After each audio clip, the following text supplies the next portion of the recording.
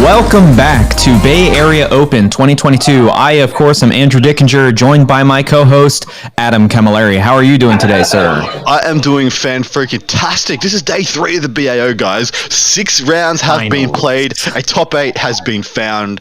It's a bit unusual. There is some things in there you would not expect. It gives us some cause for rejoicing in many a fashion. I feel pretty good about this top 8. How about yourself, man? I do feel pretty good. I am sad that there are 3 NIDs that made it to the top 8. I was hoping for maybe one less so we could have a little more variety, maybe an Eldari or something in there. But, you know, that shows 3 NIDs making it to the top 8. They are still very strong and maybe need some adjusting. And you pointed out one of the big omissions from this top 8. 0 Eldar in this top 8. That is 0 Harlequins, no Drukhari, no Asuryani, no Eldari. Is a donut, and that is very surprising because in my mind that's the second best faction in the game right now. But in their lieu, instead of them, we have 2 Tau. Of the 19 in attendance, 2 of them made through to the top cut. Of the 12 Tyranids, 3 of them made through to the top cut. So very telling about the power ranges there and how much. So because I thought of the 2 of them, it could possibly be switched because ITC player place terrain I think gives more agency to Tau in a lot of their builds. Generally, so I would have been surprised. Yeah. What do you make of the rest of the field? We'll leave the best for last, of course. But we do have a Renegade Knight, which it was maybe not so surprising after day 1. When we saw the power in action, we're like, oh, this is actually kind of oppressive. Geez. So that's not surprising. The Taus are about bog standard. So lots of hammerheads, lots of suits. And then... Yeah, I think I think the hammerheads is the thing that's kind of more different for this event. I think maybe that's the player placed change we would see. But yeah, still heaps of suits. But usually triple hammerheads, even double hammerhead long strike in one of these lists as well, right? Yeah, that is correct. Going in round 1 on I think table 3 is 2 hammerheads and long strike versus the Chaos Knights. So we'll have to see how that game goes. I mean, we were thinking about calling that game, and we were just like, if the tower goes first, we just switch off and we take a very long break because the couple of hammerheads going first versus Knights is just not a thing. Look at everybody on stream. How are you today? And then, of course, talk to you for 3 hours. And then, of course, the best for last. Stephen Box has made it all the way to the top 8 with his Blood Angels, including 5 Centurions. It's happening, people.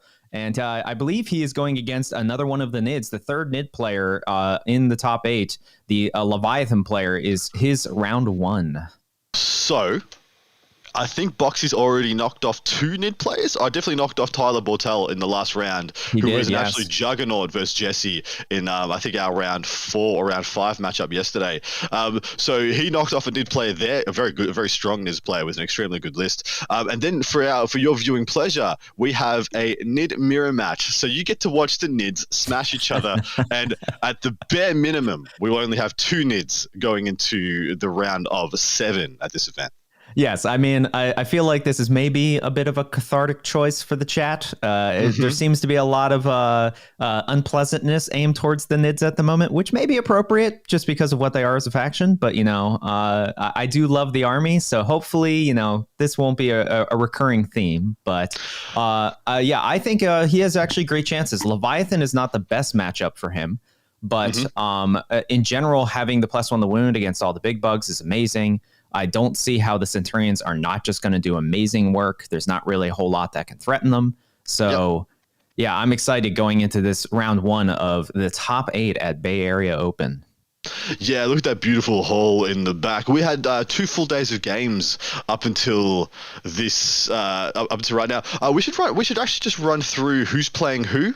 in the top 8, we've got Stephen Box playing David Hetherington. Stephen Box is playing a single battalion of Blood Angels, 3 into Sangard, 1 unit of Death Company, 1 unit of 5 Assault Centurions. What you'd expect for HQs and troops, and then 1 small unit of 6 Assault Marines, which has actually been doing a lot of work for him, surprisingly.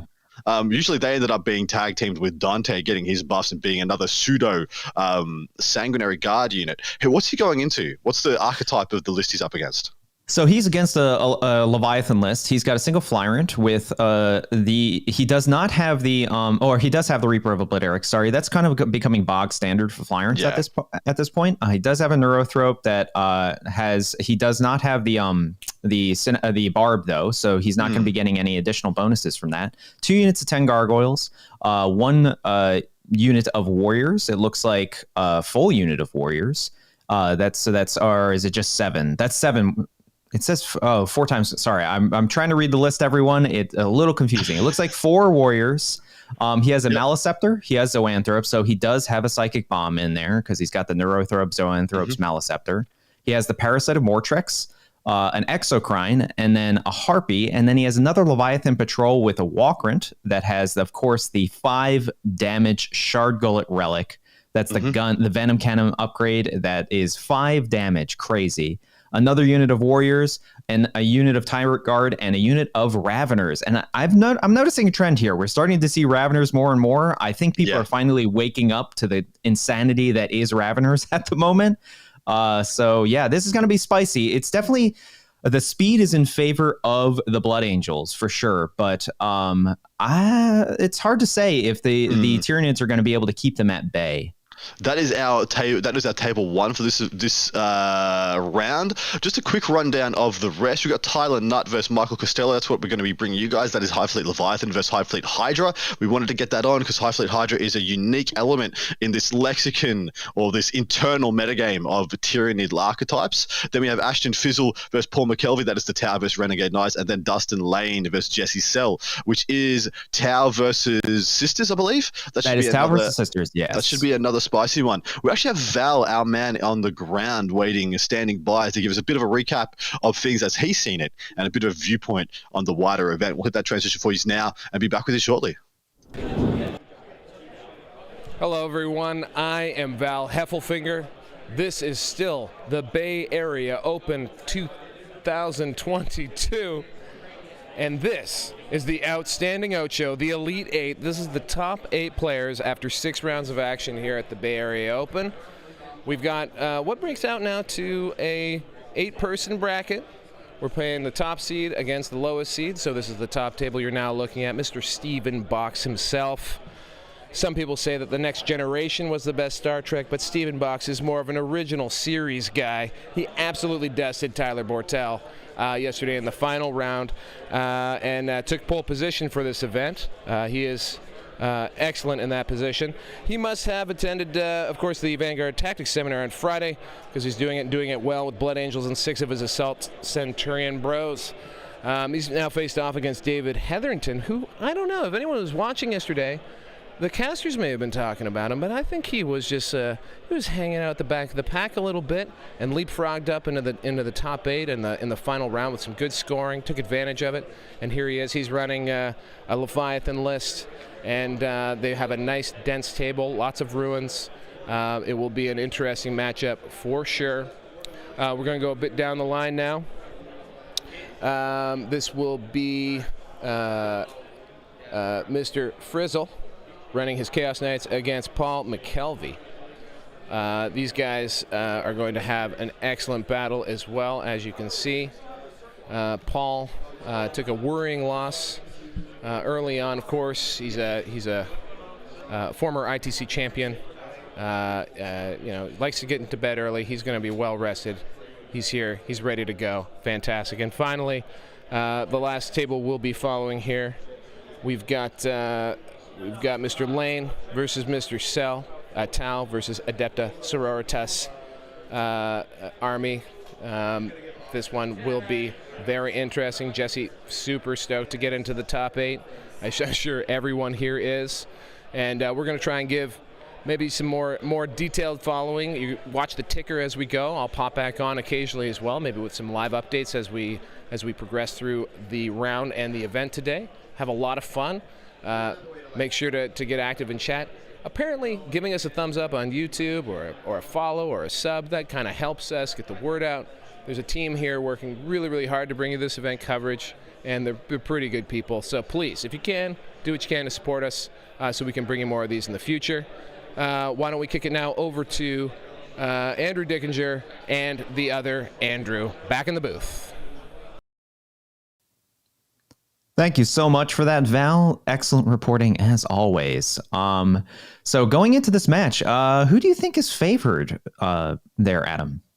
I mean, obviously, I do think the Leviathan is favored, but I'm going for the Hydra. That's literally why we got it on stream, because we wanted the chance to show off a different kind of style of list, knowing you don't need to just play Leviathan, don't need to just play Kraken if you try and think you want to be a spicy boy. The Nid book is deep as hell, and you can play whatever you want.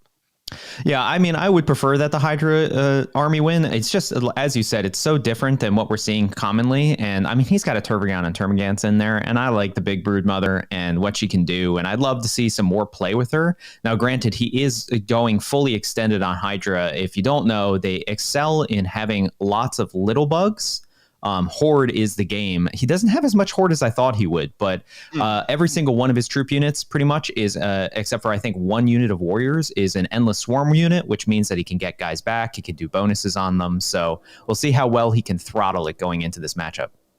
Yeah, exactly right. Subfaction wise, there are some other spicy bits and pieces in this top 8. I think I saw a Daleth Tau list as well. I know one of our Tau lists is 100% Tau Sept because, you know, they're running Long Strike and all the Hammerheads. But the other one is Daleth, which is the Ignores cover, I believe.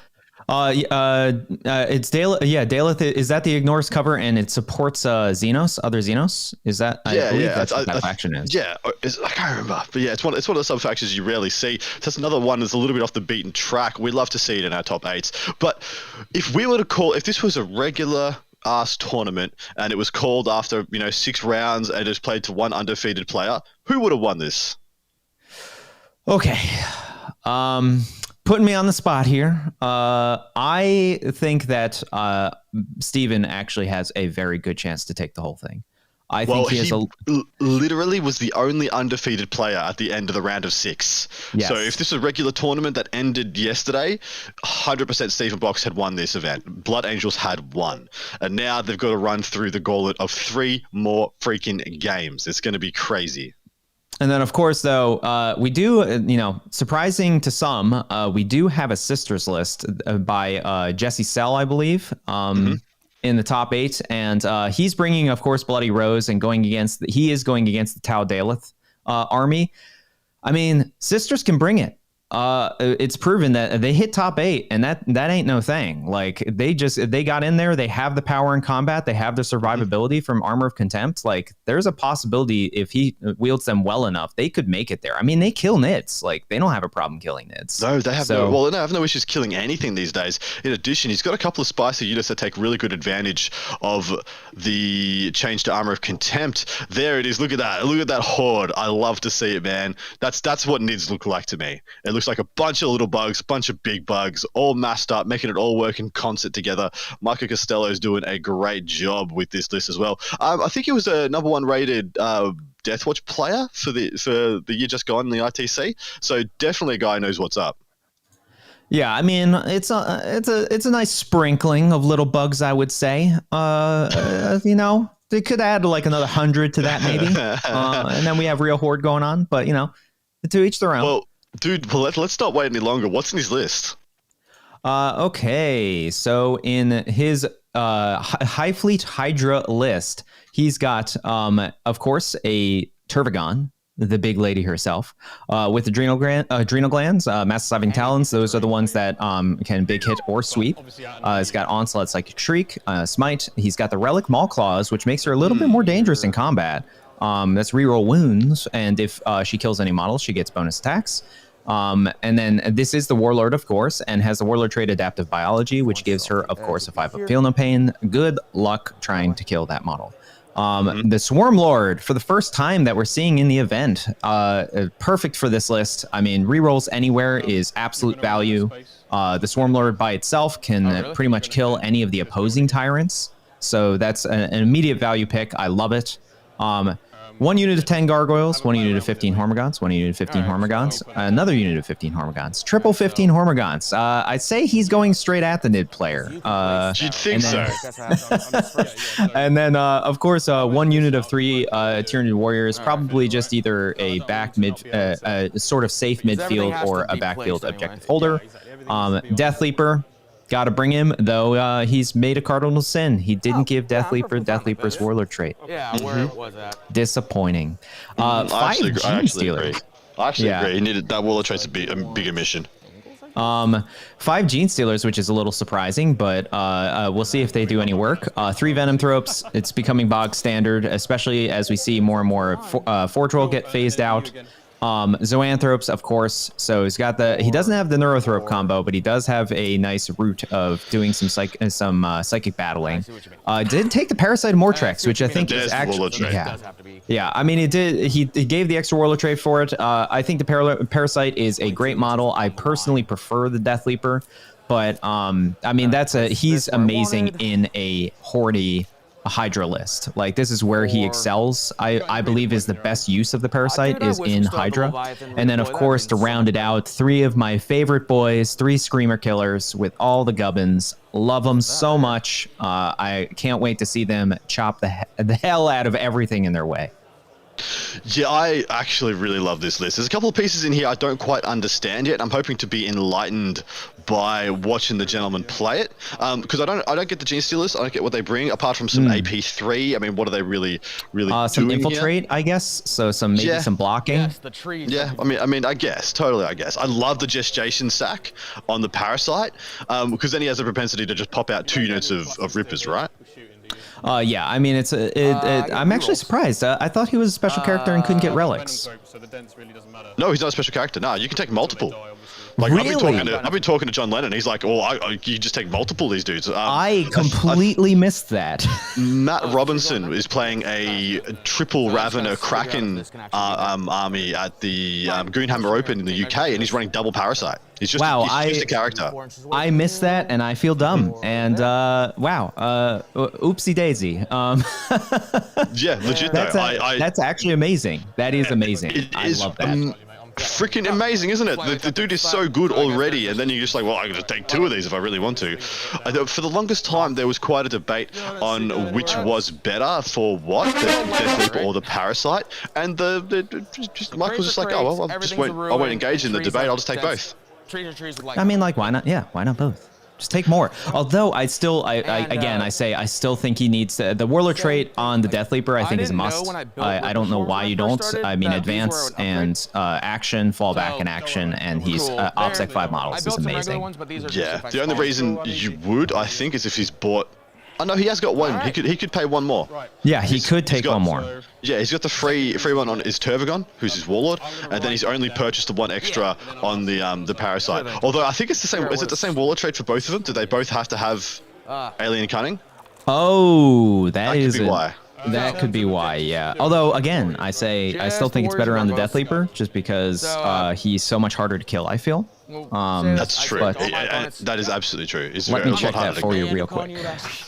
Damn you best getting there, no. So it looks like the Parasite doesn't have a default Warlord trait. Of course, it's not a special character. It's not a special character. So yeah, he voluntarily chose to give it Death Leaper's Warlord trait. I mean, we'll see if it pays off. He definitely flies. He's very fast, so he can get to things very quickly and do actions. He's still infantry, I believe, so he can do all of the actions that Death Leaper can do.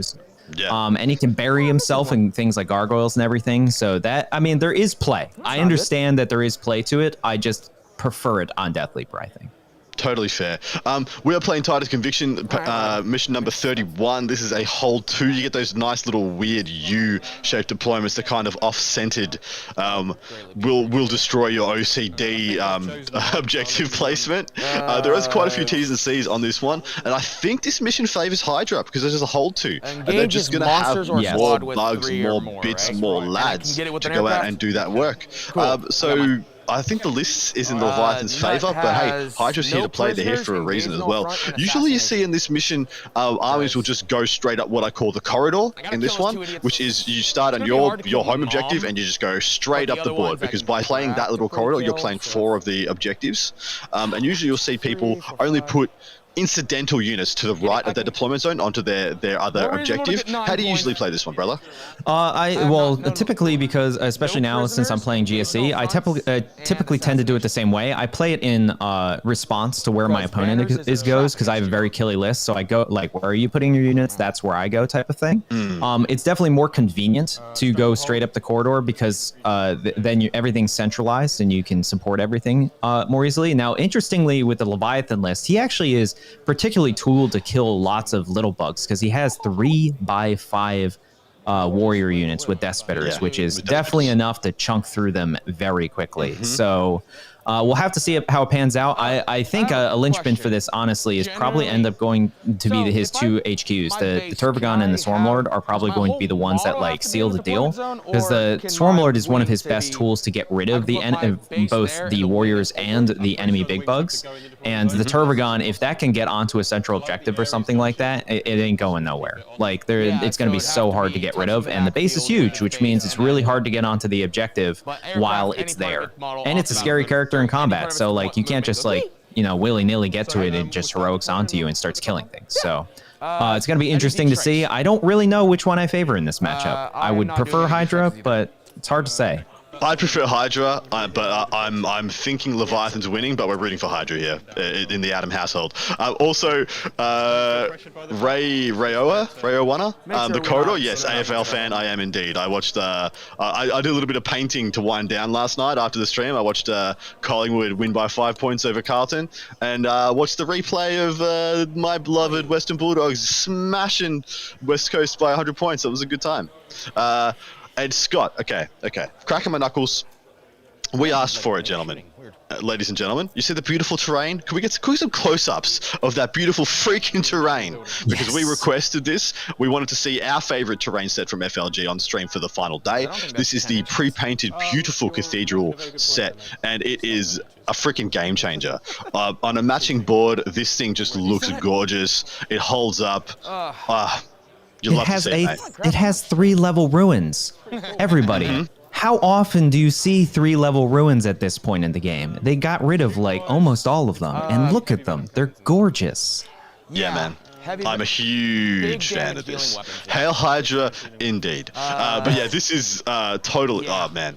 Just seeing a bunch of bugs running through like a bombed out Imperial world. It's just freaking crazy cool. I love it so much. And people have the assumption that in competitive 40k at the highest level, we lose a lot of the thematic elements. I think some of this pre-painted terrain stuff really brings a lot of that back. Having a matching terrain set on a matching mat just means you just get that little, you can't bust that one level of immersion you have to engage with. It's a beautiful thing. Tickles the cockles of my lowly heart. Like, who wouldn't rejoice and then not care of the results if we were on an orc table and it was the finals and it was orcs versus orcs? I mean, like, that everybody has a good time at that point. Yes, that's true. Orcs versus orcs and Nids versus Nids are matchups I really don't mind seeing, as well, especially when they're different archetypes. Like, these are two, you couldn't have two more different Nid lists, realistically. One is literally all medium and big bugs, and one is little and big bugs. Yeah, I mean, this, as you said before, it just reiterates the depth of the book. The book has so much depth. A lot of people are really focusing on only a few things, but we're talking about a book that has well over 20 different units, and we just need to see people explore more variety. I'm assuming as well as more balancing comes out. But there's just so much depth. I mean, even just the inclusion of armies starting to realize the insanity of Raveners. I mean, for the first like 2 months, no one even talked about them, and it was interesting. Suddenly, we see them in one match, and it's like, wow, they just clear through anything they touch. So yeah, they're an amazing unit. It's an amazing army. I love Nids. They were the first army I ever collected. I would like to see them get some adjustments, but in this matchup, I think the hardest, ironically, the Leviathan trait is almost like not a thing. It for don't matter, Hydra. mate. It don't matter. They're winning you on 5s +1 to 4s, and they can get rerolls to win when they need to as well. They can do a lot of the work they need without really caring about it. We actually have players mic'd for this event. We're trying a brand new format. Please let us know how much you guys like it. But we're going to take a step back and listen into the deployment phase. I'm really interested to see some of the placement of some of the little wonky units to my mind. Things like the 5-man Gene Stealers. So let's have a step back and listen to the Why players. Gene Stealers? I'm genuinely curious. Forward deploy is too good to pass up. But they're not has it been that good for you? Yeah. Really? Yeah, real good. Well, I will be. You string them out and give them obsec, and then you get sticky core? objectives. Yeah, they're core. Okay. You're also running Swarm Load, which also is that tickles me pink. Yeah.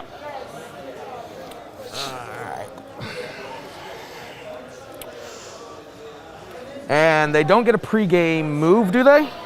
No, so I can swap out my Hydra ability for the feed. Endless Swarm gets a 6-inch scout move. Are they Endless Swarm? They're not. Okay. But obviously the Swarm stuff But is. it's only in your deployment zone, right? No, I can go 6 inches out. You move a lot faster than I thought. I've heard that before. Dude, Warriors I on didn't 50s now. Yeah, that's the new base size for him. Same with the Carnifex's oval bases. Okay. Is it on? Oh, that was on me. Now, it didn't get switched over. Sorry. So Yeah. you do your deployment, and I know. I'll just do this guy here. Keep it on it for. You're good. Yeah. Swarmy. You. I need to find you. That's all I care about is killing you. You're the problem. I guess these again. I guess I make screams of gargoyles. Yeah. Yeah, you're all golden on that one.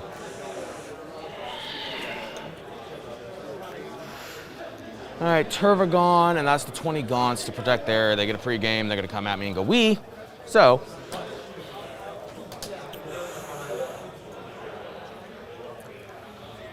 Hey, now I'll switch the team. Big dumb brain in the tree. No, I'm -1 to hit him. Yes, with Oh all my of your shooting. guns.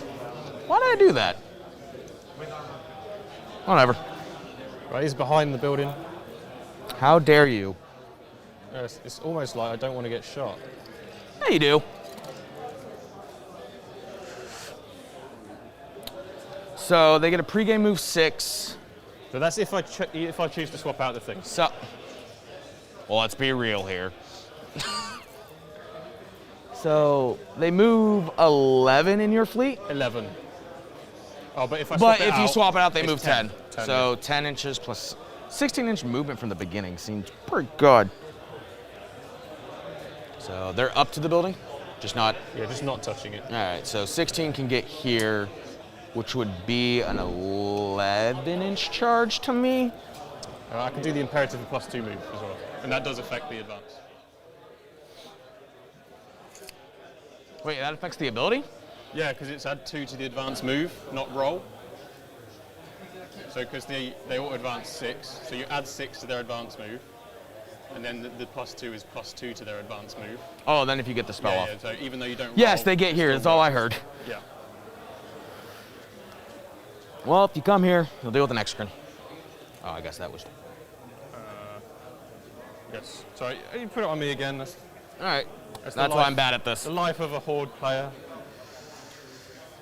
I played Necrons for about 2 years. Played 70 Necron warriors and learning the reanimate. Oh, I need to kill all of these.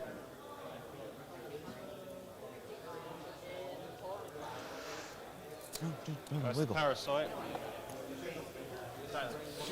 Nut. It's gonna make it a lot easier. N-U-T-T. Nut.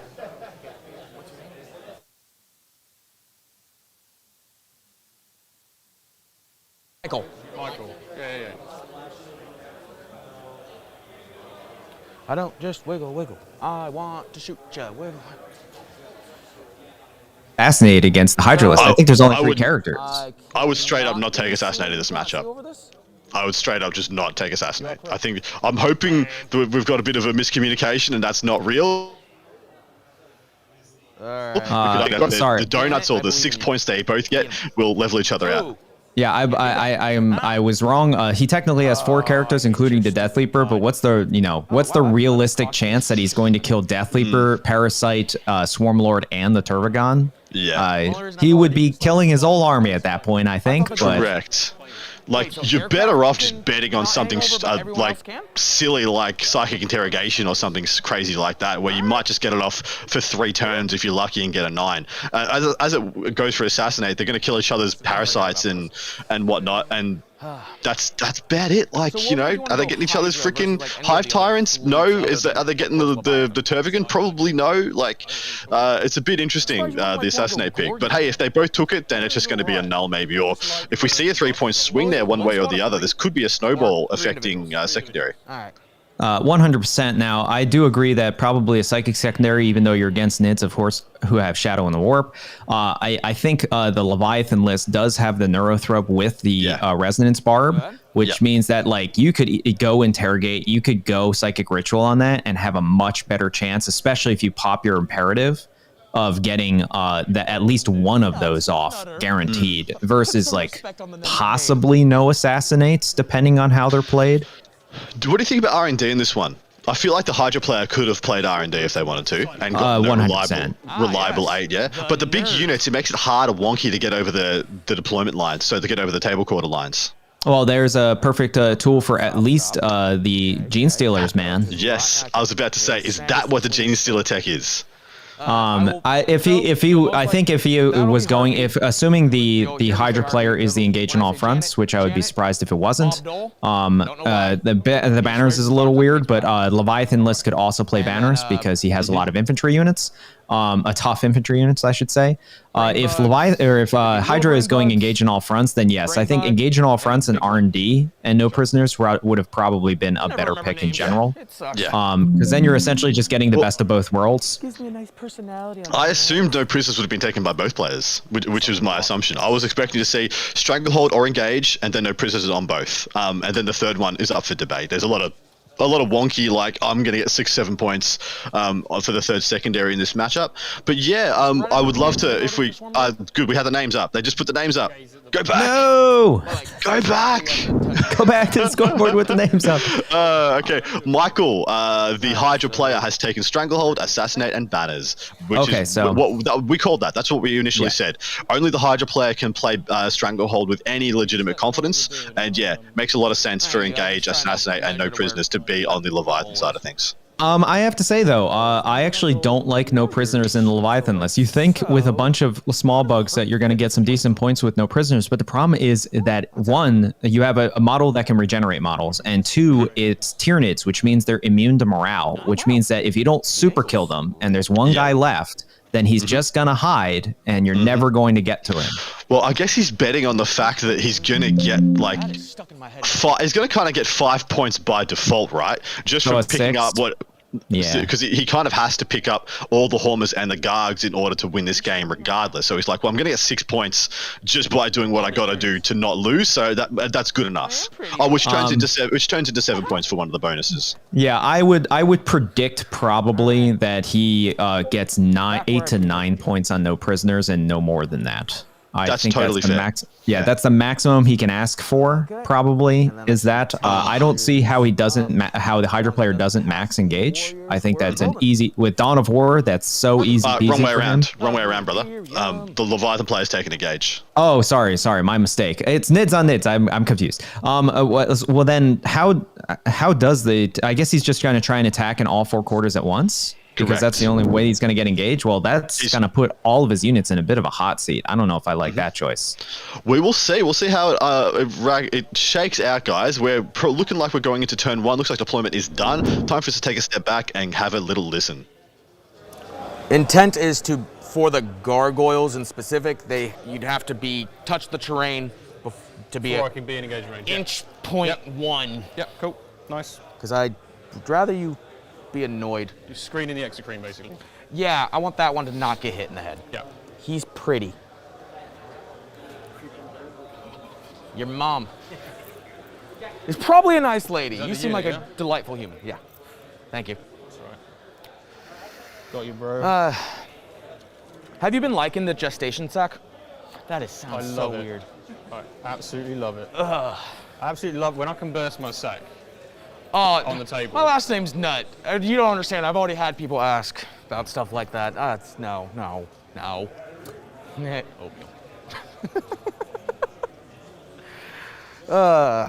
Oh.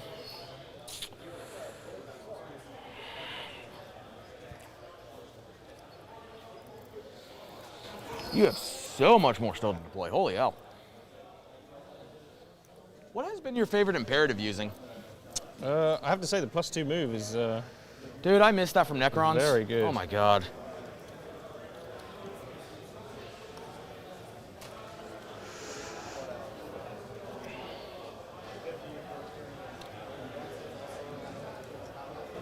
Are they actually on the top floor? some of them. I don't think it really matters at this stage. Just try not to be seen. Yeah, those guys are actually on the top floor. So there are actual models on the top floor. There are actual models on the top floor. You're mean. 3-level runes, baby. 3-level runes. No, you're first person to actually do that. Oh, I need the space. No, I was more on the protect Swarm Lord thing. Oh, you can target him. He's 30 wounds. I can't land here and shoot you. No, you now, can't. Because of the gaunts. Someone got me with that, so I've learned my lesson. I can. No, because that's engagement range. Because it's 5 inches up. Yeah. Boo and hiss. You just go over here and shoot him. Yeah, but I want to bomb him and shoot him. Well, I mean, you could do that too. No. Not with my movement. I only move 40. It's not a lot. Is it only 40? Only 40. I'm surprised. I thought Pivots it'd be more twice. than that. He does seem slow for a plane. But he flies twice. He is a giant pterodactyl. Oh, you're not on the table. All right, parasite. Get right there. I don't just wiggle. That is stuck in my head. I'm gonna hurt a chunk. No, I'm not. That'd be rude. It's gonna be a fun commentary. Do the basic Silent Talents have AP1 on the little guys? Yeah. So, I don't like that. All right, Carnifex, let's go. Yeah, cool. Bog. No shooting. You have a bunch of nerd shit stuff. I stopped myself. Proud of you, Tyler. You did. It's important to point out what he just said. Even the Silent Talons on Hormagaunts are AP1 now, which in the Armor of Content meta is not that big a deal. But against Tyranids, especially Warriors, remember Warriors only have a 4+ armor save base. So going to 5s. Yeah, not how many good. attacks each? Is there 3 attacks each, Horma? They are 3 attacks each. Dude, yeah, so 45 attacks that can be +1 to hit.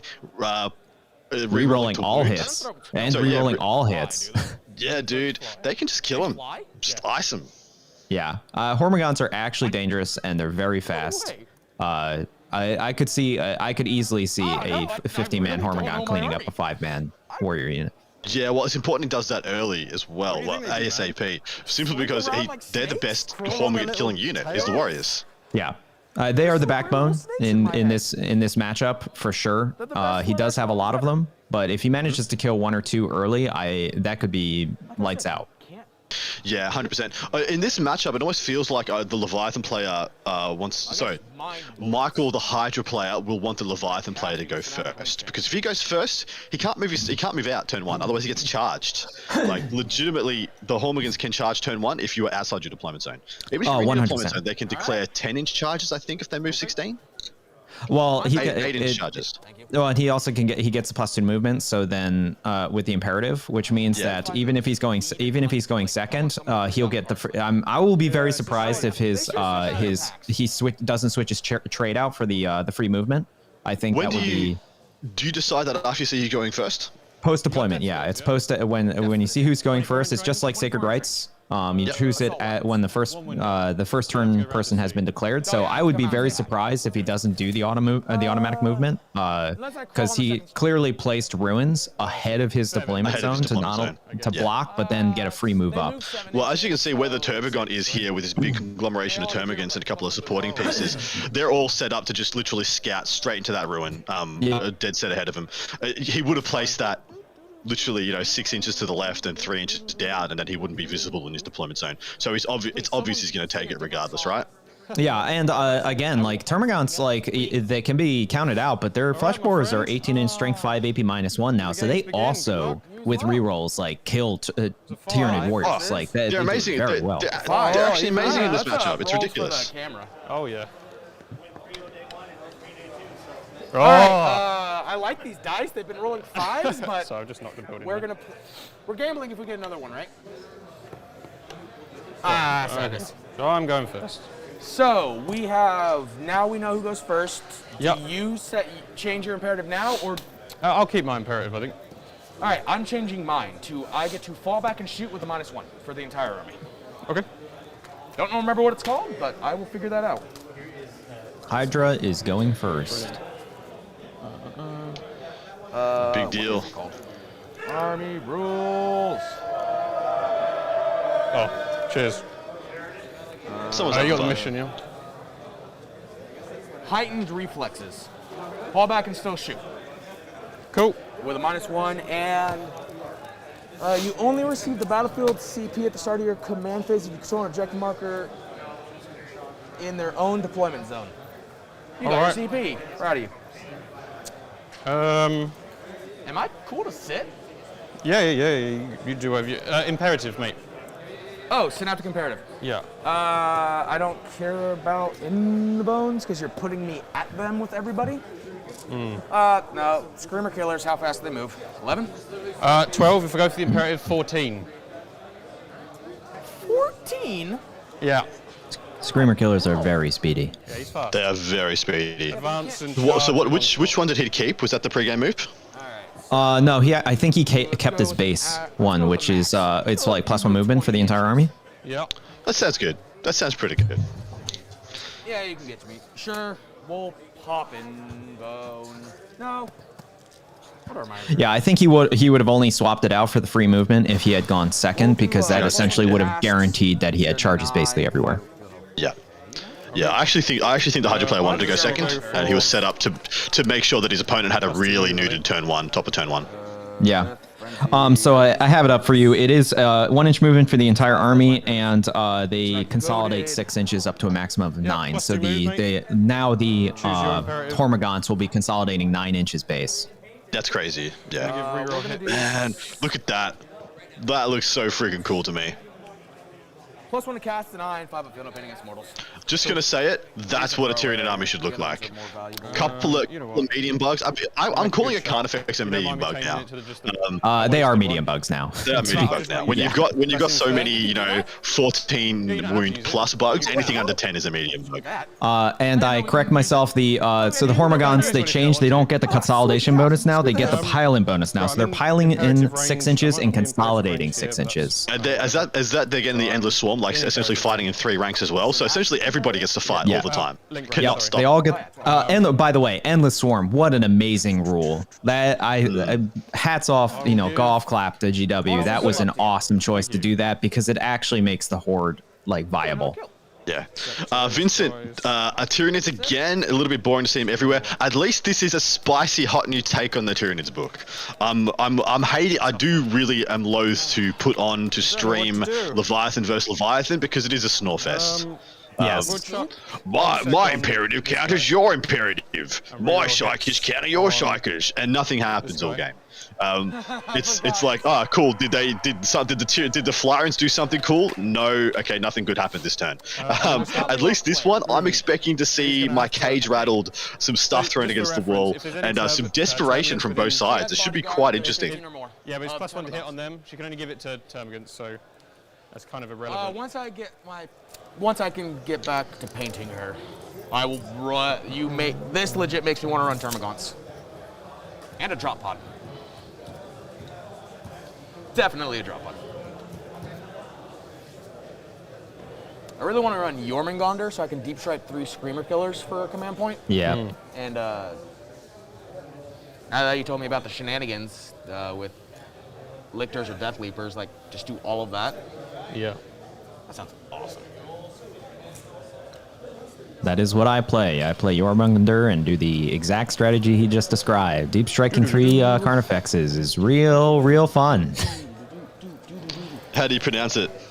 It's going to mark where the building is. Carnifexes? Let's figure out Or what Jormungandr. so I know who has what, so I don't. Only the floors came off these. Huh? Only the floors came off these.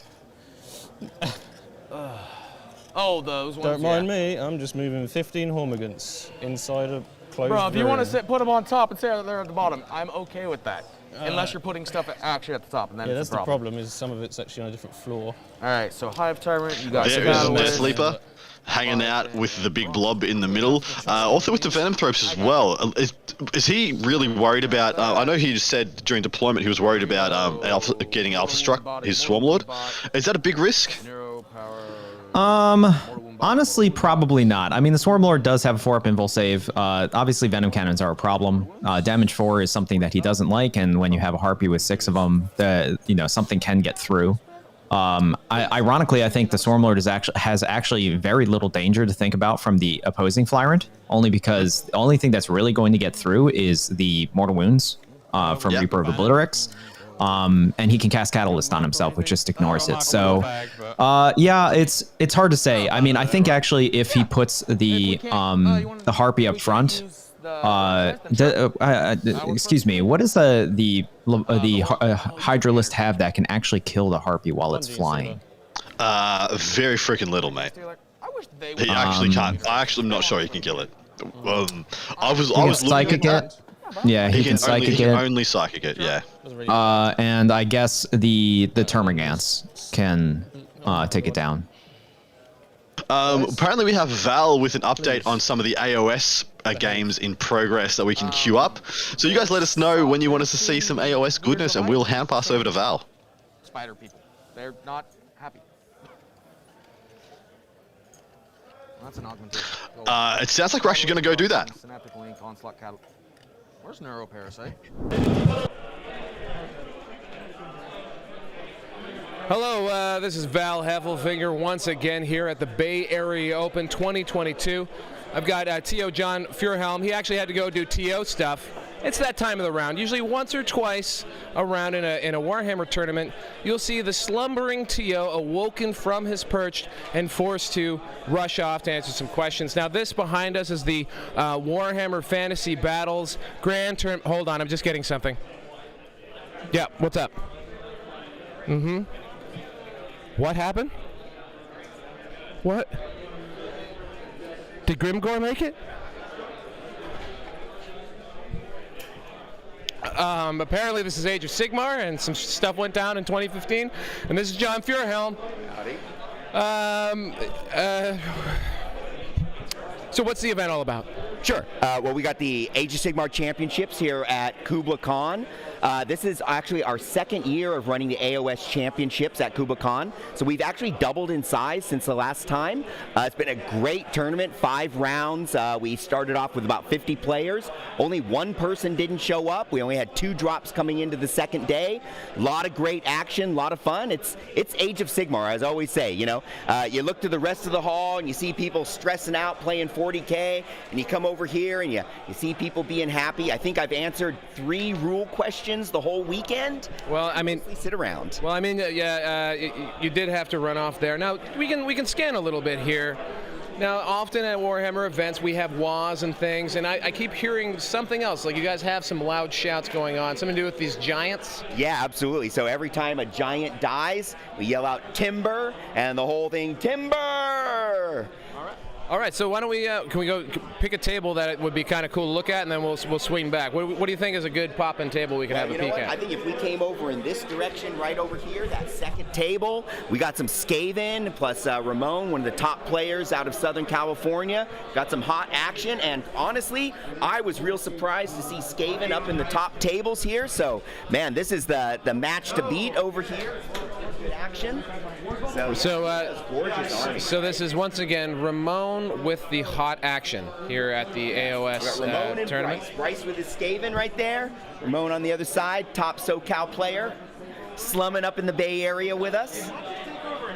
We see a screaming bell. What are those called these days in this so-called age of Sigmar? The so-called, that is your screaming bell. That is exactly what it is. You know, and it does all the crazy stuff that you expect from Skaven. Once a turn, he rolls a dice, looks it up on a chart, and something random happens, from summoning demons to blowing up your opponent to blowing yourself up, because it's Skaven. Now, will you get to a full champion on this? Like, is your bracket like small enough, or will there be battle points decided at the end? Got you. It's looking like we're going to have 2 undefeated players, and we are doing wins, battle points, strength of schedule is what's going to actually decide things. What about strength of facial hair? Will you be doing that? You know, that was early on in Age of Sigmar. There was a very important rule, but after we got into 3rd edition, it's less important at the table. It got a little more competitive over here. I'm not going to lie to you. I've used hackneyed jokes that have been out of date by at least 5 years. So I appreciate you playing along. This tournament looks absolutely amazing. Round bases and all. I think that's probably it for our quick overview of AOS. We'll get maybe a more meaty update as certainly when we get to the final round, so you guys can see what's going on top table. John's going to try and put up a stream. We'll let you know where it is. It'll probably just be a top-down, something basic. But until we get there, I'm going to kick it back over to to other Andrew and Andrew Dickinger. Other Andrew here with the 40k coverage. Hello. It's gone through. You've legally changed your name to Superior. It is. So the dream is dead. Adam, another Adam is Andrew, another Andrew. It's official. Dude, yeah, some really cool looking minis there. Lovely to get the perspective out to the good 2015 works for Warhammer Fantasy. You love to see it, man. What a gem. What a gem of a bloke. I love that man. He's a joy, and we are better for having him.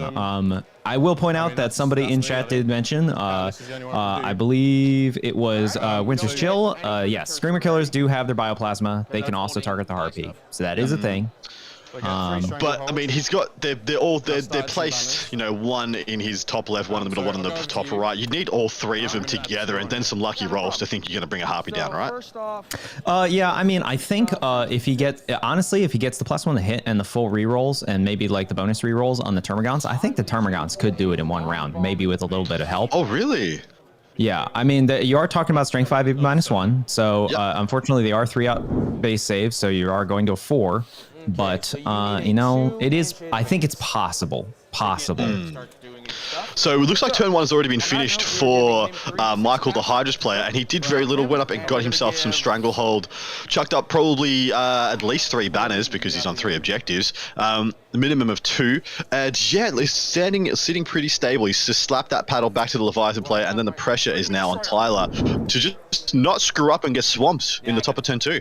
Yeah, I mean, I think very clearly the Hydra player did not want to go first. I think that's pretty obvious. I think there is almost no advantage to him going first. So we'll have to see how aggressive the Leviathan player plays and how he responds. Okay. But let's get back to the table. All right, let's go with that cool thing called Advance. Start with here. Show me a 2. It's a 2. In future, you happy to reroll anything that's not flat after this roll? I'll reroll it. No. We didn't agree, so you have it. I want 100%. It's the first dice roll of mine. I will gladly reroll it for you. If anything off flat. Thank you, FLG. There you go. Thanks, Dad. So he'll go move 8 plus 4. What's his normal move? 8. Okay, so minus 2 for the terrain. 6 minus 2, 4. Cool. I'm really weird when it comes to that stupid math. 12, yeah? Thank you. All right, 12 inches gets right there, so we'll go right here and... Oh, you're not coming all the way towards me? Oh, no way in bloody hell. I am not. You are getting right. Is Mr. Brainbug scared? Yes! Do you not see what's going to come touch me in the bad spot? No. And that's why the gargoyles are going to advance. Go, gargoyles, go!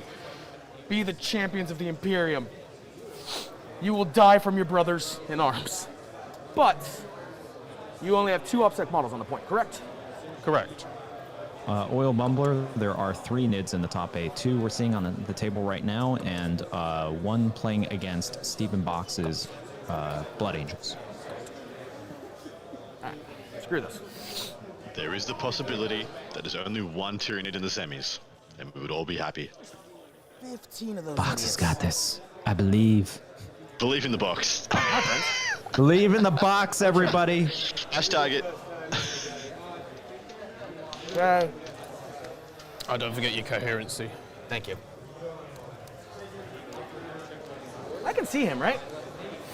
Yeah, you can see. I mean, if you can see him, you can see him, right? All right, so X-Current does not need to move. Carney boy, go move 8. You'll get right here. Not running through woods. You got some wasted shots, little buddy. You're gonna shoot a gun. Oh, no, I'm not.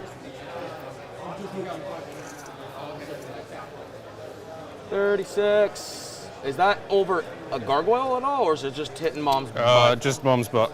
Oh, okay. Yeah, sure. Okay, okie dokie, artipoki. Y'all gonna go take a beating, Which again, but even if he can see the Turbogon, he can't actually target it if the Turbogon is in range of the 20 gargoyles. You know It that has, inch even though it's I think a 14 or a 16 wound monster, it has a special rule. 17. 17 rule monster. It has a special rule that as long as a Termagant unit of at least 15 or more models is within 3 inches of it, it cannot be, and it's not the closest target, then it cannot be targeted. It's also got toughness 8, and it comes with 5 up feel no pain because of what the relics and ruler traits he's put on it. So if you don't start working on that guy early, don't bother. Just let it be. And a 2+ save, and it can regenerate. Yeah, So definitely. Yeah, he can't get them.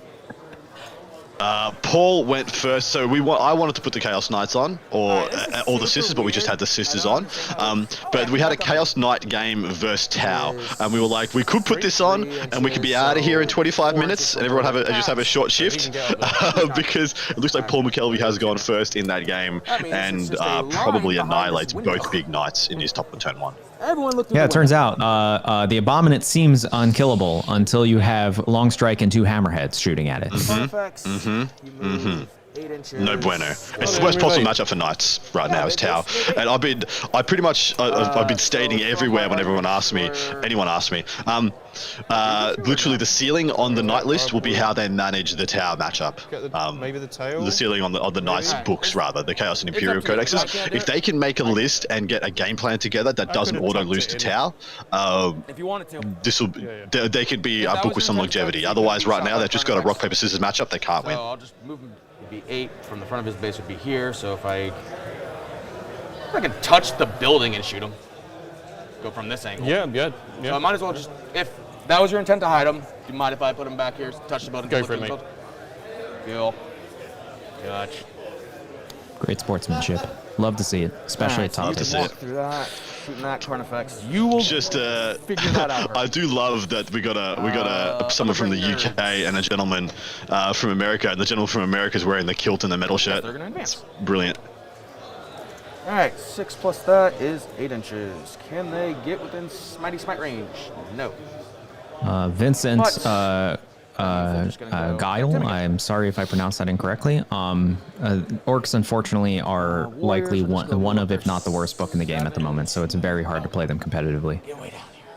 They got some struggles. We did have them on stream for our last game yesterday. We saw Adrian get a very good win over a Necron player, but unfortunately that was with them both having already taken a couple of losses. We just wanted to chuck that game on because it was pretty much what you're seeing here for all the top tables in round 6, and we knew we'd be stuck with just the grind in this round, so we decided to give you a bit of a palate cleanse. Give us some fun. Yeah, I'll have some fun on the way to the finals. I love the addition of the 3 Screamer Killers in this list because they add the heavy lifting, right? When the Hormers can't get the job done, we got a Screamer Killer. That way if they'd like. Okay. Well, the best thing about Screamer Killers in general and Carnifexes in this edition is that they're pure independent operatives at this point. They can do whatever they want to do, and they don't need support.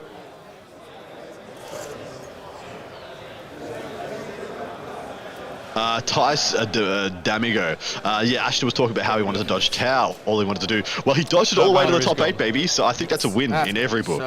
Considering there was 19 freaking Tau players at this event, like more than 10% of the field was Tau. Dodging them until like the round of 7 was a very good job. I don't really want to be. I believe for those who are joining us just today or a couple of days, on day one we mentioned that Tau was actually the largest faction in attendance at this event. Yep, they were.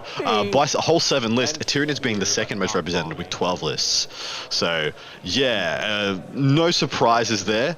But and yet we saw 3 Tyranids, only 2 Tau, so we saw a bit of a role reversal from the 1 and 2 podiums. I'm interested to see where the Harpy goes this turn. Is he going to use it, or is he going to try and keep it secret, keep it safe? I think if it was me, I would want to pick one of these flanks. We've got these 3 blobs of the Hydra army, and I'd want to pick one of them and start investing on it. Either bomb it and then try and use the Venom cannons to pick up the Screamer Killer in the association block. I actually disagree. I think he should go across the center, and he recognizes there's nothing that really can damage it. He should go across the center and immediately start putting damage on Swarmlord. I think that is high value. Nice, okay. What's the over-under? He's got 2 Venom cannons, yeah? Is that 6 shots? 4 shots. 6 shots, damage 4. First brain bug is here. And that would be hitting on 3s, so 4 hits. What, they're strength 10? Strength 9, I believe. Strength 9, he's toughness 8, so 4 hits, 3 wounds. He's going to save 1 or 2 on a 4+. So he's taken 4 to 8 wounds from that interaction. So you can bomb the Zion turret. That's what? Just 3 dice though, right? There's only 3, so it's probably bomb Swarmlord then. Sure, and that's 3 dice as well, but That's 6 dice. He's a monster. 6? Yeah, There's 3 per monster. It's 1 per model in the unit. If they're a monster or a vehicle, it's auto 6 dice. Oh, okay. Well, fair enough then. It's a little broken right now. I will come out and say that. The Harpy needs a if you'd like me to look it up, I will. Right, if you wouldn't mind. Yeah, no problem. He's the AdMech flyer. Everybody's favorite. I hated it, but that's when I was playing Necrons. Harpy, first line of the paragraph.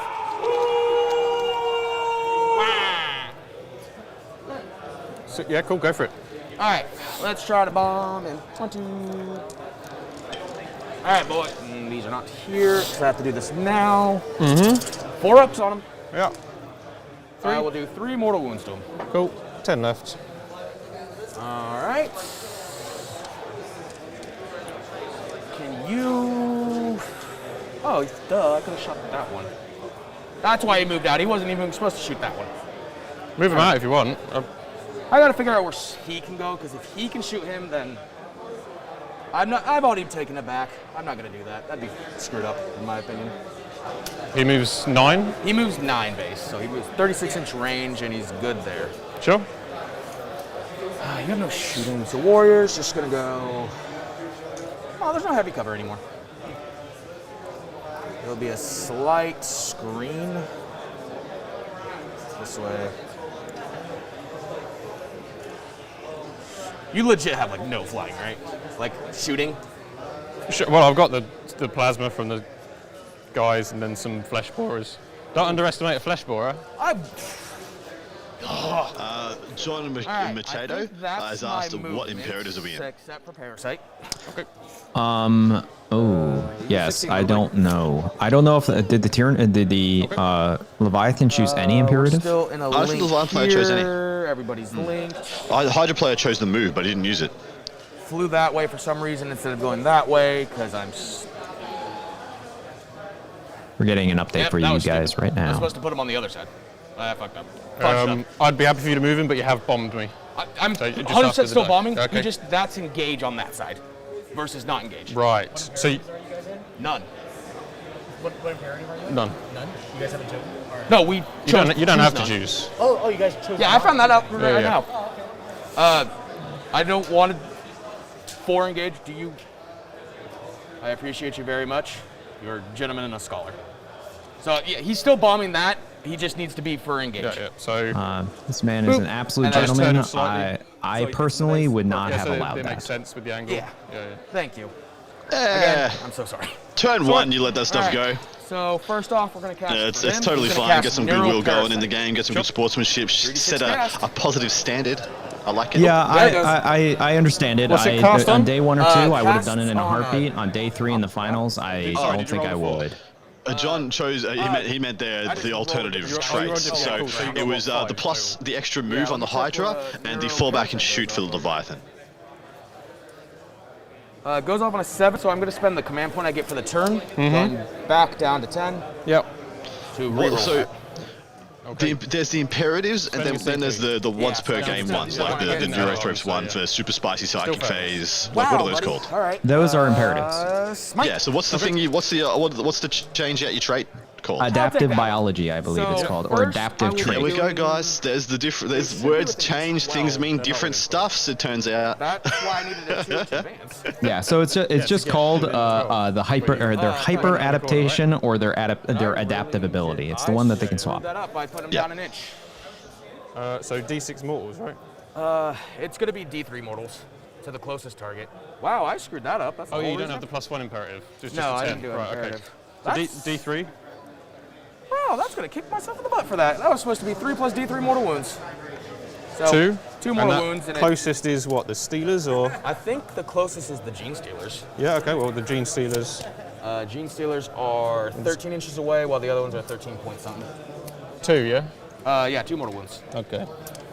Bruh. I screwed up. All right, proud of you, Tyler. All right, so that sucks. Brain Boy is going to cast Catalyst. He's cast 2 already, right? This this little one. Brain Boy. Okay. They've all got brains. He's fine. Yeah, all brain boys. who's that You really going get the on? point. Catalyst is going on them. These. They got the Feel No Pain. Sure.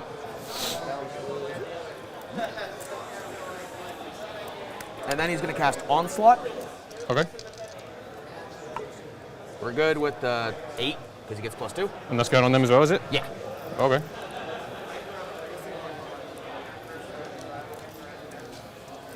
All right, that's him Suppose the done. Gargoyles he's are looking gonna for a charge cast- to maybe just tie things up via screen. Also, Nothing pull to down a cast. banner. I got Catalyst. get him Onslaught. engaged for No, 4. Parasite's done. Nothing Okay. for Roxas, 3 rather. Nothing for anything else. All right, let's go to the shooting phase. Yep. The best part of the day. Everything from the big boy into Swarmlord. Sure. I'll transhuman. I may as well. He's got a bunch of don't need CP. Like, he's got a heinous amount of CP on Oh, it's the Stranglethorn. the sorry. Hydra side of things. I will not transhuman. All right. So it's 3 plus D3, 2D. 2d3 plus 6, right? Thank you. Cool. 1, 2, 3. Oh, shots. does he not have the venom cannons? He has the barbed stranglers. Bob Or, Stranglers. stranglethorn Stranglethorns. cannons, yes. I don't have the Leviathan reroll, so we're looking for 3s. -1. 4s. 4s, yeah. Strength 8 minus 2 damage. So hitting on 3s, winning on 4s will do a lot less than we thought. 4, 5. That is Strength 8. strength 8, so 4 at AP 2. Cool. 3 go 2 damage through. each. 4 left. 8 shots from his baby gun. Is this at him as well? Yeah, everything from him. Cool. It's looking like 3 hits. Mm-hmm. 1 wound at AP 1. It's fine. Crud. Is there a legitimate opportunity here for the Leviathan player to target and kill all these Synapse creatures? Just That was correct me if I'm wrong, Well, I don't nothing think else there's to any do. real way he can kill the That's it. Turbogon in one turn. That I I don't think he has pretty the sure that's volume to right. do so. I suppose you go for everything else, right? You'd have to be able to get Smartus on the Turbogon in order to kill it out, which is just not going to happen. Well, Yeah, he Carnifex- as long as he keeps the Termagants hidden, he can never target the Turbogon. Unless, Exactly right. like the Harvey can. So So this Carnifex, right? Janet is going to shoot that. one of his Carnifexes also Okay. has Synapse, by the way. He you does might have the want to hit. Synapse I may as well upgrade. transhuman now. Yeah. But are you -1 to hit? Yeah, you because in the tree? I am on the dents. All right, cool. So we're looking for 4s. 4s reroll 1s because that is Janet. That got reroll hit rolls of 1 from. Aha! Trees, you deserve to burn. And 4s. Goes through. 4 to 3 damage. All right, we're shooting every gun into him. Okay. So it's Yeah, he's trying to target out the Screamer Killers guys, because then the Warriors need to be far less afraid. Yeah. shots. Screamer Curler can very easily Hitting ace an on entire 4s. warrior Warrior unit by unit. itself. Yeah. And then 1, 2. 2 guys, we're only in range of them, so they're hitting on I mean, that. Yep. Good for you guys. But now do that again, but with 5s instead of 4s. 2. 2 at AP2. Saves them both. All right.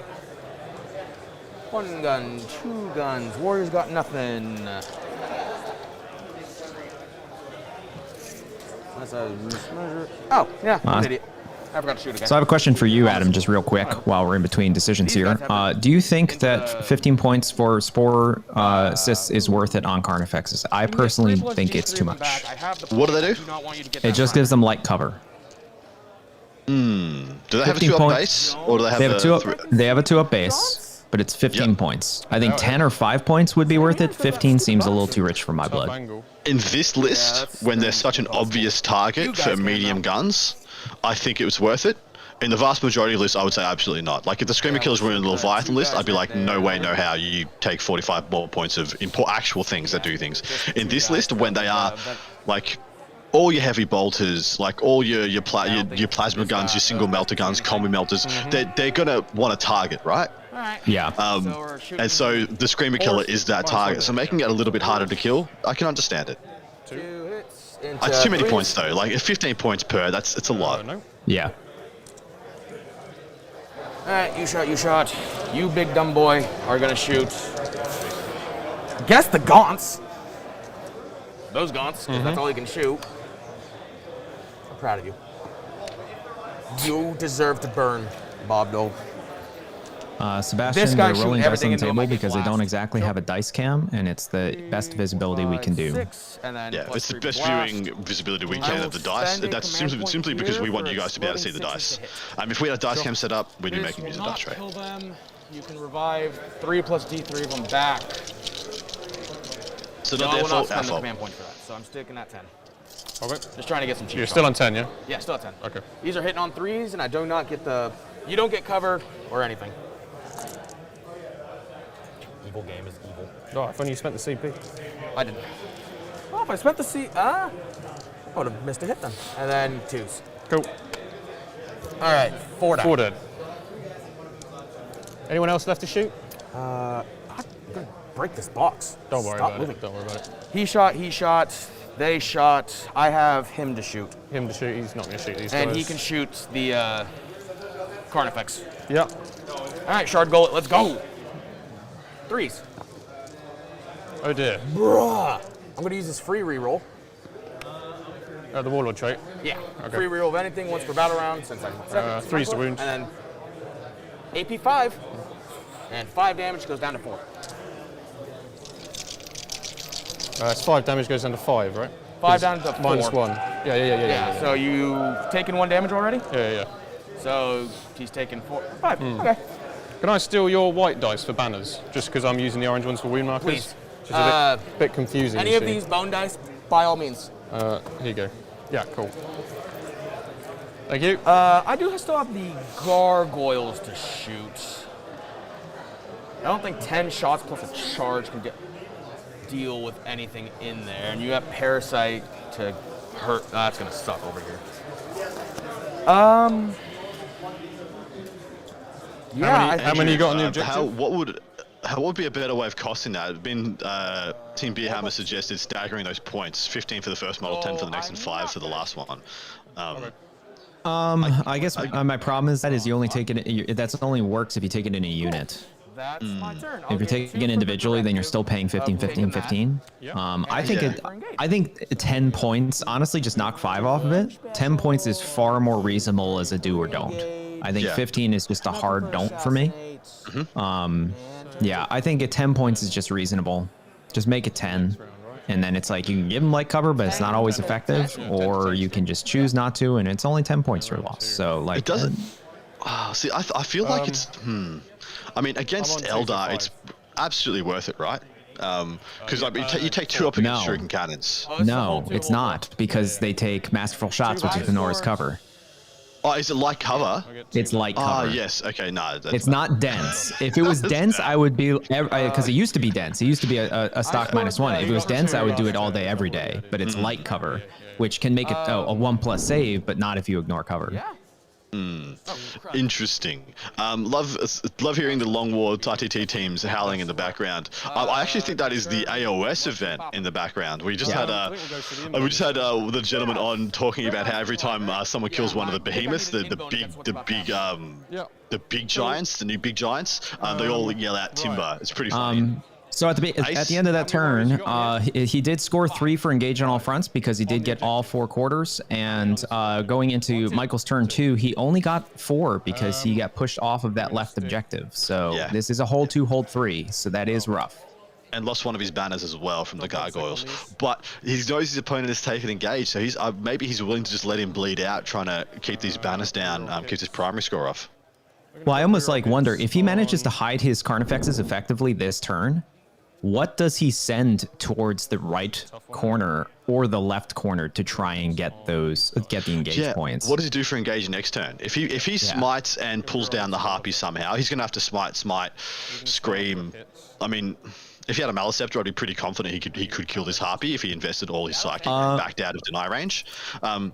He does have Zoanthropes, though. I mean, Zoanthropes can just do an auto 6 to it. So yeah, but that's not even half dead, isn't it? He needs like 4 other smites in order to try and kill it. Because if he could kill the harpy and just kill the gargoyles, he could literally stay where he is and not have to go for it. I feel like he has to send it though. Now he has to send something in, at least to pick up some of the warriors. The warriors are all on the front lines, which is pretty good. He can charge like 2 units this turn. I think if he has a chance, the rightmost Carnifex should absolutely do, if he needs it, an advance and attempt to go for a charge on those right side warriors, because that he was definitely expecting that Carnifex to be dead, and it's not, which means that could easily clean up that entire warrior unit. Well, how fast can he can't get 2 Carnifexes in this turn, can he? He can make 1 uber quick, right? Well, that right side, let's actually, so we're in the top down. Let's do some measurements real quick. Oh, we have rightful ruler. We're going to see some spicy goodness. Yeah, how far away are these two? Because 100% he could put a Carnifex and a unit of Hormers in, but the interrupt is pretty punitive. Look at this amazing. So that's roughly just shy of 17 inches away from that unit there, which would mean that sorry, the number's obscured by the building. We assure you, it's roughly 17. I think he moves a total of 12 inches because he has adrenal glands plus the trait. So that's only a 5-inch charge without advancing. And then I think this one with an advance could get to, that's 21 inches to that central unit. So if the central one advanced and the right one just moved normally, you could charge with both Carnifexes. Well, that's a huge deal. If you got both Carnifex units in this turn, you wouldn't have to send out much of your little bugs. And with 2 units of warriors gone, your little bugs just kind of end up winning the primary game, right? Yeah, I mean, that's half of the warriors gone, which means also half of his anti-infantry shooting gone, which is a big deal. I do think he can probably kill the harpy this turn. I think more than likely, though, all he needs to do, really, the bombing is annoying, but all he really needs to do to neuter its shooting is just get it to 3rd bracket, which I think is perfectly reasonable. That's what I was about to say, yeah. He hasn't got enough, I don't think he's got enough mortals and shooting to guarantee its death, but sorry, we need to check something on the harpy. Has the harpy got the invulnerable save? No, it has no. Oh, did he upgrade it to have Dermic? Yeah, he does have Dermic. So he's got the 4+ invuln, right? He does. Okay, so that is a good pick. You don't even bother shooooting it. Well, actually, no. That actually doesn't really affect much because the most effective shooting he's going to have against it is the 20 Termagants, which is just AP1. So I think with 2 smites. One of them being from the Zoanthropes, so that's like, we're gonna say roughly 5 to 7 wounds, so that almost halves him. And then the Termagant shooting probably takes off another 5 wounds, so I mean, that's 12 wounds. That almost kills him. It's true. Yeah, you get it down to 12, that's fine, that's a job done. And then you can just move on with your life. So he looks like he's possibly sending in 1 Screamer Killer on the left. He should probably just use the Screamer Killers now because it's obvious that they're going to be a target of high priority for his opponent. He's invested in one of them heavily in the center as well. So might as well, that one should definitely get sent in, right? Because it's not going to make it out of the next turn. It's just going to get shard gulleted. What am I going to do? There's just, unless he can find room for it within the ruin, which it doesn't look like. It looks like there is enough of a barrier here that there's no place for him to hide and be behind it unless he takes like Swarmlord's position.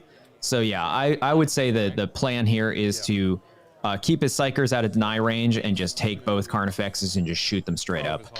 I totally agree with that call. Looks like he's definitely doing that on the right-hand side.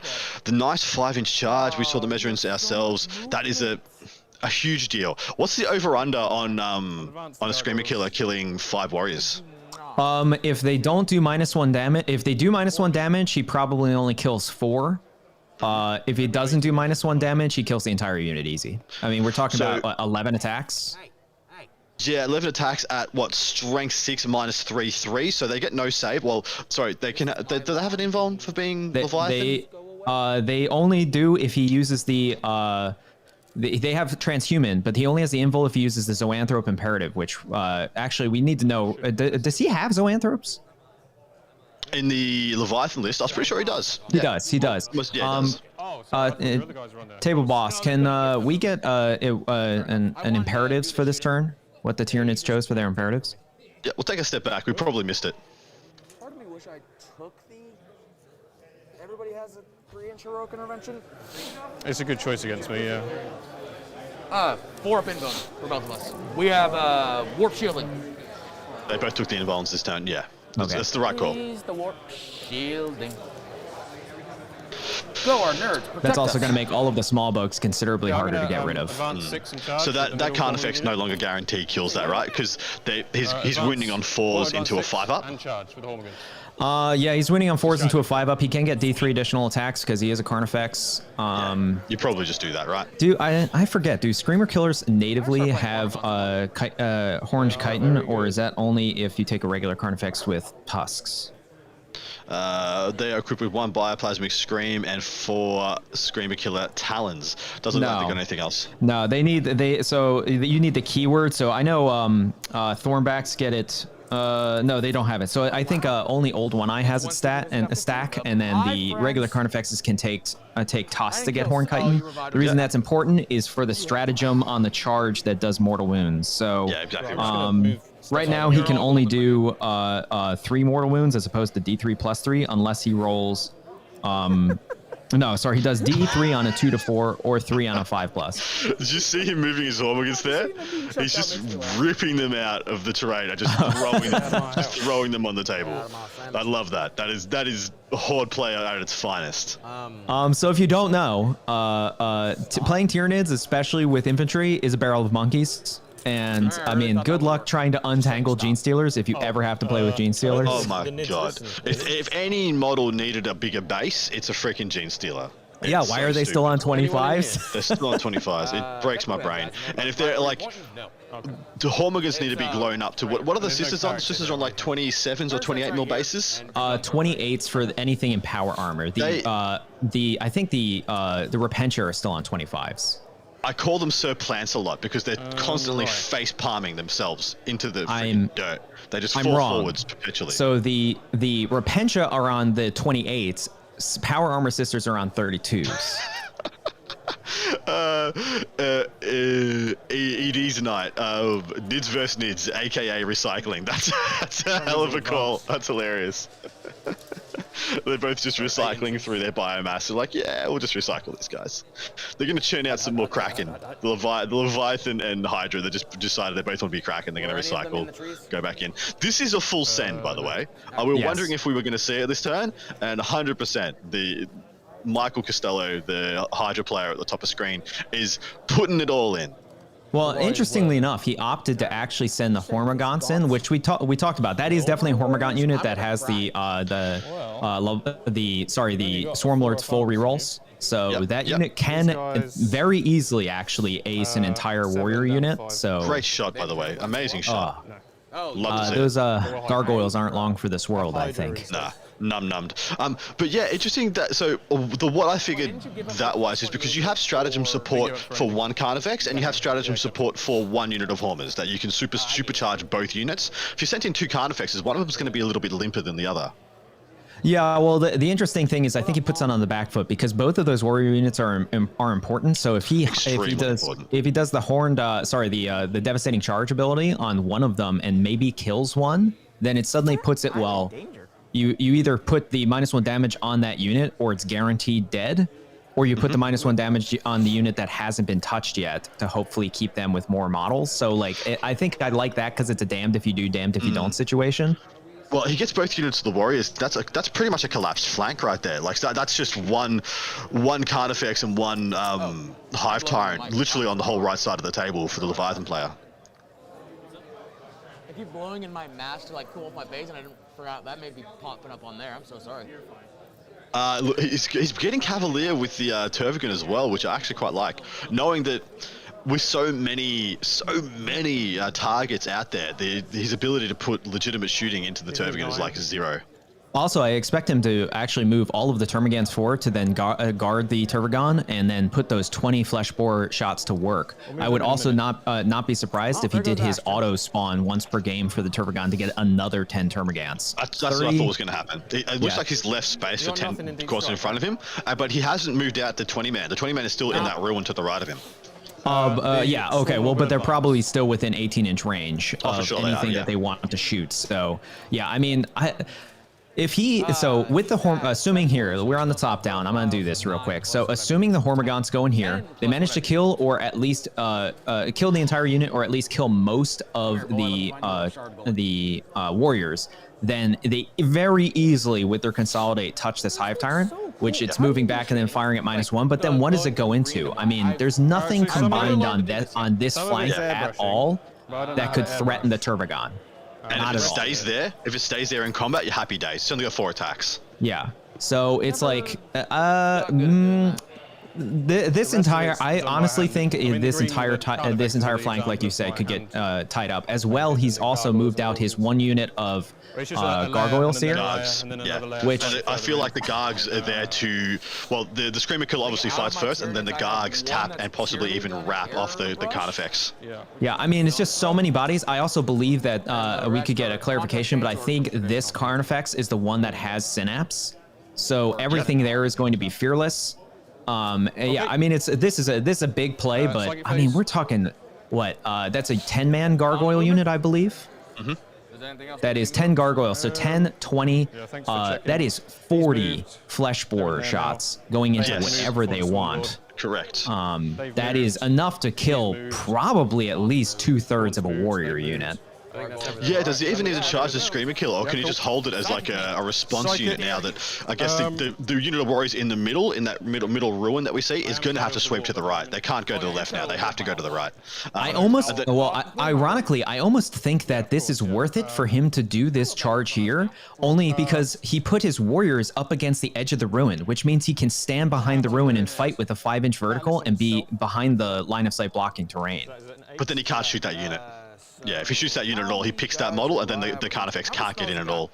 So if that guy is within an inch of the wall, they can't shoot that unit because he just automatically picks. Like, I'm going to take my worst save, pick that model up, and then the Carnifex is just sitting pissed in the wind. So maybe he's not shooting at that unit at all. Maybe he's just shooting at the central unit. Maybe he is, or maybe he's just like, whatever. We're just going to move up to a better position for later, and then we're going to turn our backs and shoot the Harpy. And I don't get +1 to deny. I should have said who I'm denying with. You choose now, mate. It's going to be the Val Heffelfinger with the spiciest bad jokes that I can come up with as I stand here. We are still at the Bay Area Open 2022. Top 8 coverage here. First game has wrapped. We've got Paul McKelvey. Hi, everybody. First ITC champion in history, which I always say, one of the co-founders or founder, I'm not sure how you guys phrase it, of Best Coast Pairings. Now, things are a little bit different now. What was it like, reading about winning the ITC in the newspaper? Well, it was really fun to walk through the casino with a big check and then took it to the cashier's cage and tried to push it through the slot. They didn't think that was funny, but I did. So. What did you do with that check? It's stuck on the wall of my office. So I ever get a little depressed, I kind of look up at it and go like, oh yeah, that happened. You'll always have that check. Okay, but more seriously, currently, I got to not dilly-dally here. What just happened? Just give us a very, very quick rundown. I got a really lucky match. I got paired up against Knights for the first round of the top 8 here, and I have 3 railheads and 3 broadsides. And even though he got first turn, I was able to hide and then popped out, and there was a lot less Knights on the first turn, and then second turn there was even less Knights, and then third turn there was no more Knights. That was about as good a summer as you're ever going to get, and fantastic. Also, I lied to everyone when asked point blank who got first turn. I said Paul, obviously, because the game's already over. But wasn't the case. In fact, went to turn 2. How you feeling? Like you're going to be hitting the semi bracket at the legendary, historic Bay Area Open. I'm just really happy it's not in the barn anymore. You know, that was going to the first Bay Open when it was in the barn at the Antioch Fairgrounds. You know, it's come a long ways, but yeah, I'm great. I'm happy to be here. Happy to work my way back up here. I mean, yes, we are inside. It isn't a barn, but we are still near an airport, and that's where all quality Warhammer events take place within the flight path of an airport. One thing before I sign off and hand it back to Andrew, Andrew, if you go !other games as a command, you will be greeted with 2 links following the games on Table 4 and Table 1. It'll give you a little rundown from the ITC Battles app. That scoring's live for Table 4. That's Jesse versus Dustin. Because they're scoring themselves, I will intermittently be updating the Stephen Box versus David Hetherington game. Once again, Paul, congratulations. Thanks for being here. Thank you very much. Appreciate it. And back over to the co-hosts. Back. My name is not Andrew. His name is Andrew. Well, -1 anyway. Thank you very much, Val. They didn't advance. I do love me some Paul McKelvey, the OG ITC champion. He's a wonderful man as well. I'm going to say I didn't. I picked up the wrong dice there, I think. And then 2 wounds, minus whatever. You got 4 up in one. I'll take a damage. Cool. Carnifex plasma. 6 shots. Stop it. 5s? Yeah, 5s. Another save, please. He'll take another damage. Kindly stop it. Turvagon. Oh. It's only 8 shots, right? Yeah, it's 8 shots. What does she hit on? Strength 5. 3s normally. Okay, so 4s. 4s and 5s. 1 more. Huh? Take a damage. Every little RP, helps. stop it. Brittany, live. This Carnifex, same thing through the window. Rude. 1 shot. Misses. Oh, no. Yeah, they don't have enhanced senses, so. This guy will shoot the warriors in here. Yeah, through the window. Yeah. I will shoot these guys. Sure. 1 shot, as usual. Hits.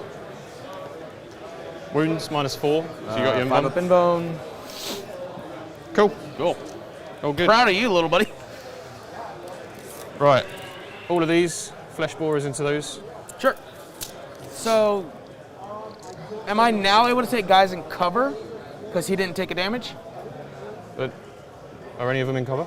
He would be in cover. Oh, yeah, sure. This is a genuine question. Yeah. I've absolutely. never had to deal with absolutely, this very much. Yeah. Sorry, containers are just, you don't usually get cover from them, do you? Because you normally do get cover from them. You do, but It's in the never game it comes doesn't up. happen. Yeah, exactly, yeah. 2, 3 wounds on your 4 up because you got cover. Very nice. Very nice. Sweet. That's my shooting. Charge phase. The Venom Throats will charge the Harpy. I forgot that's a thing. They're 4 wounds each? 4 each. I'm gonna... I have Warp Shielding as well. Let's see. Venom Nothing throws else. or fly, I This is forgot. a lost Correct. Cause, so I don't need to Overwatch here. That one will at least try to kill some stuff. So we're spending CP for Overwatch. Sure. All right, how many shots do we get? Puts you on 9, yeah? Yes, sir. Oh, thank you. All right, so it's gonna be. That sucks. They're last one. 1, 2, 3. 1, 2, 3, 4, 5. Big guns. 6s. 1. That's the thingy. 1. 1 wounded AP2. Goes through. 6, 7, 8. And then 8 shots from his baby gun. I have no idea what you want to call that one. I don't mind, just re-roll it. If it's not on the map, we'll re-roll it. All right, in so future, yeah. nothing. Okay. I made the charge on a 10. Yeah. It's all right, Harpy. You had hurt one of them. fight through that guy. I'm going to charge Well, the Harpy actually could be dead Steelers this in. turn. Yeah. Yeah. He did it.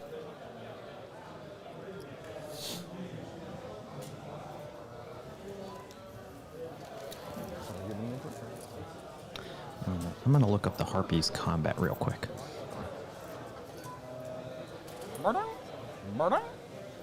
You thinking there's a interrupt opportunity if it changes The the math? Hormigans will go in. Yeah, because he is damage to AP2. 4 attacks. He's at least at mid bracket, so hitting on 4s. Combat here. Yeah, you probably don't do that though. That's go here. two hits into the warp shielded invuln. But it can kill one guy, and how I'm many wondering warriors if did that you say keeps were it on alive. There are two. He should absolutely fight with the Gene Stealers first, though. Okay. So I hold that now. I have 3 models on this objective. I have 4 because they're double Oh, offset. you're double OBSEC. Okay. Double obsec homers. It's a hell of a drug. Hell of a thing.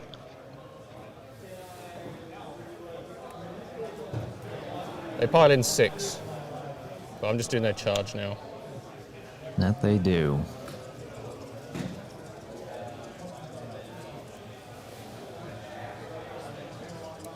We'll put Death Leaper in.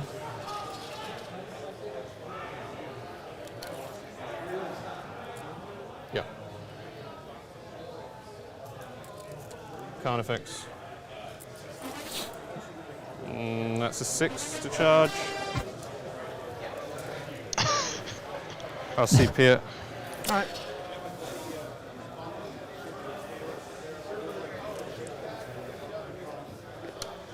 That'll do it. Oh god, yeah.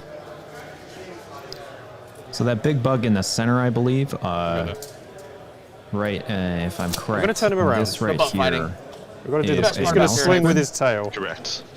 which could be value immediately because if he piles into it with the I'll do that. Hormigons, These guys it in probably here. loses maybe 4 on the return from the Maliceptor, 7. but forces I'm gonna all come of the round and do psychic this, if into that's them. all right. By all means. And that's pretty much what he's going for. He didn't declare it as a charge. He's just going to be piling and consolidating towards it after the Okay. gargoyles So I go can see down what, to you know. assume Death Leaper and the Carnifex strike So we've got first. 7.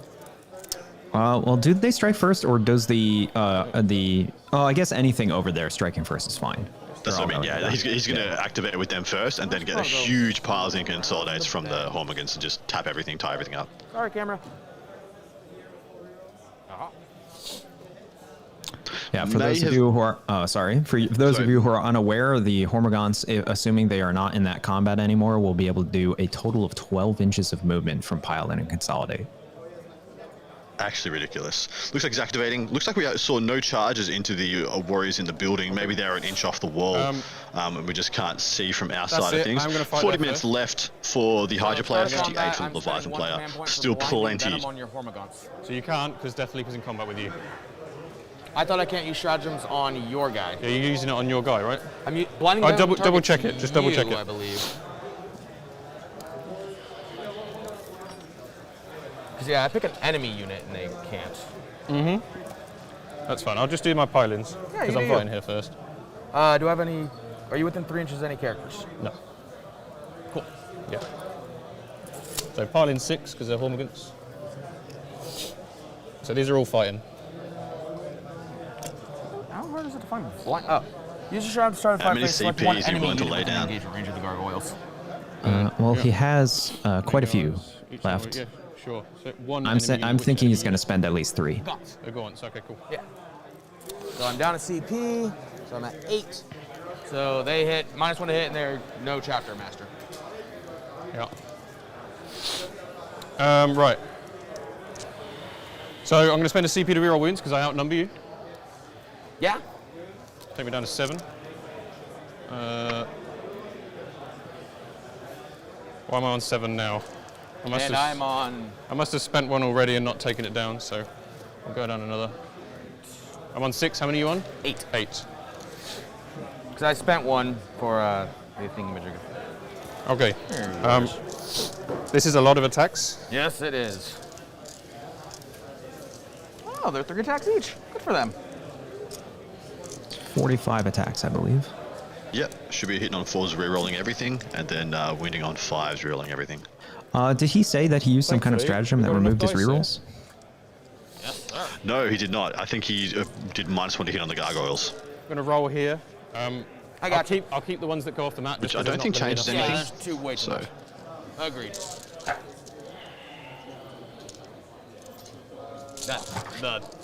Right. Is that all the dice that you? That's all the dice. All right. Hit So me 3's on. to hit you, because I outnumber you. Yes.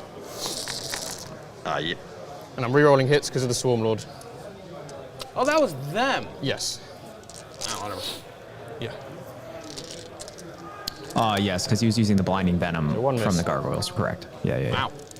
Pretty good. One And miss five. out of 5 45. yeah. Well, with reroll not one of wounds, your dice, I'm just moving it over they here. could all be dead. Definitely didn't roll that one. Yeah, that one So was he's got from 15 my roll, wounds, and and it now he went has over. 44 rolls to do 15 wounds. That was the miss. Seems pretty doable.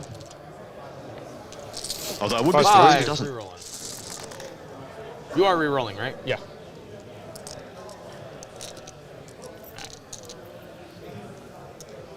If he doesn't kill all of them, I'm predicting at least 4 dead. I think he's fine not killing all of them. Yep. He'd be very happy to wrap off a target. That'd be fine. I guess I couldn't have set the command. No. Come on, lads. No. Stop it. Well, Holy that was a 6. Yeah, I saw it. Mama, no! Cocked. Yeah. Of course. There you go. Oh, not okay. Okay. 5 ups. 5 ups. Yeah. It's a lot. I'm gonna miss you guys. Looks like about 20, which is probably exactly what he needs to kill him to probably only one guy left. They're dead. Yeah, they're dead. I'm not seeing any high picks yeah, there's there. definitely 15. Oh, that was a terrible roll. Not That 5 was ups. horrific. 1, 2, 3, 4, 5. They can't fight on death, can they? No, you're not Behemoth. He passed Behemoth about, can. he passed like 5 to 6 of those. Well then. That was horrific. Definitely under. No, guys. Don't worry about my guys. Barrel of monkeys. Barrel of monkeys. They're dying. Let us run. Cool, so I'll go over here. Yes, I don't want to interrupt or anything. Well, because of Death Leap, you actually can't. Oh. Pulled with the I'll do harpy, as you the said. 4 mutants first. So these guys are -1 and mutants can't first. reroll, right? Yeah. Within 2.5. So that's all of them here, 3 out. 12 guys. 5, 6, 7, Oh. 8. He must want the 9, movement off the 10, Screamer Killer to just put the pressure on. I would say the Gene Stealers as well. The one advantage the Gene Stealers have is that maybe he only tags the Maleceptor with the Gene Stealers. He's just got 3 guys. May have to eat a psychic then. 1, Okay. Yeah, the whole psychic, yeah. 3, Exactly right. 4, 5, 6, 7. Here's 8 of them. 8 guys, and then 9, 9, 10, 11, 12. and 12. Can someone break down how the 19. Hornbugats have that many attacks? They have 3 attacks each, and there's 15 in the unit. So 45. That's, yeah. 5s. 4s, because I do outnumber you. And then the Swarm Lord gave them the Hive Commander ability, so they had 4 rerolls to hit. And then he is Hydra and outnumbers his opponent, so he gets +1 to hit. And then he had spent a CP for the Hydra stratagem, which was rerolls to wound because he outnumbered his opponent. This is so 4s as well. a lot of Correct. stacking buffs Yeah, there, that but you was see 4. how even You have the 7 meekest saves, sir. of 5 truce up and choices done. in 5 that up and unit done, can 5 be up made and into a done. savage behemoth. Nice, so 2. Ba-da-boom-tsh. All right, so Yeah, 2 dead. did I? Cool. We're gonna The snare was for out the of pun, combat now. because I said Yes. behemoth. But I'm a nice my guy. talents are wasted here. Obviously. He's the one in Synapse, so you won't have an invuln if you take him out. So, yeah. Only two Other than that- gargoyles dead at this point, but I mean, there's a Death Leaper, there's a Oh, Screamer the other Killer, one and gets there's in there. 3 Okay, in that Yeah, case. those two. So it's gonna just 3 be Gene Stealers into that you guys combat. die, so Cool. God, Gargo. Okay. Barrel of monkeys. Barrel of monkeys. What's with the barrel of monkeys? The Barrel of Monkeys it's like Death a Leaper? really old toy for old people out there like Yeah, me. I know what it is. Awful. Yeah. What's the reference? 3 Any more? NID models get tangled on you each would other not like breathe. crazy. Of course. Peter Voss. So trying to remove or move them is a constant battle of Barrel of Monkeys. Who's the nerd now, Death The Leaper? Gene Stealers only got 3 hits and Okay, rolled triple Screamer 2 Killer. for the wounds, so none dead I don't there. deserve this. I'm pretty. You don't outnumber I'll me. reroll wounds here, All right. just because you're semi-transhuman. So your 3s. No, I don't outnumber you. So in your minus... Oh, he's not -1, is he? No. It's just the Hormigans. Yeah. So actually, Death Leaper would have hit with 2 more attacks, All right. Roll 2 if more you don't ones. mind. So 2 wounds. It's 2 damage. All right. So reroll that, because it's 2 damage, right? Yeah. Yeah. I didn't know if that one was caught. You're fine. Can't change the past. They don't care about Death Leaper. And then 3s. I'm going to reroll this because it's not flat. Yeah. That's two's why I doing that, rerolled right? the 6. Reroll wounds. A baby transhuman. So you Correct. got 6 more, 5 Because they are. wounds. Don't they have to be within? Or I guess they maybe are within 6 inches of the Maliceptor. And then I will reroll any 5s. 3 times, so they're damage 3. That's why I'm like, any 5, I'll Cool. roll Yeah, again. yeah. So I have to get 3 5s. So Okay, yeah, and then 2 reroll dice it. so far. Oh, yeah, so 4 dead. 4 die. That's not all of them. How surprising. 4 dead. Because I'm still in Synapse. And I'm still... Do you want to double check that or I'll put them back? 6 inches from me. Yeah, I'll give you that. That's All right. pile in here. You are still slightly closer there. Go in 3 inches. Right. God, I don't know these guys. Bajillion attacks? 4 each. So Venom Thropes into the Harpy yeah. for the last combat Hit of this on turn. 3s. Well, for the top of turn 2. Wound on... Well, 3s. 3s. 6 more. And they're 1 damage each? Yeah, 1 each. Yeah, yeah. All right, so 5s. Oh, he's rolling hot. It is cocked, yeah, it's All not right, flat. so I'll reroll that. All right. 4, 1 then damage each. 3 dead. 3 so die. 1 left. Woo! Guess who's not? Apologies, that was the Death Leaper was the one who rolled still all alive, 2s to Gargoyles, wound, they're and the still Baby alive. Transhuman stopped him up. So Cool. that was the Gene Stealers. We have 1 Gargoyle left in that unit, which doesn't do Who's gonna anything punch anymore. Can't get engage on all fronts. Is an obsec Okay. mob I that guess must that's the only- die, I guess, that's because all could go pull down a banner somewhere awkwardly. I didn't get to consolidate with these guys. Yeah, so they get to Do you pile mind? in 3, consolidate 3 inches. 6, because I'm Hydra. They.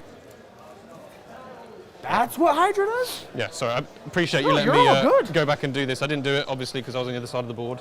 Yeah, by all means. That's. Yeah, if you want to come that's- touch, I get to fight you, right? Yes. Yeah, Hydra is the consolidate, or Hydra is the Hormigons are the consolidate. I can't remember. Yeah, they got it. We know they got it. He's going to tap in that like we thought. He wants to get into the back and tap that Hive Tyrant, force his smites, his guns, his attacks into Hormigons rather than being something far more juicy. You won't be able to charge after you fall Yeah, back. I mean, I would say it's fairly inefficient to have Shard Gullet going into Hormigons. You can fall back and shoot. Extremely. At -1, right? You can't fall back and charge, right? Unless Paroxysm lets me do that. Onslaught, no, Onslaught doesn't do that. 5 attacks. And 5 if he attacks, does hits fall on back, he twos, can't hits on use any of their psychic powers. twos, So they that die. is something to consider. So that is Tyrant Guard, the Parasite, and yeah, he's and then they've got a walking morale check. I've got 5 CP. Hive Tyrant with the Shard Gullet. He would kill them on 6s anyway. I'm going to leave it. I'm not going to do it. So they're not piling He's not in? piling in. No, I'd rather Yeah. not get. Oh, it's a Too many difficult attacks. decision. If he goes into all 3, it's actually just too many attacks for him to take. Yeah. Yeah, he would just need to be able, he would think just it's need nice to one touch to hit the anyway, Hive so- Tyrant and nothing else, I feel. I think so, yeah. Doesn't really matter. I'll leave them as they are. I think that's probably the right call. I'll regret it later if it's not. Right, and then the last thing, the Venom Thropes. Oh, yeah, So, those are things. On a 3, you take a mortal. Nope. No. All right. They have 15 attacks. That's all I know. Yeah, they do. They hit on what, 2s? 3s. Oh.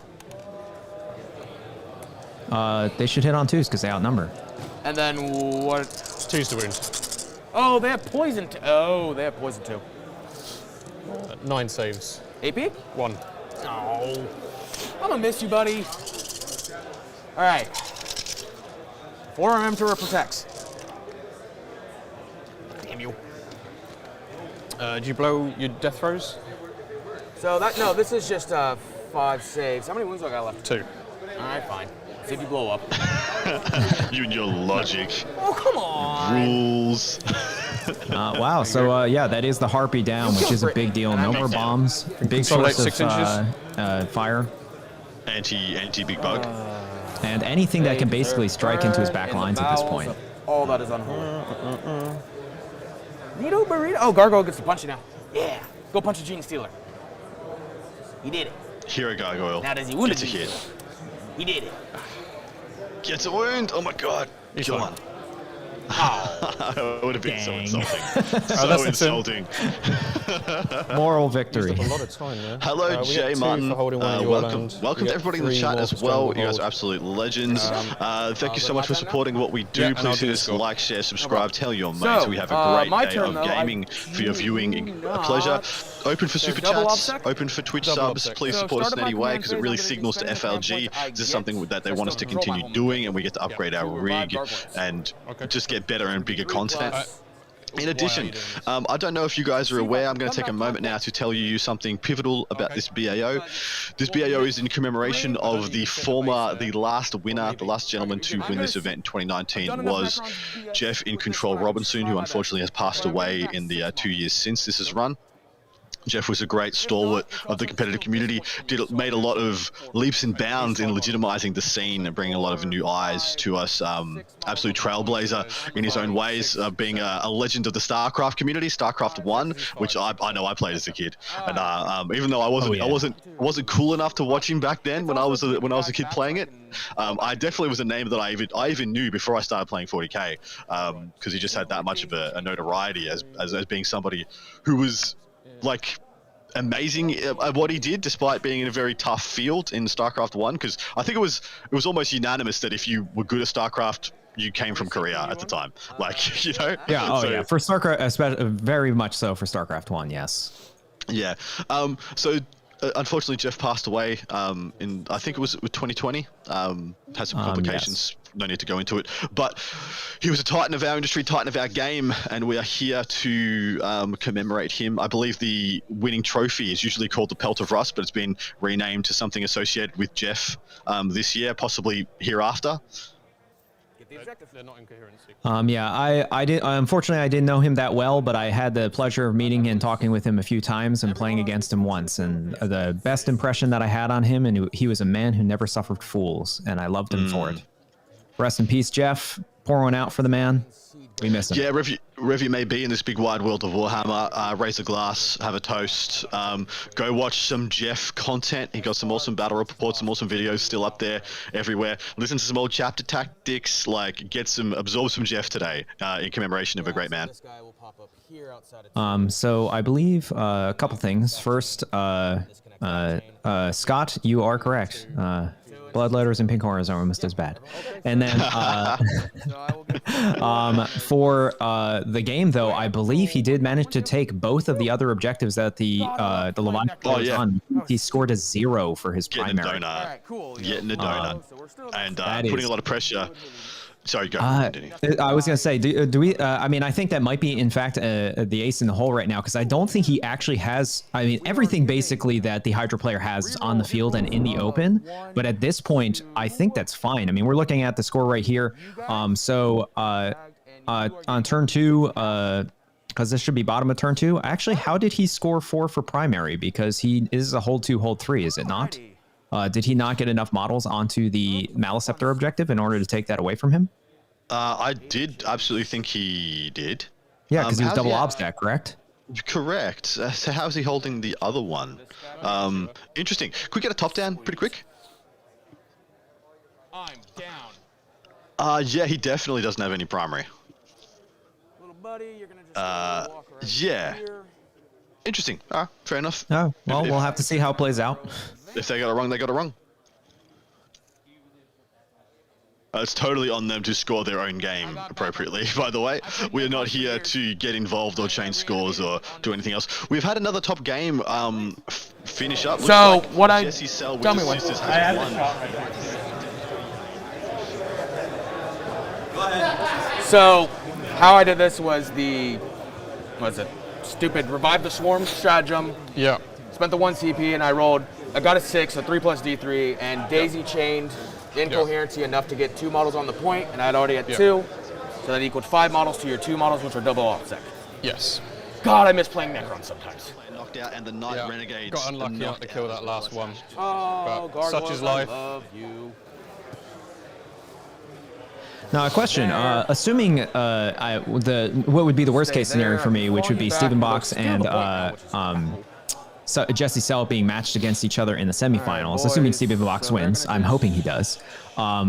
What do we think with the remaining Tyranid players, assuming Stephen Box was to lose? Do we think that the Jesse Sell has a good chance against either of those Tyranid players? Well, hopefully he's learned a little bit about Tyranids in the loss he took to Tyler Bortel, I believe, in round 5 yesterday, because it was obvious that he was a little bit unfamiliar with some of the tricks and tools. Like, I'm not quite sure if he understood how to position himself to avoid, things like overrun, or to really double down securing objectives, because he lost a fair few primary points from overrun plays, and then the last turn there was a big Voltron. So the last 2 turns there was a big Voltron out from the backfield, just showing how quick things could move. So he definitely will do better than he did last round, because Tyler Bortel's a top Tyranid player. Only got knocked out by Stephen Box due to, I think, Stephen going first in their round of 6 game. So I think he'll do better than he did last time, but I still think it's a bit of a rougher matchup for him. Also, we'll need to see on what mission it is, because I think if he played Sisters versus Tyranids on this mission, I think he could do a lot better than he did last one. Because last one was the 6th objective hold 2 was a data scry salvage. I believe that's true, yes. A lot more going on in that game than we have 6 objectives, they're all in front of me, I just need to go get them and walk straight at you, and I'll score my primary by default. In data scry salvage, you have to spread your army out so much, and you kind of always stretch thin on supporting each other. Yeah, well, and as we saw in that game, he was also trading up pretty much every engagement until towards the end of the game. So, like, yeah, if he had more of a mission like this and he's trading up from the beginning, that's already a win, because he's just scoring more. 5, 6, 7, 8, 9, 10, 11. Oh, nice one. Huh, wow, these actually came up too. There's Oh, God. 6, 1 mortal wound. He's got 2 units of gargoyles. Is it worth it? If it's just the guys in engagement range. 6 is mortal wounds. Welcome to the Thunderdome. That is the top prize, the Pelt of Rust, or the iNcontroL Pelt, or whatever it may be called this year. Pretty cool. I mean, you'd be a very happy man to walk out with that around your waist.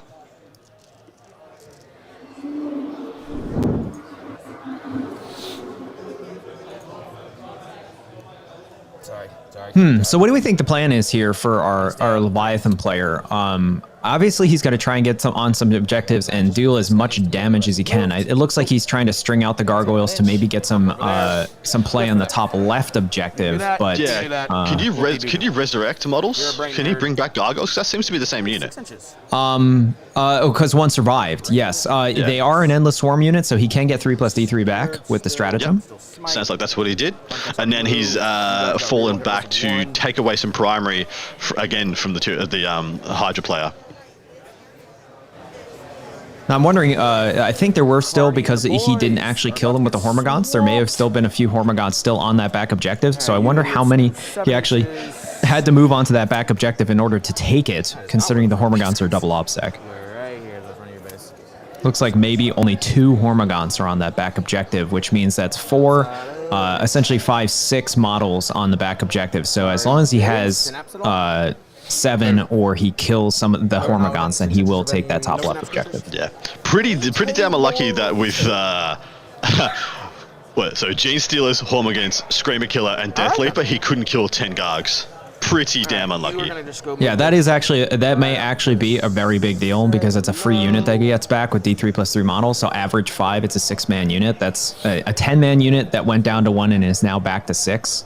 So that's rough. Because they are OBSEC and they fly, and he probably still has enough volume to get rid of most of the Hormagaunts. Yeah. So he needs to not charge the Hormers. If he charges the Hormers, they all just pile back onto the objectives. So he needs to just shoot and cycle them down. They need to be like target priority number 1.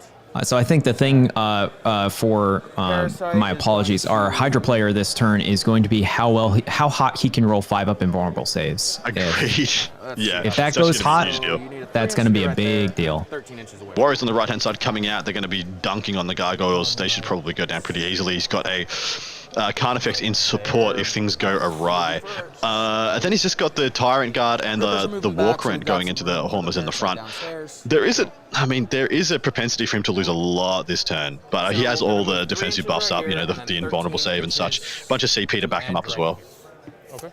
First floor, because I cannot not dealing with that. Okay. Since flying over then, I'm going to spend the 1 command point for that. Puts you on 7. Puts me to 7. Where is that stupid bitch? Deadly Frenzy and Tropic. No. Yeah. One important thing to keep in mind as well, since we're on the top down, is in this structure is 1 unit of 20 Termagants and 1 unit of 10 Termagants. So there is still a lot of fearless troop backup that can swamp those bottom objectives. Oh God. That sucked. That sucked. All right, whatever. Go fight him. You. The only interesting thing here to me is that I think Tyler needs to play this turn with some foresight. He needs to get working on what's going to come into him next turn, as in the Carnifex on the right-hand side, the Screamer Killer in the top middle, in addition to the Swarm Lord. These are the second wave that is going to come next turn, and he needs to put some effort into them, or at least into mitigating their impact. Yeah, I'm wondering if he just swamps the Shard Gullet Hive Tyrant this turn, if Michael does, because if he does that, then essentially the Swarm Lord can come out and fear nothing and start to actually pressure midfield and start to fight things back. Mm-hmm. Why are we allowing Steven to just rock those guns out like that? Has he got a permit? Did we sign off on this? I didn't sign off on this. So he may work out. He may lift weights. Chops a lot of wood. Perhaps. Yeah, I can't do so good. Because I don't. They both look the same exact range. Yeah, that's fine. You go for it. So it's good. So I'm going to do 3 mortal wounds to them, and then do the neuroparasite onto them. Yep. So the Gene Stealer. Yeah, I'll take him off in a second. Oh, apologies. Wait. So what? I'm resolving the 3 mortal wounds to kill the Gene Stealers right now. Yeah. And then we'll do the narrow parasite. 1, 2, 3, 4, 5. 1, 2, 3, 4, 5, 6, 7, 8, 9, 10. Is there 15 in the squad? There are. I'm going to read narrow parasite now. Okay. Roll number for each guy in the squad. Everything that's a 4 up is a mortal wound to a cap of 6. 6, cool.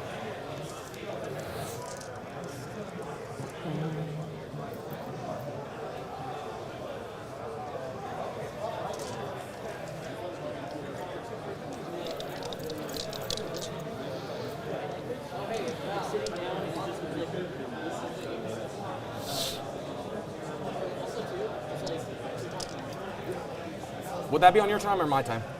Yeah, sorry, it would be on my time. Don't worry about it. Right. Nope, that's my time now. Then he's going to cast Smite. He'll take the 11. Okay. I'll give it a deny. We'll try. Okay. So you need a... Nope. Off you go. So it would not be it's a super smite, It wouldn't right? be a super smite because there's no +1. All right. Because it's -1 Shadow in the Wall. Okay, so it's going to be D3, 3 plus D3.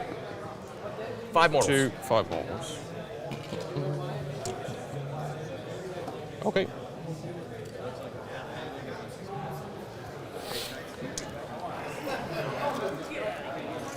So in the same vein, Sure. Tyler has to kill all of those Hormagaunts this turn, because if one is alive, the same thing's going to happen. Correct. Oh, that's him. Yeah, he's synapse, so. All right.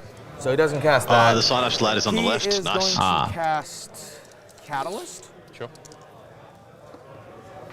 Yep. Got Catalyst off, and we will be putting Catalyst there. Yep. So warriors chained to him, chained to there. Okay, so is Catalyst this here? Onto those warriors, Okay. correct. All right, that's... Cast that. He's set to lose a lot this turn. Most likely is 30 Hormigans and 10 Gargs at a minimum go down this turn. And let's go. No.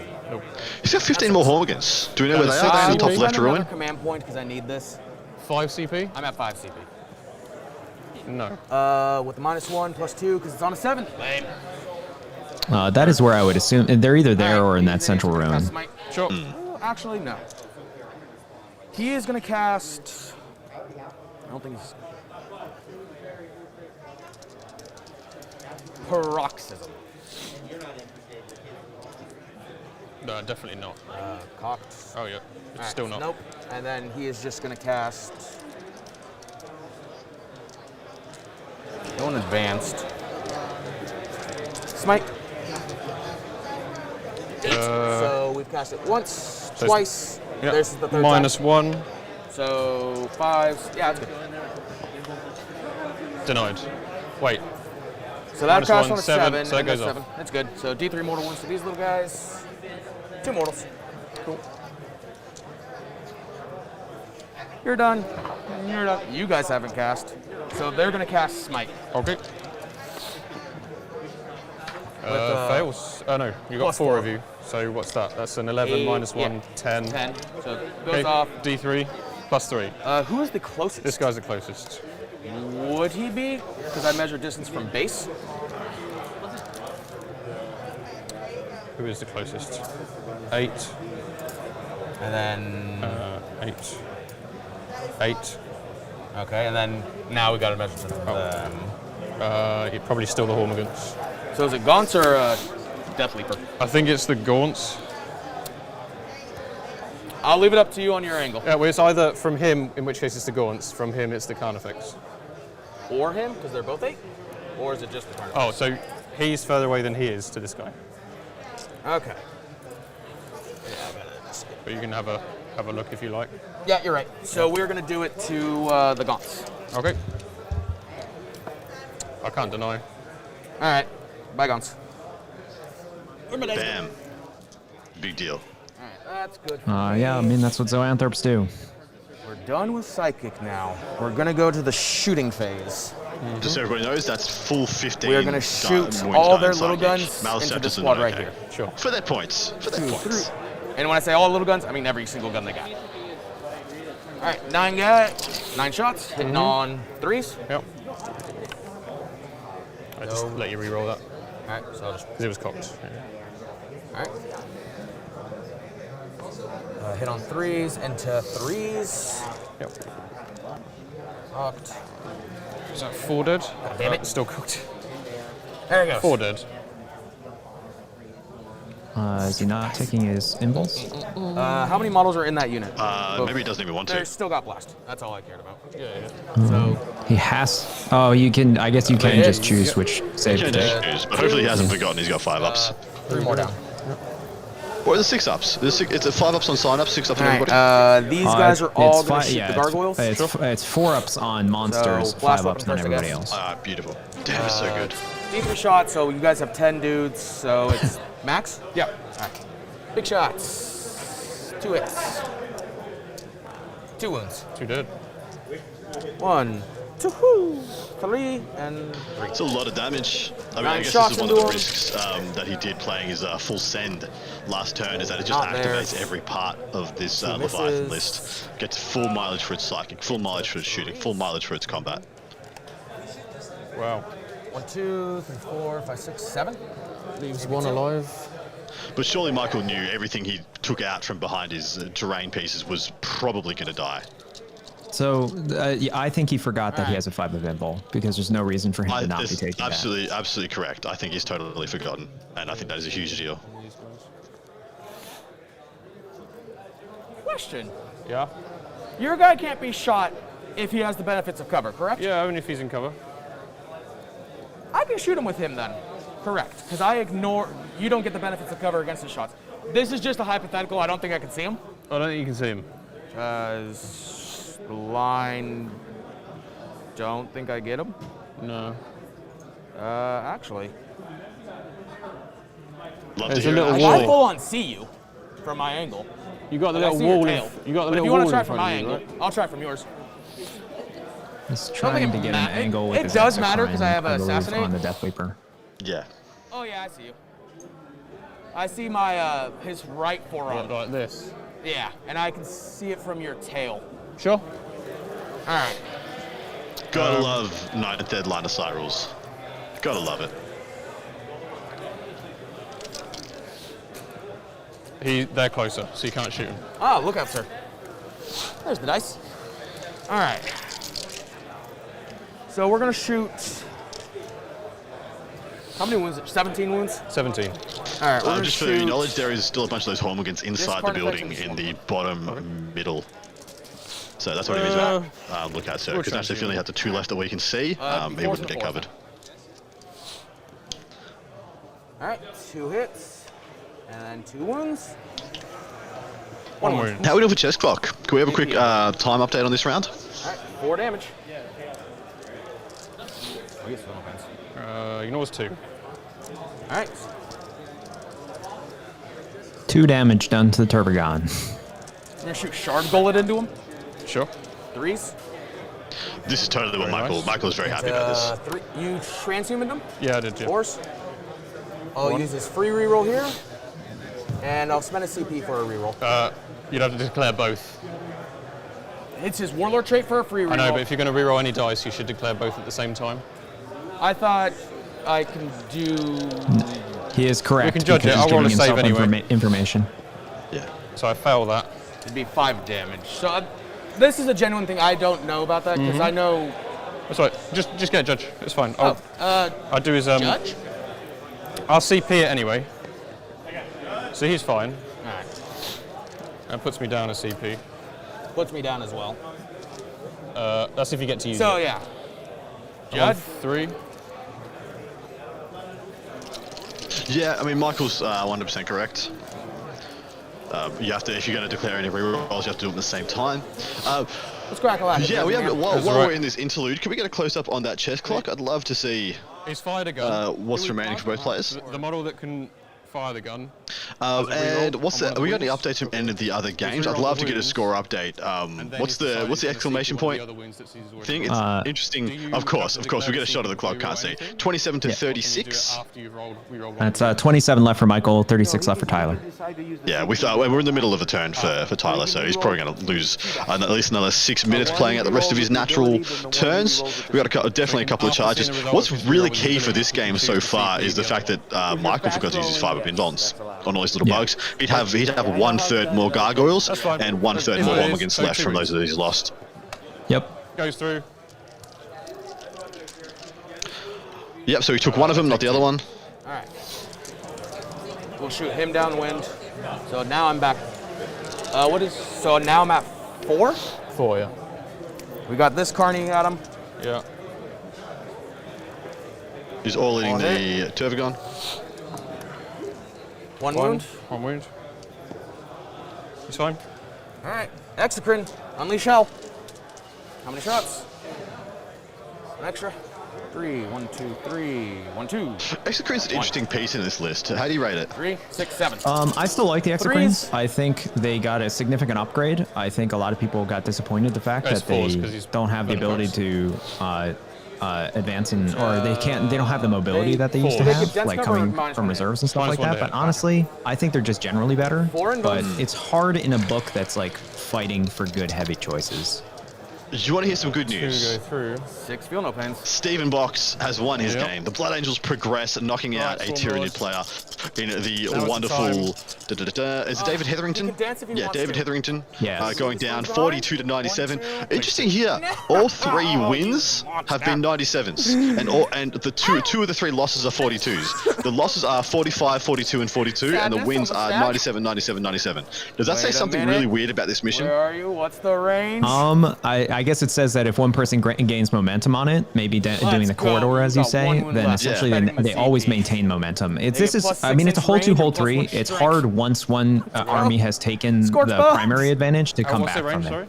They're Yeah, 18 that's the way I feel as well. I feel like going first in this mission is such a big you're out. deal, I gotta double check on and the- going, you're out but right. it's weighted so that going second on the Scorch bonus Bugs? primary, Scorch Bugs, you almost sorry, yeah. always get 15 points. Let me check But Scorch it Bugs doesn't before I matter if even you're getting do donuts for that. one, I've like for never used 3, this. 2, 3, and 4 in your Scorch Bugs primary. gives So you it's add 6 pretty inches to your punitive, I range, think. I think add one it's a bit too much. It's definitely a hard mission. So 18 plus 6 is 24-inch guns. Okay. So that's you're down to 3. Let me just double check and see if I'm a stupid person. Yes, we're doing it. Liberty Friars needs knocking each other out. You love to see 7 it. So it's shots, definitely boys. going to be one Nid player in our semi-finals. Hitting on But fives. as it stands right now, 1 Blood Angels, 1 Sisters, 1 Tau, 1 Tyranids. That looks very healthy to me. It could have easily been 2 Tyranids, 2 Tau going into this last round, and that would have been absolutely toxic. A 4-army variety is everything I'm here for. Dude, you love to see it. As a commentator, as a fan of the game, yeah, that is exciting. Which game? I mean, if Box plays Cell, like if we have Blood Angels versus Bloody Rose Sisters, we got to put that on, right? Well, I'm personally hoping that they're not against each other, so then we can have a final that is Blood Angels versus that means right? that we got Tau versus Blood Angels or Tau versus Sisters and Tyranids versus you get the other combination is bad for both. If they play, we're guaranteed one good game, and then the Tau and the Tyranids, one of them knocks each other out. It's a beautiful world. Yeah, I mean that is best case scenario for me. Yeah, well, best case scenario is we have a Blood Angels Sisters final. Yes, that is the best case scenario, but I think it's kind of unlikely still. Oh, thank you, Jesus. Especially when they all scored the same. Let's go. Yeah, they all scored the same. So how do we do who plays what when they all scored 97s? This is going to be random. Parasite? But yeah, well, I mean, in general, the pairings are random, right? Because they kept the pairings entirely random to prevent submarining, I think. So usually it's random for the first couple of turns, and then it should revert to battle points at least, or at least your win-loss bracket. You know, people with 3 wins play people with 3 wins. Yeah, 4s with 4s, 3 and 1s, 3 and 1s, etc. But then usually in the finals, it's 1 versus 8. 2 versus 7, etc., etc. Or are you saying that's not what's happening? No, I would be interested to see if that for the finals they're not doing that at all, and they're just keeping it all random, essentially, so that you score against the best and you can play against anything. Because at that point there's no pre-planning. It's just you end up having to play on the fly, which actually I prefer. So if we're into the charge phase, the Tyranid Warriors in the middle have gone into what remains of the Hormigans, in addition to the Tyrant Guard, and on the right-hand side, the Warriors have gone out into the last Gargoyle and that Screamer Killer. Going to the Screamer Killer is a big call. Well, I think with -1 damage, if you swing and a miss, that guy can eat the whole unit. Yeah, I think. I think he's hoping that Catalyst keeps them alive. He can also do -1 damage, which makes it even further. I think the real contentious point there was he declared on both, and I think it was a 7 or an 8 to get to the Carnifex, and he missed and then had to re-roll because he's down to 2 CP now. So I think he had to re-roll that charge because he otherwise wouldn't have charged at all. He's charging Carnifex. Yep. So you have to go down. Remember. He's on the bottom floor. Oh, he's on the bottom. Oh, okay. In that case, carry on. Yeah, I hit it. Get there. All right. Maliceptor into Death Leaper. Oh, did I screw up really bad? That's brave. Probably. Shot my shard gullet, shot that. All right. And am I charge phase? Yeah, I screwed up. Yeah, you did. All right. How many CP do you got? 3. All right, and I got 2. Let's go right here. The Parasite has heroic intervened into the Gargoyles on the left, which it was unavoidable. We're going to send 2 guys there and the rest in there. He realizes he messed up because he has the CP to interrupt, which is a big deal here. Yeah, he's on too many fronts. Let me come around and see the other fight. Put the clock on me for a bit. It's Maliceptor into that. Depending on how many wounds that Carnifex has as well. I don't know what the extra thing he threw into him. Maybe his own Parasite into the Carnifex. Yeah. All right.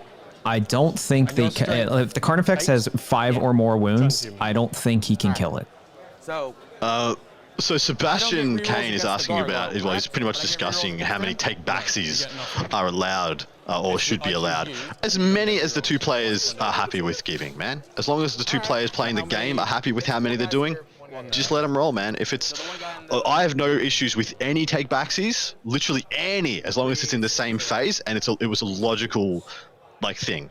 I mean, you can't unroll dice. Once you've shot at one thing, you can't, take it back and shoot at something else. But, movement phase, if you moved in a direction. Like what he did with the harpy, I find that perfectly reasonable. I moved up and I skewed left. I could have just moved up and skewed right because I was obviously going to move up the movement a billion gargoyles to get that corner for engage. The only problem, and to clarify, the only problem I had with the harpy is that he had already gotten information with regards to the bombing of where it ends up because it's relative to the counterattack that goes on that. If he had done it before the bombing, I'm totally fine with it. It was just that he gotten that information. I entirely play for intent. If you're saying the things you're trying to do and then you happen to forget and it's the same phase, I have no problem taking it back. You said you're going to do it, so do it. Yeah. Even if it's not in the same phase, like if somebody forgets their psychic phase and halfway through their shooting, and it's like, I'll just be like, just don't smite, because then you're changing the outcome now for your shooting phase, which you're already in. Sure. If you forgot to do catalyst, go for it. If you moved in advanced to do an onslaught and you forgot to do onslaught because you just missed your psychic phase, go for it. That stuff's fine. Yeah, and I also say it is important to give these guys a break if they do say no take backsies for any of these things, because we are talking about the finals of a major event, and they are fully within their power to say no to their opponents. And exactly right. Any bad blood. And we're not here to do any backseat judging. If they are okay with whatever, they're here to dictate the terms of the engagement to each other. 2, 3, 4, if they're okay with the takesies, backsies, or if they're okay with undoing some choices and doing them again, we should be okay too. And then wound you on 5s. 1 at AP2. I mean, you don't see the commentators running onto the NBA field and arguing with the refs about it. That was a foul. It wasn't a foul. It was a charge, not a block. Everything's AP1. All right, let's step back in real quick because I think he did not kill the Carnifex with the first round of combat. Obviously didn't. AP2. Oh man, I've been doing that wrong this whole time. Okay, well, 1 wound. Takes 1 damage, and then his tail hits. Yeah. Wounds, so you take a mortal wound in addition, and then this one's AP1. 1 left. You are now infected with a parasite. Cool. Alright, big boy will attack. No interrupt. You said he's how many wounds? 7? 7. So that means 4 of these would have to get through if I do that one, right? or Because he's at 1 2 with the remaining. big one. He was at 3. We're gonna do sweep attacks. Did you only kill 1 warrior? Hitting on -1 to hit, so hitting on 4s. He hasn't interrupted, man. I don't think so. 4s, yeah? Where would the 2 CP have gone? Stop rolling like this, damn it. No! What's your toughness? 7, 5. 5? So this will be on 3s. Yeah. He has a 4-up in bone, so... Alright, he'll take 6. He's got 1 left. Thank God he's got 7 wounds. No implant attacks, right? So you get to fight, you get to murder my gargoyles. Yeah, parasite. 6 attacks. Take back his primary. Hitting on 2s. It's a big deal. Into 3s. 2 at -1, so... In bone, because we still have shielding on. 2 dead. And then they do not have feel no pain because it's on those idiots. So 2 die. Oh, I see what's happening here. Because he got the parasite in, they become infected and immediately lose OBSEC. Ah. I'll reroll that. All right. So 2 more die. Yep. And they're infected. Yay, we both get to spawn. Big deal there. That's a big swing. That is. Gonna mark that they're infected with Is that 12? No, it's not 12. It'd be an 8. Okay. Question. Yes.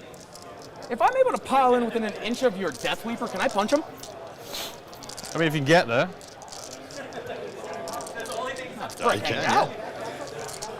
I need to end. You need to go closer to him, though, because he's closer to you. Yeah. So any movement will be technically closer to him. I don't think so. So if I move 3 inches right here, from his current spot. Yeah. You're endless sword, so you will be able to fight. Okay. And then he has to go closer here. Yeah. So you based there, so he'll just flop. Ooh, no, go back to being based. So you can't fight through him because you won't be within 2.5. So we're just 2 guys into parasite and the 1 guy into the. Yep. Get him, little buddy. Misses. Nope. The other one. Both miss. Hit the gargoyle. Do you hit on 4s in combat? They base hit on 4s, then 5s. You failed to wound anyway. Yeah. Woo, that was bad. Right. So this Carnifex into the parasite. No re-rolls and -1 to hit. Burst into the toilet. In fact, do you mind if I go to the toilet first? Just put it on me. Sure. By all means. I need a piss. Yeah, he interrupted with the death play, but I didn't know damage. Unplug we it. just caught it as well. Does that work? Just mute your thing. Buddy.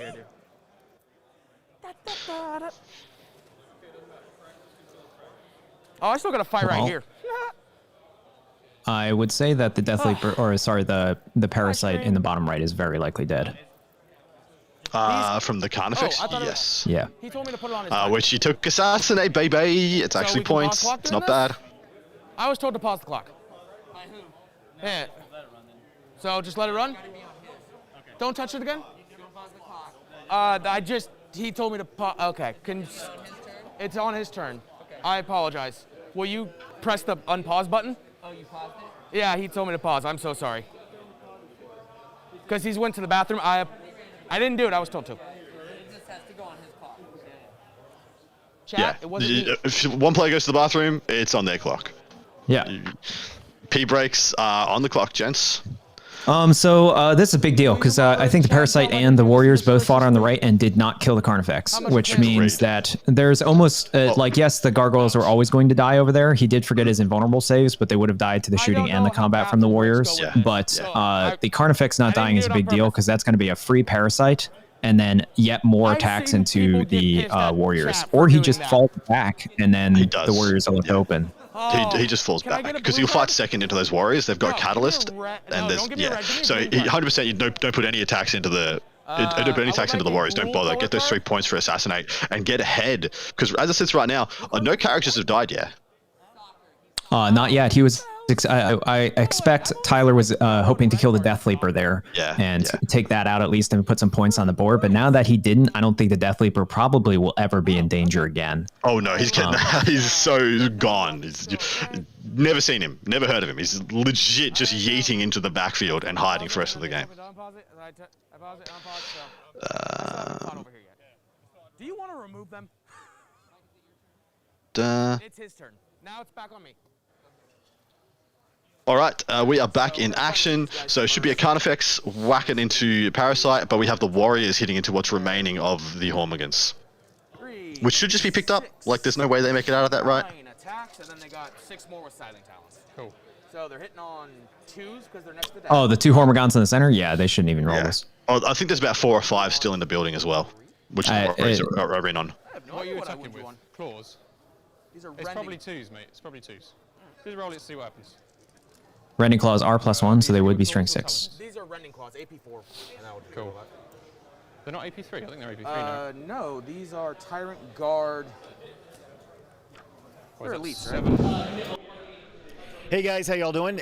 Kicker here, the events manager, and I want to say congratulations to Mr. Ashton from Sacramento for Best Chaos.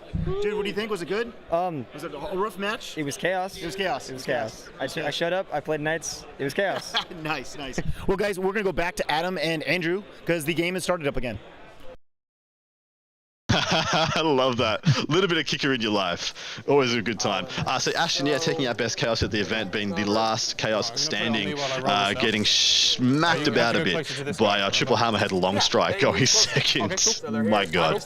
Oh, sorry, he went first. Doesn't matter. They get a pile in and Now. consolidate, correct? Yes, yep, that's right. So I'll just get more guys. I guess they can just sit right there. So we got 5 guys there and an offset. Yeah. Yeah. I'm going to hit. How many CP you got left? You already fought with him, I I thought. haven't fought with him yet, no. How many CP you got left? I have 2. 2, and you've got Catalyst on them. Yes. They feel no pain and they currently have an indon. I'm going to go for the Parasite. So 4s. 3 because I outnumber him. But you're -1 to hit. So yeah, 3s. Yeah. Into 4s. That is 4. 4 inbones? So 4, CP. I don't want to spend my CP right now. No. It's 2s to don't. wound, 3s to wound him. Just kill him with the Termagants next No, turn. it's not worth it. All right. He's already fought. I know. Oh. 4 up invone, so He's he dead. dies, and I've already used my reroll here. Yeah. Some bad luck there. If they do? Absolute value. But yeah. Okay. All right. 3 points in the bank. Cool. The Carnifex into these. And one of his last fast units that can actually go into the back line. Whoops. Sorry, buddies. You're dead. I think this is the other Carnifex into the Gargoyles. You're not within an inch, right? Of the Carnifex? Yeah. So I mean, I'm you're with not within base. You're not based me. No, I didn't even think about any of that. Sorry. Oh, it's all good. I can't quite get within an inch there, so I'm going to hit the gargoyles. Sure. You outnumber me, so he couldn't make it. He wanted to make it to the Maliceptor with the pile in, but he couldn't because the Gargoyles got in the way. I don't think it matters that much because you could just charge him next turn. 2. But getting a little bit of work done even now would feel pretty 5? good. 5, yeah. All right. You're in, Van. Oh, this should be on me. They're dead. Cool. Bye, Gargoyles. Yeah. You're fun.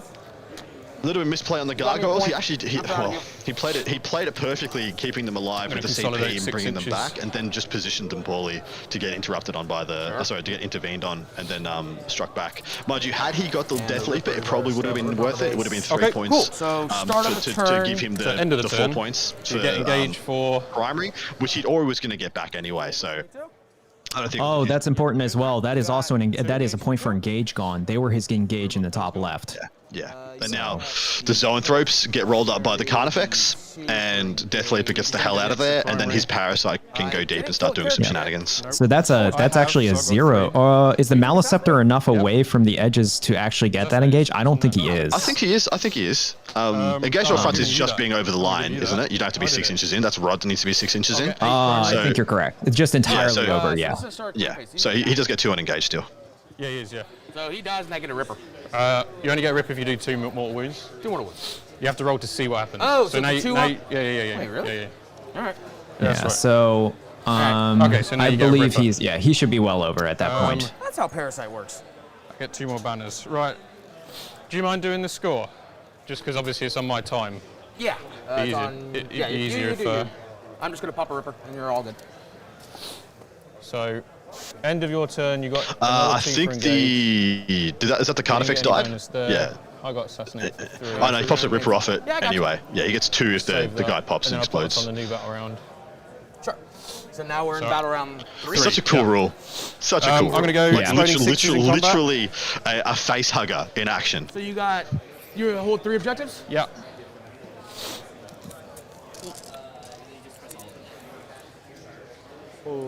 So that will be the Hydra player pulling ahead a little bit. He got 3 on Assassinate. He's going to be getting 2 on Banners this turn. The Banners looks like a good take for him now that he's got a little bit of board supremacy. And in all likelihood, he could be getting rid of all the rest of the Warriors this turn. Look, if he drops the Warriors in the Maliceptor, it's probably he carries the day from there. I also think he's about to lose all of his Zoanthropes because those are his Zoanthropes on the left side of the field over here. Right. And they are. Well, we had a top down for a second. We'll go back to it in a second. No, you're fine to go towards secondary objectives. Poison Booth. So Tyler, of course, that was the end of his turn too. He only got 2 points for engage because he couldn't get anything in the top right. He has 0 for assassinate and no prisoners. They'll tally likely at the end. He's probably got 4 points on it right now, I'd say. Yeah. And then Michael, of course, got 8 for his primary because he's holding 2 and holding 3, but not holding more. And he's going to go for Stranglehold again, which I think he can get fairly easily. And then he got his first 3 assassinate points on the board. Will he get more this turn? Probably not, but it is possible. And he's, of course, got more banners. I expect he's probably going to get a 12 to 13 on banners at the end of the game. That's really annoying. It's now all up to Tyler to make sure he gets a big enough no prisoners points that it offsets the banners. Assassination looks like it could be like a 3 or 6 to zip, but I wouldn't be surprised if Shard Gullet ends up popping either the Swarm Lord or the Turvagon by the end of the game. Yeah. So definitely he could get 3 to 6. Now, if you look at the board, those are Zoanthropes, and that's a Carnifex right there. Yeah, so probably the Zoanthropes are gone this turn. I don't know what kills that. Oh, it looks like Swarmlord is actually going after the Maliceptor, which is a great choice. Come through here. You need to find out where are the last 15 Hormigons at. Are they in that center ruin? Yeah. They've got to be, right? Well, because that's the right side rune we're seeing on screen right now, and that should be 20 Termagants and 10 Termagants, I'm assuming, spawned by the Turgon and 3 warriors. No, I just want that shirt.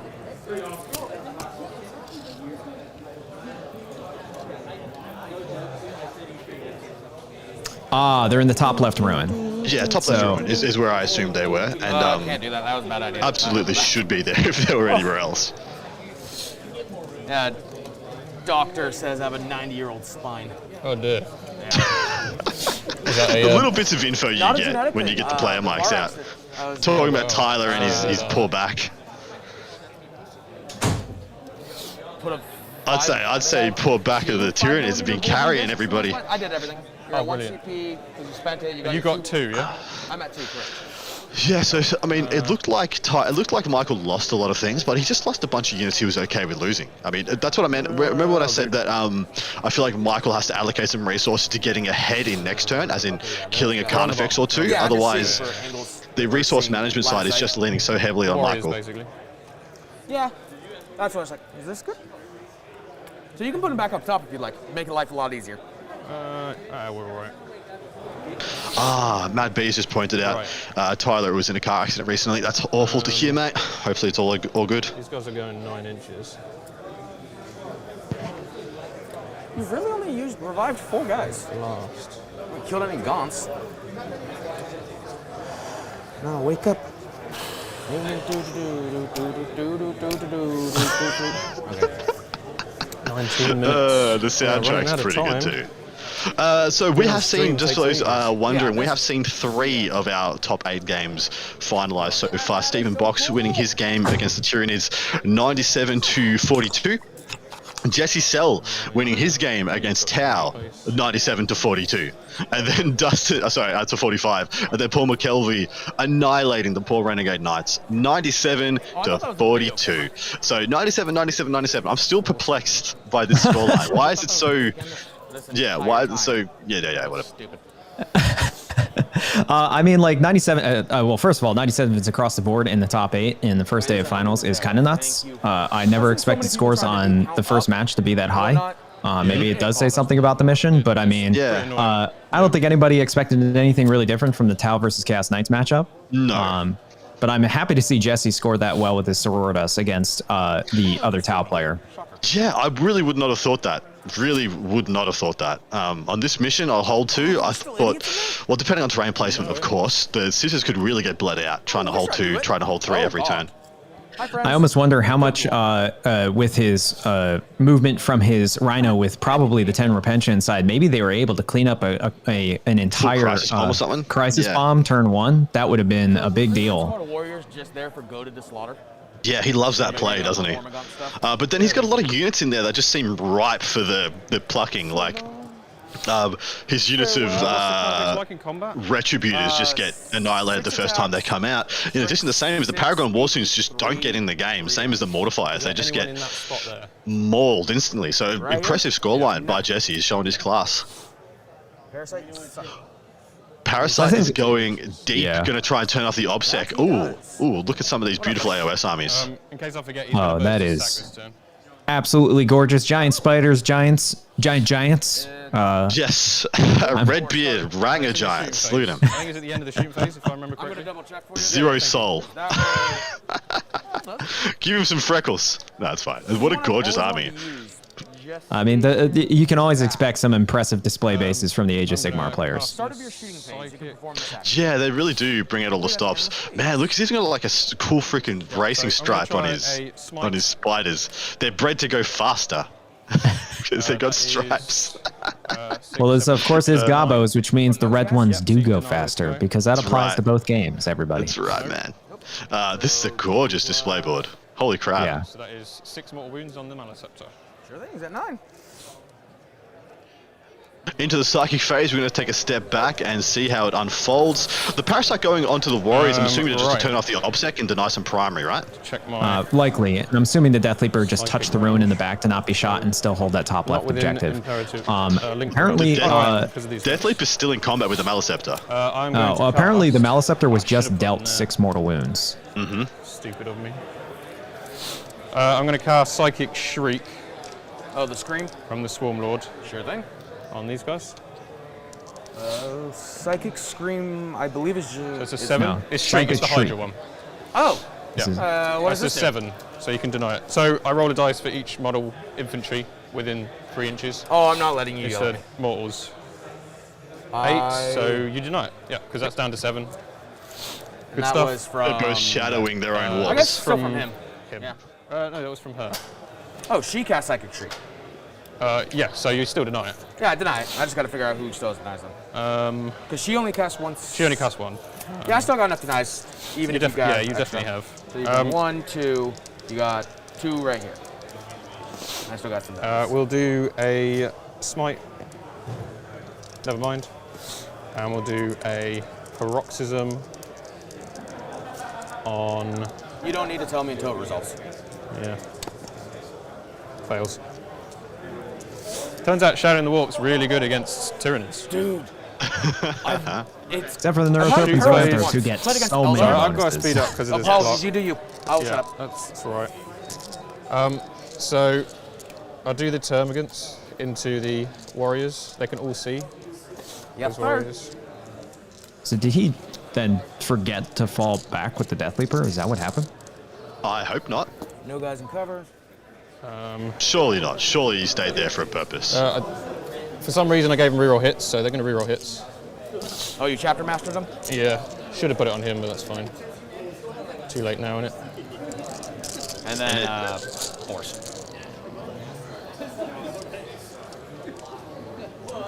8. It's on me. 5. And they still have catalyst, so I They do, think yeah. Well, 7 for go through. Yep. Catalyst. 1 dead You and a kill wound. 1 and 1's wounded. Turvagon. Kill 1. 4 more. 4 more, you said? Yeah, 4 more. Kills that one and another wound. 5s. Kill, and then 1's at 1. 1's Cool. at 2. The warriors. Cocked.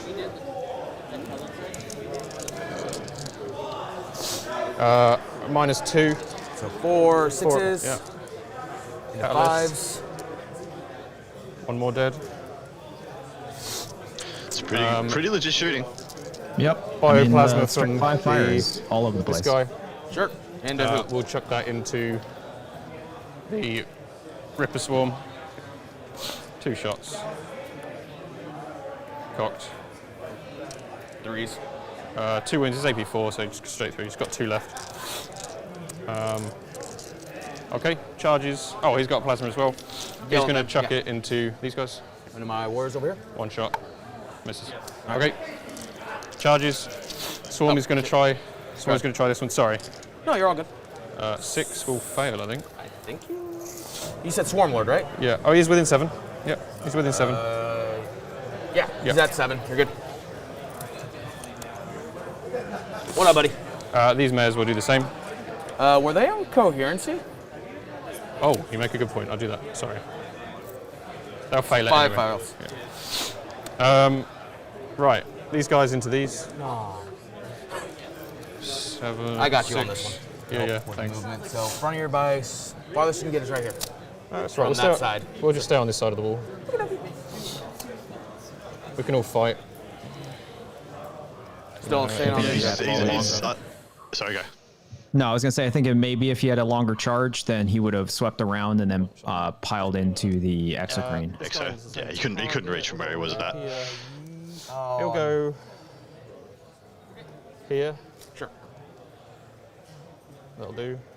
Carnivex is going for the Maleceptor, not going for the Zoanthropes. Into these 2. Sure. I suppose because he's mobbed the Zoanthropes, they're going to be smiting into them anyway. So as long as the Hormigers can absorb it, doesn't really matter if they don't die. 7. I think the Hormigons still have a very good chance to kill all of them. Absolutely, they do. Especially with 1 CP if they reroll still wound. As well.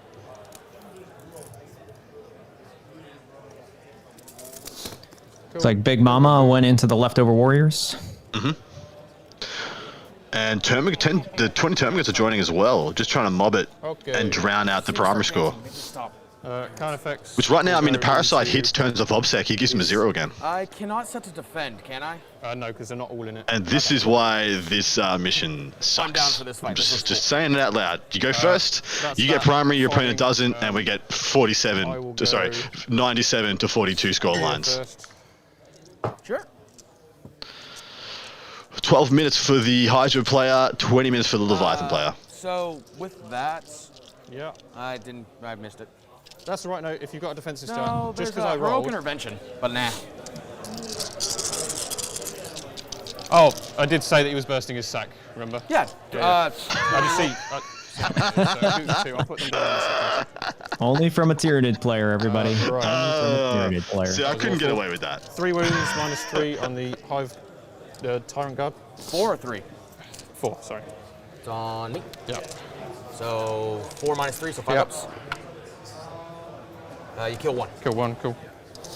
We still have this point if I kill this one. But I can still pile them. Yeah, you got a We got a warrior on it. Okay. Did you want to interrupt over here? No, it's my last 2 CP. I'm good. Okay. She's going to fight them. Sure. 5 attacks.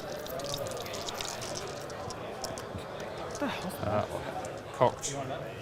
Doing the one big swings. explodes. And then wound me on 4s. 2s. 4s. Oh, 4s, of course. So 1. Yep. She has I multiple, reroll so wounds she 'cause I should got the reroll. relic. Yep. So all 3. AP4. That was a big First one turnaround. is 2. Second one is 1 dead. 5. So 1 dead, and then this last guy dead. Even with catalyst, probably. Oh, catalyst. How much yeah, damage? So it was total? 7 to the first one, and then 7 to the second one. Done. So 7 and 7. 7 and 7. So Okay. that's And then exactly, and then second one. Come on, buddy. You can do this. 3 dice exactly. Coming to touch my Carnifex. May as well. All right, I'll punch you. Right. Over there, Swarm Lord. I will spend. Yeah, I'm already transhuman. I don't care. I'll reroll wounds. That is the correct play. Yeah, you do you. I'll mark it down when it's 2 on. explode.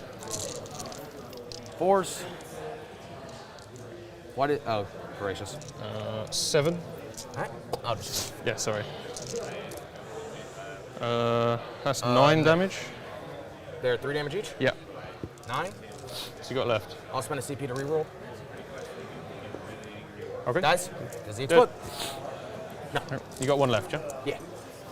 You're out, and I'm at 1. Bye, buddy. That's a big deal. It's a big deal. Maybe I should have interrupted to And the get assassinated. Zoanthrope's gone means most of the You couldn't psychic because of damage Death is Leaper. gone.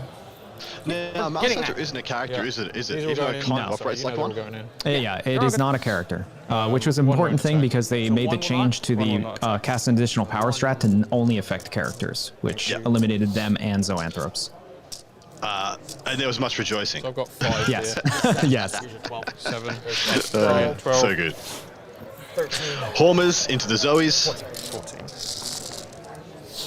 Hitting on 3s because I outnumber you. Yep. Man, Hydra's 6 good. explode, though. 2 and a 1. Yeah. 1, 2, 3, 4, 5, 6. So I'll put 6 in. Yeah, 6. 5 And then wound. 5. Where's he getting the exploding 6s from, mate? His imperative. Ah, nice. So warrior So beautiful. imperative. Look at all the dice. I'm going to pick up anything that's a 5. Yeah. Just put it in my hand. Cool. There you go. If he kills 1, he'd be happy chap. Kill 1. 3, 4. You kill 1. Cool. Cool. I will kill the one you charge the Carnifex with. The Carnifex will move and pile into both of these. So you can't. Oh You no, have of to course move these. closer to them. Sorry, yeah, of course. Being stupid there. So you Yep. can't really move. That's fine. That's fine. He'll just go towards them. Oh, I'm just going to hand you my rippers until you get yours so I don't eat. Oh. Oh, yeah, yeah. Thank you. With the 3 of this guy, just point where you want him. There you go. Yeah. I would have charged them into the nearer throat if that's all right. Has he can do done that? Sweet. the Yeah, you can get Gestation out and Sash? charge. They're just going to charge. I'm not going to Oh, roll so the you'd have attacks. to charge both. Both? Yeah, because for how big their base is, you'd have to charge warriors and him just to get to him. Unless, Oh, no matter what, you'd have to charge 2 guys. I'll do this instead then. Yeah, they're just stay on the point. Yeah. Okay. That is me. I'm pretty sure that's me. Yeah. Yeah. You get to attack back. Yeah. Here. So I'm gonna fight with the Carnifex first. Yeah. 1, 2, Don't 3, 4, forget the 5, Zoes. 6 attacks, hitting on 3s. Yeah. But you were not re-rolling, so 3s Oh no, the Zoes are going to live. into toughness. The Carnifex I mean, didn't go into them. I mean, they're attacking. One of They're each. going to attack. Their little claws. Yeah, no, the no, little 100%. T-Rex No, arms are going to go nuts. Pick up 10 of these guys. Yeah, it has adaptive biology, the warlord trait. Oh, keep forgetting that. And then I'm going to use the pile just to touch the objective, I guess. Sure. You idiots, punch there. 3 attacks, 3 attacks. Hitting on 2s because of dad. Yeah. And then strength. Toughness 7, so 5s. It's wounding you on 4s. They're strength 5 plus. It was the same anyway. And they're AP So, 4. AP 4? Yeah. Oh, well, so that's 4 at AP 4. 2, 4? Oh, sorry, I didn't see those. So 4 go through, 1 left. 1 damage each. Oh no, I've rolled too many dice there. I'll just say 1 each, 1 left. Cool. Sure. So we got 1, 2, 4 extra attacks from their basic talons. All hit, and then these ones are hitting on 5s. No, cool. Okay. Giant dopes. Sure. 6 attacks. 5s? No. Cool. Good for them. All right, cool. That's the end of the turn. Yep. I hold a no man's land. I get stranglehold. Very good turn, by Michael. Me. Only You thing got he any way of getting these probably two? didn't neutralize is the warriors in the center. Had he been able to get something of significance into there, see, I actually thought that's where the middle left Carnifex was going to go. I didn't think it was going into the Tyrant Guard. So the middle right Carnifex also. He could have put two Carnifexes into that warrior unit, and he didn't actually. In all reality, because between the Hormers, the Death Leaper, and the Swarm Lord, like you could have been pretty confident that the Maleceptor was going to go down, but it's pretty tricksy, isn't it? Yeah, I mean, I think he would have probably gotten better value going the 2 Carnifexes in the center because those are on an obvious objective. He's not getting to the back objective. He just needs to deny primary and he wins. So exactly right. This Carnifex, no. Move that out for you.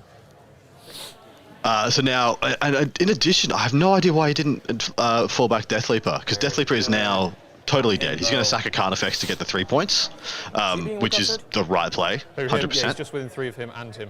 Oh. yeah, he can't be shot, but he can easily be charged. So, and he's only got 1 win left, so that's a kill. And Michael does not have 2 CP in order to Want him to be close interrupt. Sure. So there is no way to save Death Leaper unless the Carnifex rolls terribly. Now, So granted, Death rolling Leaper. Oh, sorry. Just real quick, Death Leaper is a -1 to hit and a 4+ invul save, so it is possible. All right, so go ahead. It is possible he survives, that's true. So Tyler right now got a donut on his turn 3 primary, unfortunately. Sitting on 5 on engaged on all fronts, should be picking up 3 for assassinate, and we're of the assumption no prisoner is sitting around the 5 to 6 points mark, right? Yeah, that sounds right. Yeah, I think 4 to 5 sounds about right, but if it is 5, that means it is 6, because you get a bonus once you pass the 50 point. What are you seeing for Michael? So Michael currently, he obviously got a 10 for his primary for round 3 because he got the bonus for holding things in the center, I believe, and then he got Stranglehold again, so that's 9 on Stranglehold. He'll probably max that out. He still has the first 3 assassinate points and has still 4 banners, and he's probably going to max out or get 13 banners at least. So that's pretty safe bet at this point. Carnifex is going to fall back, be within 6 inches of him, so he can fall back still in charge. Sure. Fall back and shoot, right? Fall back, shoot, and charge.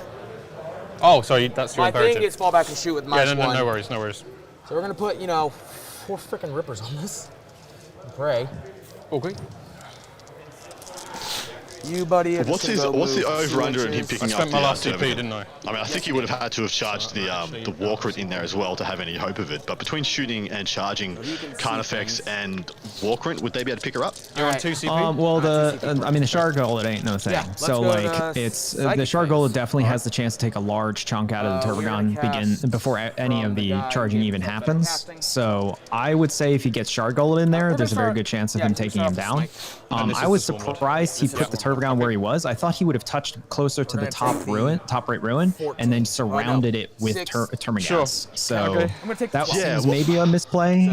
Well, you were absolutely right. It could be something he forgot to do because he actually charged with the Termagants. So the assumption was they were going to use their extra spicy Hydra pylons and stuff to get in the way. Yeah, I assumed the Turbogon would be there, and then the Termagants would have swept around essentially and made an impenetrable barrier. Yeah, well, because he didn't even activate them, even though we know they did charge. Yeah, so I think that maybe it's just a misplay because they're moving so quickly and he's got limited time. Something he just forgot to do. It's 20 models you don't have to move, and you're low on the clock, so maybe he just chose not to. Because it looks like he has about 10 minutes left. Could we get a close up on the chess clock? That'd be fantastic. Yeah, about even. I'll give you it. All right, so he's down No one's hurt over here, so he won't heal Yeah, anybody. 10 minutes to 12 minutes. guys- So in reality, that was the top of turn 3. Well, he just got 3 points. Sorry, just real quick, he just got 3 points because he did just gun down Swarmlord. Swarmlord is dead. So Yeah, that is 3 points that's what I assassinate. thought. That's what I thought he was doing with Shard Gullet. He was lining up the Swarmlord instead. So now he'll pick up 3 on assassinate for that. Looks like Deathleap is dead as well, mate. Nope. Am I with? Yeah, I'm with Deathleap Reece. is gone. That's 6 points on assassinate. I'll spend the CP here. Okay, Good so play. you're down to 1. Yeah. I think I need Catalyst off. Yeah. Nope. Catalyst, you're an evil person. We're gonna cast Goaded to. We're putting these guys into Goaded to Slaughter. Sure. Nope. Nope. How's that? You guys are gonna cast Smite. So. Wait, he killed down to Swarmlord 7. and the Deathleaper in the Psychic Plus phase. He hasn't 7, shown 8, it. 9, 10, 11, down to 10. 10, right? Yeah. 10. Cool. That's a good phase. Well, I think Swarmlord was already pretty wounded God. from Yeah, he before. was. Stop rolling Yeah, like he has this, like man. 4 left. It's upsetting me. Nothing can revive. Nothing's revived other than the 4 models. It was 6, wasn't it? Yeah, 6. Yeah, 6. So All right. the let's left-hand go side to of the table shooting is phase. starting to look a little bit shaky for the Hydra player. The Exocrine's about to shoot as well. He's still got the, I think the Zoanthropes just did a big smite and picked up what looks to be the full complement of 6 that they could quantum against, which is a big deal. Into strength 9, so 3s. I'll use his reroll. Now we're into shooting phase. AP 5. Yeah. So He's dead. he's down. He explodes for D3 mortal wounds down. 3. I accept my fate. Carnifex it's gone, rolling. Shard Color just opened up done. on that. You fell back. And I think that was 3 mortal wounds from the explosion to the Neurothrope. Correct, it was, my man. So middle left objective is now wide open, and the whole left flank for the Hydra player looks to be So I'll collapsed. be hitting on Now, one downside is that Carnifex that's now sitting in the open essentially has no charge targets to then get in front of the Neurothrope, which means that Neurothrope is going to be an easy pickup of 3 more points for the Hydra player. That is correct. Yeah, I really question why he put him out there. I'm assuming it was to just get the Death Leaper closest so he could get a smite off on him, and I'm assuming that's what picked him up. 1 lives. I cannot I think he was just see shooting them at with the an X-Men, I'm back guessing. warrior. So warriors. he's going to shoot everything into the Venom through. He's going to shoot the Parasite. These guys have annihilated each other, by the way. There is so little left for both players. I didn't think there was going to And be he's very not much being left. looked at, sir. It depended on whether or not the Hydra player could swarm him quickly, just because he can regenerate the most models. Correct, But yeah. I mean, as soon as as we Am I saw, good or as am soon I as the not talking? momentum swung for both players, I mean, it's just kill on kill on kill. Go. They're both perfectly tooled to kill each other. So Yeah, the only issue is Hydra player went This is good first. to He's pause? got all the primary momentum. He needs to. So Tyler with the Leviathan needs to make sure he maintains enough units that he gets a decent 15 at the end of the game. Otherwise, it's no bueno anyway.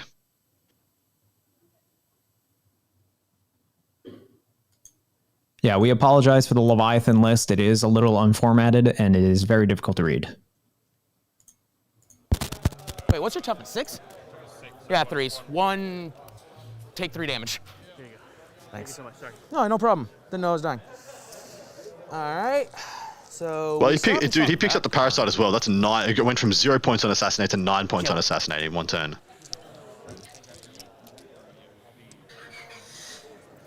All right. Shot him. This one shot. This shot. You haven't shot, so you're going into him as well, I guess. 4s, 1 hit. 1 wound and 4 damage to him. Parasite. Yeah. All right. 9 All these points. potatoes are shooting these. I'm gonna shoot the Venom Throats. Okay. Ooh, no, actually. Everything, gaunts. Sure. Except for one guy who can't see because there's a freaking wall. That's the right call. The one 100% guy's the right gonna call. shoot a reverse one. I actually disagree. I think that's a terrible choice so because Black Weapon the first. Turvagon is still alive and is likely not to die. And if the Turvagon lives, the Turvagon can put a whole bunch of Termagants back, and then he can spend 1 60 to regen to rest. Oh no! So it's essentially my we'll dice do rolls 0 go down. damage. One's dead. 1 dead. But shooting into the Venom 1, Thropes, 2, maybe guys hits are 1. Like, it's Yeah, pretty bad as it's- well. I still think this Venomthropes, the Venomthropes don't come back, and the Venomthropes right now are in the center of the board and can assault the Neurothrope, which I think that makes them automatically a more valuable target. If you're okay with it. Scores are updated at the end of turn, gentlemen. Just reroll that, Scott. 2 hits and then. So grand total 4 wounds at AP 2. Cover. No. They still have yeah, I know. It doesn't matter. They're dead anyway. All right, and then this is a Ripper. Yeah. 2 hits. 2 wounds. 2 damage to the Rippers. Rippers. Oh. The swarms. Yeah. 2 left. Cool. All right, we shot with everything. We're gonna go to charge phase. Okay. These guys are charging there. Yeah. Go for it. They did it. They're getting pretty tight on the clock. Daisy chain so we can get you guys there. We're gonna charge the Carnifex into these guys. Yeah. We'll start with the Brain Bug first. Yep. He's trying to get the Neurothrope as far away from the Venomthropes as he can. Correct. Carnifex in there. Nope. ICP. Yep. These idiots are charging back into your Carnifex. That is a very worrying amount of minutes left for both players. He's back into Mom. Okay. I don't want to roll. So if it essentially gets called here because they can't finish a next round, then I think it goes to Michael regardless. Yeah, I mean, I look, without a turn 5, I think it goes to Michael regardless. The only way for Tyler to win is if he gets the 15 on turn 5. And if you don't get to turn 5, you don't get a turn 5 score, you know? So, like, there is a thing to say, play 5 turns of a game every game. Just play it. Even if you have to have a half-assed turn 2 or turn 3, it's better than not having no turn 5 and not being able to get that big score. At least from Tyler's point of view. Strength 6. He needs to score, he needs to play 5 turns to close this gap. And yeah, well, especially going second. Yeah, going second, he needed the 5 turns because he was automatically on the back heel, and as soon as he got a 0 for turn 3 for primary, I mean, he needed to just speed play his turns. That's exactly what I mean, man. Like, you're better off having a half-assed turn 2 and turn 3 and actually getting a turn 5 opportunities, because there is so much value to that turn 5 to the second player. So it's an interesting. This mission is kind of poorly weighted towards the person going first, but they try and give you a bunch of incentives for the bonus primary if you go second. But the thing is, you don't get to turn 5 because you run out of time. There's zero incentives to going second. It's only downsides. 2 at AP1. 2 3s. Cock dice on the 4. Yeah. It's fine. Damn it. Carnifex. 1, 2, 3, 4, 5, 6, 7. Avo Gaming 93 says he doesn't know much about competitive players and not long into competitive watching. So please let us know if there's anything we can answer for you. Any questions you may have about this stream, about this, about anything about competitive 40k. We'd be happy to be able to disclose it, mate. 1-1. No AP. All right. Do 7 attacks into gaunts.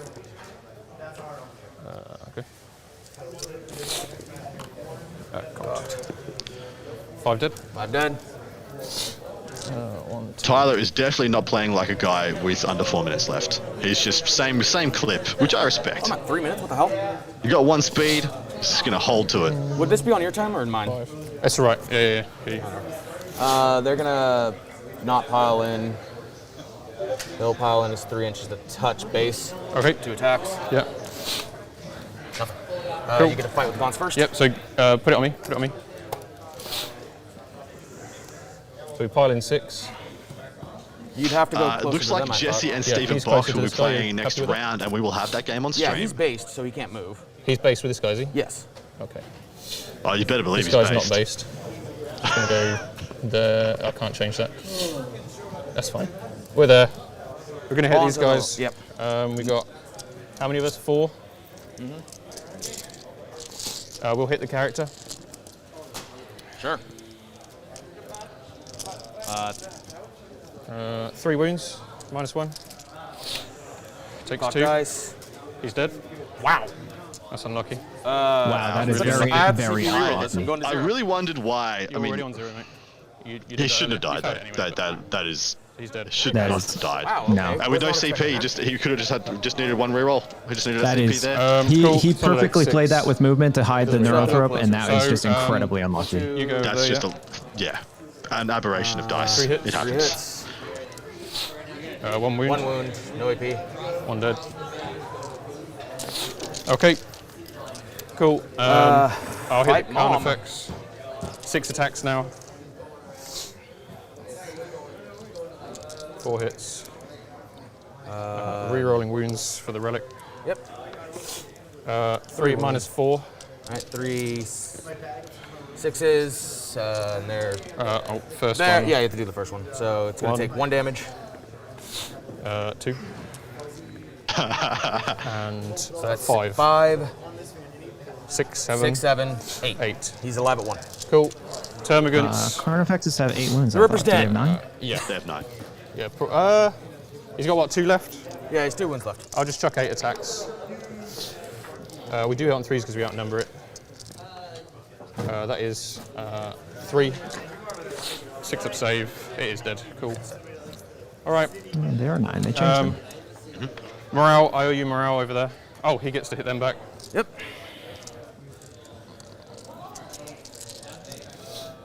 You're still on the objective. It's I've finding exploding 6s new for and the- amazing ways of getting us that shot. yeah, it was you coming just from the have to- left-hand side. It was coming from the top down. Now it's coming between 2 buildings somehow.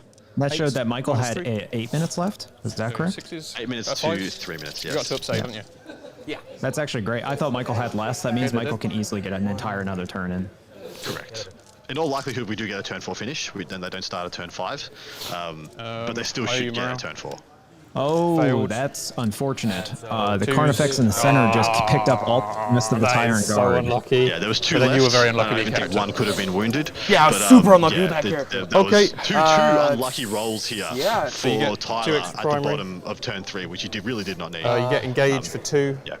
He did so well getting 9 get an points on assassinate for freaking 3. Assassinate, and And then I almost have- had all that good work undone killed your by getting the Warlord? Neurothrope killed. No, Warlord is the But he third still one. crushed I've that got left flank. That 9 left points flank for for Michael's Oh, yeah, of absolutely course, yeah. wrecked.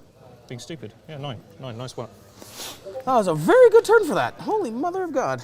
And then I'll get 8 because I hold 3. Oh, I didn't consolidate. We'll go this way. You'd have to end closer to him. Yeah, we'll go this way then. All right. Cool. In my next turn. Period is time. Oh god. Time, man. Dead. Time. I get Balance 1 CP. dead. Parasite's dead. Cool. I'm in goaded to slaughter. I'm in. I don't think I've got anything to do. Oh, +2 move. I haven't done that yet. That'll help. +2 movement. That'll really help, actually. That's He's on full wounds, actually right? huge. Massive. Ridiculously These massive. guys. That actually, I think, gets him on that objective as well. So it's possible he could I have get 9 another points for 0. assassinate. I have to 7 Tyler. points for engage in all fronts. I have 4 grand total for tertiary, and I have 4 primary. Yeah, and We're I've got about 6. around 4 now. Yeah, I've got 6 assassinate. We have not done no prisoners yet, We've not done no prisoners yet. No. and we're about around 4 now. So yeah. So we got 4 for turn 2, 0 for that. It's another reason why I love the Turbo Gun, that synaptic imperative plus 2 movement. It's so holding those. it's The so extra key. primary. Progressive. I currently have 4 points for it. We haven't done no prisoners. We have Danger engaged Lowski. for I love leg day 7, like I love my wife. and assassinate for 9. I don't want to know if that's a positive or negative comment. I hope it's positive. I'm gonna count it as positive, even though the implication is negative, because I'm gonna you should love it. assume Mr. Lowski just has like some tree trunk thighs because he loves his wife so much. I'll get 2 more. It's a good time. It's a good time, people. That's what you come here And 8 for. primary.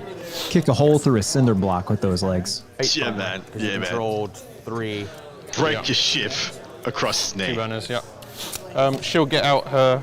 For 10 kids now. Liberty, Ten no kids. prisoners. We got We're 9 guessing away is from probably between 6 and 8 points at this They're not opposite, right? juncture, I guess. So for we've got these. essentially you got 3 units of Hormigers down. There's 4 30. points there. You can't shoot 'em. Yep. This. Yeah. Physically No, it's can't 40. see 'em. 40. It's 45. Yeah, 45, yes. That's 4 points Yeah. plus probably another 9. So he's probably with the small bugs, I would guess at 60 or 70. psychic. Yeah, he got 10 Gargs as well, so we're up to 55. Then he got 2 of the warriors, so we're already up to 60. So he's at least at 7 on no prisoners, the way I see it. Fully within 6 inches of her, yeah. So that's a 4. 8 Where does that put us? So he'd be on. Ooh, if he's got 7 for no prisoners, he's on 43 to 52. 9-point difference there. That is quite close.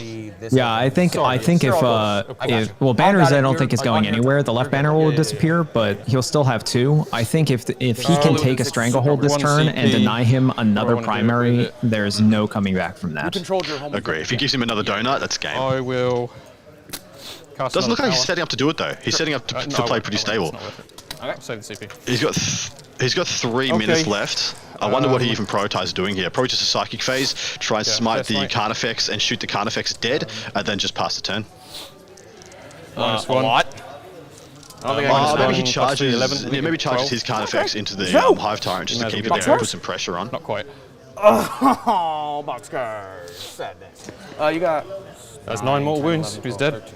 Oof. Yeah, so 9 plus 3 is 12, so you couldn't have done it. Life is not fair for Tyler right now. 9 mortal wounds. Wow, that's a super smite from Zoanthropes, and he rolled a 6 for his super smite. Instant 9 mortal wounds. 1 shot to Carnifex. What the crap? Shoot her in the face. They can just do that. They can just do that. It's assault. Nothing. Alright. These guys are all going to shoot them. Warriors? Yeah. Absolutely nuts. 5, 12. +1 to hit. 2 wounds, -1. -1. Make 1 fail 1. Cool. So that will be. Charge phase. These looks like guys will charge the Rippers. If we stay in the top down for a second, it looks like he rotated his Venom Thropes to hold his back objective and then brought the Warriors out, or those Zoanthropes out to go and take this objective. Which, in hindsight, he really didn't need to do because there's 0 threat to the backfield now. Now the Carnifex is gone. There's no chance he takes that. It's interesting that he charged in with the Termagants into what there? It doesn't look like he made contact with the Carnifex. Is there another unit back there? 3, because they're the only unit that charged. I'm just going to move these here because they'd all just... Nah, there's nothing else there. Interesting. No other charges? 6, 7, no other charges. I don't I'm going to heroically intervene. I'm outside of 3. Oh, you should have charged there. Do you mind? Yeah, charge me. It's a 3-inch charge. Yeah. You did it. You got how many CP? None? None. We might as well then. Yeah, he can't interrupt. Okay. And then obviously go first. There is a decent chance that he can, with 1 CP, if he rerolls all wounds for that Carnifex, he could kill the Hive Tyrant. I mean, with how lucky he's been this turn, why not, right? Yeah, 2. That is exactly what I would use my last damage. CP for. Chance to get another 3 points on Assassinate. The Termagants, we've got about 6 in there. Looks like he got 6 damage through. Pile in 3. I'm going to do them all at the same time. It's probably about 14. Sure, I'm good with that. 1 minute left. They will not have enough time to start a new round. This will be the end of the game after we see what Tyler is able to accomplish. We see 3 minutes. Mum's got 14.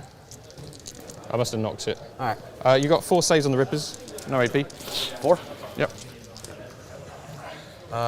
One's at 3 1. go through. You get there are Ripper Swamps in the building. Thanks, guys. 3, 4, 5. That was from Parasite. Hitting on 3s. Yep. And then 5s. 1 wound AP3. Okay. For the pain, she takes 1. Alright. Her attacks. So 2 AP4. Rerolls to wound, mate. Rerolls to wound. It's Cox, just reroll it. It still kills him. AP4 wouldn't kill him. Yeah, AP4. It's 2 up save base. Yeah, no, so that's a 6. Yeah, so, so he's it's the cocked one. So does he explode? No. Okay. So I take a wound. That is the end of my turn. I've still got fighting. Yeah. 5 attacks. He's on. Did he not fight with the Carnifex? I'll use reroll 1 for himself. Into the Swarm Lord, yeah, he did. Into the Hive Tyrant, did 6 wounds. 3s, I'll use this free reroll here. So 5. I'm dead. Do I blow up? Nope. Cool. So. Totally thought he would have gone to the Warriors. Start of my turn, I will control. Yeah, again, a unit that shoots, a unit that you hold fights, 2. a unit that holds objectives. Yeah. I get 2 at the end of my turn. And I'm assuming he has a single warrior hiding behind the wall, holding the top left objective. Yeah, or top right the middle right. Yeah, he does. Yeah. This matters for reviving. Holy mother of rippers. 1. It's fine. Alright. I forgot about going 6s. Alright, you go move your. I mean, we couldn't have gotten one of those games that ended an hour early, could we? Straight to the last freaking seconds. This one. Well, if we get either Blood Angels or Bloody Rose next, those tend to go pretty quick. So. Does the game end when somebody runs out of time, or does the player lose? So when you run out of time, you can no longer make any moves, shoot, or fight. All you do, the only dice you're allowed to roll is morale and saving throws. And then you score any points you would have scored logically in that thing. Like if you still have banners up, you'll score those. You'll still score primary if it's applicable, or engage in all fronts if you're positioned appropriately. But apart from that, you take no further part in that game. You become a passenger. So he got 4 for primary there. Tyler got 4 for primary there because he only held 2. He's gonna put him in another imperative. Okay. If he had turn 5, man, I think he has a chance to win this game. Without turn 5, man, I think Michael's going to win by like 6-7 points. The only reason I disagree is because his route is those back 2 objectives, and he's got 20 Termagants there and a Tervagon that can just go and abandon the right and swamp it. Yeah, he has to trade here. He has to swap. Oh, well, you can take my home, I'll take your home.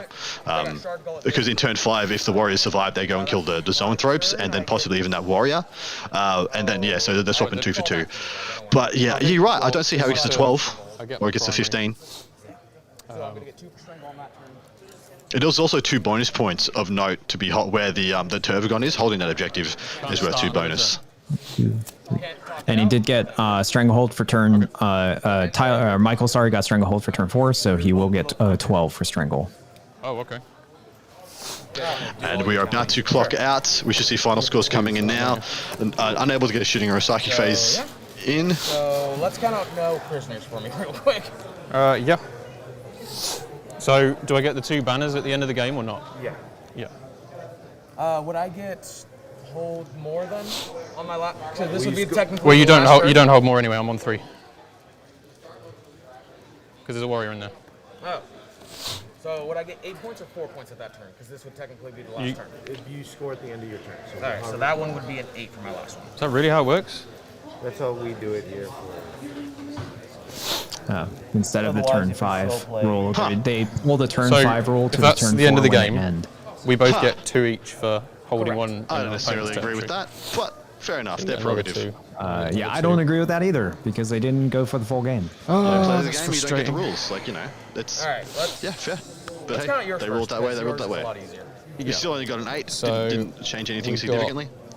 8, 24. Yeah, we're blow your nose, mate. 28. And there's no option to just talk it out. I assume not. I'm guessing no, because we're both below 5 minutes apparently. Okay. The judge is right. You guys said you were lenient with the clock. No, manage your time better, gentlemen. That's the only way you get around this. That's pretty lenient. All right. The official time ended at 7, 9. No prisoners. Did someone calculate no prisoners? Oh, we have not yet. I know you only revived 4. I've arrived 4. So whatever. You've killed 45 gaunts. Let's work out the rest of this. Yeah. Let me grab a calculator. Did I kill all your Hormagaunts? You did, yes. So that was 3 squads of 15? Yep.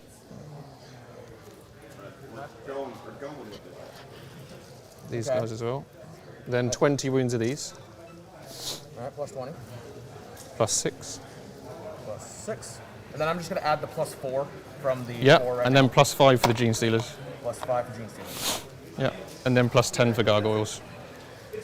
All right. And that's it. Okay, so that's 9. That would be so take you to 10. 10 for no prisoners. 10 for no prisoners. So Donatus, they do not score turn 5. But they're treating, because the game ended on turn 4, they're treating as if the bottom turn player gets the score at the end of turn scoring for their turn. I mean, had he known that, he probably could have gone and gotten the 12. So it's probably good maybe he didn't, because I do think that's definitely not a rule I agree with. But hey, the head judge of the ITC is standing literally to the right of the table. So what he says goes. I'll just do it on here because this is going to be. So I'm on 28 primary total. They won't score turn 5 because they didn't play it. As in, like they won't allocate the scores for what they would have got on turn 5 because that didn't get played. Yeah. I've got 12 stranglehold. The only time you could score a turn like that, with time clocking, is if only one player clocked out, and the game extended the 5th turn. That one player who clocked out would still score turn 5, but because they both clocked out, we don't go another turn. 64. Yeah, so a ruling like that would be printed in the player's packet. 100%. And guess how many players read the player's packet? Yeah, so I have no idea because I've never read one. 26 from your secondaries, 46, 56 to you, 64 to me. 56, 64? Yeah, with the 10. Include on that. So. Yeah, with the 10. Chucking it in, we have an 8-point win to Michael. Pretty crazy, as I think if they did play a turn 5 with that being the scoreline and the table position we have, it would have actually been a really interesting game to see a turn 5. Yeah, I mean, it was still within what 10, 12 points, so still a very close game. But yeah, I mean, I think Michael was still favored to win even with a turn 5, but I think it would have likely been within 1 to 3 points. Agreed. And literally, I just think it was turn 1. Having seen how this played out, I 100% think had the Leviathan player gone first, it would be a role reversal and he would have been down to 8 or 9 points. So this ended up being. Yeah, jeez. Okay, well, yeah, I mean, I will say I am happy that the Hydra player won because it's a little bit of different flavor that we're getting to see going into these final rounds. I do wish they managed their time player, but we got to see some really great plays and really great stratagems and abilities. Turn 1 obviously was a big deal here. Obviously, it was also a big turn 3 that he just gave Tyler, a 0 on primary. That I mean, that is a huge swing. I think it came down to, even though Michael suffered horrendous casualties turn 2 and 3, he just had so much that he could afford to sacrifice those units and still have a Bladev, whereas unfortunately Tyler had just simply fewer units for board control. So 10 on no prisoners, 9 on engaged on fronts, 9 on assassinate. Man, that all looks pretty healthy to me. In fact, he's outscored Michael on his secondaries. These secondaries by Tyler were better than the secondaries by Michael. Banners, of course, not getting their double scoring for turn 5 is a big deal because that would be 4 more points. That'd be at least 2 on that turn, and then if the termagants could stand still and put one up, could be 3 on the last turn of the game. So it could be another 5. That could be 13 points there. In addition, there was options to get another 3 on assassinate should he try and go half to them pretty hard. Yeah. But yeah, dude. So I think if Tyler went first, this is a complete you just flip the scores.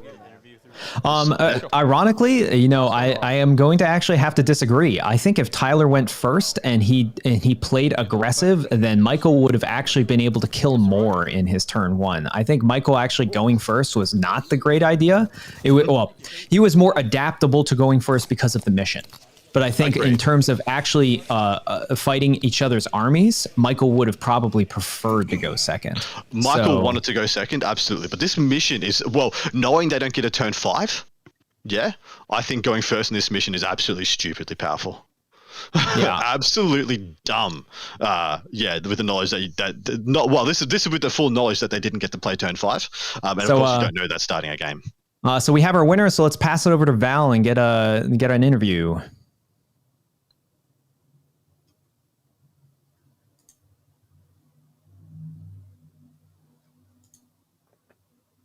Perhaps they're not ready with it yet, so we'll get to that. You gotta love the silence. There we go. This is awful. This sunburn. Oh, we're good. Oh, hello, everybody. Well, we're here to talk to the winner of the game. Michael, I am so sorry. I forgot your last name. Michael, Costello. What is it? Costello? Yeah. All right, cool. What's your social security number? I don't have one, I don't think. Oh, okay. Awesome. What's your debit card number? Don't remember off the top of my head. It's a great interview. Anyways, so how was it? So I saw that you are taking a Tyranids Hydra. What made you want to go for Hydra instead of things like Leviathan, anything else that's like super, Yeah, Yeah, good. Yeah.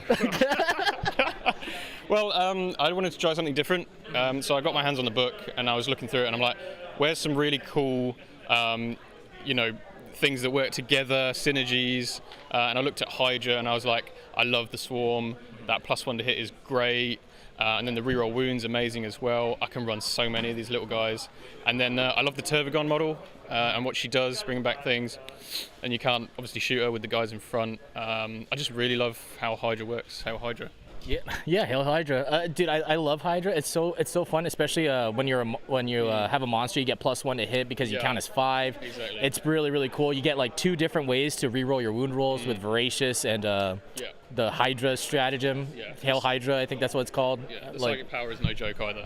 Oh Yeah. Did the psychic power come up a lot for you in all of your games like so far? Yeah, so when you do like the auto advance 6 for the Hormigants and you set them up next to an enemy unit, but you're not going to charge them, and then you get some monsters nearby, it's just basically 6 mortal wounds because you cast it, you roll a dice for each of your infantry within 3, on 5s they take mortals, and then 3 dice for each of your monsters. It's just 6 mortal wounds. It's really good. Oh, it's like a breaking through, but just like an extra step. Yeah. That's like. Yeah. Anyways, congratulations on your game. Do you know what you're fighting up against next? No idea. All right, neither do I. So that's going to be it for. Oh, who? Tau? You're fighting against Tau. How does that feel? For the 3rd time, we will see. I've played 3 Tyranids, 3 Tau. Okay, well, we'll see. Yeah, that's fun. Well, that's it for now. So we'll see you guys. We're gonna go do our lunch break. I'm gonna go to the bathroom, and we are good to go. Goodbye, everybody.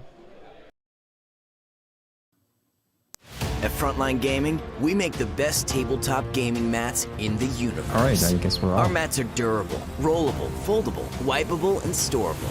Oh, and they look damn great, too.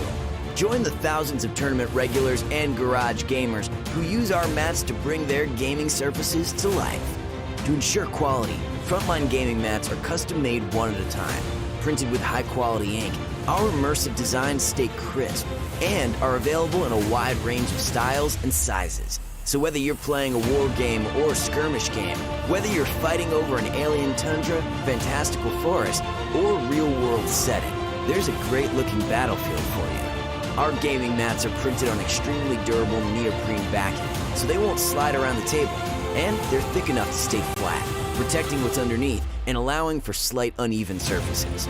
We know from experience that an easily portable gaming surface is just better. Every mat comes with a sturdy nylon zip-up bag for storage and transportation. Whether your next battle is in your home or at the local game store, you'll be able to unroll your FLG mat and get gaming right away. Our products are all made and tested by passionate gamers at Frontline Gaming HQ right here in the USA. It's time to take your battlefield to a new level. Frontline Gaming, champions of tabletop.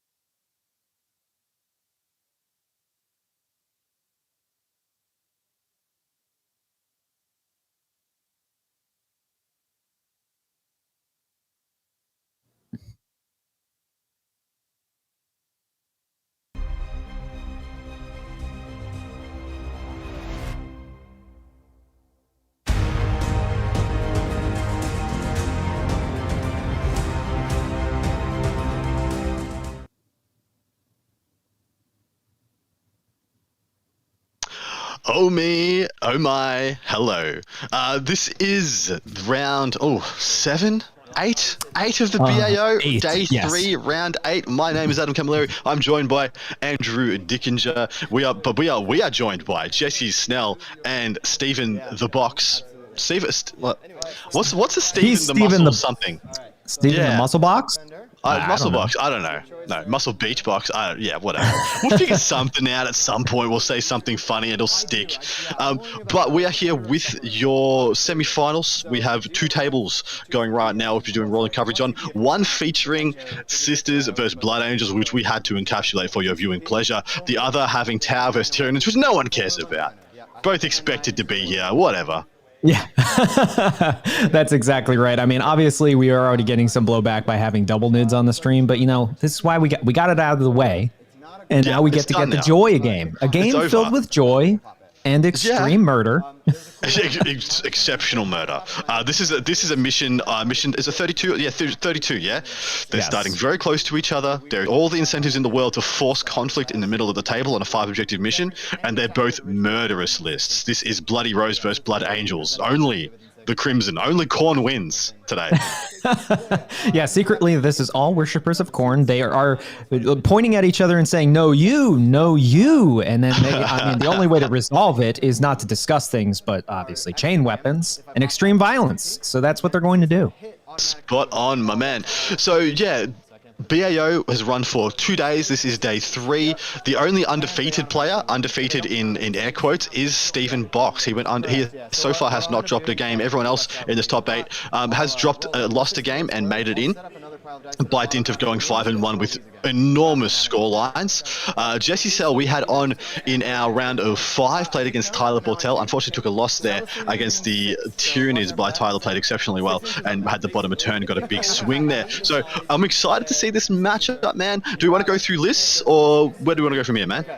Yeah, let's go through lists. So I'll go through the Sisters if you're fine to go through the Blood Angels. Oh, absolutely. So for the Sisters, we of course have Bloody Rose. He's running a battalion with a Hospitaller, a Canoness with Word of the Emperor, that is the fight last and once per turn shut off all invols within a certain range. It's depending on which miracle dice he gets rid of. She also has the Super Sword. We have Celestine, of course. I love this pick. Celestine is super useful, even with the ability lost from the Sacrosancts to basically hide forever. Morvenval. I gotta love her, gotta have her. I think she's just always good, a bargain for her cost. 3 units of Battle Sisters, a Dogmata. Now, granted, the litany for removing Psychic has absolutely no value because there are no Psychers in this game. So I expect her to just be using the +1 attack, and I believe the other one does mortal wounds. I could be wrong. I'll look that up. A unit of 3 Paragon War Suits with multi-meltas and blades. 1 unit of 5 Repentia. 1 unit of 10 Repentia. 1 unit of 6 Seraphim with double flamers. 2 sets of double flamers. Sorry. 2 units of 5 Zephyrim. A unit of 2 Mortifiers. 1 with the Anchorite upgrade to give the 3+ save.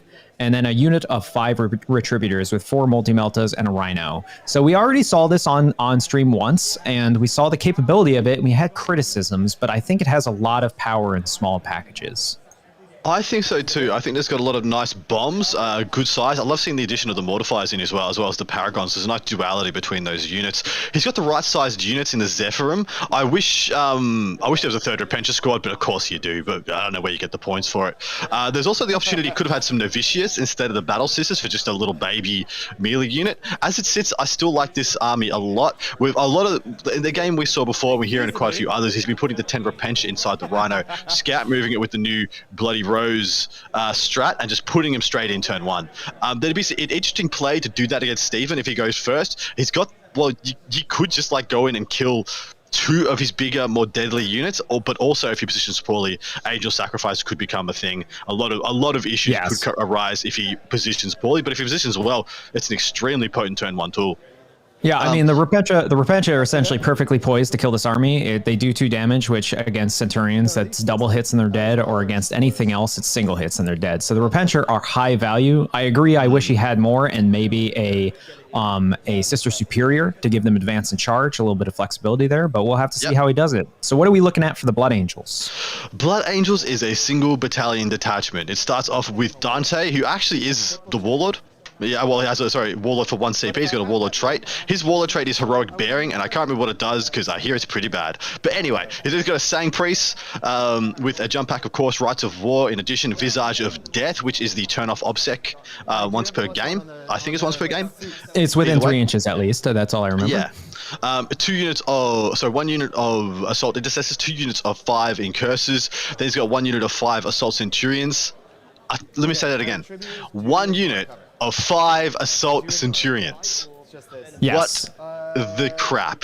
And which have been apparently MVPs every game. So he's by the way, for those who are just joining us, we'll get a tally at the end of the tournament, and whether Steven gets knocked out here or goes to the finals. He has a tally of how many kills that unit has, so that'll be great to hear. So wait, so Heroic Bearings plus 3 to his aura and reroll ability. So what's the deny over? What's the deny? Yeah, actually, I didn't know. What's the deny obsec which he had? Oh, it's Visage of Death. I thought. No, apparently it's not. Apparently we're just being corrected in chat, but whatever. Oh, I would. We'll get I to looked it up. I thought that was it. 5 Death Company Marines. Oh, so it's Heroic Bearing is what he's referring to. Who never heard of your Dante Warlord trait. Death Company, he's got 4 Thunderhammers and 1 guy with Chainswords, a Sanguinary Ancient with Soul Warden. And Wrath of Baal, 3 units of 7 Sanguinary Guard, and 1 unit of 6 Assault Marines.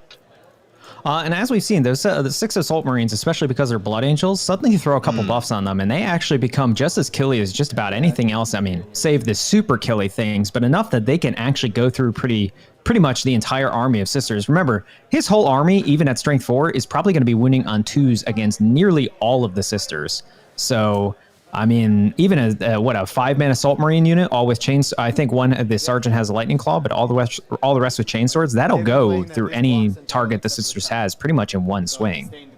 Yes, man. Everything in Steven's list is amazing in this matchup. I wonder about the Assault Centurions though.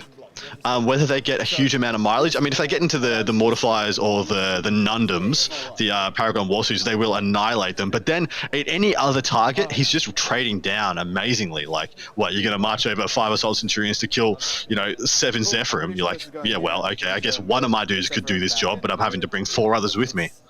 Okay, so I think this is where this is maybe heresy for a Blood Angel, but I think this is actually the full value of the Assault Centurions is not in melee at all. I think they pair down well in melee against most things. I think where their value is all of the anti-infantry shots that hurt basically everything in the Sisters' army.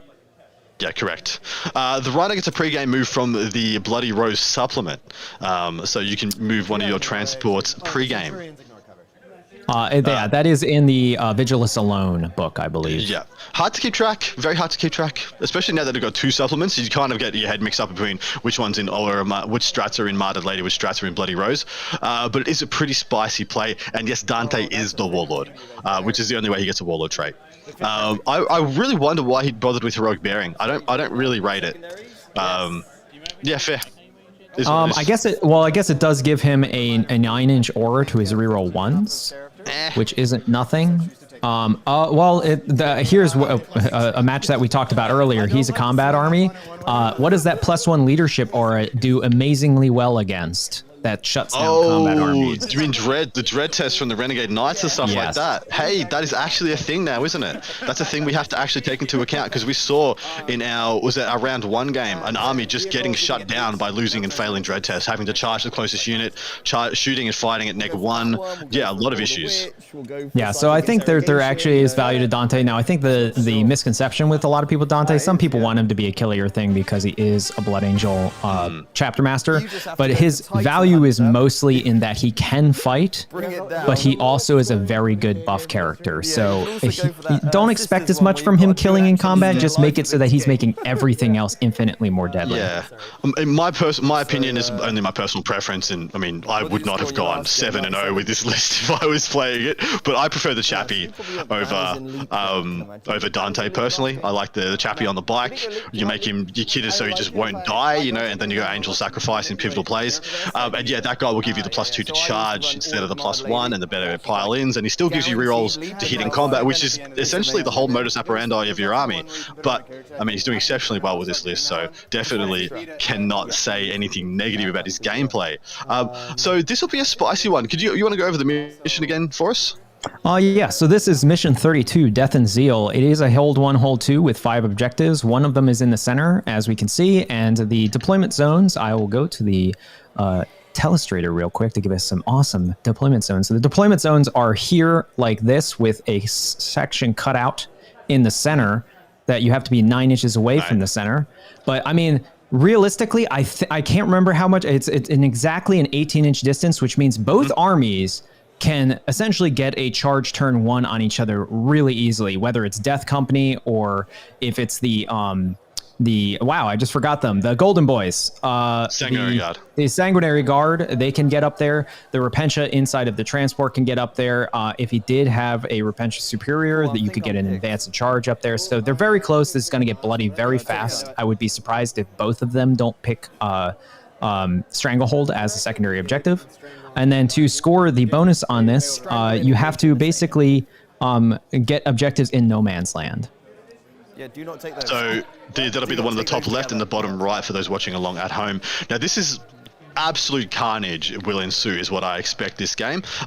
With the player who goes first, essentially, what do you do? Do you deploy on the line? If you both players deploy on the line, yeah, and the player who goes first just gets to kill half the opponent's army, you can't do it. You have to like either put up some screens up early and then deploy behind, which is what I expect to see Stephen do. I expect to see him put his assault intercessors and his tunes of incursors essentially out on the mid all the midboard objectives with the assault intercessors to go into the middle, and then that forces a response from Jesse that then Stephen gets to invest upon and go into.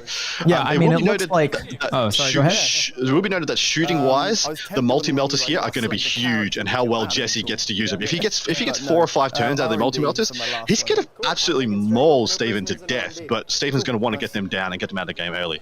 Well, the one thing that we learned very easily in the Sisters pregame, the game that we had previously with the Sisters on, is that the entire army is vulnerable to small arms fire, and that's the one thing the Blood Angels have in abundance. And we saw that against the Eldari when Stephen Box was on stream, is that his just regular bolters were gunning down all of the T3 infantry, and obviously the Centurions just look at a unit that's T3 and it just goes away. It goes away, yeah. Yeah. I mean, interestingly, so real quick, it looks like Stephen Box is in the top right, and he's got that giant ruin blocking all of the central area. So I expect him to deploy basically his entire army right here. So one thing that is also to note, with the only real turn 1 threat from the Sisters being the Repentia, you can essentially just deploy the Assault Centurions on that line, touching the ruin, being able to be seen, because the Repentia can't declare a charge. They will instantly die if they declare to the Overwatch. Yeah, that's interesting. 10d6 flamers, you're dead. Yeah, that's interesting, because then essentially that would force the Sisters player Jesse to then commit his multi-meltas to take out the Centurions, which at that point the multi-melters are then in the open. It's like a bait switch, a bait switch, a bait switch. Exactly. You get to go and eat them. You get to go and just eat them.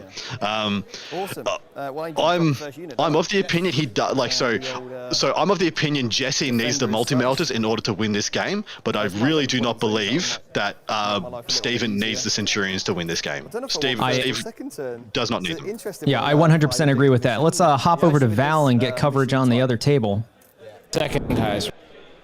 Excellent. Val Heffelfinger here again at the Bay Area Open 2022 here at the beautiful Marriott San Francisco Airport, right under the flight path of Air Canada, which I'll be flying home tomorrow. We are bringing you some information now, some live footage of the second table of the Final Four, the penultimate round of this tournament, which I'm pretty sure might be the first time penultimate has been used correctly in a sentence, but I might be wrong. Chat, call me an idiot if I am. So why don't you go over there, take some nice close-ups there. I believe we're in deployment. No, we're actually starting the game probably. Anyway, just gonna move on. We got Paul McKelvey here. We've seen him on stream. He's playing.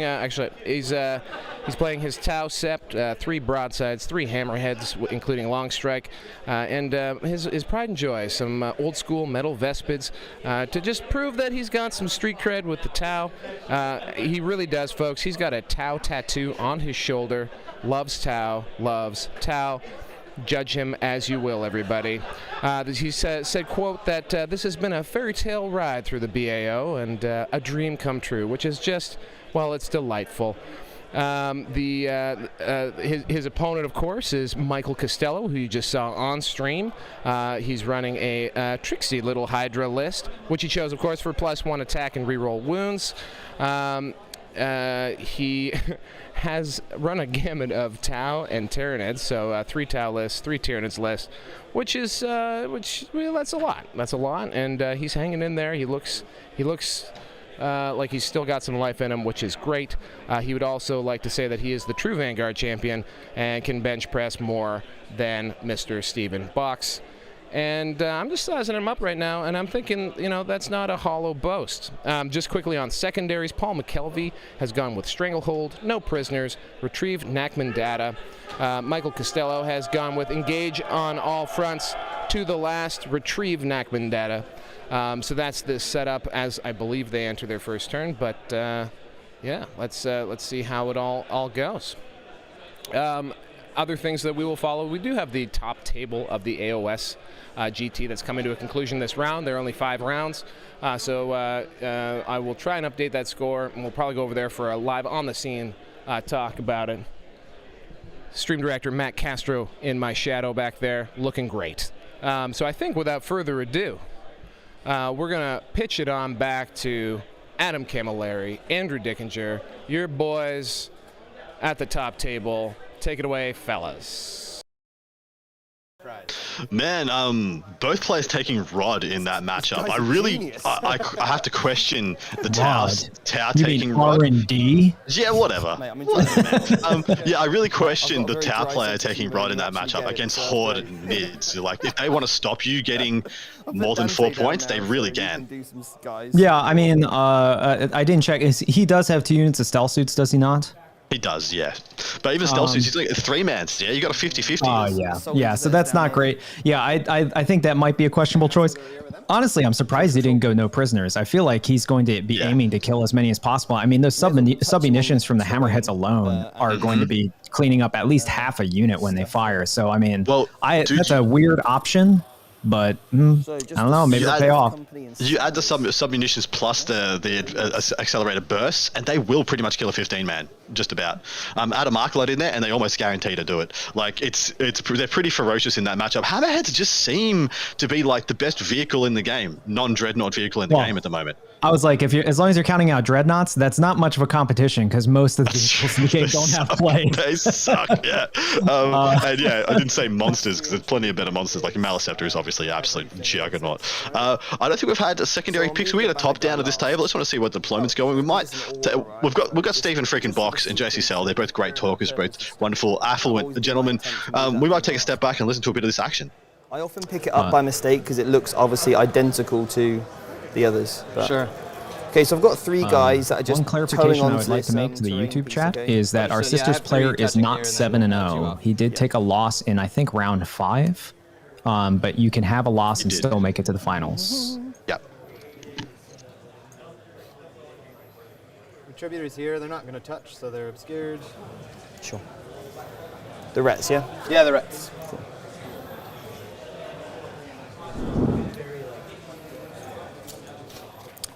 We got some secondaries going up, so it looks like Blood Angels are taking Stranglehold, Oath of Moment, and R&D. R&D seems pretty easy. He has a lot of units to do that.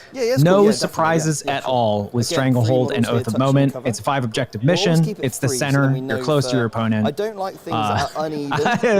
I mean, I don't think anybody has any surprises there. What do we got for the sisters then? Less things to remember, right? I'm startlingly similar, or I just like my lists to sort of be divisible by 2. Yeah. Ideally. It seems like we're maybe having some trouble with Adam's audio. Sorry, I coughed and muted myself, and I forgot to unmute myself.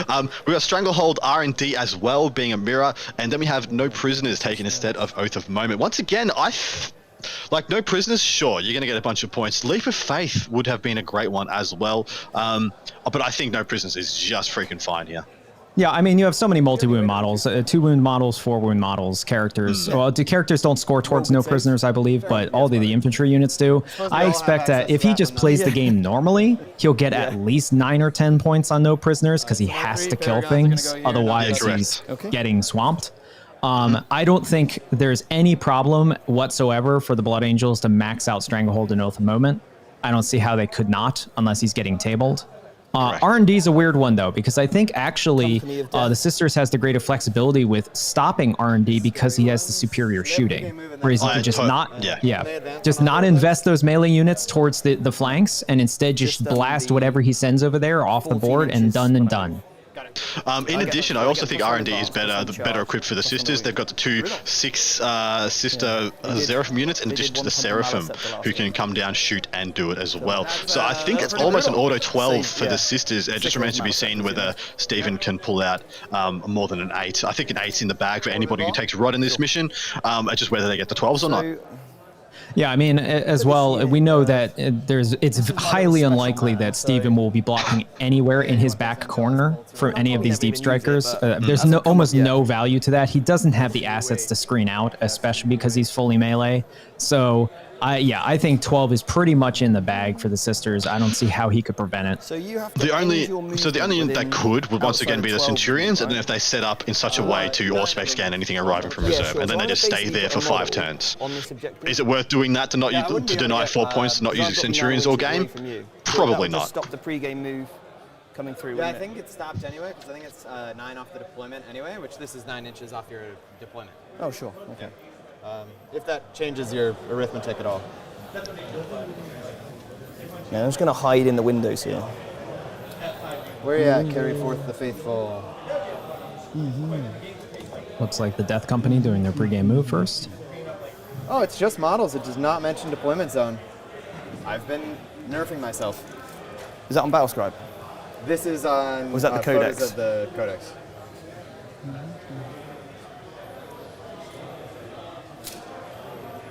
That hasn't been FAQ'd? No, it's I will check on that right now. That's really odd because that's like inconsistent. I thought it was deployment zone. I've been playing at deployment zone as well. So essentially, then, if I put a model here, then you can't go within 9, right? Correct. So you could technically go here and move that way. Yep. Or you could go here. There is nothing in the FAQ to stop him from doing that if that is how it reads. You can't go through that way there. Well, so that's 9 to there, but so you'll be able to put your base through. You want to explain the issue to people at home who might not understand? Yeah, I'm going to dig up, for those of you at home, the full stratagem, but basically there's a Individualist Alone Bloody Rose supplement. There's a stratagem to take a Rhino for 1 or 2 CP. I think 2 CP if you have Repentia or something else in it, and to do a pre-game move with the Rhino and the guys inside. Normally, any kind of pre-game move, you cannot be within 9 inches of enemy models or 9 inches of the deployment zone, but it appears the way that the stratagem is worded, you can be within 9 inches of the deployment zone, but not within models, which will allow him to essentially swing around and be very close to the enemy. I will put these an inch away from the wall. Sure. Is there a unit over there? No? No. Okay. Just want to make sure I'm using the most of this cover as I possibly can. So that is Incursus going into that ruin, and he's going to be doing what I assumed he'd be doing the same on the other ruin as well in the bottom right. But he might not now that he knows what's up there. because it might just be a turn 1 sacrifice he doesn't have to make. He might just be happy with his triangle. So we got the top down again for a second. Can you draw the triangle for me, mate? Yep. Save some. Which triangle? Sorry, sir. So draw a triangle on any 3 of the objectives, from the two on the left or 2 on the right into the middle one. Yeah. Just so I can explain something to people at home. So this is what generally we think of as the triangle. You just totally did that wrong. It's fine. So generally, when you play a 5 objective mission on one of these, you look to make a triangle of 3 objectives and then stage yourself into a sphere of influence that you can always impact all 3 of those objectives. You can respond at any time, and any turn you can swamp whichever ones you need to. And then you can stage from there to influence your opponents. It does it every time. Stephen is perfectly placed to do that right now, but the sisters aren't quite. The sisters have spread up quite a bit of their units to the bottom and to the bottom middle, meaning that they want to make kind of this game into a bit more of a Dawn of War, which I think is actually not too bad an idea, especially knowing when your opponent has the faster army. What? Oh, yeah, so there we have is Carry Forth the Faithful. For those of you who can't read it, that is the stratagem in question. 1 or 2 CP. Use this stratagem at the start of the first battle round before the first turn begins. Select one Order of the Bloody Rose transport model from your army that has any models embarked within it. Don't need that. The model can make a normal move as if it were your movement phase, but must end that move more than 9 inches away from enemy models. So it says nothing about being outside of 9 inches of the deployment zone, which is actually pretty unusual. It does. Aaron, please tell me Adam knows who Paul is, not the Tau player. It's Paul McKelvey, a very good friend of mine, someone who I've worked with before and work with currently. And yeah, he's a great man. He is the original OG ITC winner, the very first person to win the ITC. And yeah, really great to see him here crushing it at a big event again. That is a bit of a turn back time nostalgic moment for me, because when I first started engaging with competitive 40k, he was one of the big names. So it's awesome to see him back crushing it again. Yeah. Sick. Class Backham, yeah, it's a full 12-inch move. That is a good advantage. 6 inches only some of them. There are a lot of pregame moves that have 9 inches. I think even the Death Company one is their full 12-inch move. So there are more than one that do full 12 inches. It's just very unusual that you can put it that close to the enemy deployment zone. I don't think there's any other pregame move strat or ability that allows you to do that. Technically, like if you deployed right on your backfield, we just get, why are you doing this to us, cameraman? Yeah, technically, if Stephen backlined, that Rhino could essentially start in his deployment zone, or like literally next to his deployment zone. If I'm able to end. Well, it does mean that if he wants to hide if Stephen wants to hide the majority of his army and the Sisters goes first, there's almost no way to stop the Repentia from going into something. And one important note to have is that Stephen's army has no fight last, which means that whatever those Repentia decide to go into, they get the fight unimpeded. And as I thought, the Centurions are on the front line. So if he wants to charge them, I'm not sure they're touching the building. In fact, I don't think they are. So if he wants to declare them as the charge, he has to be outside the building. So if he wants the closest charge possible, he will be getting overwatched. Yeah, I feel like he could literally just go, can we get the top down real fast? Because otherwise you don't want to put it somewhere and then try it and then we... Yeah. It's a beautiful shot of those Blood Angels. Really nice. I think we're on the same page. Yeah, of course. Sea of red and gold. They just refuse to wear helmets, Stephen's army. They're just like, I'm too pretty. No helmets. Helmets are for chumps. We know the rules of 40k, which means if you have a helmet on, you're more likely to get shot. Okay. That's a weird one. That's where I've gone wrong. Okay, cool. Can we get a top-down shot really quick? It's a weird-ass game plan, but it's a game plan. All right. Actually.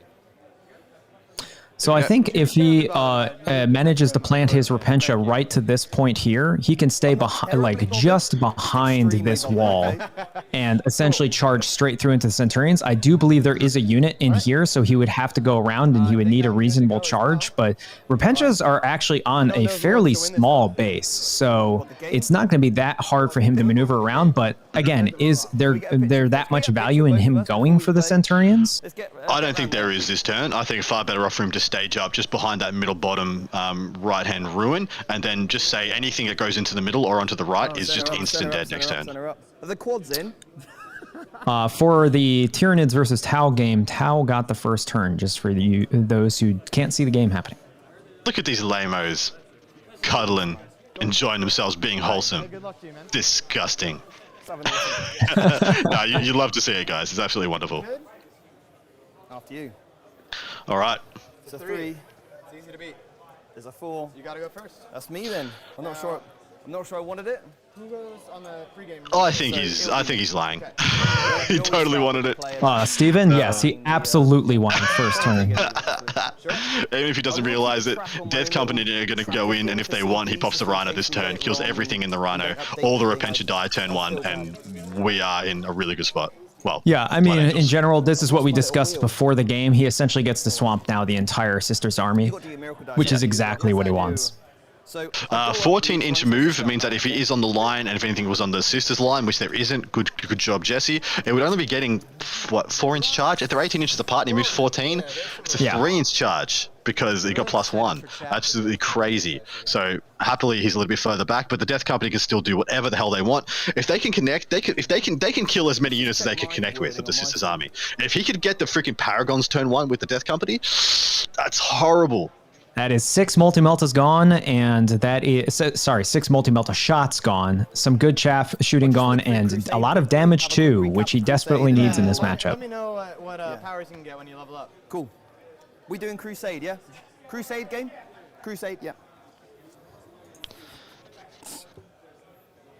Where is it? Are these gentlemen playing on a clock? It does not look like it. Do you know what? Weirdly, mine has exactly the same as yours. So you can't come within 9 of a model. Yeah. Cool. So actually, that is consistent across the board then, yeah. Damn! Look at that shot. Because I'm obviously 9 from the center. For those unaware or those who don't know, Geoff iNcontroL Robertson was the last person to win the BAO in 2019 and unfortunately passed away in the ensuing years. He is greatly missed by many in our community, absolute trailblazer, legend, and very much put us on the map in a lot of ways, put us on a lot of radars and allowed competitive 40k to really grow. I'm here and doing stuff like this for FLG because of him, in a lot of ways, and because of people like him. So wherever you may be, this BAO, raise a glass, spare a moment for Geoff Robinson. This BAO is for him and in memory of him.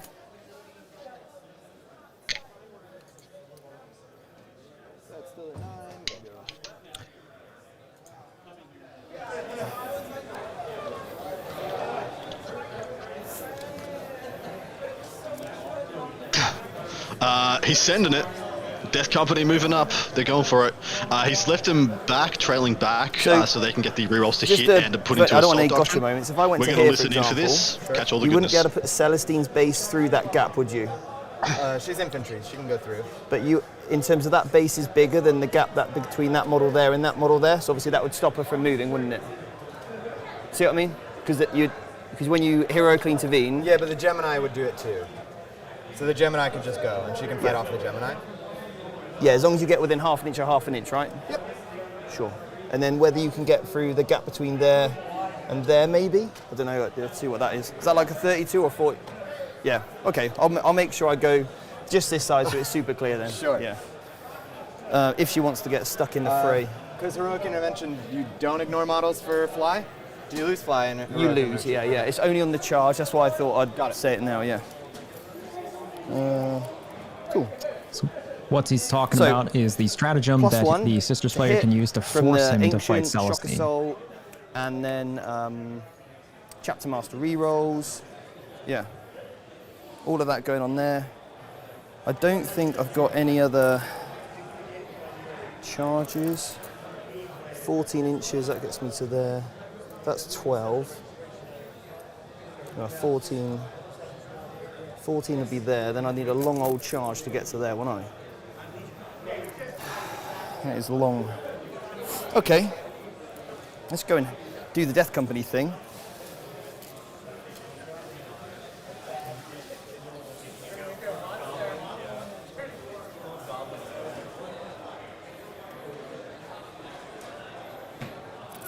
What's her stat line like? She is T5. Steven just doing his due diligence, making sure he's got everything planned out, stating his intent before the start of his turn. It's totally the right thing to do. It's Death Company pre-game move. They get to yeet up and then yeet again, so they're going to go another 14 inches from the position they're at now, and literally can charge just about anything in the Sisters army. I think he's actually contemplating maybe trying to snipe Morven Vol. I think that's totally fine. I think he could possibly even kill or maul Val and kill the Paragons. Paragons only having 4 wounds, and then he's going to be AP3. They're going to have a 4-up save into what could amount to be 20 Thunderhammer wounds.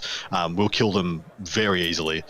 And even if he didn't, killing Val and like 1 to 2 Paragons is an absolute win. Like 1 Paragon does not threaten anyone. No, this is hilariously one of those moments where he wishes he had the Dogmata on like the front line near the Paragons or Morven Vol to just heroic sacrifice the one little 4-wound model to a full unit of Death Company. If he sniped Val, what do you think's more important here, Val or the Paragons? Val. Is Val's half damage, yeah? Half damage, 4-up invul, 4-up Fatal Pain against mortal wounds. And I think 8 wounds? 8 or 9 wounds? Yeah, she dies instantly pretty much. She will 100%. The Death Company just vapor. I would even go like 3 and 1 on Val. Like so Chainsword Boy and 1 Thunderhammer into the Paragons, 3 Thunderhammers into Val, and you should kill her, I think. So what would that be? Is that if it's going to be 15 attacks? They're going to be hitting on 4s, re-rolling. It's going to translate into around about 10 hits, winning on 2s. It's going to be 9 wounds, 4 up, fails 5, fails 4. Doesn't matter. Still, yeah. Actually, it does matter if he fails. If he fails 4, he's got life on 1 wound. So maybe you do need the chainsword. You need the chainsword guy to go in as well, and just do the last one. Yeah, again, I mean, this is one of those situations where you need to really properly place your sacrificial characters in Sisters to just be in a position to stop this kind of maneuver. You just be like, okay, you moved around, you charged Morven Vol, you charged my suits, here comes a little Dogmata, you can only fight the Dogmata.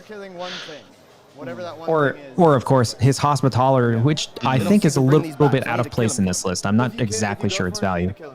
So how many miracle dice does he have? He will have 1 miracle dice at the start of this turn, and it's very important what it is, because if it is an auto pass for Val, he can do a lot of extra work here. Yeah, there's suffering and sacrifice. That is the sister stratagem to force them to fight a character. Yeah, any 4 or higher on that miracle dice is extreme value. Yeah.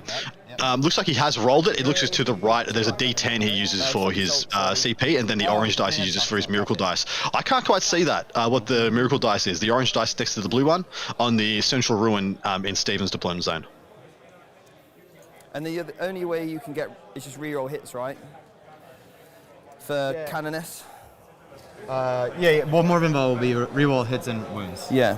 1 for each. I think it's a 4. That could be wrong. She don't have a flame. She's got It's a big deal. That means if you put the Death Company in, all 5 pretty much need to go into it. You can't risk it at that point. This is the safe play.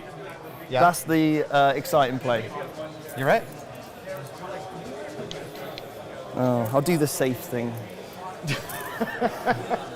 Steve, I'm hating myself already. I don't know, but I'm disappointed. Right, I'm just going to measure that model there. Everyone else everyone just goes and unsubscribes from freaking Vanguard Tactics because you didn't do the spicy play. 14. Hope I'm done. Yeah, we're out.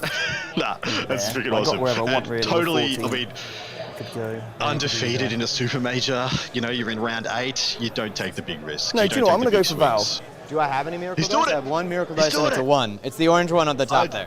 I just sung the praises of doing the sensible thing. I'm going to go for Val. Stuff me, the Death Company. Sure. Embody your faction, my man. You got it. Yeah. Send it. All right, so you're on Flashy. Sure.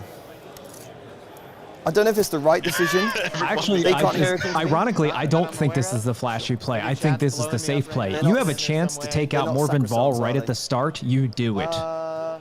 Well, you make all the multi-melters that do get to live now way worse. I mean, anything. It's a full pass reroll hits reroll wounds against a Space Marine player. Like, you get rid of that is immediately. Not to mention, she's also an amazing unit to be killing Space Marines. So. Well, apart from the Death Company, the only other unit in his army that threatens her in one phase is the Centurions, and he will play Morven Vol, keep away from the Centurions, because his damage 1 with Miracle So they're Dice, gonna with a rod couple for other me. bits and pieces, his damage 1 Sangard can't actually Oh, threaten sorry, her I that had to do my much. pregame move. Oh yeah, sure, carry on, yeah. We're talking in stuff anyway, yeah. You did them and then they're going to rod at the end of the movement phase, Cool, obviously. cool. I'm just talking you through kind of my intent as we go. I get the impression that they're I don't think probably my not pregame on the changes what clock you're doing at all because they both expect this game to go very fast. 2 turns. If this game isn't decided in 2 turns, yeah, wow, I'll be very impressed.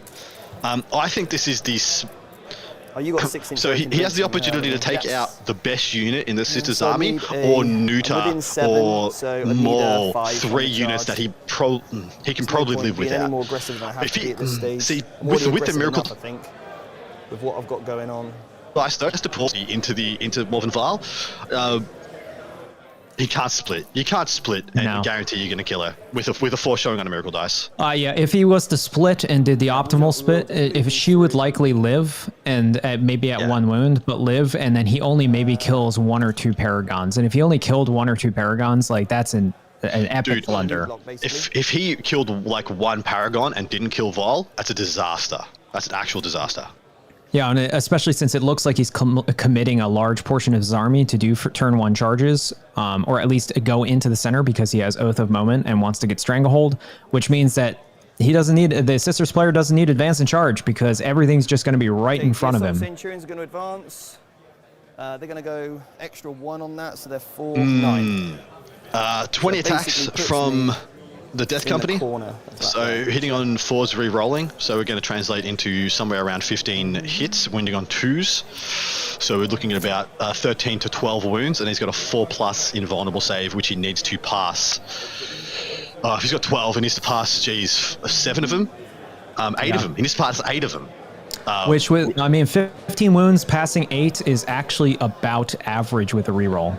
So it is possible that Morven Vol still lives. Yes. I mean, if he rolls hot, if he invests everything into Morven Vol and no splitting and Morven Vol lives, then again, this is also a disaster because that's 1 unit gone for free. Apothecary just moving forward. This is the best play. It's also the riskiest play. I would have seen the Miracle Dice. I would have gone elsewhere. Oath of Moment, so don't fail him. Well, ironically, I need to check to see if Morven Vol can be healed. I think it might be infantry only by the Hospitaller, but if the Hospitaller can heal her, then it's an epic disaster if he doesn't kill her. I don't believe he can. Can he res Morven Vol? Can she stand up? No. She is one of the. I think all of the named characters are exempt from that ability. I mean, good. Except for obviously, Celestine doesn't. She has her own rule. She has her own rule. Yeah. I'm gonna look up the Hospitaller now for. Yeah, Val is a vehicle in any case. She's not infantry. Yeah, that's what I was saying. I don't know if it's just character or unit. I'd never normally go for the exciting play, but we're on stream, so I can't not. Let's do it. I just can't not do it. The math is pretty well in your favor, right? Because you're hitting on 3s? Yeah. It is infantry, so he cannot hitting heal on Vol. 3s with rerolls, yeah. Just getting with 18 of that unit to shoot them with little piddly shots. Chapter Master rerolls too? Yeah. Yeah. This unit's going to advance. Odds are pretty good.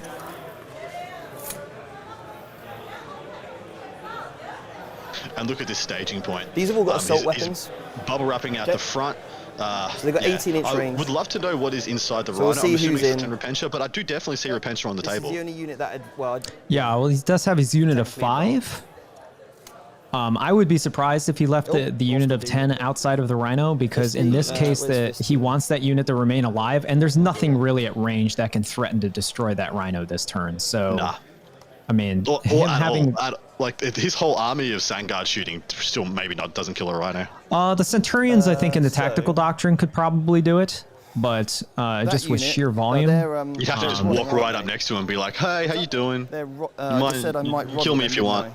But in any case, keeping the 10 Repentia alive is extremely valuable in this matchup, because they very likely, if they get a multi-charge, they could kill both units or 2 units of Sanguinary Guard in one combat phase. Guy in the corner And I forgot one more layer of this.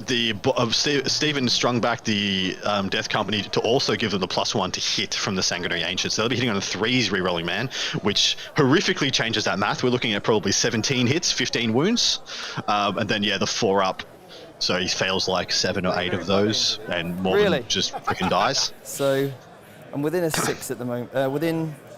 Let's just measure that cleanly. Well, Within 6? he won't be able to get the plus. So, It's the +1 to hit a before pass ability, or you have to be within range of it. It's a possibility. It's a point. You, sir, hit harder. And like, yeah, we'll go do that, and you send them off. There's so many of those for Blood Angels. Like, the Blood Angels doesn't have a very deep book, but the things that they have are extremely powerful within a specific set of like data sheets. Like, Sanguinary Guard are so freaking cranked, man. It's so good. And somebody in chat pointed out a while ago, the Warlord trait that Dante has also extends his ability to grant Chapter Master by 3 inches, so he can put it to any unit within 9, which is also very valuable. So yeah, Morvenval's freaking dead, is the way I see it. We're just being told that Tau have gone first on our other game, that being Paul McKelvey versus Michael Costello.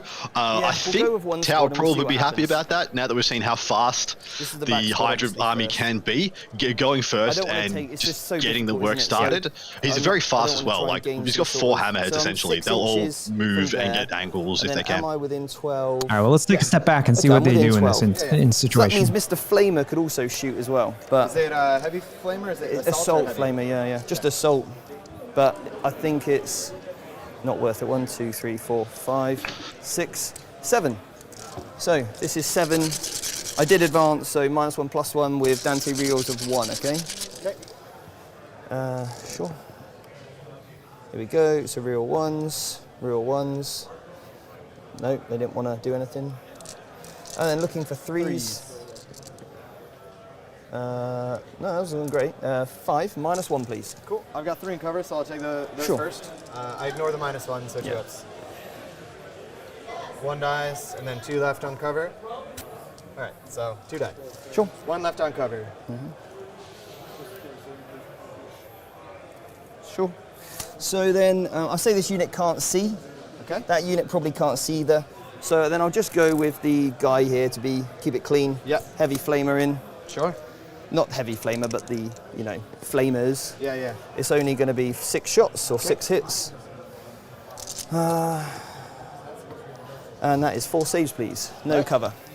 Just ignoring cover and AP or no AP? No AP. So 3 ups on everybody. Yep. I'll start with this girl here. Well, it doesn't matter. It doesn't matter, yeah. 3 ups. You love it? All right. I actually wanted to fail one of them, but oh well. Yeah. Okay. This guy is going to shoot that. Sure. Yeah, because then I get +1 to hit against it. Oh, cool. He's doing that. Obviously rolled a miss. That's how it works. Then the others. Yeah.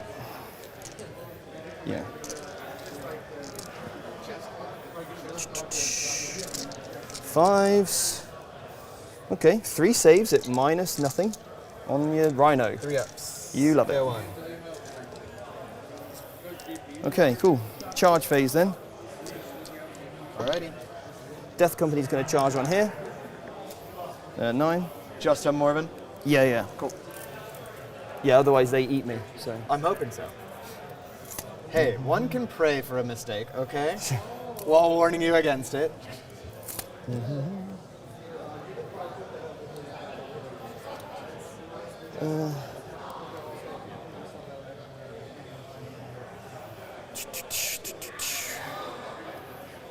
Yeah, sure.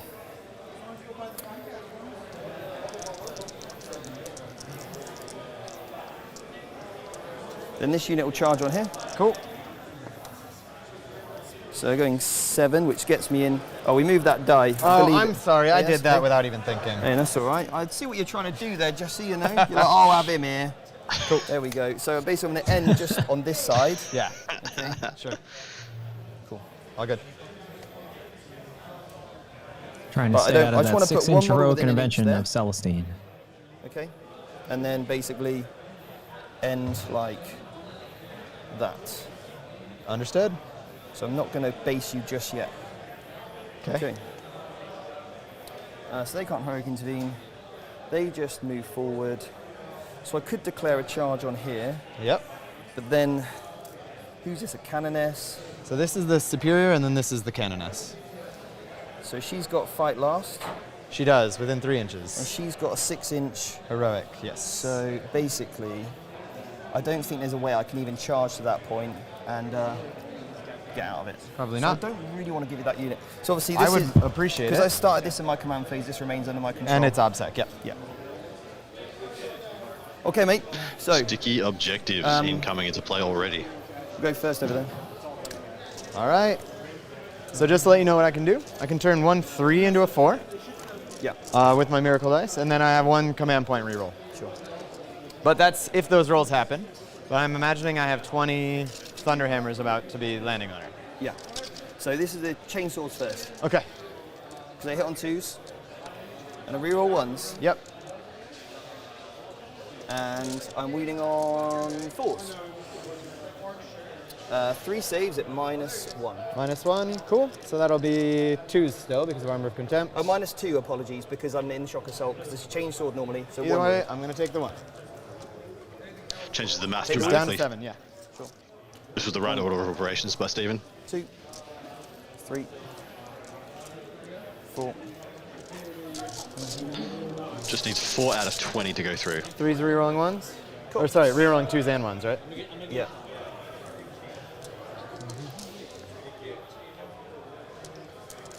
And then we're looking for 2s. 2s. 18 hits.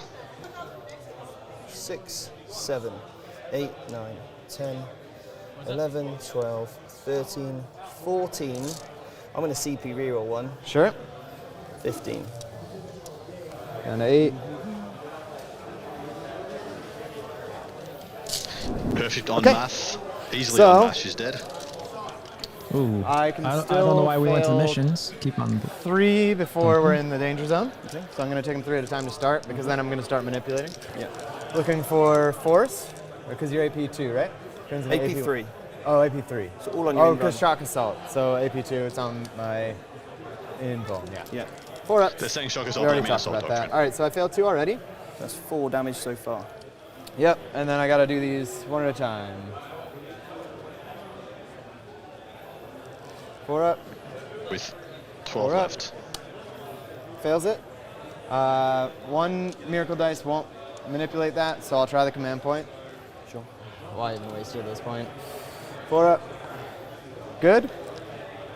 This would be a legendary run of saves. Fail it, but I can manipulate it, so I'm down to 6 and get rid of my 1. And just these are on basic saves, right? These are on 4 ups. Yep, I can't mess with these at all. Do you believe in miracles? Hopefully not. No, I see at least 1. All right, she's dead. So I'll crack 1 and I'll get the extra D3. Sure. Miracle dice. Getting 3.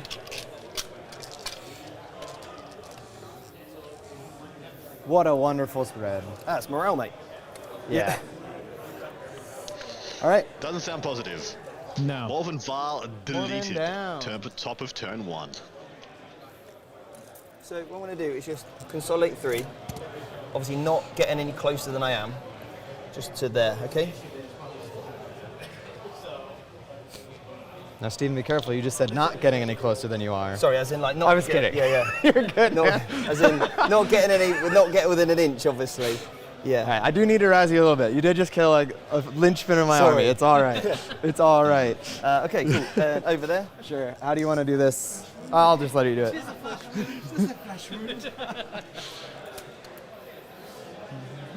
So some people are saying this is a bit of a deployment issue by Jesse. Sure, Morven Vile could have started literally in the back corner, behind the forest. That would be... What?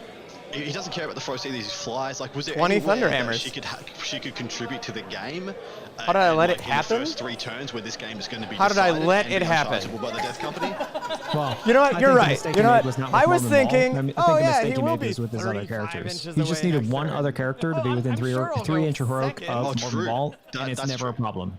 Yeah. Like- Well, what I would have done, I would just totally wrapped her in units. You got that's 10 my battle plan. sisters that their whole job is to just not let Okay. Morven Vile get Even he charged didn't turn 1, wanna do it. which is what I I would have didn't done. Then you could have at least deployed her somewhere relevant It's as well. only because it's on stream. I thought I'll go for the danger play. Yeah.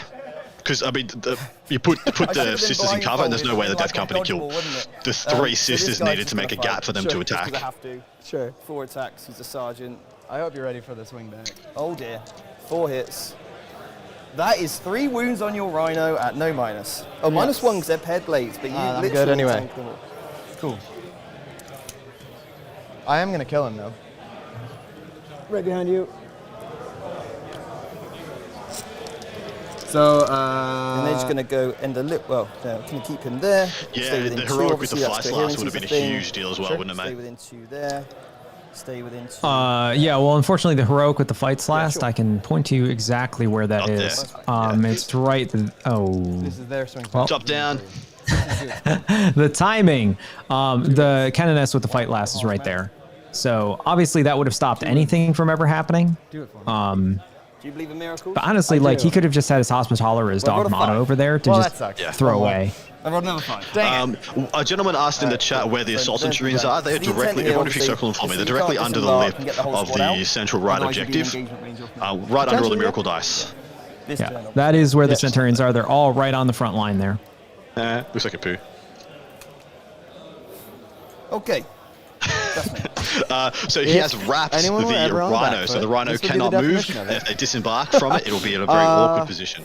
Yeah. So, end of that. I score Stranglehold because I hold that one. Yeah, do you want to do that and I'll sure, get cracking with me? Yeah. I get a miracle dice at the start of mine.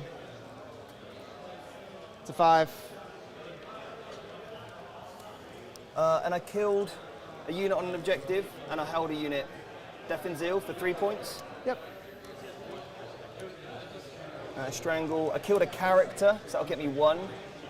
For Oath, yeah? I can't fall back, so that, well, yeah. And then, as long as I've got a unit, we'll do that at the end of the battle round. Sure, and sure, I've sure. R&D'd once. Yep, over in that corner there. Yeah, R&D may have been a bad pick, how I played. But anyway, there we have it. Cool. Good to go? Yeah, man, I'm good. All right, command phase, cool. And then I'm gonna go to 60 CP. Yep. Got a load of miracle dice. Do have that guaranteed charge at some point. It's excellent. At least have a 5 and a 4. You had to make it hard, didn't you? Sorry, mate. It's okay. Love a little bit of the sass. Feels I good. didn't realise you wanted an easy game, you know? So my prediction for this turn, this unit of Death Company will die, this unit in the center will die, obviously the Incursors over here will get killed by something, and then if he's able to clear out those guys in the center and position something maybe around this point, then he could potentially charge something in the front line there. But the front line is mostly Centurions, so I don't know if he can get to any of the Sanguinary Guard yet. No, I don't believe you can. I think inside the wall is the Assault Intercessors, or the other unit of Incursors. Whichever one is out front is the other one of those units. So the whole front row is unchargeable Centurions who will overwatch anything that declares them to death, or Assault Intercessors and Incursors, which you don't care about. They don't do that much anyway. So really, in reality, what he wants to do, if he can, is to use the least valuable unit, possibly a unit of Zephyrum, rather than a Repentia, to go and pick up that unit on the objective in the middle, put something on there yourself, and then your multi-melters, whatever you've got left, shoot and try and pick up whatever they're in range of. You can't afford to shoot the units in your deployment zone, you need to just pick them up with charging. So those multi-melters on the Paragons can definitely draw line of sight into the objective, so into the box. Steven's deployment phase, and should pick up the Sandguards. They should try every multi-melter should just aim for one Sandguard unit and try and pick it up, and then the Paragons charge, pick up the Death Company. I got 3 touching cover right now. Yeah. Then obviously the intent here is just to move block enough of your base so you can't pass through that gap. Oh, sorry. I was planning on walking through you. You're saying I cannot? If this bit here, yeah, because obviously they're vehicles, aren't they? Not infantry. Yeah, correct. Just so if your base width because you can't pass through an inch of me, can you? There. See what I mean? Now I understand. Okay. If you want to change, I just realised that. Yeah, if you want to change anything that changes there, please. I mean, they're set where they were for deployment, so it does change. I know you mentioned about what you want to give OBSEC to. That's all. Yeah. That is cool though. With you see what I mean? Yeah, you're right. You're right. It's just I was planning on just walking out the middle and cleaning them up with other things. That's why I pivoted that round that way. Yeah. Sure. But then I realised when you started putting when you said I'll give him OBSEC to advance charge in the middle, I was like, oh, I better tell you now. Yeah. All right, so Again, I do still have a it is plan. unfortunate that Paragon Warsuits are not infantry. They very much should be. Yeah.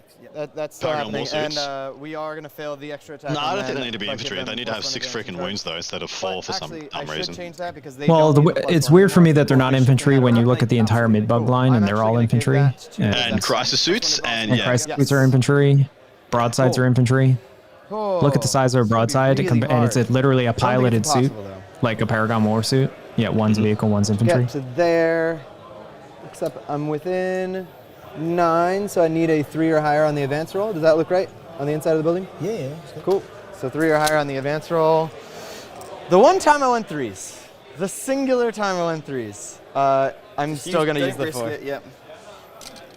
Hopefully I get something 4 or higher later for later turns, but they're going to advance onto that objective. Yeah. Sorry. That easily clears you anyway. Yeah. Good. Cool. And they'll hide as much as they can. Sure. This game's going to go hella quick. Hope the streamer enjoying it. I bet they are Nah, screaming at me for letting awful more than Vol die, just like my friends are. You're going to lose something, right? So it's just Yeah. that's what Death Company do. Unless Yep. you just sort of like the only thing you can do is like put Oh, all sorry, of your they move 8. This is 2 more, sorry. They're getting this close. Sure. You could just like frontline all your infantry in front of you, but then Yeah. So Centurions are 4 wounds apiece. 4 wounds apiece. Okay. No invuln, but it doesn't matter because you're a 1-up anyway. Right? Okay.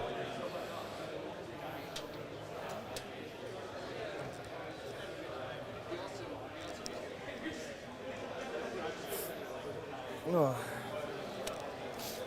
All right. Back Zephyrim can get to there. What do I do? Celestine here. All going good? Yeah, they're liking it. One job. One job. Yeah. They're enjoying it? Good. Did they like my adventurous play? Oh, good. That was for them. Adventurous. Yeah. Had like an 85% success rate. Adventurous. Look at this guy.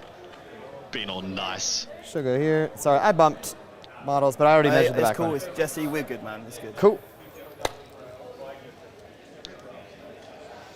How much faith do I have?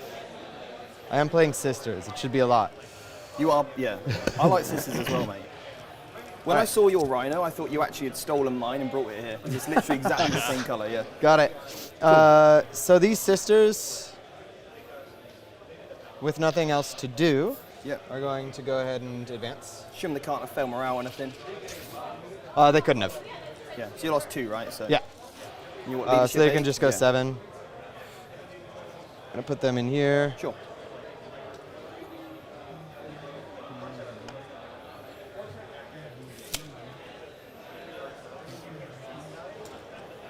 I think we have to end up doing that.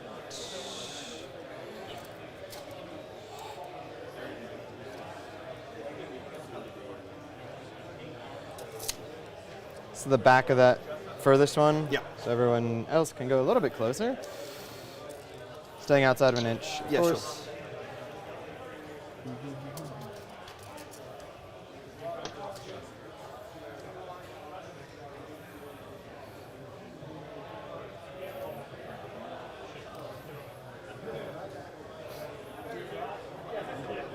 I should have also put the OBSEC on them, but it doesn't matter. I've got a lot of OBSEC here. Yeah, you're good.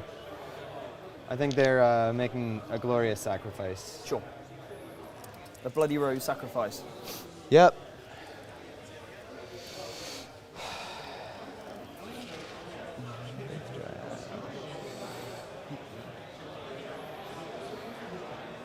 Am I crazy, Andrew, or is the big brain play here to use Celestine and your Canoness to kill the Incursors on the Rhino and the Assault Centurions on the middle objective? And then Celestine just gets back up. He's not going to shoot her dead. She just gets back up because she takes 2-ups against everything bar, and then takes 3-ups against all the Sanguinary Guard shots. So she doesn't die to shooting, most likely. And then the Canoness who kills the Incursors in the bottom, you just use your crappy Miracle Dice and CP to get her back up as well, and you pretty much just remove those 2 pieces without losing any. But then, Celestine rolls a 1 and you feel like a doofus. Yeah, I'm not sure he's going to aim at the Centurions this round. I think he thought about the 1+ in cover against AP -3 and decided it was probably best to avoid them for now. That had nothing to do with anything I said. No, you're talking about charging Celestine into them. Celestine can't pick up an entire unit. No, not into them, into the unit in front of him. Just the 5 guys in front. I'm gonna pull out all the tricks, man. Yep. Oh, you're saying to just use Celestine as a screen against everything else in the army? Yeah, because she's the only thing you can put out there, and if she dies, she comes back. Same as the Canoness, you can put her into the other 5-man, she dies and she comes back. Each you use 2 resources that you might not even lose. I don't think there's any way Celestine survives the shooting phase and a combat phase, because she comes back at the end of the shooting phase and then dies in the combat phase. I'm saying that I don't think she dies from the position where she could charge from. She could have her two Gemini inside the building and be in combat. Or she could be inside the building and fight through the Gemini into the combat, and then she could have a 2-up save, legitimately have a 2+ save against every shot that comes her way in the ensuing round. Not die in the shooting phase, die in the fight phase, stand back up and get the hell out of there. Like, I actually think that's doable. All right, so I think the only significant problem with that is Celestine is T3, which means all of those bolters are going to be wounding her on 3s, and all the flamers and the bolters will wound her on 3s, which means that, I mean, that volume is so much, she will fail 2s eventually. Yeah, that's fair. I mean, how many wounds does she have in total? Is it 10? With the 2 Gemini, I think it's 11. She has 7, and the Gemini have 4 total. Yep, that's fair. She has 6, so it's 10. It's 10 total. Yeah. Let's do it. So the Centurions can have, well, we'll give them so 2d6, so 6. Let's go 6 flamers each. So that's what, 30 flamer shots plus how many? So 12. What's 12? 12. What's 12 by 12? 60? Yeah. Yep. The next one. So 60. So 90 hits. So let's just go hitting on 3s, re-rolling. So 60 hits. Yeah. Re-rolls into 15. So no, re-rolls into. Well, yeah. Let's just see what he positions. Let's get back into the game and see what they do. You crazy talk. This is where it's at. No, you're right. Okay. Go one, and then finally the last one. Go through. Do I take the? It's not a guarantee, but no, I need that for later. Chat can yell at me as much as they want. It's 6. Well, that's a big one. Pretty good odds. 2 dead. 2 dead, okay. And you can bring those back, yeah? Yeah. Okay.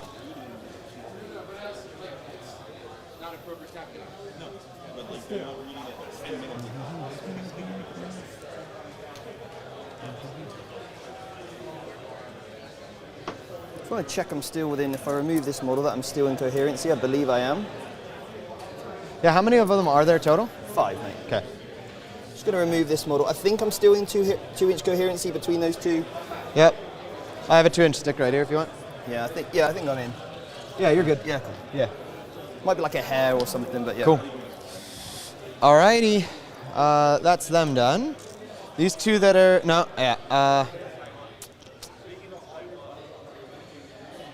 I'm confident I can kill them in combat, but watch it not happen. No invuln here, right? Okay, so 6s. Yeah, I get my light cover. Oh, and feel no pain. I get 5 ups here on 2 models, or 3 even, so light cover. Sorry, I meant in combat. Sorry about that. Yeah, sure. Yeah. For sake of simplicity, though, we'll do every Stormbolter we have into these guys. Yeah. And the multi-melters are actually going to go into some Golden Boys. Okay.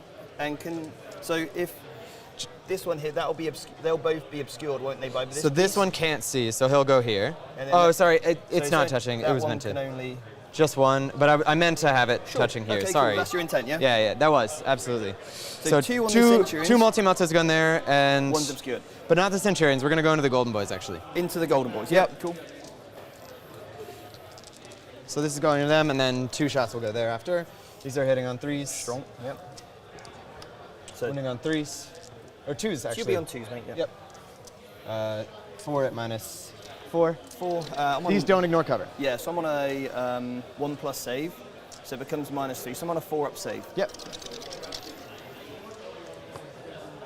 Not that I can make too many of them.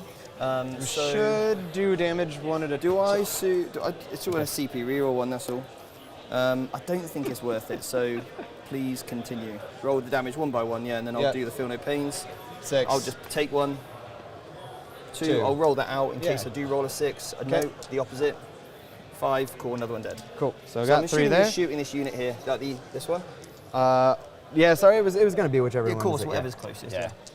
And then Sorry, we'll. how many did I lose? You lost 3, yeah. So then the other Paragon and the Death Company there both hit. 2's to wound, 1 wound, -4. I'll take Becomes on the one in -3. cover. Yep. The one at the chainsword man over there. He failed anyway. Yeah, of course. He'll die no matter what, because I got the +2 being that close. Yep. Then shitloads of Storm Bolters. You mind if I grab this? Sorry, yeah. No, you're good, man. This one. Well, you called it, Adam. He's getting extreme value out of those multi-meltas. Already 2 Centurions and 3 Golden Boys down. He has to. Then he has to keep them safe for another 2 turns, I think.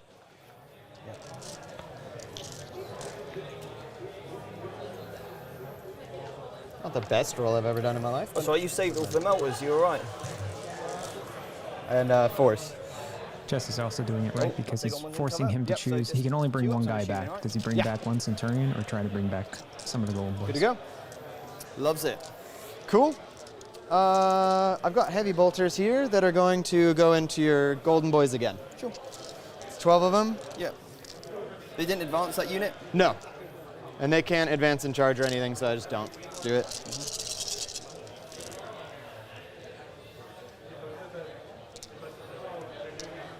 Correct, yeah, that's good. Oh, sorry. That's all right. 3's to wounds. Yeah, man. 4. 4. -1, but you're in cover and you ignore it, so you're 2 ups. 2 damage each. 1 on 1. Cool. All right. I think we're down to charges. Yep.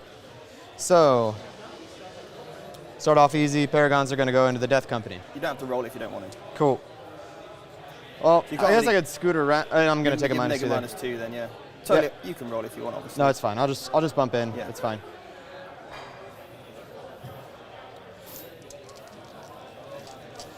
Okay. Cannon S will go here. Sure. See what she gets. An 8. So I am actually going to stand between these 2 guys, just based on how you're probably going to pull. Yeah, and she'll still be able to pile into there. And that's Word of the Emperor there, yeah? Yes. Cool, so fight last. Yep. And then we're going to do Celestine to here. Yep, love it. 6. So hop like this. 1/2 inch of a 1/2 inch, and Celestine's going to be hanging out on the objective. Yeah. Cool? Yeah, sure. Yep. Might as well, actually. You might do it the other way around. Put Celestine in the middle, then you can definitely get the 1/2 inch. There's no, yeah. Well, I think I'm going to grab character protection too. Sure. From these 3. And I don't know if, can you see them or not? I just can't see the building. So there are windows here. Okay. Yeah. Yeah. So just make sure you definitely can get the 1/2 inch. I think you can. I'm just difficult for me to see this side. Yeah, you're good. But if you're cool with it, I'm cool with it. That's good, and that is also good. And she's on. Oh, shit. Sorry. It's okay. All right. So I'm assuming he's using these just as a screen. He's going here. Yep. I don't know what I need, but I'll roll it, and if it's low enough, then we can Correct. check. Yep. 6 should do it. Yeah. If I'm in 7.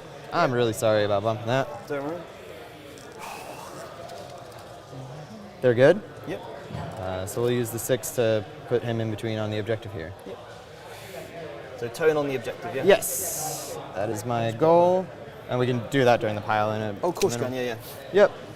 Now the Zephyrim. I've got really, really big choices to make. There's 3 Centurions left, is that right? Yeah.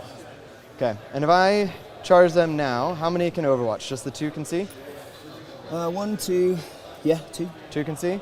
So that'd be 2d6 Flamers and Hurricane Bolters? Yeah. Rerolling 1s, right? No rerolls. Okay. I can set to defend though, or hold steady, so I can do it on 5s. Okay. And that doesn't give you any negative in combat, right? No. Okay. I mean, I just can't get the +1 to hit against you in combat. Right. And then I can make you spend CP to Heroic Intervention.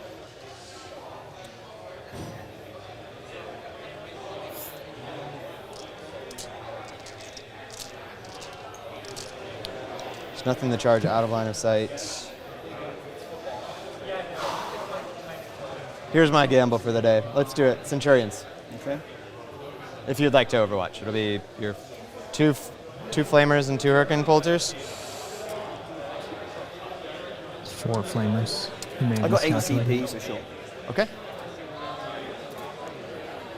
Yeah, 100% with that TP you do. So I'm down to 7. I'm not gonna. What's better? Yeah, I may as well hold steady and hit on freeze in combat. Yeah, when the time comes. Yeah. Okay, so you'll take the +1 to hit in combat? No, I'm going to take the +1 on these shots. So I'm hitting on 5s with the Hurricane Bolters. Okay. So hold steady. Is that what it's called? Hold steady? That sounds right. I never really use it, so. Neither do I. It's rare it comes up. So I think all the Zephyrin were dead. So it's just the 2 guys, though, right? Yeah. That's exactly Cool. You said, yeah. 6s are rolling, 5s are rolling 1s.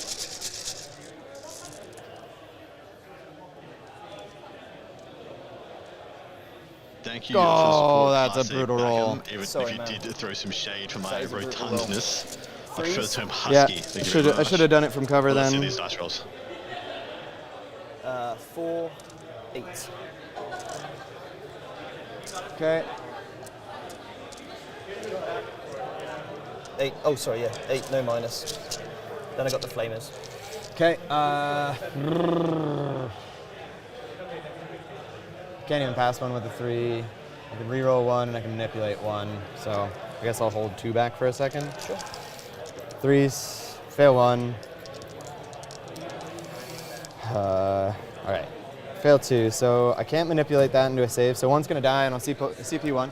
Oh, but that would be. Oh, I don't need to reroll a charge. We're good. So this is to see if she lives. Well, unless you fail it. Good. Okay, cool. Yeah. Then the flamers. Oh, I have a pennant, so they. Oh, you do they get it reroll. anyway. Yeah. Cool. So the CP is irrelevant.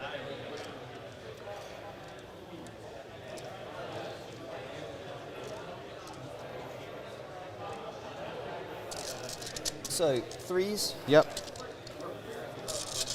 Do CP rerolls in the charge phase. Cocked.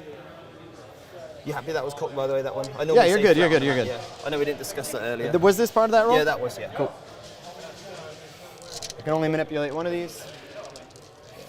Oh, I can just roll them all at the same time because I can only manipulate after I see what it is. They're gonna. Did you just kill the squad? 5. Yeah. Called it. Yep. Rough. All right. So they made it at least. Celestine made it. They made it. There were the Emperor. Ginja and DS, he did not reroll 1s. He caught himself because they don't have core. It's just Jesse suggesting that he reroll 1s, but Steven knew. They fight on death on a 4-up? Yes. Or always fight on death? Nope, on a 4-up. Do you think he's doing some And then things a little bit more minus- desperately because of what happened turn 1? So minus Top on of their turn 1? weapon, sorry? 2. Then minus 2, so then minus Yeah, 1. I mean, And they got like a load probably. of attacks each? I think that was 10 each. just in general Rerolling bad off. play. Okay. I think that if he wanted to charge the Centurions with the Zephyrin that bad, he just needed one If you're other curious, Nick, throwaway my, thing to go in there and eat Zephyrin Overwatch. squad just died to 2 Centurions in Overwatch. Yeah, you know, just standard things. No, they can't. I have 3 up saves. And he could he could have just been charging from cover as well. He was very, very easily could have had at least 1 to 2. Getting a 2-up. Yep. Yeah, he needed to just put himself 9 inches away. He definitely could have. I think he could have had the whole unit in that ruin. Gets me closer to you at least as well. Sure. Show you on the teleprompter. I think that he could have had the entire unit on this line here, touching the cover, and that's still well within a 9-inch charge. Sure. Totally agree. And we're based here. Okay. Heroic intervention. This is all going south.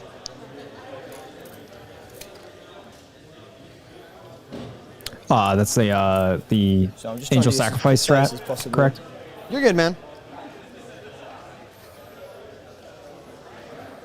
Cool. Okay. Yep. So, you have plenty of CP to interrupt, and what I will start with, because they're word of the Emperor.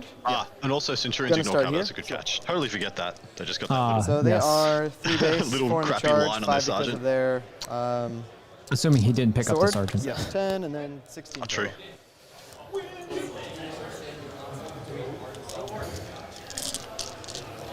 I forgot a strat during the fight phase, or sorry, the charge phase. I'm not going to go back. This is horrible.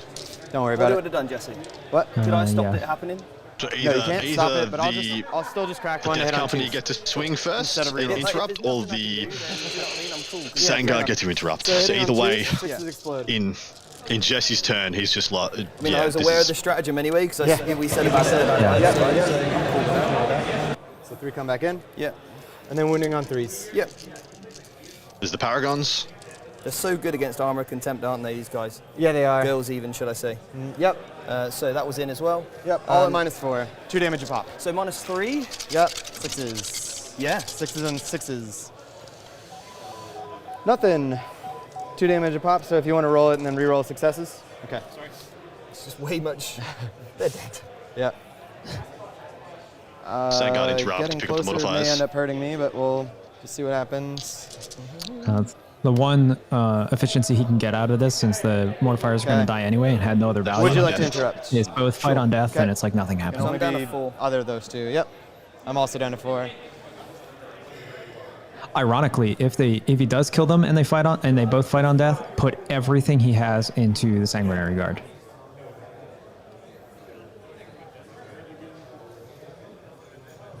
I think when we look back at this, we will see only a couple of mistakes by Jesse, but what we'll see is a masterclass of applying pressure I'll just stay within 6 of and Dante. positioning by Stephen, lining up, heroic interventions, lining up, forcing his opponent on to attack on multiple fronts in his turn 1 in order to expose him to interrupts, into fights last, into heroic interventions, into just a snowballing effect of brutality. This is the sword squad, okay? Okay. 1, 2, 3, 4, 5. Yeah, 5, and then one more. No, that's 6 there. I can't even count. Cool. Okay. Yeah, this is pointing out by Camille. This is game 8 for these gents. They are absolutely wrecked. You never know how much sleep people get. Is there drinking? Is there partying? These guys could both be. I mean, I expect Stephen to hold himself in good nick, or the opposite. Is that funny that I say that, or the opposite that he actually goes and he goes hard? I would not be surprised if he goes hard. They have a feel no pain, but that's it. Okay. Invulns? No invuln, but one has a 4-up with Armor of Contempt, the other has a 3-up with an Armor of Contempt. Sure, so -3s. -3s, which becomes a -2, so 6s on the one with a bad save. Sure. I'll 2 just damage each. Yep, I'll do one at a time, sorry. 6s, cool, and then 2 damage. Takes 1. Yep. So it's got 4 left. Sure. Count that here, sorry. There's 6 wounds each, yeah? Yeah, 5 wounds left each. So I block 1 with the feel no pain. Oh, 5 it's plus 5 5 up. pain. Yeah, 5 cool, up, cool. Cool. Next one, 6 up. Nope. 2 damage. Block both. Nice. Next one, 6 up. Nope. 2 damage. These dice like me. They do. Yep. So down to 3. 6 up. Blocked. Nice. 6 up. All right, 2 damage. Put these over here. Takes both, down to 1. 6 up. Nope. 2 damage. That time he goes down. So now these are all Feel no pains. I have a 3-up on this guy, so it'll be 5-up saves. Oh, sure, yeah. Yeah. Yeah, because we have. So 5-ups, and then this, and both of those as well. Yeah. Yeah. So yeah. And then re-roll any successes on the, because it's all double damage each, isn't it? Yep, exactly. So that almost kills. Yeah, so roll those. And these actually. Yeah, it's dead. It's dead. Yeah. So see if either of them fight. It doesn't matter which one is fighting, I guess. Well, you can put 1 on here, I think, and if you're within half an inch, which I'm sure you could have been. Yeah, I guess I fight as if, right? Yeah, so yeah. I could just pile in. You could just touch in, yep. Yeah. Cool. So it doesn't matter. Yeah, I'm gonna go on the troops anyway, I think. Okay, makes that even easier then, yep. Yep, so 4-ups, they'll fight. Of course, I don't get either. Cool. So normally I don't do Doom and Gloom, but unfortunately because of how this came out, I think that the sisters could very close become tabled next turn. Almost definitely, depending on how much of a savage Stephen decides to be. As it sits right now, Stephen could literally just take care of Celestine and the Canoness and sit stable on his little triangle and get the 97 points he's probably lined up for. He has no real need to connect with his opponent anymore. The only real threatening unit left for the sisters is the Ten Repentia.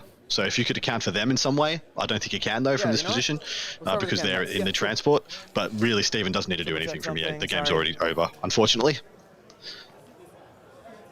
Yep. 5 attacks. Hitting on 2s, 6s explode. Yep. I'm sure I'm dead here. 6s explode, so it comes put it back in. Yep. And then wounding on 3s. Yeah. You blessed blade, yeah? Yep. Cool. It's AP -4, and it's so -3, so 6 up saves. 1 failed. 2 failed. So 2 dead. Yep. 1 had a wound left earlier, right? No? No, you didn't. No, I no, saved you it, saved didn't I? both. It's Yeah, the yeah. rhino. I thought, oh yeah, you did it. Right. Yeah, so 2 dead. Where do you want to pull? I'll be able to fight with Celestine as well, regardless. So I'll get rid of this model here. Okay. And I'll get rid of this model here. Okay. So I'm going to have to come off and wipe them and then go back to the objective, is what you're saying? Yeah. Cool. Well, the exact opposite of cool, actually. Love seeing Jesse still in easy good enough spirits. to just go to here and here, and then 3 inches, we'll have to go back that way. Yeah. And then this one can go to here. I'm not even sure it makes a difference because you took the objective off me anyway at the end of the phase. So True. I don't think it matters anyway. It matters for my strangle because I'll have these 3. Of course you will. Yeah, yes, okay, that does matter then, yeah. Cool. So she'll swing. Yeah. We'll do the Gemini first. Sure. Hitting on 2s, 6s explode. Or sorry, 3s, 6s explode. Yep. And wounding on 4s because strength 4. No. They didn't like it, but she'll do the work. Let's hope so. If not, the rhino will. 2s, 6s will do mortals and explode. Cool. So I just leave it in because it explodes, but it's 2 mortals instead of. So one guy's dead. Yeah. And then strength 7 needing 3s. 3 at -4. 6 ups. All right. Just barely did it. And then they'll just go back to where they were because we're ending up closer to them. Yeah. Sorry, go ahead. That's good. Nice play, nice play. So, wrapping up the end of this turn, I'm assuming Steven's going to bring back 1 Centurion. He's going to bring them out of the ruin and blast Celestine to pieces, and then he's just going to bum rush everything in the army. I don't think he actually can save the 10 Revention and the Rhino. I think he has enough units that he could literally just charge it and make it so there's no place to come out. So we're on a rod each. Oh, sorry, I killed a thing in combat. That is my fear as well, is that he just... you killed... Sorry, fellas, was I interrupting? Val Heffelfinger here. I'm on the second table of the, what is this? I guess the semifinals? Round 8 of the Bay Area Open here in beautiful Burlingame, near San Francisco, right at the Marriott Airport Hotel. Now, behind me here we have, I believe, Paul McKelvey wrapping up a voluminous Tau shooting phase, sitting around top of turn 2. The score is still fairly low, essentially 6-3. You can see the scorecard. I'm sure he'll have some secondaries coming in soon. If you do exclamation point, other games, plural, even though there's only the one here. You're going to get an idea of the game state. My boy Nick is going to come around a little bit more, have a little peek ski-poo at these very large hammerheads, undoubtedly hammering whatever large chitinous creatures they can possibly get a bead on. Looking pretty nice. Things winding down a little bit here. Now, we also were thinking that we might go for a little walk, everybody. Why don't we do that? I'm going to do a little backwards walk and talk. I learned this in journalism school, which I never went to. And we're going to go by. We're going to look at Stephen Box's butt. Great butt. And then we're just going to keep on down the center aisle. One of the bittersweet things about... watch the table. Watch the table. Watch the table. The bittersweet things about making it to the end of a grand tournament is seeing how the sausage is made. You can see all the tables already rolled up. A fine oiled machine here at Frontline Gaming. They got all their stuff boxed up, ready to go. Going to throw it on some pallets and drive it on where it will remain until it's driven down to the open.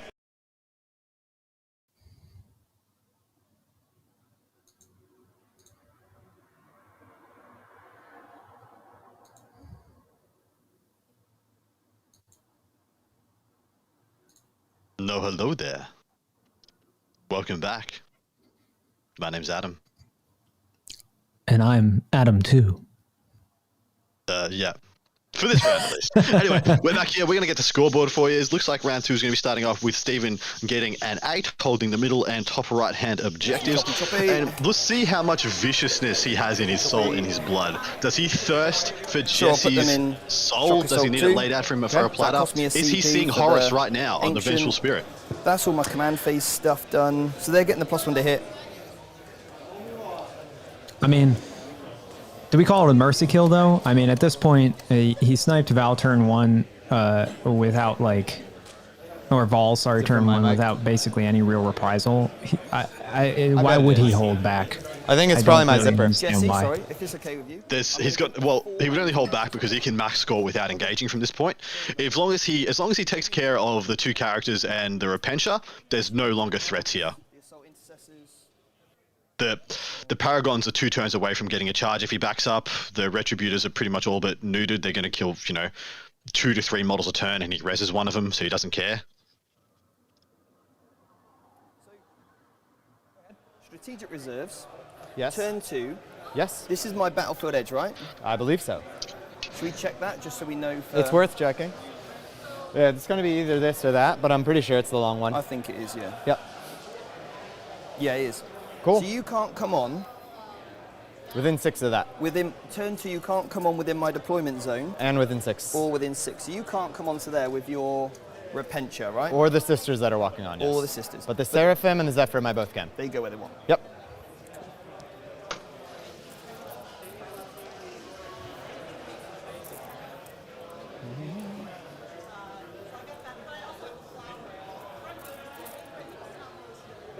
Did the clicking go away?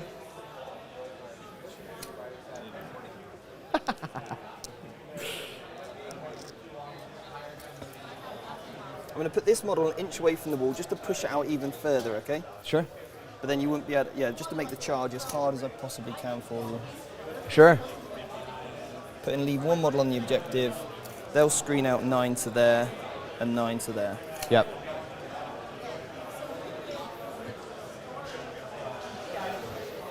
Okay. Gotta get stranglehold. Do you need water or anything? I can go get some. I'm good, thanks. Cool. So that's the middle there, so they won't actually be able to clear that for R&D. So you don't think he has any real incentive to pick up the Paragon suits this turn? Just sort of avoid them for 1 turn? I'm just not sure he needs to. He can go, he can kill whatever he wants, really. Like, he can decimate and put this out of all. Well, I think it's already beyond the Sisters player's ability to win the game. It's just how many points does Box feel like he needs? Because a single elimination. If you win by 1 point or 99 points, it doesn't matter. So on secondaries, going into the top of turn 2, Blood Angels, of course, score, I should say. Blood Angels, of course, got an 8 for their primary, and they currently have 3 for Stranglehold, and they got a full 4 for the Oath of Moment turn 1. I think they've only R&D'd in their own deployment corner, so that could definitely change this turn, maybe get 1 in the bottom or in the top left. I think that it's very well in hand for him to get another 4 for Oath of Moment. There's plenty of characters to kill. He can hold the center, and he's never going to fall back. Stranglehold is also somewhat reasonable. What about Sisters? Yeah. What do you want to know, Sisters Nick? just have 3 for Stranglehold, and I'm actually questioning how they even got that. Did they get a unit up into the top left-hand quarter? Yes, he did he did an automatic 4 advance, I believe, with the Miracle Die. Yeah. Love to see it. So yeah, what unit would be up there then? It would have to have been a jump pack unit, so probably one of his Zephyrim or Seraphim units. So yeah, nice pick up a Stranglehold at least, and it's currently sitting 28 to 16, 5 CP for the Blood Angels, 4 CP for the Sisters. I actually think he has a Battle Sister unit up there because he deployed them behind that box right on the edge of his deployment zone. Not too bad. And so that would have been within 10 inches. Yeah, well, we can check right now. Let's do some fanciness.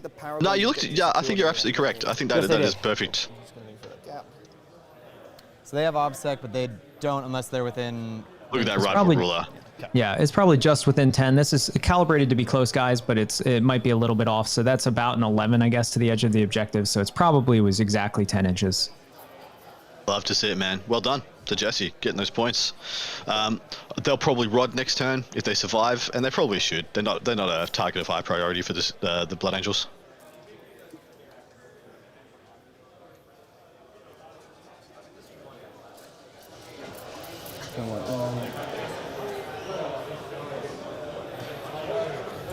Yeah, I just don't see any reason for Steven to not just swamp him.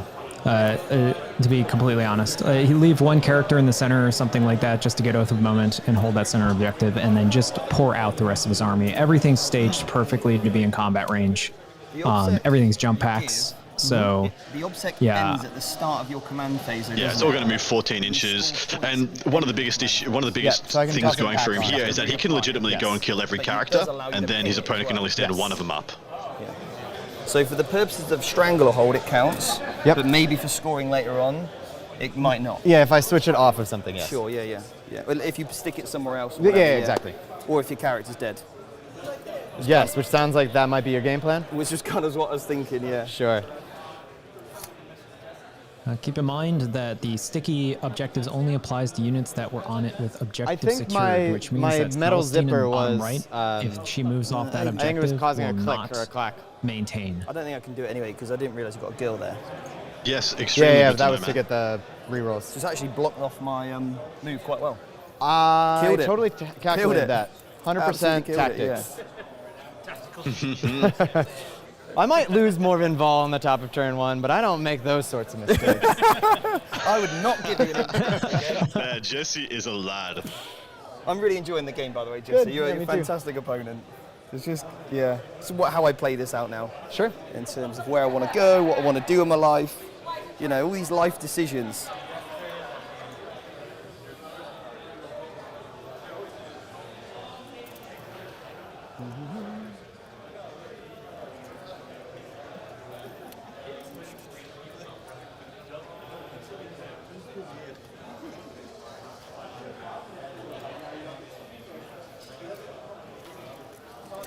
So 14-inch move.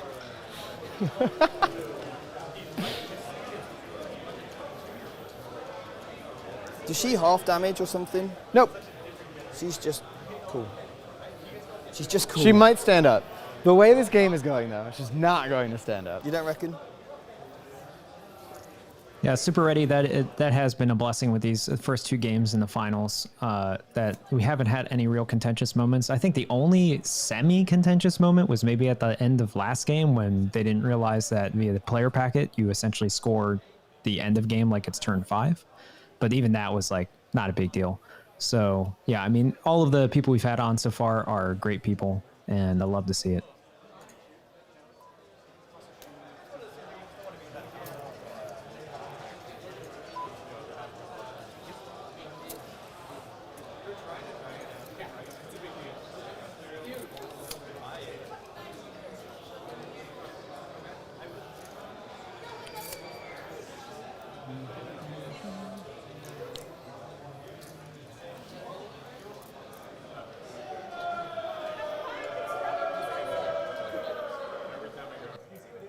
And so marks the death of another giant in Age of Sigmar.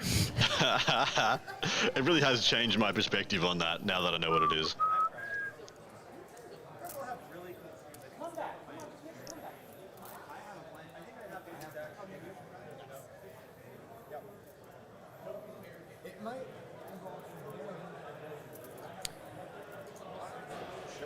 Tio Kylo, this is not the Miracles. last round. This is the semifinals. So there's one more round after this, and Taco Bell. T-Rev, Good the choice. game is still going. I'm so good, actually. we Thank haven't you. gotten I had over lunch yet. right before this. It's my favorite, though. Oh, okay. I think it's bad rap. One of my favorite things when I went to Taco Bell lunch, we had like a public service. So I mean, like here's the thing: he doesn't necessarily need to go into the dare you Paragon doubt war us. suits, but the Paragons So my can fight now last was here, move just so I don't- through that center hole that they were blocked from before and get beads basically Range rock on the on her, entire 6 Blood inch Angels on army, and that's Chelsea. 6 multi-meltas and cannot. potentially a very long charge It'd be really neat with if I could. you know anti Space Marine my melee favorite part weapons. of Space So Marines, actually. I don't know if he can exactly leave them It's just alone. fun. But then again, Always if he keep your goes opponent into, say, guessing. goes into them, goes into Celestine, goes That's into the the ancient. Canoness, and attempts to block the Repentia from getting out, that's a tasty interrupt for the sisters somewhere. Will it be enough to actually, like, change Oh, his yeah, great mind? call. Probably not. That's where your mortal wound thing is. Yeah, I'm kind of on the you know, opinion you just let Yeah. him have the Paragons Yeah, this 'cause turn the and take only care of all other the mortal things that wound he's trying to hold generation is objectives with. Other than when you pop my Because Rhino. the issue being that Does a unit of Sangard fully buffed with only doing 1 damage even kill the Paragons? How many attacks do they have Do you have apiece? a reroll the charge or just? I think the they can have CP reroll? 5, or is it 4? I think it's 4. 4. So 4 on the charge, fully buffed. 4 hitting on 2s with You're full good. Keep going. rerolls. It won't be. I can't do They're anything about AP it, so 3? it's irrelevant. Yeah, if they're an Assault Doctrine, they'll be AP 4. So if they're in Assault Doctrine, then yes, they can kill him. If they're not in Assault Doctrine, then no, they won't. There will be 1 left alive. I mean, killing 2 of them is fine though. Killing 2 of them, one Paragon does not smash you back. Yeah, and then at that point, I think as long as the assault it brings the Centurions into Celestine, like he doesn't have very much to worry about. Like they're perfect for eating up those hits. They're gonna run. for sure. I didn't move Dante, do you mind? Oh, go ahead. They won't be able to charge then, though. No, they're not. Okay. They're rodding. Okay. I need some points. All right.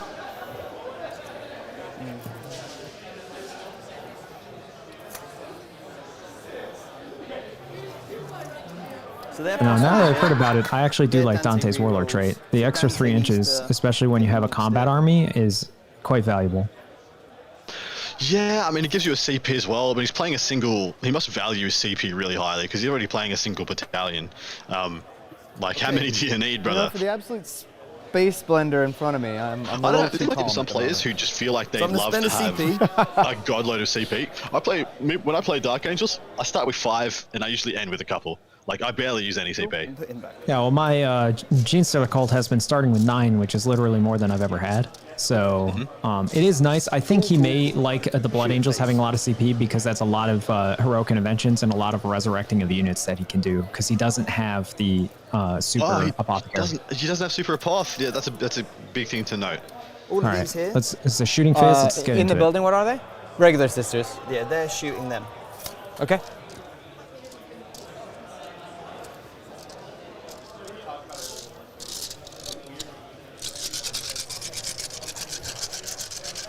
Yeah, because hitting the Paragon Warsuit is going to do nothing. Well, it's going to do nothing anyway. You're on 2 up regardless. Sure, let's go on these. Okay. I hit on 2s. Sure. Real 1s. Yep. And then I'm looking for 3s, mate. Yeah, I'll probably give you a few ones here. Cool. Oh, so there's 1 more. Oh, sorry, I didn't That's see okay, it. yes, right. I give you 1. 1 more. Yep, -1 doesn't ignore cover. Cool. Cool. So he is doing it. And for those, they were only -1 because they're likely in the Assault Doctrine. Yeah, because you wouldn't send anything into the Paragons. We figured out already. Without Assault Doctrine, they kill. What, do they even kill 2? They don't get +1. They kill 2, probably. Yeah, combat. 2 will kill most of a Sangard unit. We're on 3, so 3 please. So they're not in Assault Doctrine, so they're going to be -2. They are going to be -2. They're going to be -2. The one time I won a 3, my So 3 saves, -2. Cool. So it'll be Becomes -1. Yeah, it'll be. Oh, sorry. You said it was -3, right? So it's -2 AP. So because of armor contempt, become -1. Oh, So you're just doing I'm your still on my 3 2 plus ups. You're still on 3 plus saves, not 2s. Sorry, I'm lost now. So it's -2 at gun. Because you're in Assault Doctrine. Or sorry, Tactical Because I'm in Doctrine. Tactical Doctrine. Cool. So 3 ups, and I don't have any 3s in the Miracles. Oh. That kind of game, huh? Yeah, that's right. That kind of game. Yikes. See ya, Celestine.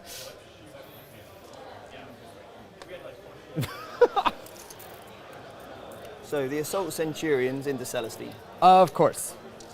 They're all within 12, I believe. You'd be crazy not to. Yeah, I think I'm within 12, yeah. Cool. 6, 1, 2, 1, 2, 3, 4. And I've only got 4 guys left. It's all 1 damage, right? Yeah, these are the flamers first. Okay. Yes, all 1 damage, yeah. -1, you don't care. Yep. So I'm Yeah, and so I've got a 2 up, and I'm in cover. So this is the flamers. So 2. I just kind of group it, by the way, when I do this. Oh yeah, that's fine. I just. Was this part of that or no? That was, yeah. Okay. Thank you.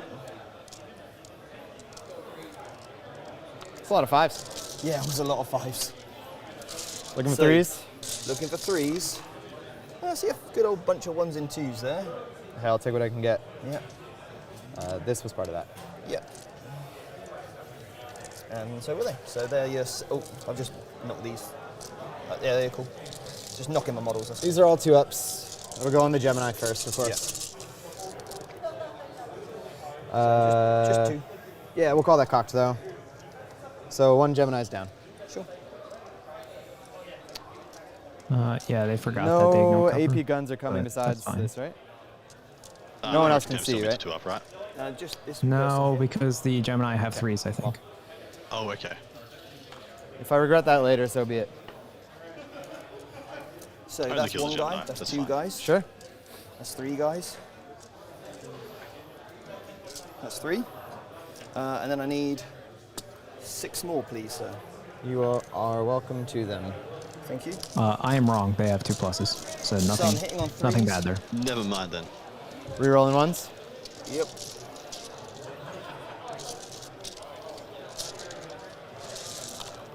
Oh dear, look at that. I'll get your 1s for I you. haven't rolled these yet, by the way. Cool. There's a massive cluster of them. It always looks worse when it clusters than you realise. Yeah, actually, yeah, and it it's was totally average. fine. You're like, it's cool. That one's There's a 2's 2. over there. Yeah. 2. Thank you. And these are 1s. Don't get any rerolls. Oh, you get rerolls no, on no everything? rerolls. Oh, no, got no, it. because they're not core, so Oh, right. they lost that. Yep. Okay, so these are now 3s. If you can load me up, that'd be awesome. Thank you. Yep. Just missed most of them, so I don't have to roll too many days. So let's get rid of this rubbish. And then I think that's everything there, yeah, cool. So all Good. those, yep, -1, you don't care, so 2 up still. Yep. 3 wounds. Yep. Might manipulate one of these. I really need my CP though. It'll be Celestine on 5. So Yeah. I stand corrected. I was very wrong. They had no chance to kill her. Oh, sorry, I'll just fix one of them. Okay. That costs a CP, does it? Yeah. You call me So down to crazy. 3. Y'all call me crazy. Okay. I forgot that the Gemini so had 2 pluses. That that's immediately invalidates it. Now I've got this unit here. I'm closer to there. You're currently body blocked by that. Oh, so she's sounds actually good. that's cool. So I've just got this. So this unit here are just going to shoot this thing. 1, 2, The 3, Paragon? 4, 5, Okay. 6, 7. So you're going to be on your 2 up saves. Yeah. Roll 1s because of Dante. And then looking for 5s because you're toughness more than 4, I can imagine. Yes. So 1, 2, 3, 4. 4. You I'll love it. save. Okay. This guy here is going to shoot that one. This is... No, the special guy was over there, so that's not him. Okay. So let's not worry about any of that. It's just chaff that's going to waste time. Sure. So, charge phase. Yeah. These guys here Yep. are going to charge in first on there. Sure. I'm not going to Overwatch. No. First. 7. Cool. So I want to just put one model there. I want to put Now, one the model only there thing that just could to go spike this wheel like with the that. war suits is if he miscalculated and there's a character in a 3-inch heroic An opposite body that on could the force them to individual. fight. And then it'll just come down to number of bodies and you'll have it. There is a Dogmata and Hospitaller we cannot see that are here somewhere. 6.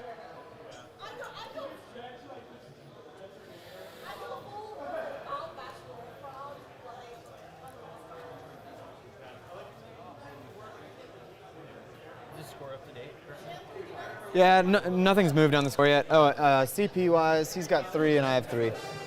Oh yeah, I need to take mine off. You're good. I did got do it at you. the start of the command phase, yeah. Thank you so much. I Yep. did my dice, but not there. Yeah, everything Dante's else going to is go the into there, into those guys, girls even. And then we're going to go with this unit into there.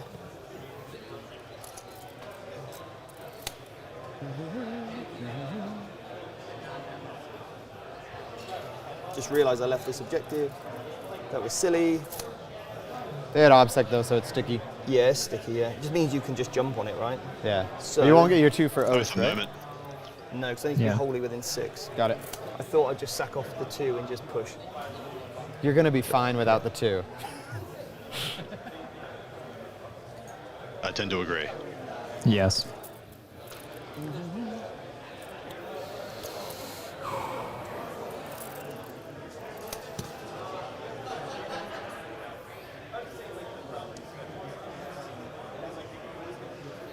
Cool, that's coherency. Good.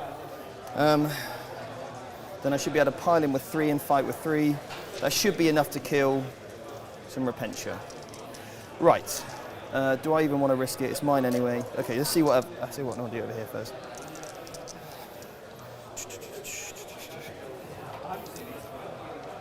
She's got a flamer, right? Yes. So you could Overwatch. I could. You could Overwatch, couldn't you? Could. It's AP -2 as well. Right. Well, in that case, put my Assaults and Endurance in them. Good. You don't want to Overwatch? No. Okay. Just want to see what the charge roll is to there. Are you defending both? I don't want to charge that. I just want to charge this. Yep. So they're going +1, so that's going to be a 9-inch move. What? As long as I'm 8-inch move, get within 9.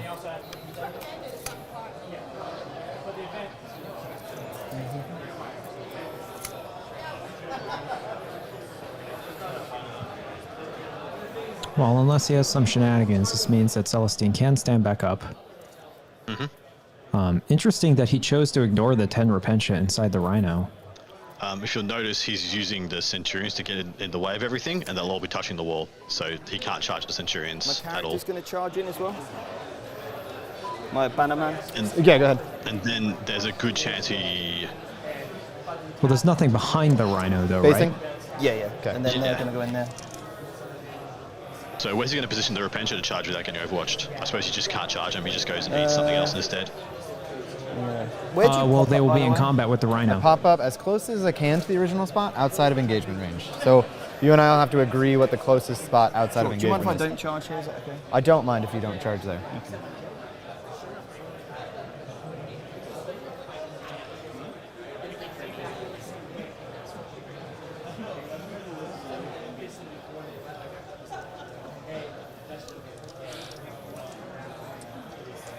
So we've got 4 on Just there. a score and the update from character. our table 2, Cool. where Paul McKelvey's playing Michael Costello. That's it for 23 to 25 in the Tyranids way. That's in Michael Costello's way. Go over first there into your Paragon Warsuits.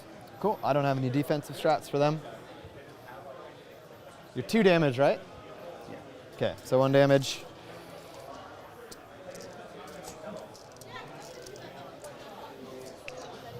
That is the correct play. If he didn't do that, then all of the Sanguinary 7 Guard are guys likely in the dead. shock assault. Yeah. Yeah. So -4, but -3 to use. You're on 5 plus save. Oh, because they're in the assault doctrine. Toughness, 5. 2-5, yeah. So I'm winning on 3s.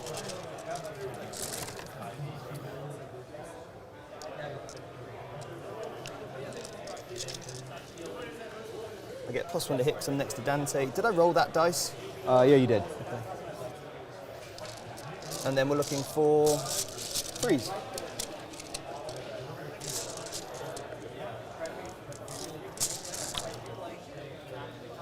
No rerolls here, right? No rerolls to wound, no. Good. We don't get that fancy stuff, mate. I don't anymore either. So 5 ups. Okay. I need that 5 for later. All right, so I can manipulate and reroll, but we'll see what happens here. Wow, that was good. Spicy save.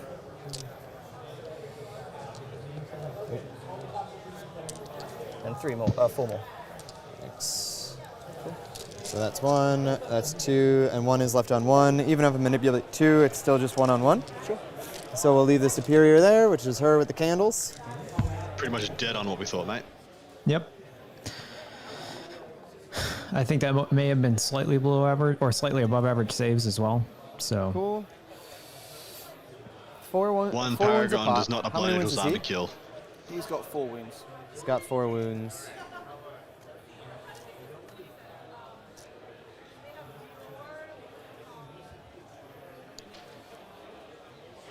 And he's the one giving you all that movement speed, yeah?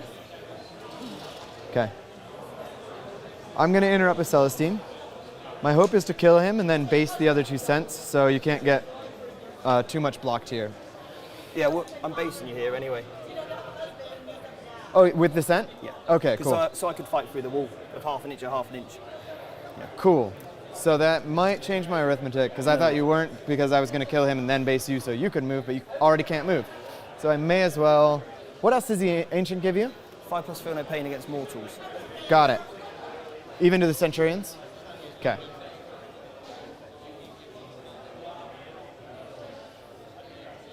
I'm going to go for the character still. You are? Yeah. Cool. I don't think I can kill enough Centurions to make it matter. So it's 2 CPs? Yeah, down to 1. Do you know why my character's there? What? So I was going to angel sacrifice it. You know what I mean? But you did anyways. I was like, that saves me a CP. The thing I'm worried about, like if I kill a Centurion, like odds are I kill 1. Yeah. And then you just bring it back. So it's just a waste of 2 CP. Yeah. This way I at least get rid of that You movement. get a kill, yeah. So -1 to hit. 2s. Oh, never mind. So these miss. 1 exploding 6, so 2 mortals after the fact. Yep. And strength 7, so needing 3s. I don't have any 3s. This sucks. No, I mean my CP for later. So just 2 at -4. So it becomes -3, so 5 ups. Okay.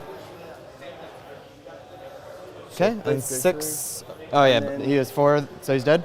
Yeah, he's dead, yeah. Okay. This will come at the end of the phase, but I'll just keep it aside so we know it's for later. And then it's just all my attacks now, isn't it? Yeah.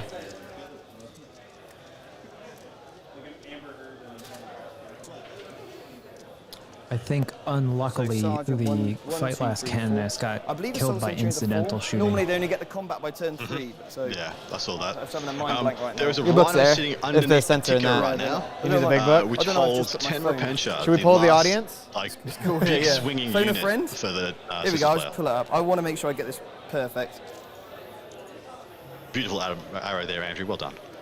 Yeah, so I Like think. underestimated. Oh, thank you. There's- I you think don't what have a Adam fight was again or anything mentioning here, later right? Okay. is I he's thought you planning made to kill all those Celestine here, and then Right, okay, so I if we can get to the 3 top attacks down each again plus at some 1 'cause point. we're charged. 3 This attacks turn. each plus 1 because of the charge. Okay. How many? What? We're in turn 2, aren't we? Got top of 2. What's that? We're top of 2, aren't we? Yeah. Yeah. That's right. Cool. This is your So turn we'll- 2. Yeah, and then Sergeant gets an extra attack. Cool. So, hitting on 3s, Yep. and then wounding on 2s. Yep. And these are 4 damage or 5 damage each? 3 each. Oh, 3 each. Okay, Yeah, so just straight on your in-buns. yeah, when 2 goes through, she will die. Yep. 2 went through. So then at the end of the phase, she'll stand up. Well, maybe she'll stand up. Sure. Celestine goes So she's down dead for now, her right? first Correct. death. Yeah, so Centurions are planning to make We essentially can a hope. wall here This game around is the not Rhino, the sort of one where she gets up. so that the Repentia have very limited ways they can get out. So, do you need to And if they get out, they will be unable to be placed in a position where they cannot Sorry. get overwatched. That's a good point. They I usually must just cop leave the her there. Centurion But yeah, Overwatch, she's gone, and then she comes back which as means he close to just her can't original charge position as the she can. Centurions. Well, the better, question is, to my mind, for him to go and try and secure his deployment zone from this position. They get out to the left and they go and try and clear up 2, possibly 3 units over there. Most likely 2 units. I'm assuming he won't charge the Centurions, but technically the Rhino will still be alive. So I guess unless he's just an inch and a hair away from the wall, then the Rhino can't charge them first. Yeah. It's true, the Rhino can Oh my always just god, charge the and absorb the Auspex Overwatch. coming in, that would be the rudest thing ever. Oh no, it'd be incredible, wouldn't it? So this unit here, Yeah. so that's currently, can't pull. And they're fists, so they're AP2 and not shock assault, right? No, they're all blades, remember? Oh, right. Yeah, yeah. I'm sorry about that. So That's they good. are AP3, but not 4. They're AP4, because shock assault, because these are swords. It's Okay. just the fist team, like in terms Or, of sorry, their models, yeah. not shock assault. I meant assault doctrine. Yeah, we're there, yeah. Oh, they both have it? Yeah, just not those over there. I didn't give it to them. Okay. So it wasn't worth paying a CP for a 4-man unit. Sure. Cool. So, I'm just going to move this way a little bit to put those 3 in. Sure. I will have to leave this, but I just want to screen off 9 so you can't land on it, basically. Okay? Sure. Cool, so I get 3 that can fight. So 1, 2... He holds it by a dint of being sticky, doesn't he? So he can Yes. leave it In and on still 2s. retain the primary points. But yeah, the right thing to do there is just screen it so he Here can't just are deep strike a ones. unit directly on it. Win on 2s.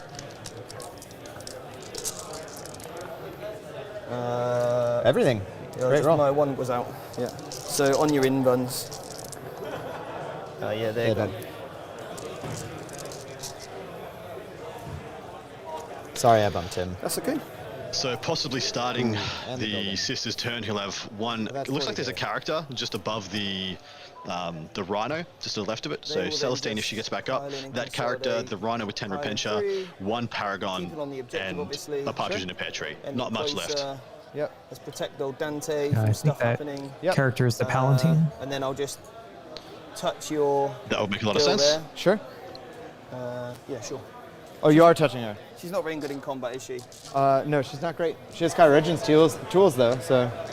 Okay. So I just want to keep one model on, 2 on the objective there. That's cool. Sure. Oh, I'm not supposed to roll my dice. He doesn't have Palatine, I so think maybe it's that's just the Dogmata. Dogmata, yeah, was the other one. I literally heard that when you said Palatine, I heard Dogmata. Paragon Warsuit back. Yes. So, it's 4 base, 5 on the charge, or sorry, 3 base, 4 because she's the charge, 5 because of the charge, and then 6 because of her sword. Now, I'm going to pop a 1 CP strat. This is weighed into the foe, it's from the supplement. 4s explode, so I have exploding 4s and 6s. Sure. Do it. Hit on 3s? Do it, Paragon. Yeah, you're not +1 to hit anymore, are you? Correct. Paragon Yeah, aces the entire thing when you're guardian, and I'll be so happy. 4 hits, hit on all of 4s, them are 4 exploding pluses. 4s. Yeah. 4 more hits, that'll just wound. Everything wounds. Do All it. right, so 4 extra hits. pair that off, and then 4 more coming in. Sweet. Yeah, boy. Sounds good. Do it. And then wounding on believe. 3s. Yeah. Almost Decent, the full mate. Monty. And then that's -4. So -3, so 5 ups.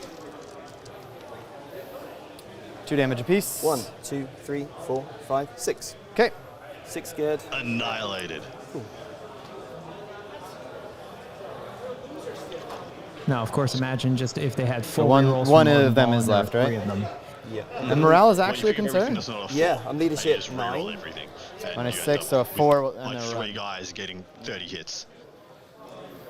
I lost 6, didn't I? Yeah. Yeah. Everybody Yep. in chat, you can type exclamation I point don't at the think there's any table other combats to get yet. the ITC Battle Apps scorecard So we're gonna have for to the see Paul if Celestine McKelvey, comes Michael back up. Costello game going on right now, which is being live updated as we speak. You and I are going to have to agree what's most fair on where she goes. You want to call a spot? It looks like it's either here or it's here. This seems a little bit closer. Okay. An inch off there? Sure. Clean? Okay. Yeah. All right. And then morale. And I do have this now. Do I spend 2 CPs to auto pass this? Then it means I can't interrupt. Celestine did If I stand back fail up. it, I'm You'd love to see it. potentially losing a point on Oath of Moment. True. Intro's too important, mate. 2 because points mean prizes. Yep. All right. So he's sticking around. You can tell that's part of his coaching course. That line. Because that guarantees You me can just tell. 2 points on. On Oath? Yeah. Yeah, because you didn't fall back. That's the one it's the same as the morale. And I killed a vehicle. And you I killed killed a- a character, yeah. Yeah. Well, I killed a vehicle. I killed multiple vehicles. Killed 2 vehicles. Yeah. Is it a vehicle unit or just a vehicle? I think it's a vehicle. We'll check. Sure. I'm going to get cracking with my Carry turn. on, yeah, sure. Yeah. So you just hold 1, Yeah, I will just hold 1. and then I get 3 points on my end of my turn. I get Stranglehold. Yep. R&D, I've done that for 4 points now. Cool. You gain a CP, so up to 2 now. 2 CP? Yeah. I'm Yep. down to 1. Save. Okay. I just have 1 CP actually. You have 1 now. With 1 apiece, yeah? Yep. 1 apiece, that makes sense. Yep. Oh, starting my turn, I get a miracle dice. Yeah. Be fancy. It's fancy. Perfect. All right. So, Dogmata is gonna give Obsec to the Paragon again. Sure. And then I need my 3 ups for extra attack on the Paragon. Mm-hmm. Nope. And then Sacred Rite for the 3 up. Goes off, and I'm going to give her the +1 advance in charge.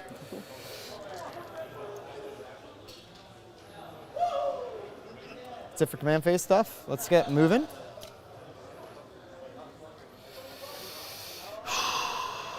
So still a She's going to healthy do gap her there that action the to Repentia bring can come out of. Gemini back.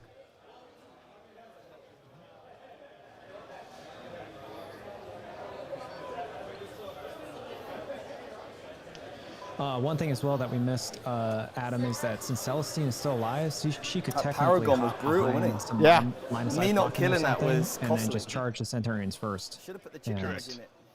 Anyway, Yeah, the one wound would have done it. chip damage, yeah. Yeah. Live and learn, live and learn. But yeah, in all likelihood, just do it with the Rhino. And yeah, with her falling back, she probably goes for the Sangard. And then yeah, the Repentia are actually a great target to go into the Centurions if they can dodge the Overwatch. Centurions just seem like such a trap. Yeah. Okay. I mean, what's good to see here is I still think the Blood Angels are going to pull away with it. They just got too many it's kills bottom too of two. quickly. But the Sisters is definitely going to take their pound of flesh. Yeah, exactly right. The Sense can't heroically intervene though, right? Don't have access to that? So this turn, I kind of think the Repentia could go and pick up 2 units of Sangard on the left. You know? Sorry, not Sangard. Sangard and the Assault Intercessors.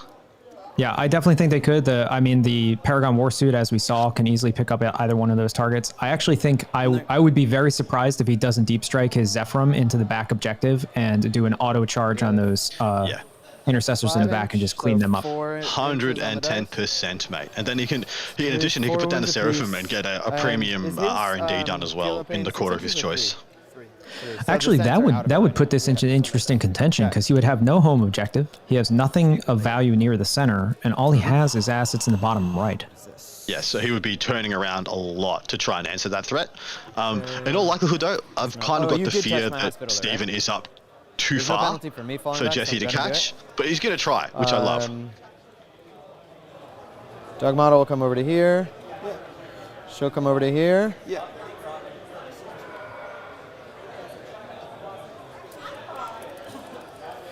Already declared she's doing that. There's still one Sangard left in with the Paragon, right? So it's not charging off? Oh, was it a full unit that went in? Damage. Yeah, he killed 6 out of 7. Oh, it's interesting. I thought the dice showed more than 6 wounds. I thought he was just counting up to the number of casualties.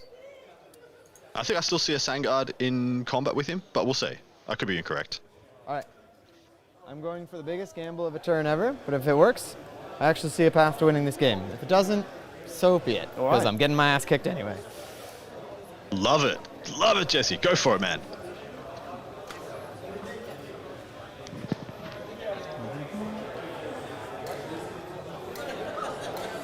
I have a new respect for the Paragons, by the way.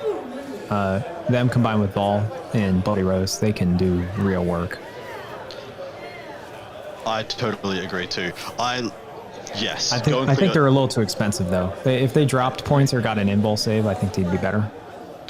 I totally agree. I love this for the Repentia. Go and clear out the entire. Go and clear out your deployment zone entirely, because the issue I see. Oh no, never mind. This is going to string along the Centurions here. Because I thought if he cleared out his deployment zone, he actually gets the cannon is on the bottom. If he goes and kills the Centurions, he gets picked up by either side of whichever part of the exchange, like the other unit of Sangard.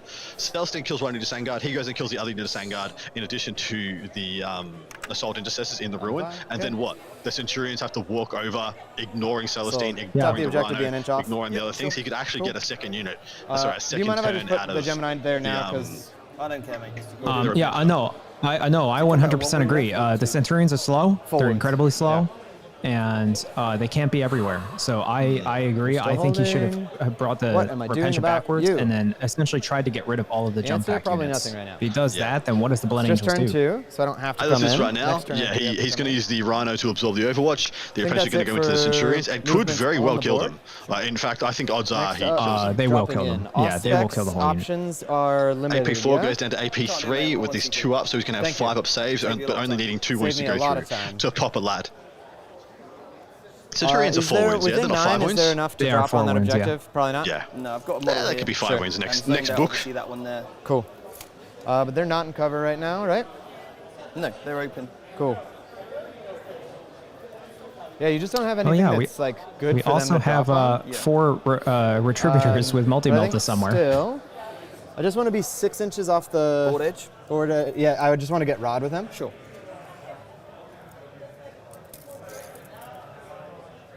I hope that's the Sephiroth whatever doing. actually gets it. So if you needed me Rod. to 24. 24 that side, right? Perfect. Thanks, man. Sure. Yeah, I do like the play we just discussed better because if he had gone backwards and cleared everything in his home field and then cleared the sanguinary guard or at least neutered them on the right, then killed the unit in his back objective, he literally just has Centurions on the bottom right and I think Dante and no other units, and then he has one objective at that point. Wherever they can be 9 And then he has to inches start off these making guys. use of his assault Might marines be at the just top. safer to put him by the Seraphim, if you don't mind. Sure, yeah. That way. Oh, yep. when So I the make Seraphim charge, and the Seraphim they'll be are on the coming objective down, that and way. I love this Thanks, play. man. I think this is Appreciate great. it. If he has miracle dice to auto charge, this is a big deal. He does. In fact, he has a 6, a 5, and 2 4s, I believe, or 6 2 5s and a 4. So he has a The last guaranteed cheeky charge move. regardless. You love to see it, man. These are the assault marines as assault intercessors as well. So I do They all hope he have to kills be them within an inch of on the the charge because they altar. could just fight back and kill him if he doesn't Well, finish this, him I think this is why it's sad. If it was true that the because that might have been the It's not canoness wholly actually within, still right? It's alive, just it was within. just out of range. If it is true that the canoness is dead, Make it a little shorter for then this myself. will be not so great. But if the canoness is still alive and near those centurions, then it's like who cares All right. at that point because you can just fight in They're the top rotted. first They're and rotting. the centurions are fight lasted. In reserve, still I have 5 sisters that can walk on. Just want to make sure to remind you. Excuse me 1 second. I'll mute this and cough. What a gentleman. Oh, here it is. That came all the way over. Yeah. Wow, amazing.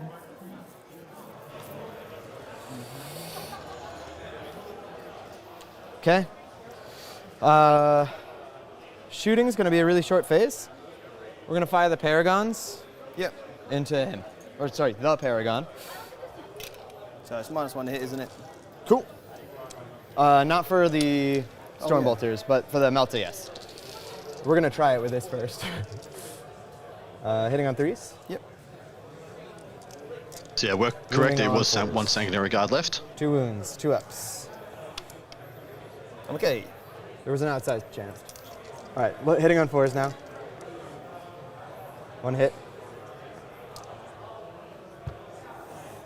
That's the time I needed to just use the 2. Fuck. That's on me. He had a 2 on a miracle dice. He should have just used it. Yeah. Nope, won't reroll it. Oh, chat's gonna be mad about that. We're not. 'Kay. We're going to be proud of you for sticking to your So- guns, mate, and not trying to undo it. Just bro. Go for it. Yeah. Who needs miracle dice or rerolls? All right, shooting. None of that's gonna matter. She can't shoot because her action actually doesn't complete till later. Yep. Yes, I can. She's gonna Inferno Pistol into Centurion. All right then. That is the Hitting on canoness A2? still alive then, so that is a fight last. Does it? That is fight Wounding on a last, that's 3. a I big don't have a deal. 3. Should have used the miracle dice there. Yep. I can use that on the damage maybe. Wounds? Minus? -4. So I'll take up 1 in cover. So it goes -3. Someone a 4+ save. Yeah, -3 plus Good. cover and a 2 up. All right, let's get to scrapping. All right. So, they rotted, but they're going to use my... I guess you can Overwatch, so let me be careful about this. Rhino here. There Into we the go. Centurions. Done. These girls going into the Centurions. I guess he didn't want to use the CP to shoot the Seraphim into It's 8 2+ inches, so armor I'm just saves. going to toss them. Intercessors. Yep. The Seraphim are rotting in that back corner. That's Yeah, why but they he could have rotted and shot. Yeah, for a CP. Yeah, not worth he it. did. I knew No, I I shouldn't think have put because him that in would have there just 'cause I was extended the gonna range get of the frustrated. charge. That's fine. That's exactly right. All right. Canoness is going to go into the Sanguinary Guard. Yep. Sure. 6 should do. Oh yeah, I measured it earlier, it was 5. Sure. Celestine's going to declare both. I guess she'd have to land over here. Yeah. You don't have like a 1 CP interrupt or something I'm not aware of. Cool. Angel Sacrifice could come into play here. You have a decent chance to survive. from a character? Sanguinary Priest isn't good in combat though, is he? All right, what would I need to get it? back of her base needs a 6 inches to get it from the back. Maybe 6.5, so need to roll a 7. Sure. That's not worth the risk. That's a very high number. So I'm gonna just declare the sanguinary. Yeah. 4. Thank God I did that. Yep. Enlighten me. Does that force him to fight only the character? Correct. Over here, Dogmata. Now, this is the part that I'm really torn about. Repentia can put a decent amount of damage into them. Yep. They can wipe them. Yep. The decent amount of damage probably isn't enough to win the game. Killing a unit helps a shitload. You clap back. Sorry to talk through this. What a polite man. I love this. I think we go for the kill. 2 gentlemen. On the reds, yeah? Yep. Plus it'll help with getting stranglehold. So just set to defend. On these guys? Cool. Oh. 4 probably won't do it, so I'm probably gonna have to use my CP there. Yeah. That's my CP.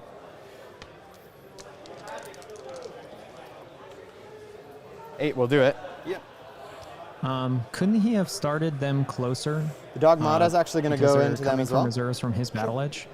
Yeah, they could have come within an inch easily. Well, not within an inch, but within the 9-inch restriction if they're walking on. Oh, sorry. Dogmata will go here. Yeah, no worries. So Danny Player 1 says, isn't a 7 the most likely number to roll on 2d6? Yes, but it's still only All just done over here. 50%. Now over there, I'm going to use 10 to get as far in there as possible, just touching as many of them as possible and staying on the objective. Not fighting, a lot of people won't take the chance. Ironically, this may be better off for him anyway, because I think that was to touch the Sanguinary Priest and the Sanguinary Guard, and he may not be able to do Angel Obviously, Sacrifice. you got your pile in as well. Yeah. They're all going to be able to swing. Scarcast, thanks very much for the shout out, mate. Thanks for joining us as well. Hope you enjoyed the coverage. No interrupts, and would you like to heroically intervene there? Where's Dante, by the way? I should have asked that first. Cool. Intent is to stay out of heroic for him, too. Yeah. I guess you have the 6-inch, so you'd have to go around. And I suppose I could fuck with it, but shouldn't have said the F word. Yes, Jesse, yes. There's not much I can do. Let it go, mate. Just let it go. So if you want to do that, you can. And I love that it came from like the most polite guy we've had on so far. I gotta say, I'm loving this game. I thought he was going to be in dire straits, but he's making a real game of it. This could actually be devastating for. This is what I meant about Stephen being in a supremely comfortable position. He didn't need to risk anything, and now he's risking on all fronts. Do it as I see it. Doesn't have the CP to interrupt anymore, man. To the order. I will start.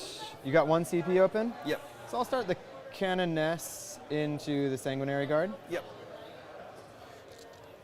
So 5 attacks, hitting on 2s. Yep. 6s will explode. Yep. 1 miss, 1 explode. Sure. Wounding on 3s. Yep. 3 at -3. 3 at -3. Yep. Sorry, it's -4, but I was. Yeah. So 5 ups. 1 goes through. 3 damage. Oof. Nice. Feel all the pain, so 1 dead. Cool. Lucky to only lose 1 from Celestine. Yeah.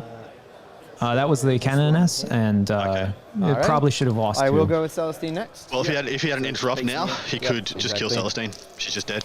Bang. Or interrupt into the Repentia and just kill them. Right? Or, if he had 2 CP so right we'll go now. with Celestine first and then the Gemini. Absolute changed game. Celestine hitting on 2s. Oh, sorry, you're -1, right? Yeah, -1 hit, yeah. So 3s. So that does 2 mortal wounds. Sure. And they all go through. Yep. And the 6s explode, that's why it stays in. Cool, I wish they did something there. So 5 at -4. So 5 ups.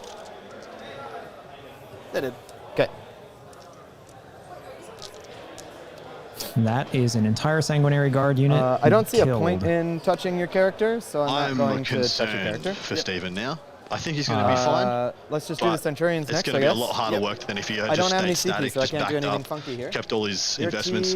6 or 5? Let's keep it on the top down. If he kills this unit here and kills this red unit here, he has Dante and a single Sanguinary Guard left, because I don't see how the Centurions survive. T5. Yeah, well, I don't know how he's killing the second Sanguinary Guard unit, the one behind, because I think he's not gone into them. I think he's only No, gone he into... didn't. He chose not to. Yeah. Which was the right call. Technically. Yeah, but it is only 1 Sanguinary Guard unit, which is like not enough. Yeah. Okay. Mind you, the characters are still hitting extremely on 4s, deadly. rerolling everything. He needed to save Sixes will CP for the explode, interrupt, that's man. cocked. Game on, everybody.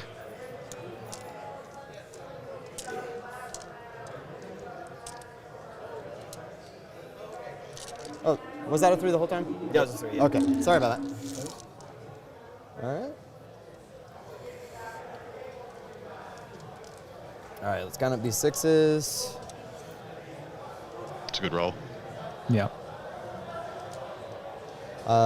Looks like 9. Sure. 2 more from here. Oh. Thank you.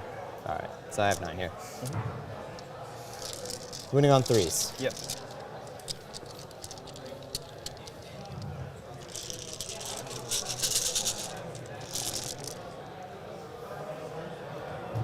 Looks about average. One hay rolled. Let's put that to one side. Sure. What strength are you? Needs a big strength spike. 6. Yep. Big spike AP on the 5 up -4. saves here. So -3, so 5 ups. Yep, and 2 damage apiece. Nice. It's not a good one, is it? Not Let's particularly. They roll. are all dead. So, Dead 1 dead, AF. 2 dead, 3 dead, 4 dead. We killed him. Okay.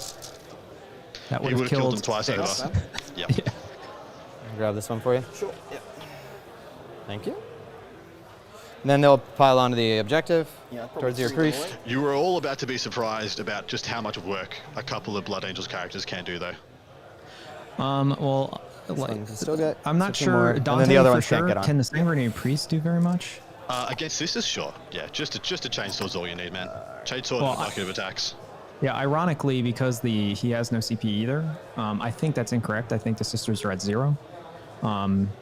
He can't do it. Like, he can just go into the Repentia and just And clear this them will up. just scoot you there. Well, he's just going to shoot him. He's Coming just over gonna shoot him. here, The Sangard shoot, we'll do kill the the Repentia Dogmata before he first charges in in. this. Charges in, kills both characters for 2 1 unit of attack Sangard. base. Dante tries and mops up 3 on the the charge. I'm going to triple check just that though, because I the- want to do this perfect, like you said.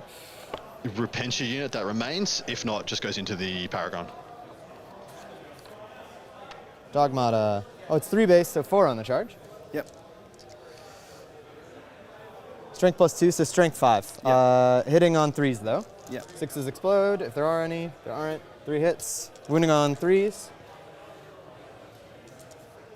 Triple 1s. Okay. Yeah, I still Ouch. don't have any 3s.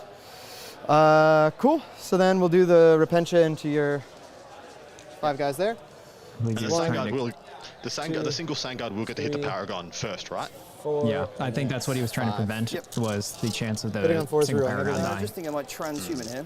Okay. It is only one win left, I believe. You're going to have shed. No, it's no point. Okay. It's absolutely no point. You're going to rinse it. So 4's rerolling everything. You're not -1 to hit. No, are you? I already give myself -1 to Yeah, hit. sure. You got 3 there. Thank you. Yeah, it's all right. 4s. Okay. Yeah. 6s. Transhuman So 1, doesn't change 2, the math 3, enough here to 4, keep 5. 5 power armor models 2 more. alive. I think, yeah, I mean, it would matter maybe for the Zephyrin, but Winning they on are 3s. strength 4, so it doesn't matter. This is the that one. Repentia. Yeah, I know. I'm saying in the back, because You they're got also -4, Primaris so unit, 6s for but you. it really doesn't matter. 2 damage apiece. Yeah, they're gone. All right.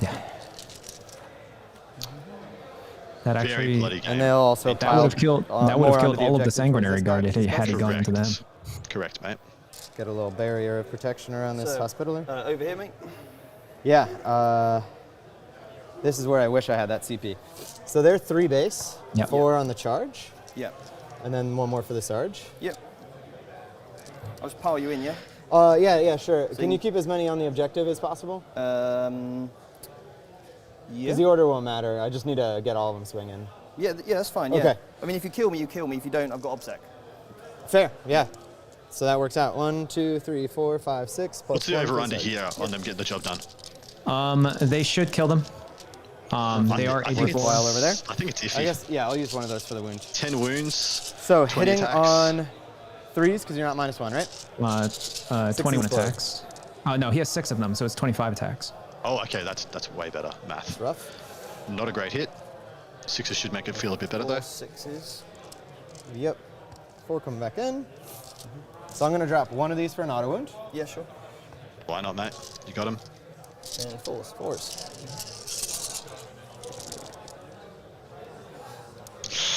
Does not look very See, good. Nah, that's what I mean. Just a couple of sixes here. That's a good roll. And he's got one guy left. Oh, actually, no, that was way better than it looked. It was good, actually, yeah. Because the Sixes, sixes on yeah. these dice AP look like -4. threes. In my head, like, does not compute. Not enough. No, I think Not so. enough. 1, 2, 3, 4, 5. 5. Yep. Yep. They are all dead. To a man. Not even worth a CP And reroll, suddenly, really, is it? Steven is on the back foot as he basically has 3 units left. This is what I meant about he didn't need to go in. Didn't need to commit to the violence. He was already up. He was well up. He could have coasted. Has made sure his opponent didn't get any You get to rod, swing essentially. before my Got a Paragon. 4 on rod. Instead, he threw it So to I the get wind, 5 and now attacks he's still? lost. He lost Gnarly. more than half his army this turn. Real ones. And then you charge me, so that is 2. 2. And then you were minus 4? 4 still, yeah. Okay. Save 1, fail 1. Cool. It's dead. Don't have a CP. Cool. Don't That's have a way to pass unfortunate. it with that. So it's been noticed Alright, in chat so, you guys are I putting some killed the thing attention in to that it, so I'll phase. speak to it for a moment. again. 100% we never interfere with the game. And I believe If it's they've the played start of something your turn. I wrong, don't that's think their you freaking roll around the responsibility. air. I They've got didn't hurt TOs, they've anything, got killed judges, things they're like two that. very competent players. Start of your Steven is even I'll a get my very turn. well-versed Sisters player, and they both missed that he couldn't have used the exploding fours strat. If you missed that as well, Andrew, you're a Sisters player. You have to have charged to use the exploding fours on the Paragon Warsuit, which killed 6. Yeah, it's Vanguard. devastating charge or something like that. Yeah. Yeah, wait into the foe. And then Steven used 2 CP in order to give his opponent less primary by holding that objective over RNG him. I've done 2 So quarters. he would have had the CP for the interrupt and would possibly have 2 or 3 more Sangard left in that unit. Yeah. So not our you. problem to solve, not our thing to spend much time on. I usually just mention it and then move on because you'll do your head in over it if you keep going in circles about it, guys, and it usually just ruins the enjoyment of the game if you spend it. Yeah. Yes, because I'm not in the centre yet. You get the idea. Steven's not out of this. He's just made his life a lot harder than I think it needed to be. No, I thought. I mean, like I said, I thought it was going to an overrun victory at the start of turn 2, but now it's a real game. This could end up being very close. I still think it's fine. I think that 1 unit of Sangar is going to do a ridiculous amount of work. God, we talked about that. With the support of a Sang Priest. They should. Is the fights last from the Canoness once per game, or just anybody engaged No, range? it's anyone within 3 inches. Okay. So that anything that goes for the Repentia or any of those characters in combat will be fight lasted. That's why the Repentia needs to be shot dead. Between the Sang Ancient, maybe throwing a frag grenade, or even it's just his pistols, and then the Sangard moving over, and then you can charge pretty safely in and kill what you like. Well, at least charge and kill the Canoness. If she fights and kills 1 or 2, whatever. Also, let me check the activation of Word of the Emperor, because I don't think he can do it in his opponent's turn. If he could, though, that means it would be a very bad place for Dante to go, because he could turn off his invuls. That's true. That's very true. It could actually be a good place for Dante to go, because he fights on death for free. So even if he does fights last and dies, he still kills. Yeah, easy character kills. Need to rod. Harder character kill, but relatively easy character kill. Just the fight last. Don't want to gotcha. Yeah, Word of the Emperor is activated during your own command phase. Yes. Yeah, it is. Yep. How long are we doing for time? Okay. 40 minutes going into the top of turn 3. Once again, everyone just seems to be using like 2/3 to 3/4 of the clock on turn 1 and turn 2. I'm not too worried for the because last it's like very 3 little games. Left, yeah. I'm not worried about time, but Yeah. I'm gonna go refill my water though.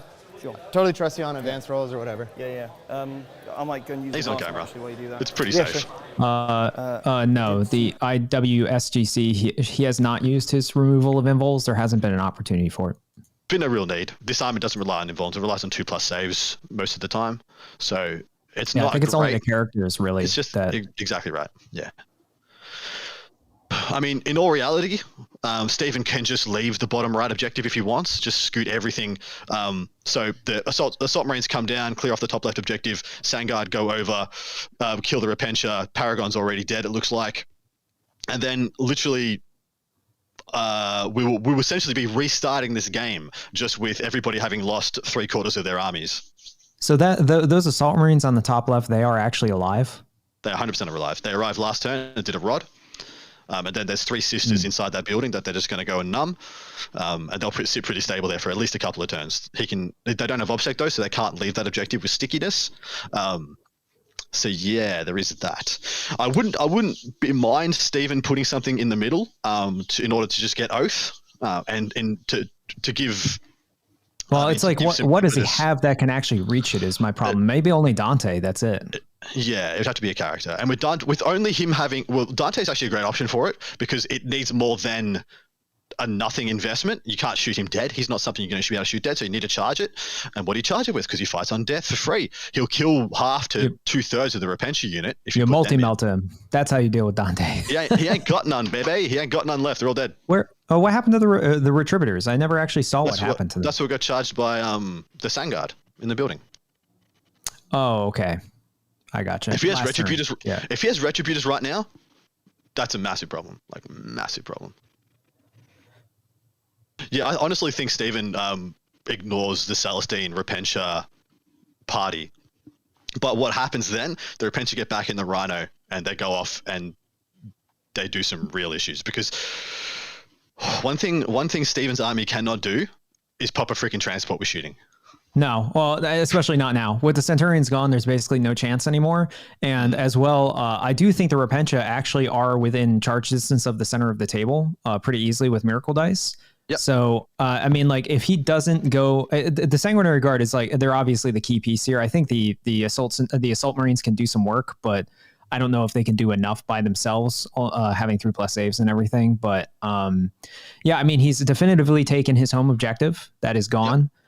He has a unit of Seraphim and a unit of Sephirim in the back there that can do business, and anyone who goes to the central objective. Like, he actually ironically has made it so that there's no exactly good option for the Blood Angels player, and it looks like he's doubling down going for the Sisters home objective. Well, he knows he's up now. He just has to try and skate, make sure his opponent doesn't get 12s, and he could just skate to a 5-point win. Update on the scorecard for our Table 2, which is the Paul McKelvey playing the Tau versus Mike Costello playing the High Fleet Hydra Tyranids. It is 36-30 Paul's way in the Tau's favor. Yeah, I wonder how close, if he's been able to damage the Hammerheads really at all, because again, he didn't have very much shooting, and the Hammerheads with submunitions are going to be picking up those units left and right. I should be on now again. Yeah. One thing we should note now, they have caught the misplay on the stratagem. Jesse and Stephen talked about the strat. Jesse offered to bring back 2 Sangard, and Stephen declined because they'd both agreed on the outcome already. So some absolute class by both gents. Caught the mistake, and they're just trucking on. Absolute gentlemen. Absolute gentlemen. If it was my... if I said, oh, look, I messed up, take back the Sangard, and they're like, nah, I'm going to take back the Sangard, it's fine. And I'll be like, at least take back your 2 CP. And I would just be like, nah, no arguments, take your 2 CP back. Which I think is what they've done. Because they're 2 CP there for the Blood Angels right now. So maybe that was the outcome. Sure. No, you played it fantastically, mate. Hey, thanks, I appreciate it. So, I've put 2 models on the objective here. They're just going to shoot over here. Sure. And they're not obsec, right? But you're going to kill me anyway, it doesn't matter. 4, 5, 6, 7. Shooting in there? Yeah. Okay. I got you. Cheers, man. Oh, sorry, I gotta toss it in. 3s are good. Yeah. So just on your 2-ups. Yep. Failed 2. Cool. So just the Sarge and 1 left. Oh, sure. Sorry.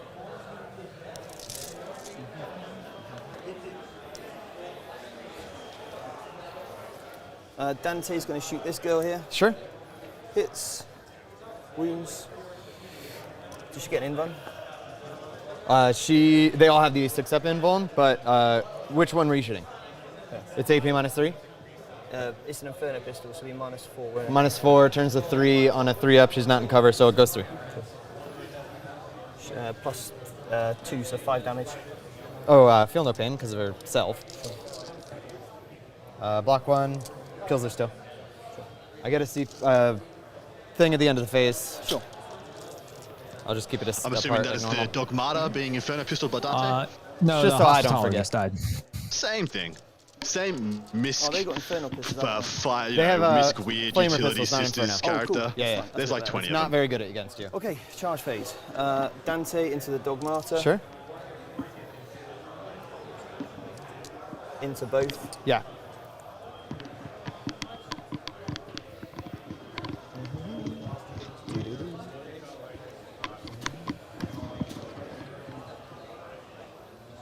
So it's the thing I say where like I would love to talk to Jesse and find out what the value of the Hospitaller is in this list.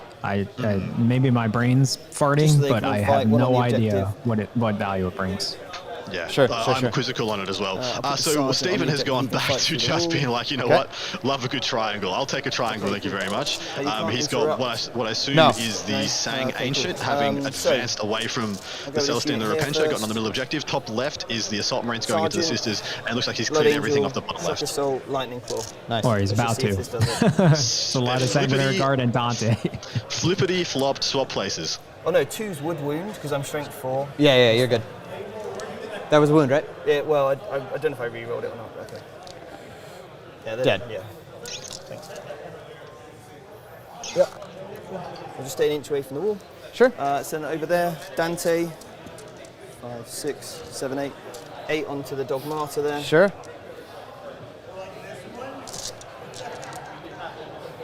Yeah, those. This is Dogmata? Yeah. AP? Lots. -4. She's 2 dead. damage each.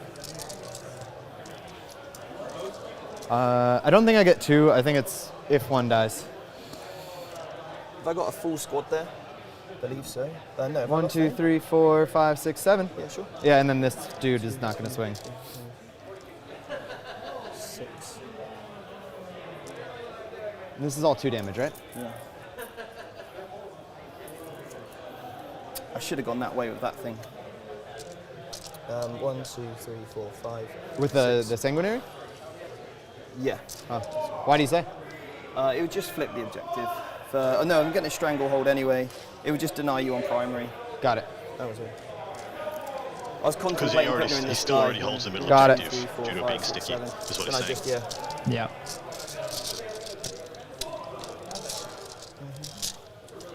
So, 2s. Okay. Reroll everything. Okay. It's everything. And then 2s. Is this into the 5 Repentia? I'm pretty sure they're dead, but I'm going to roll it just in case. Yeah. He's pretty sure they're 6s and then 5s. dead. It's 2 damage each, right? Yeah. You know what? I'm going to pull them. Okay. There is. It's a great number of 6s, but there's really And they're just only one with each other. Yeah. I got a miracle dice for them dying. Sure. I love that. Brian Aragon, he does not have a 10 3. man of Retributor's. He has a 5 man. That's right away. Do you mind if I check if I get 1 per character, or just at the end of the phase I get 1? A character. I don't know. Yeah, you double check though. So I get a strangle. Sorry? I'm just putting my stranglehold. Yeah, of points course. on. Oh, if I didn't fall back and I Killed the character. So that potentially. Oh, I should have put another one on for last turn. I should have got 3 points. No, it's 2, isn't it? Yeah, it was 2, yeah, it was 2. 1 and 2, yeah. Correct. And then I get 3 points for doing the stuff. The end of the turn. R&D I didn't do this turn either. God damn it.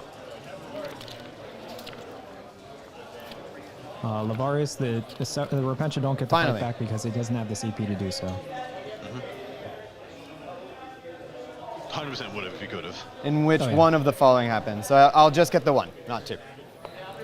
Okay, so command phase stuff. Luckily it's quick. I just get my CP. And starting my turn, I get a miracle dice. God, I have way too many, but they're all solo. 1. Okay. Just need to check some movements. This will be a quick turn. Sure. So the entirety of the Sisters is on the it's the right side of the table. I felt really bad because I saw my phone. Do you know what I mean? And Yeah. obviously, it's just for in case it came up again. That was all. And but I didn't. there was but nothing I obviously. malicious there. Oh man, I didn't get that for a second. So yeah. So here. It's going to be a long ass charge, but. So I think the play here is to take the center entirely. He keeps the Sephiroth on the back objective, and then brings the Repentia to the center and screens with them. They're gonna hop onto the objective. He'll have 2 CP, which means that because if they're he not doesn't take them down, Yeah. then cool. But might as well grab the cover because you he'll be able can. to fight on death. I was debating hopping either up, but I don't have a guaranteed charge, so I don't want to risk it.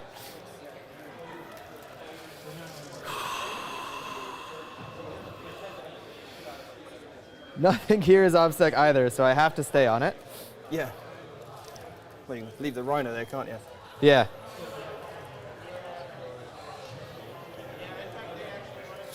There. Leave my character alone. No, I absolutely will not leave it alone. Leave her alone. All right. She's done nothing to you. 12 gets to here. I think at this point, my best Celestine bet. should also have both of her.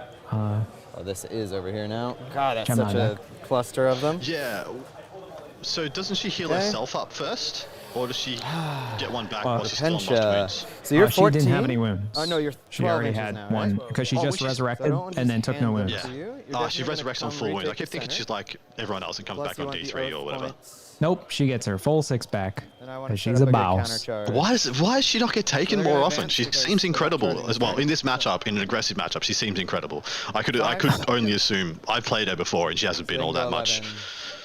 I think she doesn't get taken more often, just like some of the other characters don't get taken more often, just because the HQ slot is very highly contested.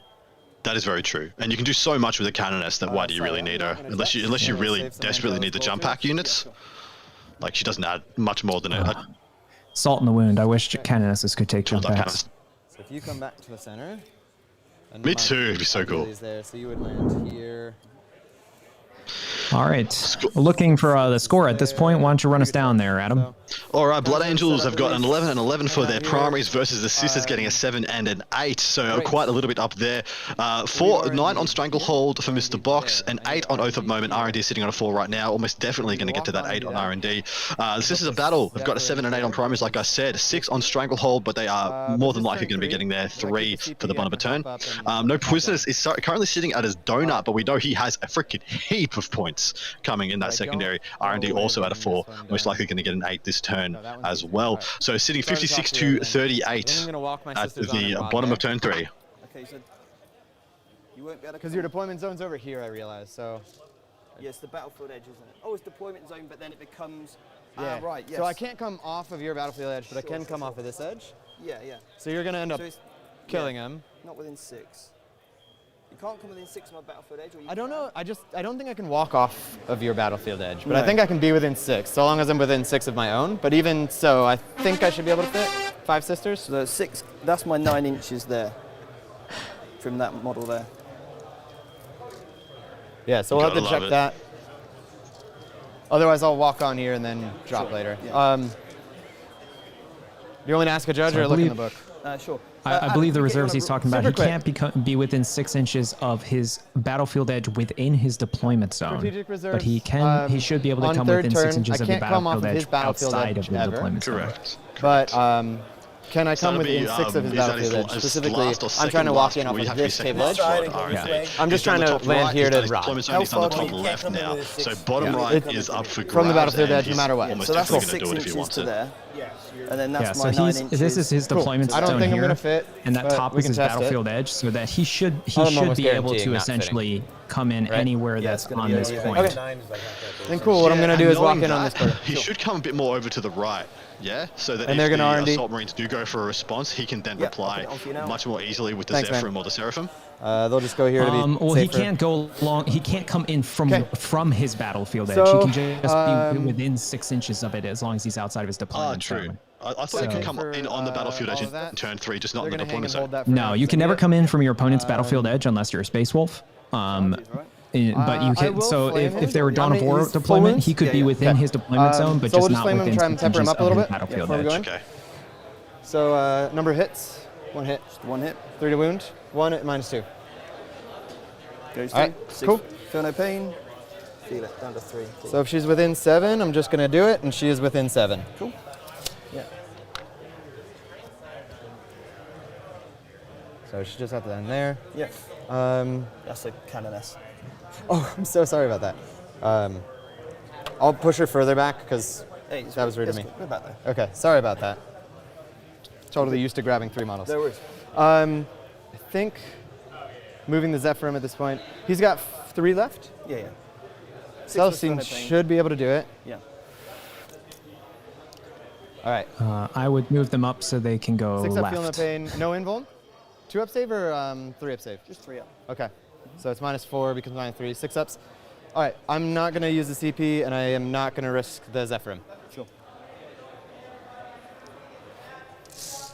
Thanks, man. So we'll just do personally, I Celestine would have quick. charged the Zephyrim in and squeezed them in on the right side behind the cover as much I'll as use possible so that they a 2 to could hit. flank to the left Actually, next I'll turn. use a 3 and the 1 CP. We'll make this a hit and a wound. Okay. No, it's really not worth doing any of that. I'm just self-conscious about my miracle dice. All right. Hitting on 2s, unless you're -1. I don't am think so. -1, yeah. Oh, you are? All the characters are, because the visage of death, yeah. Got it. 3s. Cool. So 1, 6. So 2 mortal wounds after the fact. Yep. 3s to wound. So 3 at -4. So -3s, 6s. She's dead. And, you know, there's no way I'm going to roll. Yeah, that so many. that's 8 damage. Cool. He says no Got way it. he's going to roll it and rolls it. Right. Love it. Yeah, thanks. He needed to know, so we're people. set up for the counter charge. We got the stranglehold. We've got R&D. It's up to you, man. So you get 3 on that. So Plus 3 on that. Save. Stephen needs to take 5 minutes right now and do some math. Oaths. 4, 2, 2. Yeah, because I'm not holding. Yeah, Will he 2, win 2, just 3, getting a 8. couple of 8s from this position? He Or did will not he fall lose? back anywhere. So, Yeah, gain because a Sisters CP, will be but going for 3. second, which means they have the opportunity to get a 12 in the final turn. 4. I think he's going to lose. I Yeah, think you're he's going to up have to to 3 send again? it. He's going to have to go and do a bunch of I'm work still holding on into to a 1. Celestine he doesn't want to have to go into, And, because if did he you get goes me for into the her, bonus he on cops the a primaries? Zephyrim and a Yeah. Repentia charge, Yeah. and Cool. that'll knock out anything he puts on that objective. I think he could be Thank you, close to a lose-lose situation here, there. but he Cool. just needs to do the math. Just take it easy, do the math.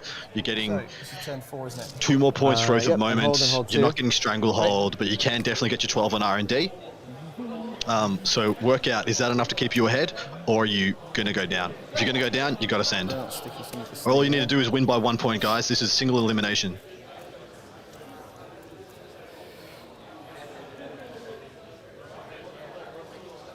What's up?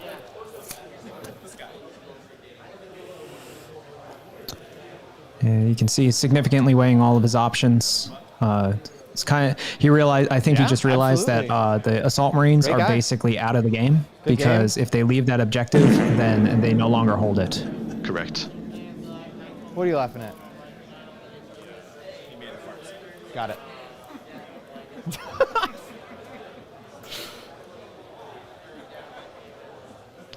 A lot of consternation on that face. Pressure's built up. Who had the OPSEC banner? The Rights of War. Just want to score as many points Yeah. as I can. Sure. So, Was And it if we the get down to same like 10 minutes, priest? you want Yeah, to the split a 5 and sanguinary 5 at that priest. point? I think we're Who still is still dead, doing correct? you've got the game. Yes, because he had. I know he I had Feel No hope. Pains I over really on hope. the. Well, he had Feel No Pains on that model.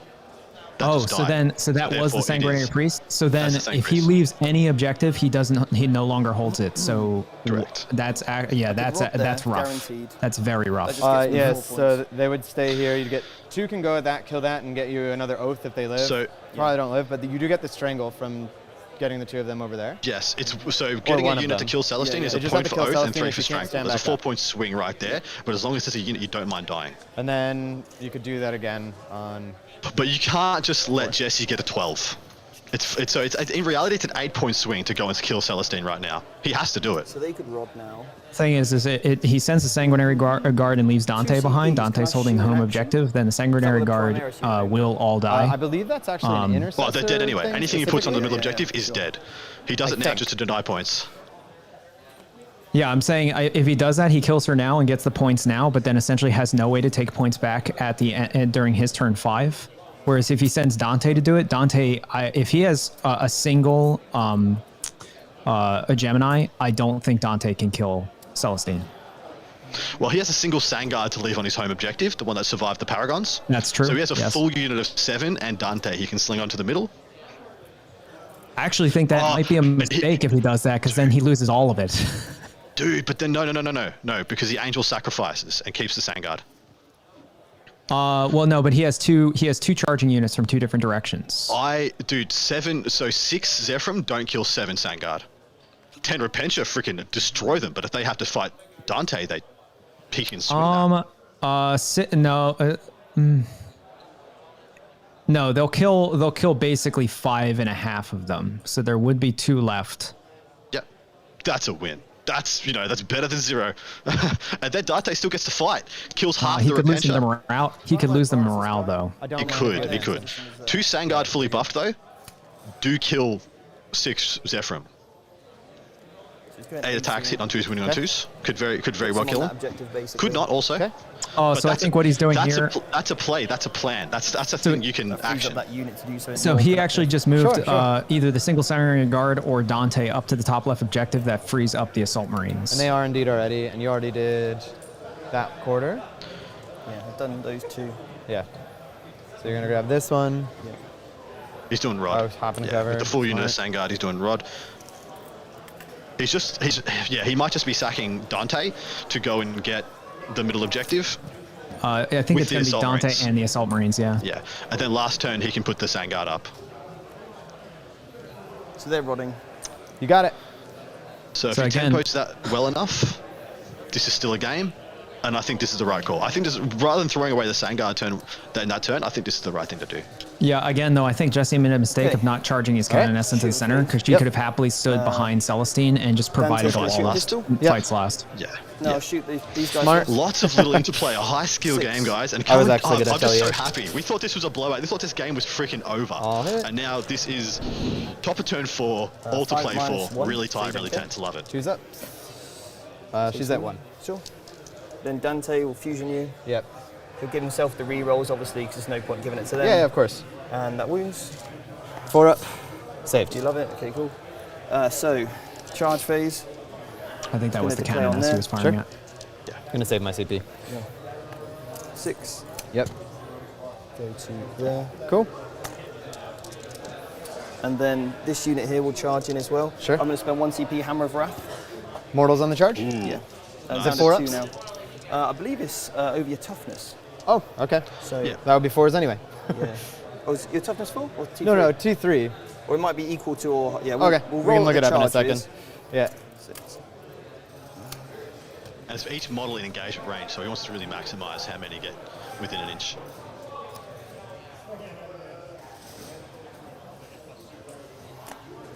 Okay, cool. It's every unit or just every model? Your book's right there. It's not in that bloody book. It's a... Does anyone know the Hammer of Wrath stratagem? Yeah. You love to see it. I've got it on my phone quickly. This is probably going to be my last turn of the game anyway, so... If this is the last turn of the game, he should have dogpiled as many units as he had on the middle. Charge phase, when they're not finish a charge phase, select enemy engagement range of that unit, roll 1d6 in that unit with engagement range. For each result that equals or exceeds. Equals or exceeds, so 3s. Yeah, so I roll 6 dice. On 3s you take mortals. Obviously he'll just go within engagement range. Yeah. Yeah, the Gemini make this a lot easier to do than just one single 32 mil base. So take 5 mortal wounds. Cool. She's down to 2. Sure. 5? 5 mortal wounds, yeah. Yeah, so I have 2 left. Okay, so cool. 1 goes here and then 4 on her. Sure. Then their attacks. Yep. She can't stand back up again, can she? She cannot stand up again, no. Okay, well, we'll just do Dante first. Yeah, I think this will be quick. And you can't interrupt? No. 1, 2, 3, 4, 5, 6, 7, 8. Rolls for himself. There is another round after this, guys. There will be a final round coming after this, which could be so that is Sisters or Blood Angels versus Tau or Tyranids. She's dead. Exciting. Cool. Celestine absolutely destroyed. Okay. And then get in front of Dante. Operation get in front of Dante.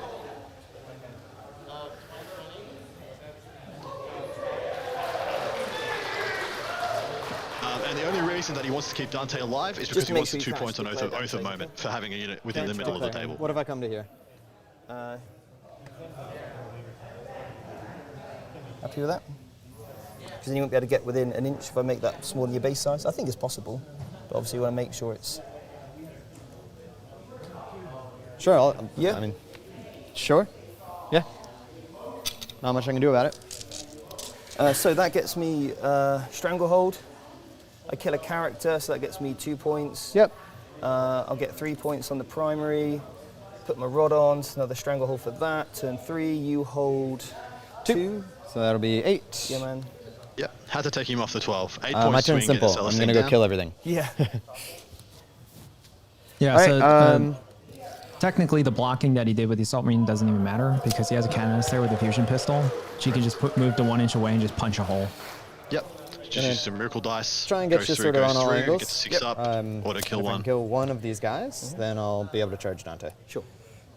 Then there's a bunch of pistols and a crack grenade he can throw from the Zephyrum.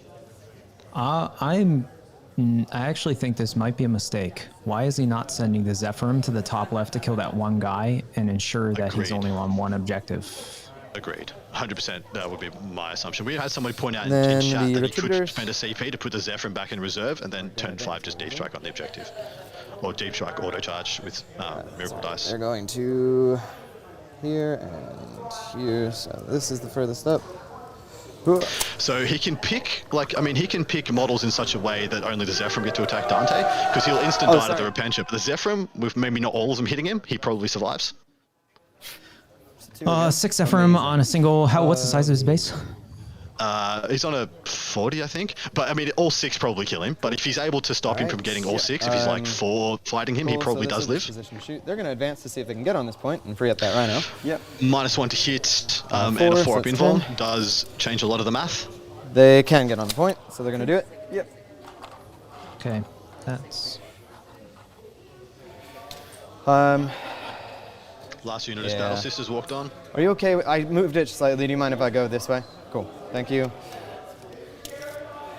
I'll pretend it was back here, so going here. Sure. Just tap on. They'll flap 12. Can you just get me a line of sight? Do you mind moving them? Oh, I don't want to leave the objective yet, right? No. Not yet. Next turn. Okay. So let's start with Crack Grenade here. Yep. Aesthetic Deluxe, the other game right now on the ITC Battle Labs scorecard that we're looking at is looking 42 to 52 to the Tyranids as it stands right now. They are running away with the primary, but the Tau is staying in touch by using the secondaries, but 10-point deficit there. Oh, can you push some of that pile this way? Sorry? Yeah. Thank you. So this is bolt pistols. No rerolls. 1 wound? Yeah, man. Okay. Cool. So then we're just Inferno pistoling here. Yeah. Use a hit. Use your miracle dice, I'm brother. at 2 CP, Use your miracle dice. Because I got 1 to start here. I haven't used that one yet. Sure. What I'm going to do here is going to hit and wound with a bolt pistol for 1 CP. Yep. Okay. Cool. Oh, sorry, not a bolt pistol. It's the Inferno pistol. Yeah. So AP minus 4. So 6 ups. That would be 6 up. Yes. Nope. All right. Don't do it, Boxy. Dead. That would have been huge. It would have been massive.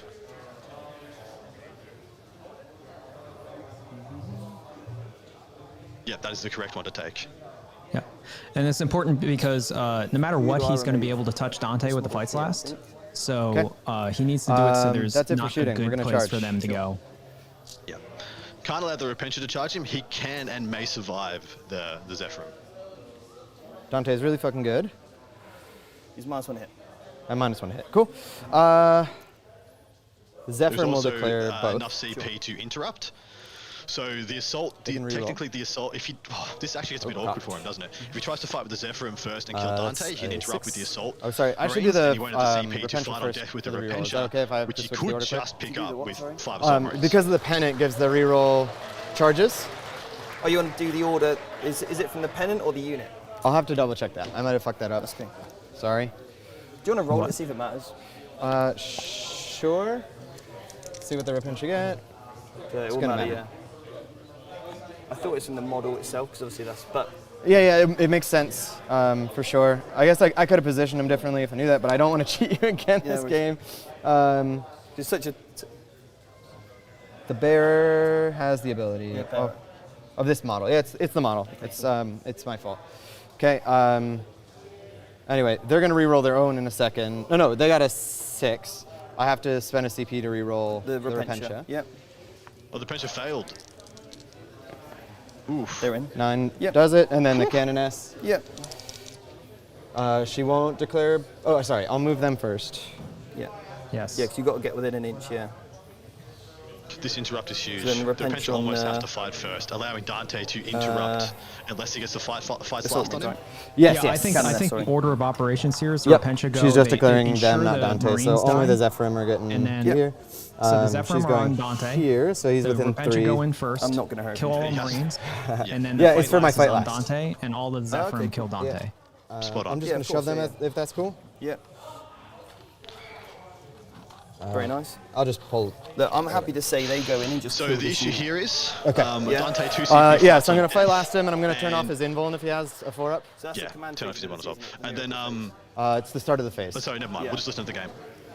I can triple check for you, but Yeah, I think it's Getting too excited. It's a command ability using the miracle dice. so it is miraculous ability at the start of each phase, I believe. In your command phase, you first discard a miracle dice. Oh, all right, then that's on me. I thought it was the start of each phase. Does it make much difference if I'm 2-up save? Yeah, it makes quite a big difference. It's a huge difference, yeah. It's my bad. I thought it was the start of each phase you had to declare it, but Because it lasts until the entire next battle round. yep, totally fine. You got a 4-up invuln. She can't turn it off. I feel bad for not giving No, it I to fucked you. up a rule really bad against you. Don't worry about it. You sure? Yeah. Okay, it makes more of a game of it, so it keeps Yeah. it nice and tight. Sure. So they go in and they're dead, yeah? Yep, sounds good. And I can't interrupt. Correct, because your fight lasted. That part is at least.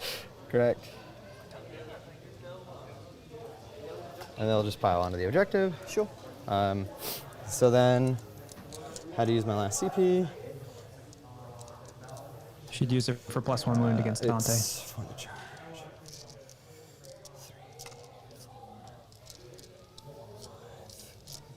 By the way, keep that one for this with me. You've been a fantastic opponent. All right, I really appreciate it. Yeah. All right. -1 hit. Cool. So hitting on 4 is rerolling 1. Yep. Big roll. 6s will explode still. Pretty ordinary, So what? actually. Reroll should fix it. All right, so taking out the 2s and 3s. How many wounds does he have? 6? Dante has 3 6s? Because he's not Primaris. Nice. He should have used his last CP for +1 wound. 4s to win. Should have absolutely. Sure. Oh, You that didn't was roll that already one, done. yeah. Cool. So. Right. Shouldn't 84. die. So I've Shouldn't got die. 2 Average CPs. math. Yep. So The Canoness I'll can draw still them kill together. him. I want to see Fine. if you roll one. Okay. Come on. That's not Well, average math. 1, 2, 3, 4, 5, 6, 7. Even if you reroll, he's dead, right? Wow, that's unlucky.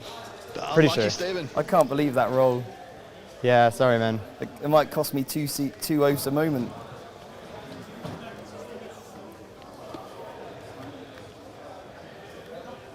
Nothing to do about it, brother. Come on, Dante. At it's least gotta- have 7 wounds. No, it's got. He's got he has 6. 6 wounds. Yeah. Dante! He's dead. Right, well, I'll spend 2. Oh, he'll epic deed and fight in death. Fight on death. Cool. Yeah. Chop up 2, some Zephyrim. 4, 6, 7. Killed the Canoness. 8 attacks. Maybe Has not. it killed the character this turn? He Oh, he has, killed yeah. Celestine, that's right. So yeah, no need to kill Samus. I'm not -1 in case you were curious. I'm really. It just, Yeah, he gave himself his rerolls. oh my days. So how many is that? That's 5. 5? I may as well CP reroll one of these. What's What else going you through your head? gonna Just wipe the unit.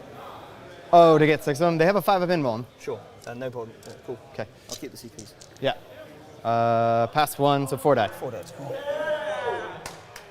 Leaves the pennant. Okay. Nice, man. Yep. And then I'll use a 1 to pass morale on them. Yep. So you get stranglehold. You get 3 on the primary. Yep. Strangle, and then R&D I'm gonna do later. Yeah. So we've got 3 on that. I don't think he can that Steven can get any more R&D at this point. I think his units are too far away. Yeah. And sorry, they're on the objective as well, but Can't get Stranglehold anymore. I think he's only got 2 units left. So turn 5. But he can take the center back pretty efficiently. it's turn 4, right? The one unit of Sangard moves out, shoots the Repentia Oh, dead, so I did need to just hop kills there. everything on the middle.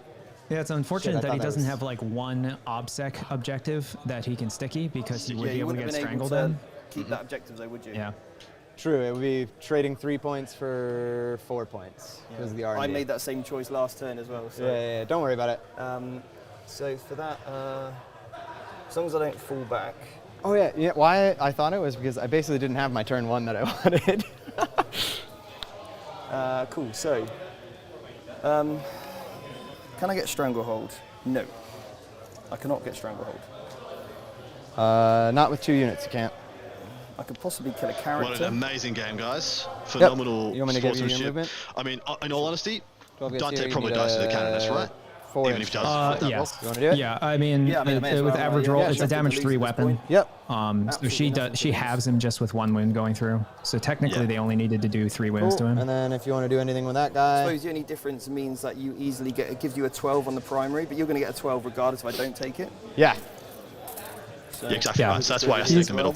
Yeah, he's there's. I don't think there's any way he can prevent So I gain a CP. the sisters player from getting a Jesse from getting a 15 on his final turn. I don't. No, think you he's totally gonna on get death, it. though, so you're at Totally 2, okay. right? Give us the top down, Oh, please, it's if for you free. get a That's chance. sick. One unit of Sangard, he's got the Repentia in the Yep. building, so the unit of Sangard come out, they shoot Right, the okay, Repentia cool. dead So or too all of small their enough that they're shots non-threatening, Yeah. and then they into easily this charge unit and here. pick up Yeah, the makes sense. Canoness and the 2 remaining Zephyrim. 1, 2, 3, 4, 5, So 6, as long as they kill 7, enough of the Repentia with the 9, shooting, 10, they can very 11, well 12, charge and clear everything on the 13, objective. 14. No issues whatsoever. No, I'll just kill the. Even into the No, fights the last. Zephyrim? Yeah, Yeah, it's obviously the we've got, unfortunate like, side of 4 it is models he's on going there to at the go in moment there. on He the only has the objective. 2 units. He Sure. goes in there, and if they both die, he then doesn't get oath. So I was going to say. Well, like, he's all not getting of right them now are- anyway, so. yeah, Yeah, I just Yeah, damned might if as you well go do, for it. damned if you don't. Yeah, Sure. this is going to be This is right very now. close, everybody. As this is right now, yeah, all the shooting is going into the Repentia. Anyway, so We'll see how many he gets. If he gets them down to like 2 or 3 remaining, he can safely pull this off. So all of this lot then onto them. Yep. 3s. Any rerolls now? Nope. Okay. Nice roll anyway. Thank you. Thank you. Threes. Thank you. 3s. Oh Oh, dear. that's terrible. That is dreadful. That's horrific. All right. Wow, Steven. 6s and then 5s. Jeez. Just 1 damage each, right? Yeah, man. All right, so 3 are dead. 3 are dead. That's That horrific. is, And then the next one will that shoot is as well. That's Sure. it. There goes that plan. You've got no CP, so 1 hit. 1 wound. I don't think 5. the Nope. the Blood Angels CP is accurate because he How many spent left? 2 on That was Dante 4 total, fighting. so I have 6 left. Dante fights for Plenty free of on ones death. to pass Oh, you're around. right. You're right. Okay, I cool. was thinking So, you didn't interrupt on that. charge Yes, phase then? You're Sure. correct. This unit here Yeah. will charge on both. Yep. No Overwatch. He's got 1 single Sangard. No. He's left both objectives. Well, he's already I'm gonna scored for turn 1 5, so CP no hammer point staying. Yeah, makes sense. Oh, yeah. He needs to hammer. spend that He for you needs now. to hammer Brat the Canoness because if he doesn't, he's fight lasted. Correct. She got 4 wounds or 5 wounds? I think she has even. I think she might only have 7 1 or dice? 2 wounds. She has 5 to start, but I think she was already planked. Still T3 if you're curious. So I'm gonna have to put. 3 on that squad? Yeah. Okay. Oh, do you want to do 4? You probably want to do more there, if I had to guess. Sure. Yeah, because they don't have mortal wound protection. Yeah, She's got 1, 2, 3. 5 wounds, I want to say. Oh, okay. Sure. Neither she's of them fine, have it's mortal fine. wound protection. Everything Okay, so everything she is under her. untouched. Yeah. And the well, Canoness has he 5 wounds. multi-charged, so he can only put so many I'll onto put 3 on the her, 'cause Canoness. he has to put it. Cool. Yep. Oh, Just 1. Cool. And then 4 on Wow, the unit. Steven It's is not rolling good. terribly. 3 on the unit. They're So gone. he pops a Zephyrim. And he's gonna charge in on there as well. Sure. 8. And she'll fight last the big Now squad. he's Well, now he's if just he can- trying to yeah. he's just trying to stretch what the Repentia can do on the clapback. yeah. I mean, she'll fight last the big unit. We'll see if the 1 Sanguinary Guard can ace her. Yep. He definitely can. So your guy and then me if I should live. put more attacks on her then. Yeah. Sorry. Oh, it's fine either way. I don't think he had the rolls. I would have done 4 wounds. So it's Yeah, fine. she'd still be there. Okay, cool. So he's gonna get 5 attacks. Okay, 4 hits. Yep. 2s to wound. I'll CP reroll that one. That's 4 wounds. 4 wounds, okay. I can't pass any, so this is all just dice. 4 ups. Failed 2, it's 2 damage each, right? Yeah, she's dead. Kills her. I'll get a miracle dice from that. Sure. I just want to pile on onto the objective and then have more models. Bubble wrap the single dude pile if in, you can. consolidate. Pile in, And consolidate. that was as good as a turn as you could have asked for. Man, this is so freaking close. Holy shit. Consolidate. Well, does bubble wrapping the one guy even matter? Because if the Repentia kills the big unit, they will outnumber that one guy. He's not outside. It's 2 points. I can shoot him at least. You're right. Not that I have any guns anymore. Right. Yeah. So, I'll get. I have to absolutely thank 3 points on you the guys for primary. being Sure. here for Not this that journey, I think we're both gonna tap because that we before thought this game was over at the top of turn 1, and we are into the going to the bottom of turn 5, and it is as close as it could be. So he has one option, to kill that single guy, and it's the Zephyrum unit with the 4 flamers. That is his one option to kill that one guy. To do 2 wounds through a 2+ save. Sure. Try and kill them. Yep. Oh, you do have enough CP. It's a weird one. We'll try for it. Shooting, I'll try to kill that one guy. Sure. Where are the dice? Yeah. So just here. I might not be in 12. No. That's close. Nope. You move it, mate. It's fine. All right. You're within 12. That's cool. Cool. Yeah, this is bottom of 5, right? Yeah, this last turn. This is the last bit. Yeah. Yeah. Cool. So firing into the one guy there. Sure. I'll hit. Yep. She's out for blood. No wounds though. Oh, 1 wound. 1 wound. So let's get 3 to me. I'm okay. Okay. All right. So I think it's just down to Repentia. Cool. I don't think they're seeable right now. Okay. Maybe. Yeah. Sorry, I didn't see this one at all until I went over to here. If that was your intent, yeah, you can. It's ideal for them not to catch the Yeah, sure. Okay. So they're just going to charge the one because I can't get to the other one. Yep. I'm going to use the 6 because why not? Yep. You're in. Yep. And now it's 6 left. Did they owe me a morale earlier, or did you spend? I spent the You've one. got to many get rid. ones. Yeah. 1, 2. And you even had if 6, if I didn't, yeah, it's I'll cool. just do it No, again. I know. Yeah. Yeah. No, you're good. I just want to keep it clean, you know. Yeah. So 6 are coming in. -1 to hit. -1 anyway. -1 anyways for 4s. Yep. The extra damage wouldn't do anything. 6s to wound. Sorry, 6s to hit. Auto wounding would be great. I'm gonna check the timing on the strat though because I want to do it right. You'll be fine. All right, I'm gonna just go for it. Yeah, I will still pop the strat though. It's a bloody rose strat in it, so you're fine. Yeah. So 6s to hit. Also wound. Automatically wound. Yeah.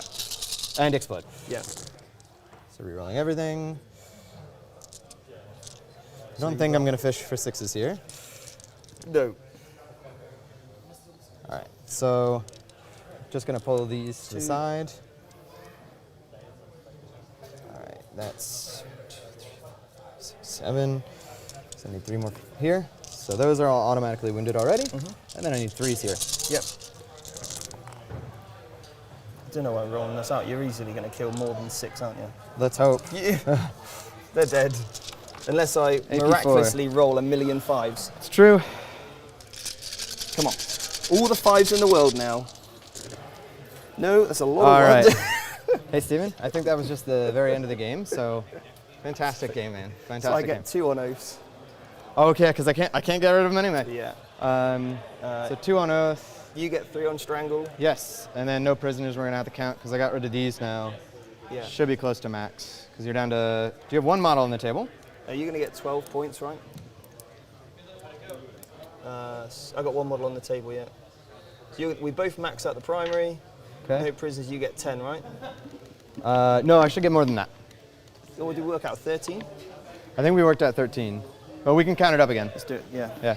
I brought a Centurion back, so it'll probably be 13, won't it? Oh yeah. 13 or if it's 14, that would be great. This is extremely close. Okay. So I think because of no prisoners, Jesse might win. Great game, man. Jesse will That win. was Such a phenomenal game. Took it. Wow. Wowee. I think you have. Did I I? think it's going to be 91 ATO. Fantastic game, man. Fantastic game. Great game. Oh my God, I really thought I got my butt kicked. Yeah. Great game. Honestly, I played it really, really well. Oh man. Let's just double count this Thank up. you, Stephen, for not backing up and coasting to a win and giving us a show in the semi-finals. So we'll be seeing sisters on the top table. We'll just wait for final confirmation. By the way, we do have final confirmation. You're not going to believe this. The other game I'm sure you have. tied 70-70. Oh, why? Why's it got to be like this? Who wins the countback? We need a judge. I'm assuming that that score that we've gotten yeah. from our boys in the booth means that the game is over at 70-70, or do they have time left? Man, just wild. So freaking wild that Jesse came back and won that game. Bonus comes in. Well done to him. Yeah, I mean, I thought he was out, but then I think Steven overcommitted, as you said, and then as soon as Jesse took away like those 3 main assets, the Centurions, that unit of Sanguinary Guard in the back, and then the Marines in his lines, like I was like, he's kind of everywhere, and I don't think Steven has enough assets. Nah, Steven spread too hard, didn't have his supporting characters in the right places, and all he needed to do was shore up his triangle, if you remember what I was talking about. If he just shored up his triangle of 3 objectives, there was very little the sisters could have done. 91-89. You cannot have a closer game than that, but a tie. Wow. So, I thought it was going to be within 1 and 3 points, but man, that's epic. I'm just really happy to see that that flub roll where Dante died would have only given him 1 more point, because he couldn't get 2 because he ended up on 14. So it would have been 90-91 if Dante had lived. So not a huge deal.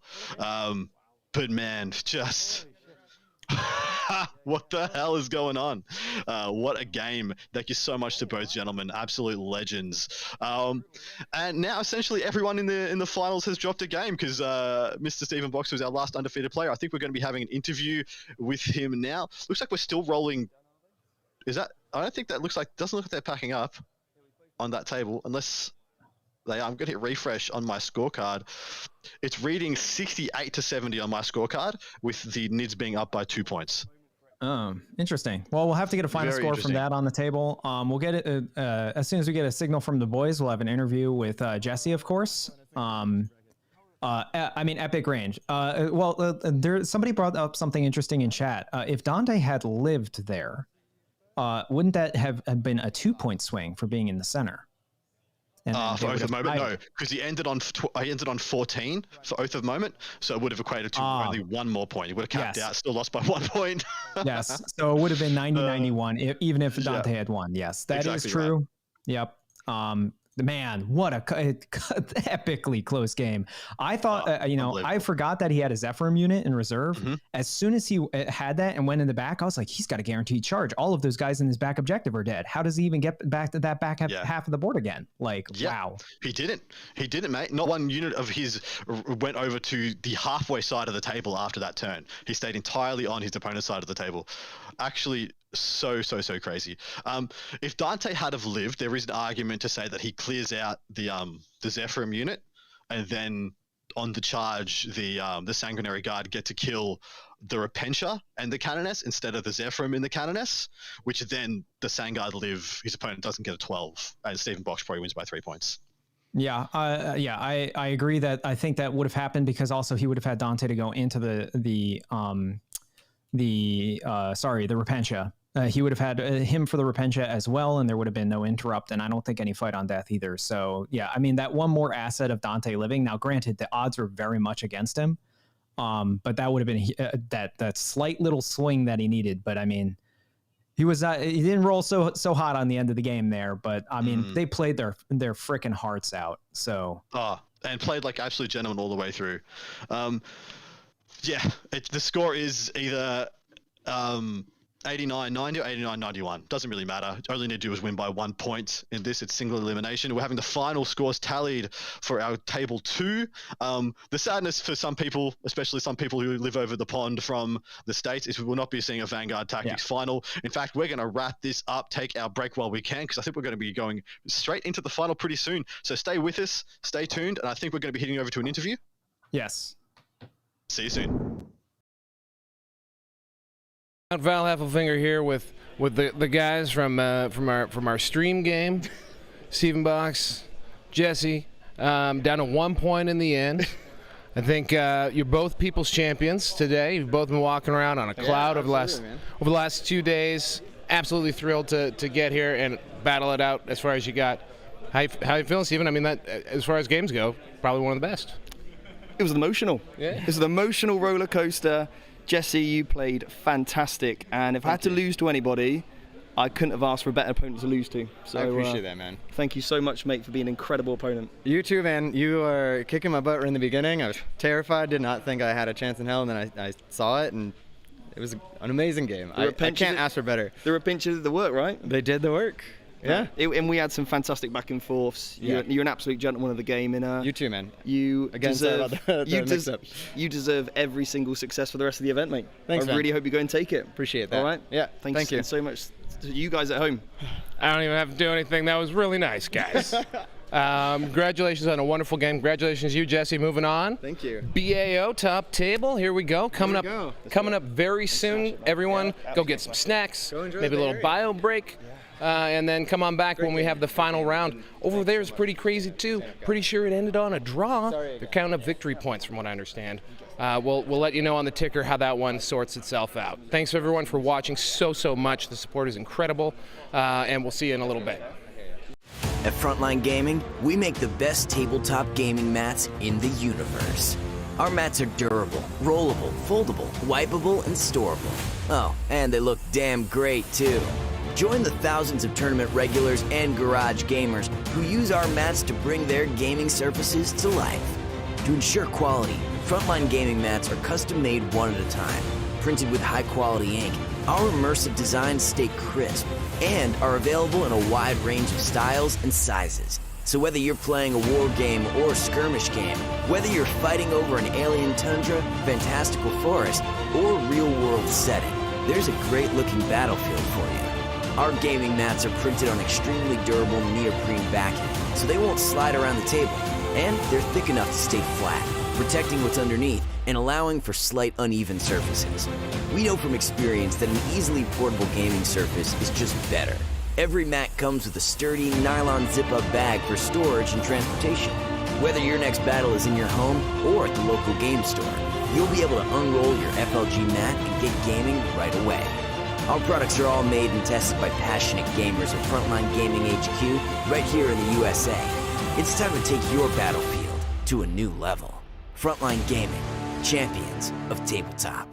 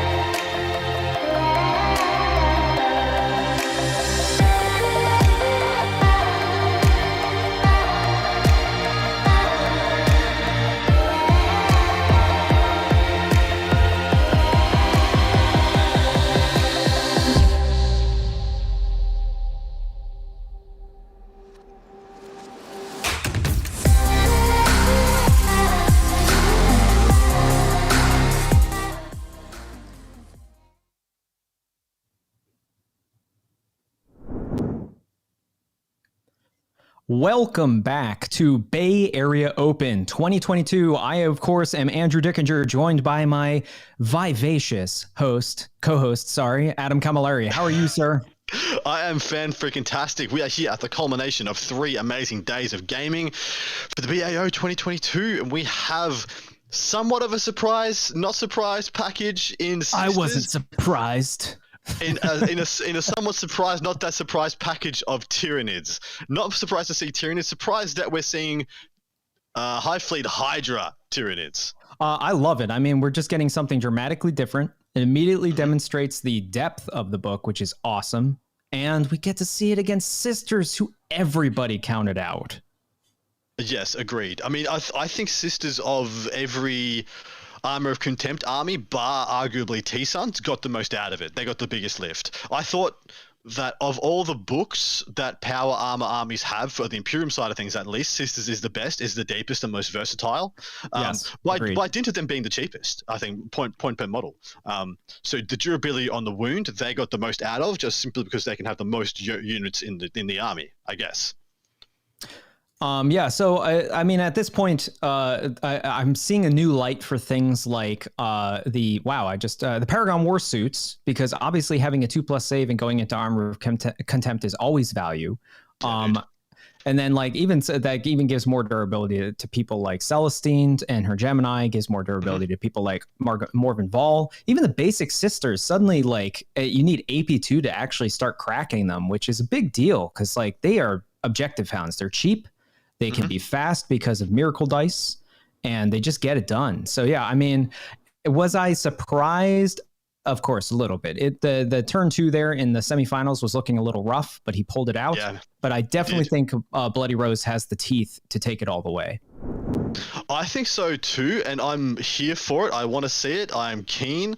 But this Hydra list is very spicy, very unique, and offers a bunch of issues for the Sisters list that I don't think he's had to face up until this point.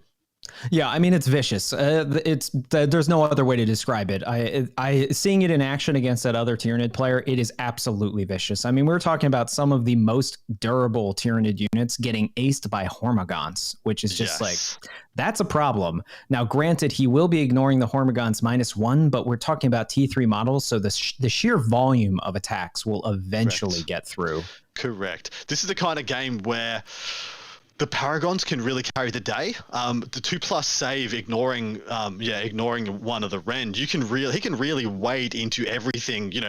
Being mindful of the Swarm Lord, being mindful of the mortal wounds, etc., and just kind of absolutely annihilate little bugs. Whereas, unfortunately, because he only got 4 wounds per model, he really needs that litany that ignores psychic powers to go off every single turn. If anything, I'd be setting aside 6 CP to make sure the first 3 turns of the game, you're just not that worried about the psychic phase.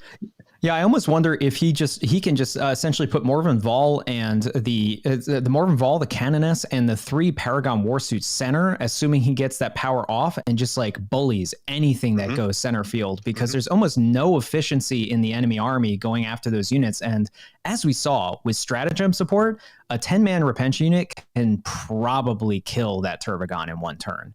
Agreed. I'm absolutely agreed. I mean, that 10-man Repentia unit can kill anything at once turn 1. The only issue being that because of how many screens and how many units and models he has, I don't think he's going to get much mileage turn 1 from that unit, from that squad. It'll be completely zoned out from doing anything efficiently. Yeah, assuming so let's say that the Sisters player does go first.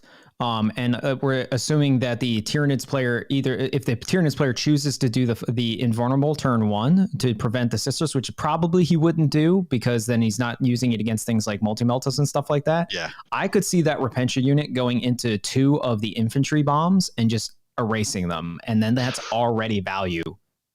Exactly right. That is actually not bad value. If he wants to do it, I feel like he doesn't even need to do that. I feel like it could almost be better for him to just hold that unit back in the Rhino for a couple of turns and just let it try and squeak out value by being a deterrent for massed Hormagaun advanced charges and things of that nature. The only issue being that Arcana effects can just be slung, killing the Rhino very efficiently and leaving the Repentia, standing in the wind, hoping that something gets into that lets them charge it. Yeah. Now, granted, Yeah, granted, thankfully, he has plenty of things to deal with all of the big bugs. I mean, he's got enough multi-meltas that they will eventually get through, and there is no Maleceptor to not only like do unofficial psychic damage with casting special powers that then do mortal wounds, but he doesn't have the Maleceptor as well because he can't, which means he can't reduce the strength of the multi-meltas. So exactly right. Yeah, they're going to be winning the Turbogon on 4s, which is, with full rerolls from Marvin Ball is already great. They're going to be winning the Carnifexes on 3s. That's 6 up saves even for the Carnifexes. So like they instant give the Carnifexes essentially, like just straight up bang dead on the Carnifexes. Very threatening to the Swarmlord as well. Should we run through these lists for people at home, for those who may not be familiar? We have had both of these on stream.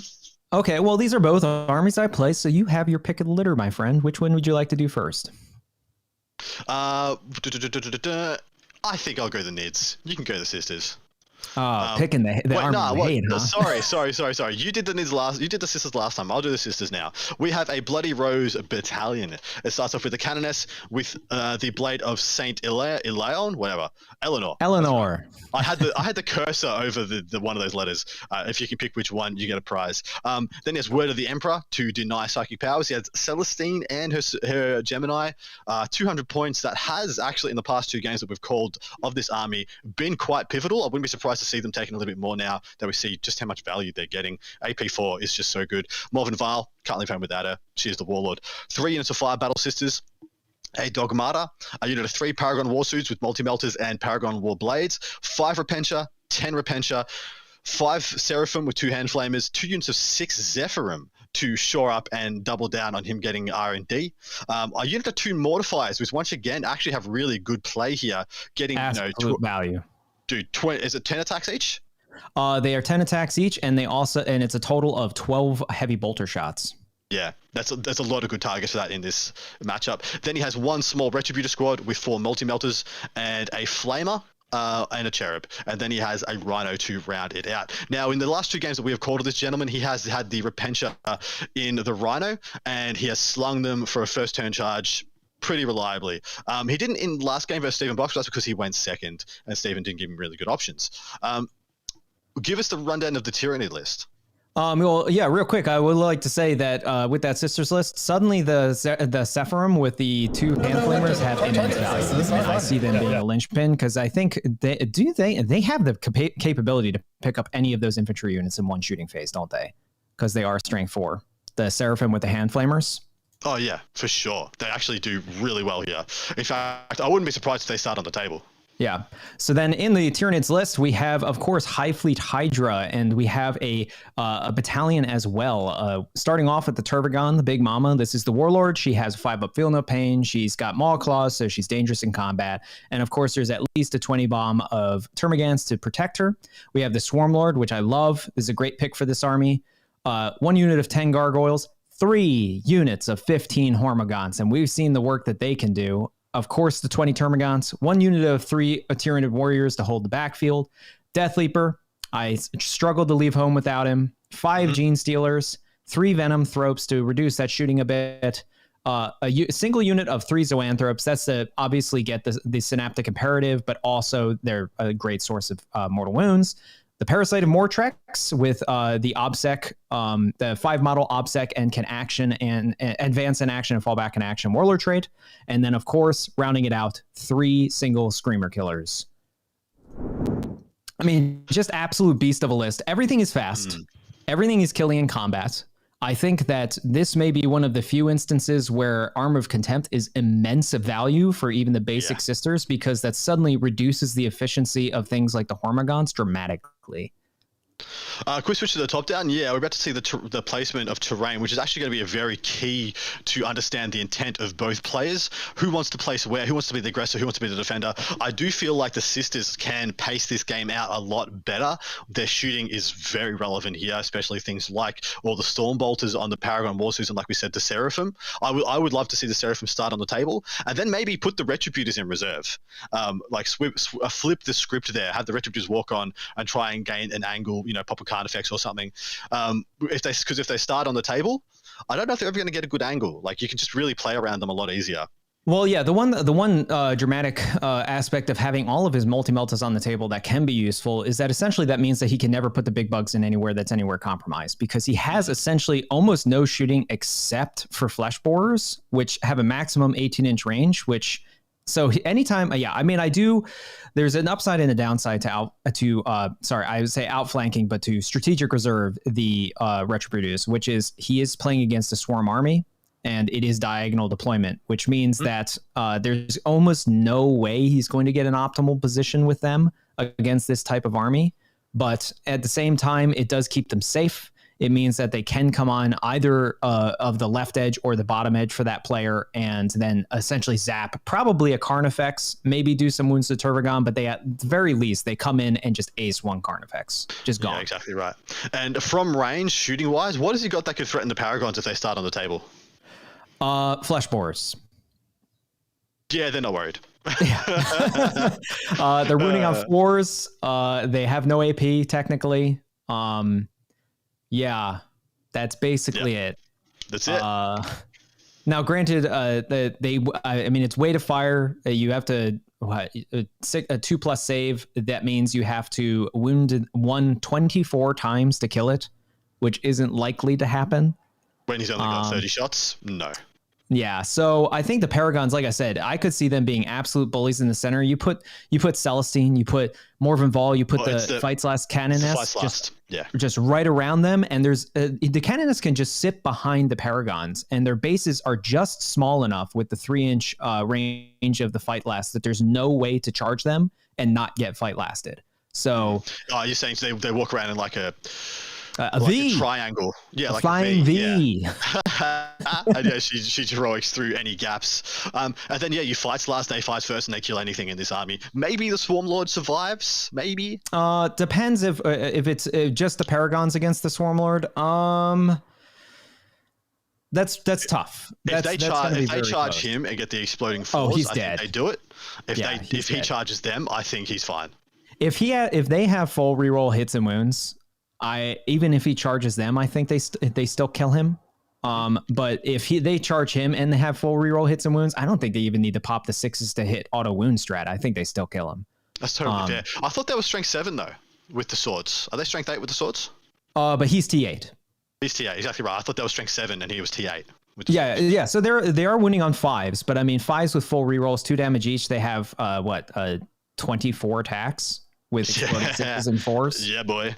So, I mean, it's tough, but like at that point, is that a worthy sacrifice to get hit, to throw a Swarm Lord in there, maybe kill 1.5 of them, maybe 2. And if you're fighting last, probably not. Yeah, that's a tough situation. I don't know what he's going to do with Swarm Lord. He may just keep them as a buff unit, because as soon as Swarm Lord pops out there, multi-meltas are like, Exactly right. And this the same Fight's Last Canoness also has the no invuln on him as well. So he does.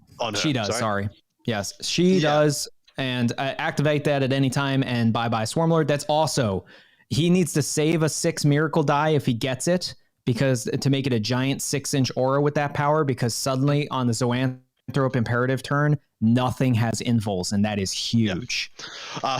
We got the first pieces of terrain going down. Looks like Jesse's chucked down the first piece. He chucked a very large ruin in his half of the table, directly on the middle objective, pushing back any pieces that could be deployed by Michael Costello. That is always the best pick, guys. If you're on player place terrain on an ITC board, the first piece of terrain you place, depending on if you are an aggressive or an attacker, should always go in the center of the table in a way that it pushes back your opponent's or influences your opponent's placement of terrain. By placing that piece there, nothing can be placed within. I think it's 6 or 8 inches of it. 6 inches of the big pieces. Yeah. And thereby putting a sphere of influence or a zone of control, if you will, around that piece of terrain.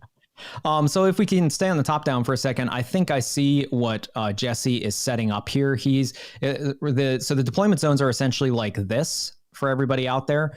I think what he's doing is he's planning to use these 3 objectives and just have a huge firing lane down here, because he knows that the Tyranids have almost no way to shoot him at long distance other than the basic infantry, which he has to feed them in order to lose them. So if he does that, then he has full reign on all of the big bugs. Like, where do they go? They deploy in this corner and they get hit by multi-meltas immediately. So Yeah, I mean, I think that's what he's setting up. We'll have to see, but yeah, I mean, he's definitely got the advantage in shooting. I mean, with 12 heavy bolter shots, and I think he has a total of 7 multi-meltas. I think it's 7 multi-meltas. Plus more Vol's incidental shooting, some bolters and stuff. But I mean, again, we said the Seraphim with the hand flamers, strength 4 hand flamers, double shooting if they come from reserve, or just 4d6 to go into hordes. Always good options. I usually like seeing Morven Val buff herself in games like this, and then just like shoot 12 frag missile shots with rolls to hit, rolls to wound into, you know, bug swarms. It's very good value. Yeah. Oh, yeah. That's absolutely true. He's going to be getting max blast everywhere, basically. So, except for the gargoyles, I think are the only thing he won't. Yeah, she's going to make her points back. I don't think there's any real way for the Hydra player to get deep and threaten any of the characters immediately. Are you referring to our previous game where Morven Val died top of turn 1? Yes, I don't believe that is possible in this matchup. He can send 1 unit deep, obviously, because he can do the Hormagaunts move fast. They can do a long advance, and they can get advance and charge. So that is an option, but they're only AP -1, which means everything that they would go into a value is going to be a bad target. So it's hard to say how he'll commit his units. I think a lot of this will come down to secondary objectives. But I don't see if there's a reason. Do you see a reason really for the Sisters player to step out of like a triangle? No, not one thing, not one reason to. Yeah, just hold it together, support as he comes in, use your firing applicably, and I feel this is a little bit in the Sisters' favor. Mind you, there are tricks in the bag in the Tyranids Codex that we have not yet seen that Hydra can pull out that I don't think we quite have the right knowledge on. Like this Hydra list operates so differently to the list I'm familiar with, the Leviathan and the Kraken list, that I've learnt in order to call games correctly. Like I went and I researched armies so I can call games and not feel like a dingus. And then someone's playing freaking Hydra on the top table, and I'm like, oh my god, all my knowledge doesn't work yet. You know, he can. If look, the worst case scenario is the Hydra player goes first and it's just like. Your entire army is getting charged turn 1. Your entire army is getting charged turn 1. I'm coming for you on every angle and every way. Scout moving 6 inches with the +1 move, and we're just going to go absolutely ballistic. And then it's he could do the +1 move, the scout move. No, he won't have the +1 move. He does the scout move, so it's one or the other. But then he can just pop the Turbogon imperative and get +2 to move for the entire army. Which, if the Sisters is on the front line, yeah, I think that's pretty much turn 1 charges for all of his assault units. That would not be great. So people saying this isn't Kraken. This list is probably just as fast as Kraken. For what it's worth, it's very different units that you're slinging. You're not slinging, 5-6 Raveners, so it's not deadly to everything. Usually you're slinging a Carnifex, which will just get advance and charge with an extra inch of move or extra couple of inches of move on its move characteristic, or a 6-inch pre-game move to scout move your entire army 6 inches and then move with +2. So it's a plenty of move. Not quite as... It can't do one unit as fast as Kraken, but it can do a whole army of speed. Yeah, exactly right. That was a great sum up. Also, somebody pointed out in our YouTube stream, Austin Jones, thank you for pointing out the exploding 4 for the Paragon Warsuits doesn't work on Swarmlord because apparently it's only against units of 6 or more models. I still think they kill him if they charge. With Morven Val buffs, I think they do as well. And if his fight's lasted, and especially if it's no invuln. If there's no invuln, just pick him up. He's dead. He's just dead. I don't think he doesn't even get saves against them. No, he gets 6 up, but still. All right, we got secondaries on the table here. I'll read off for the Tyranids. We're looking at Raise the Banners, Cranial Focusing, and Stranglehold. Stranglehold is no surprise. Raise the Banners, also probably no surprise. Cranial Focusing, that's the Cranial Feasting, sorry. I'm not familiar with that one. Do you know what that one is? No, but I'm going to pull it up for you while you tell us about the next one. So for Sisters...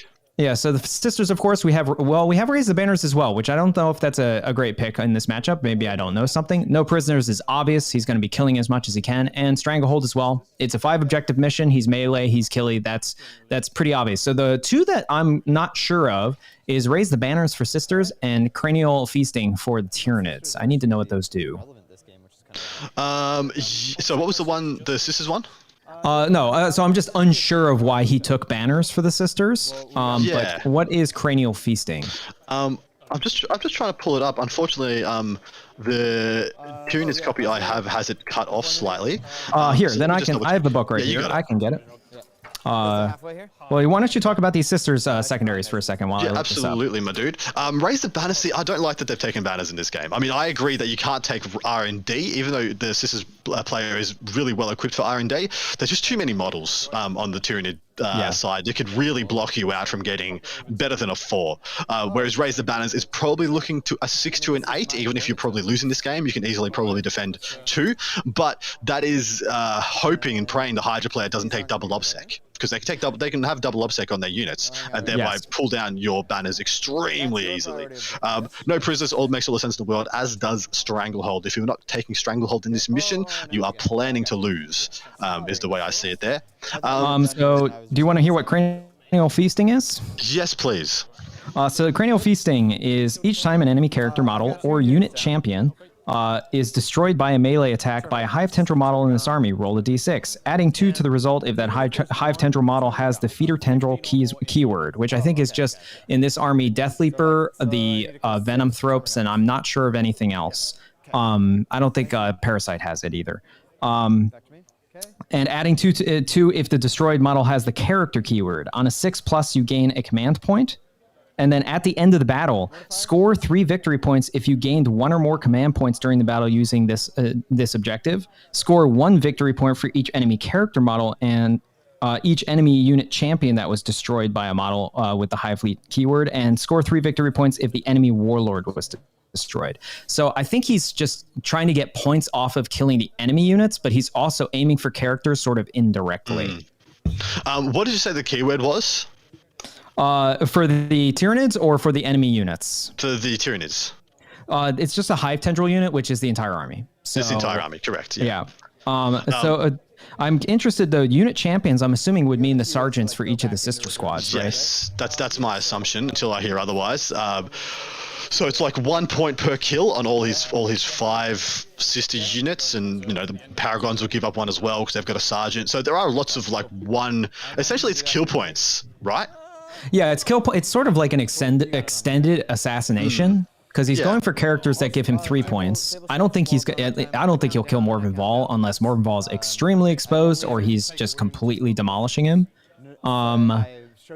Yeah, it's interesting. This is assuming I think that he thinks he's going to overrun the game, because if he starts losing assets quickly, he's not going to score any points from this.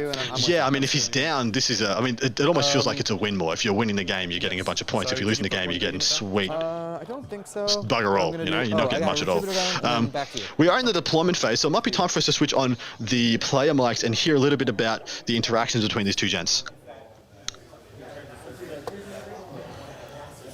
Dogmata. You're 24-inch range, aren't you? On the Meltas, yes. On the Bolters, yes.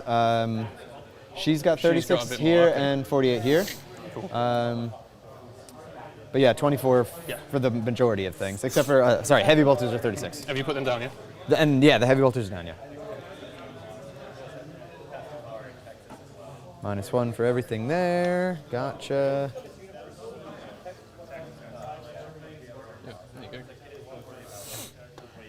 Yes, thank you, Fair Ignis. He does mark his miracle dice with orange dice. Oh. What's that? You can't shoot him unless you're within 12 if he's in cover. Right. Sorry, before that comes up. Yeah, no, it came up hardcore in my other game. Yeah. Really, really rough. Nothing. You don't have any downrange D6 damage stuff, right? No. The best I've got is these guys fire. I'll put it on me for a bit. These guys Psycho fire King D6, and strength Johnny, 8, the important thing to keep in mind is things like Assassinate would have been bad for Celestine, because a lot of people forget this, but Assassinate scores at the end of the game, which means if she resurrects herself and the 2 Gemini, they count for 0, even if they were killed. Ooh, good to know.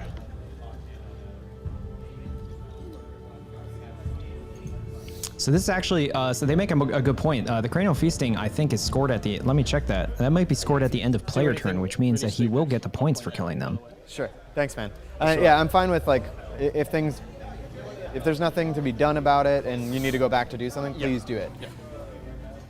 Absolutely. Like, I'm fine with, like, if a thing needed to be triggered in the charge phase and you didn't say it and we're like, at the start of the fight phase, please do it. No, it is the end of the battle. So I think if he wipes out Celestine and she doesn't come back up, then yes, that is a bunch of points. But if she does stand back up and resurrect people, it's 0.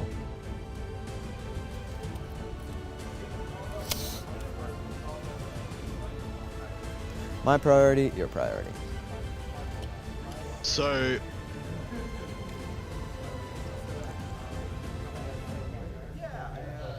yeah, no, it's spicy, it's wonky. Man, this is so cool. What's up? This is so cool. Yeah, right? Happy they're having a good time. As for the mission, this is secure missing artifacts, guys. It's mission 33. It's the taken hold is hold 1, hold 2. What are the mission rules here?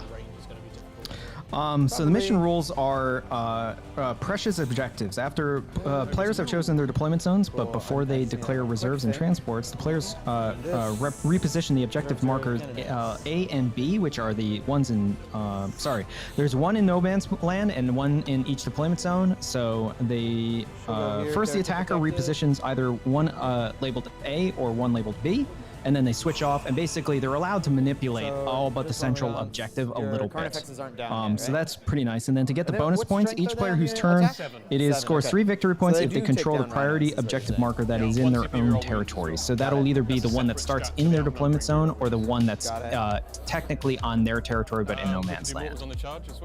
Oh, nice.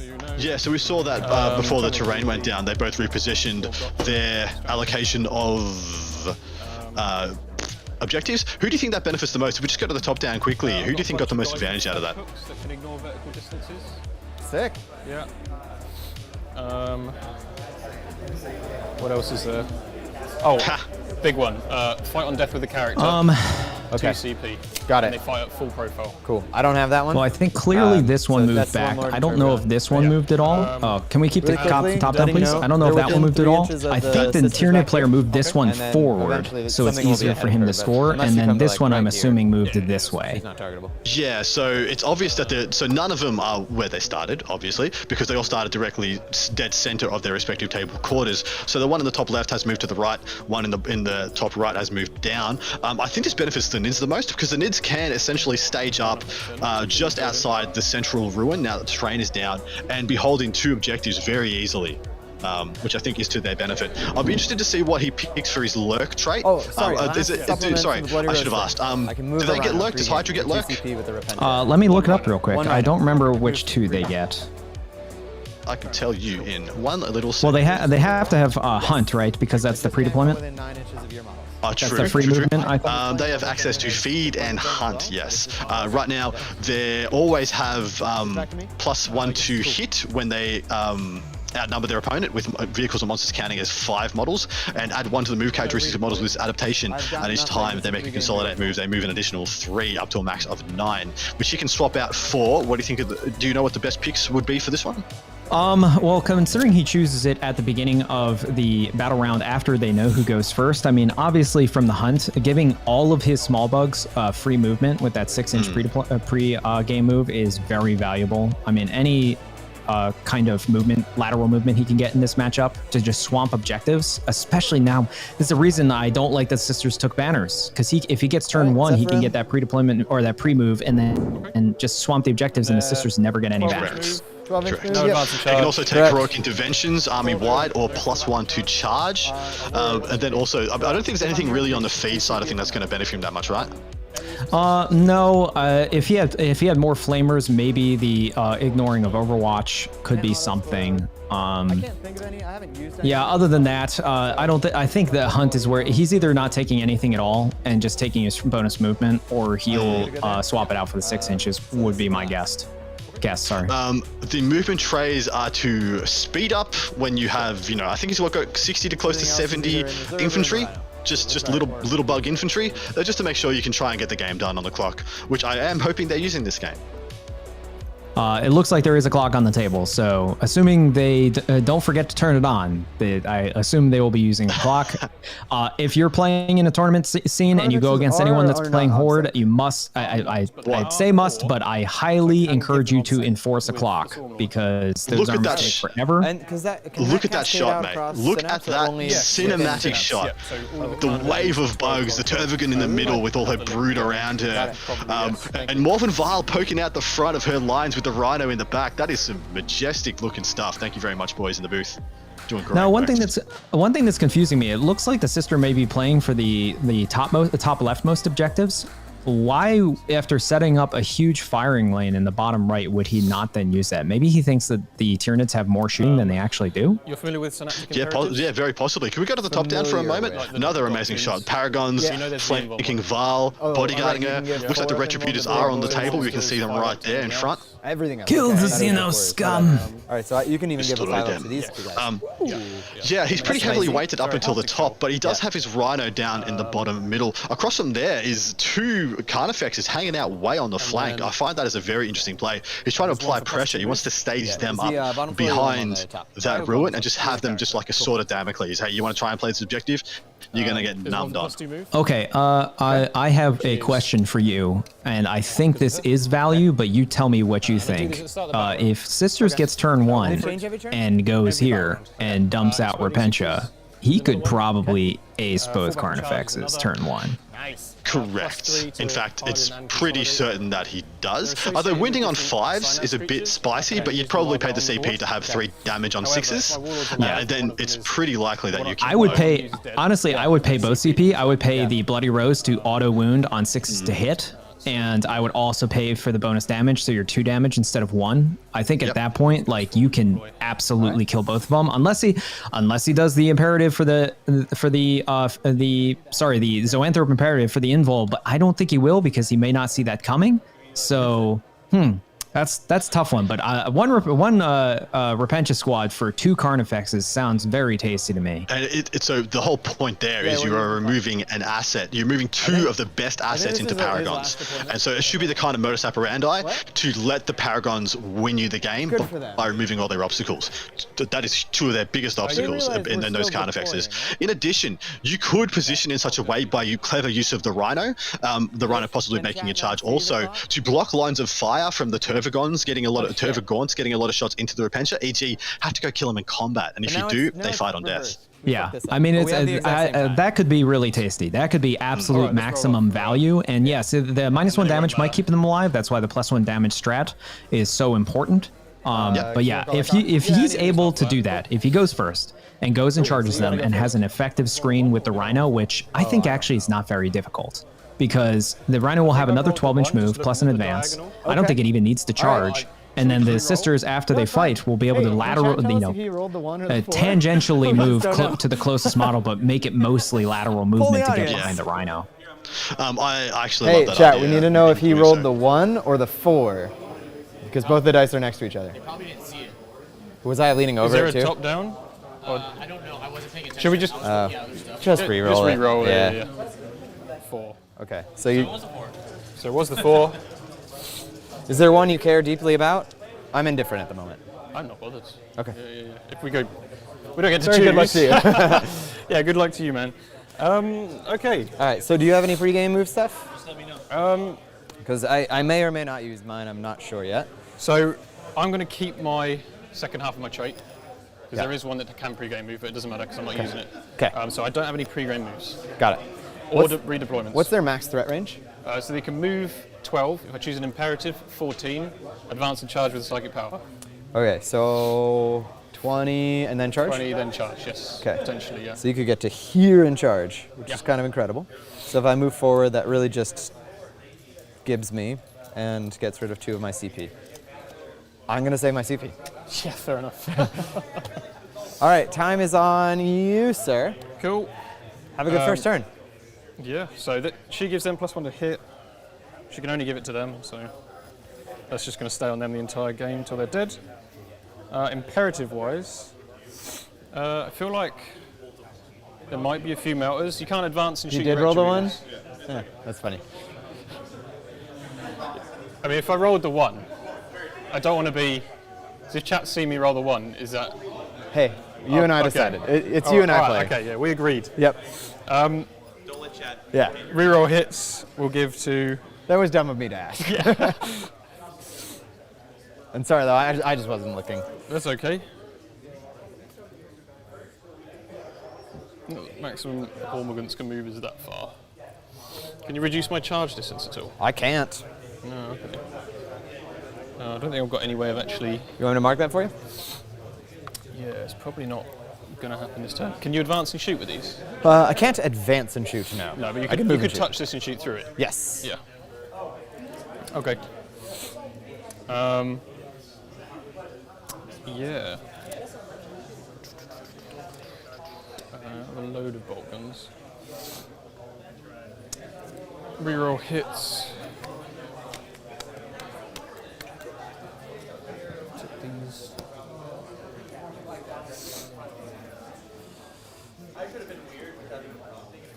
Obsec. Carnifexes don't cast, right? No. Okay. Right, imperative this turn then. Just go, we can just move and see what happens. Maybe I'll just run at you and see what happens. Yeah, I'm down for that. I'm down for that. Sure. I'm gonna do... Steven did it too? Yeah. Is it worth it? It's probably not worth it. Okay, we'll stay where we are, and then we'll just put some stuff on these objectives. The Steelers move 9. I'm going to go for +2 move across the army. Army-wide +2 to move. Got Army-wide plus move within Synapse, but obviously everything in Synapse. Everything's going to be because he is Synapse. Makes sense. So this guy is going to move 14 to here. Yeah, if you want a hand. Oh yeah, is if that you it? could do 14 into the building is fine, just to the edge of the building there. Right here? Yeah, that'll do. Cool.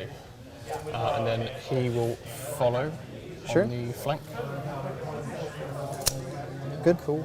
They're off the base, not the Yeah, things, maybe right? a little bit so they can't be shot straight Oh, away. fair. Yeah. I think he's lower than the crate anyway.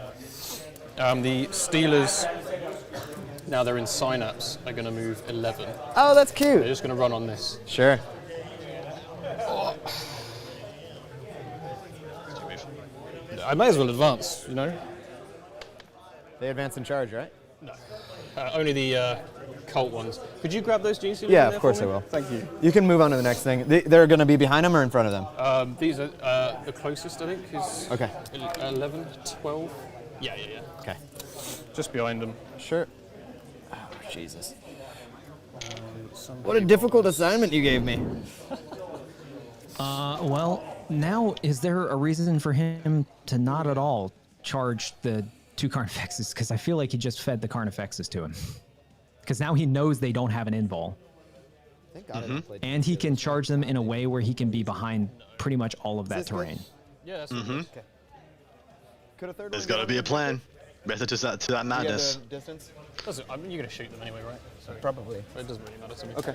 I'm just there for stranglehold, basically. Yeah, makes sense. So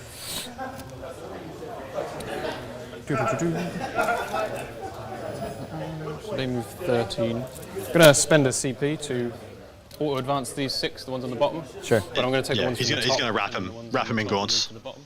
That makes sense. I'm just going to move the ones at the top. I'll come around and do this. It's a I understand what you're saying. Yeah, it's a Do you want me to 19-inch move. So we're just going to hug the wall down there. Down at the bottom here? Yeah, I'll come around. All right, I'm going to mark the back of your Carnifex here. Okay, thanks. Yeah. And this one too.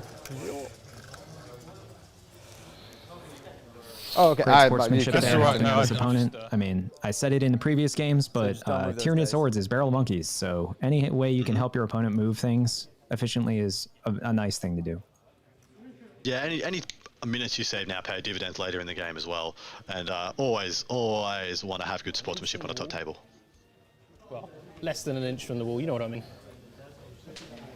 Enough that you can't fit a 25mm base in. The Sisters player chose not to spend the CP to redeploy the Rhino. It was already in a good position, and Should I be able to get yeah, it's fine. Right. If he went any closer, he'd be getting charged this turn. Yeah. But I wouldn't be able to. As soon as he wasn't going first, I think that was a foregone conclusion. Yeah, agreed. The wall's thick enough to be able to manage that, so that's fine. Oh,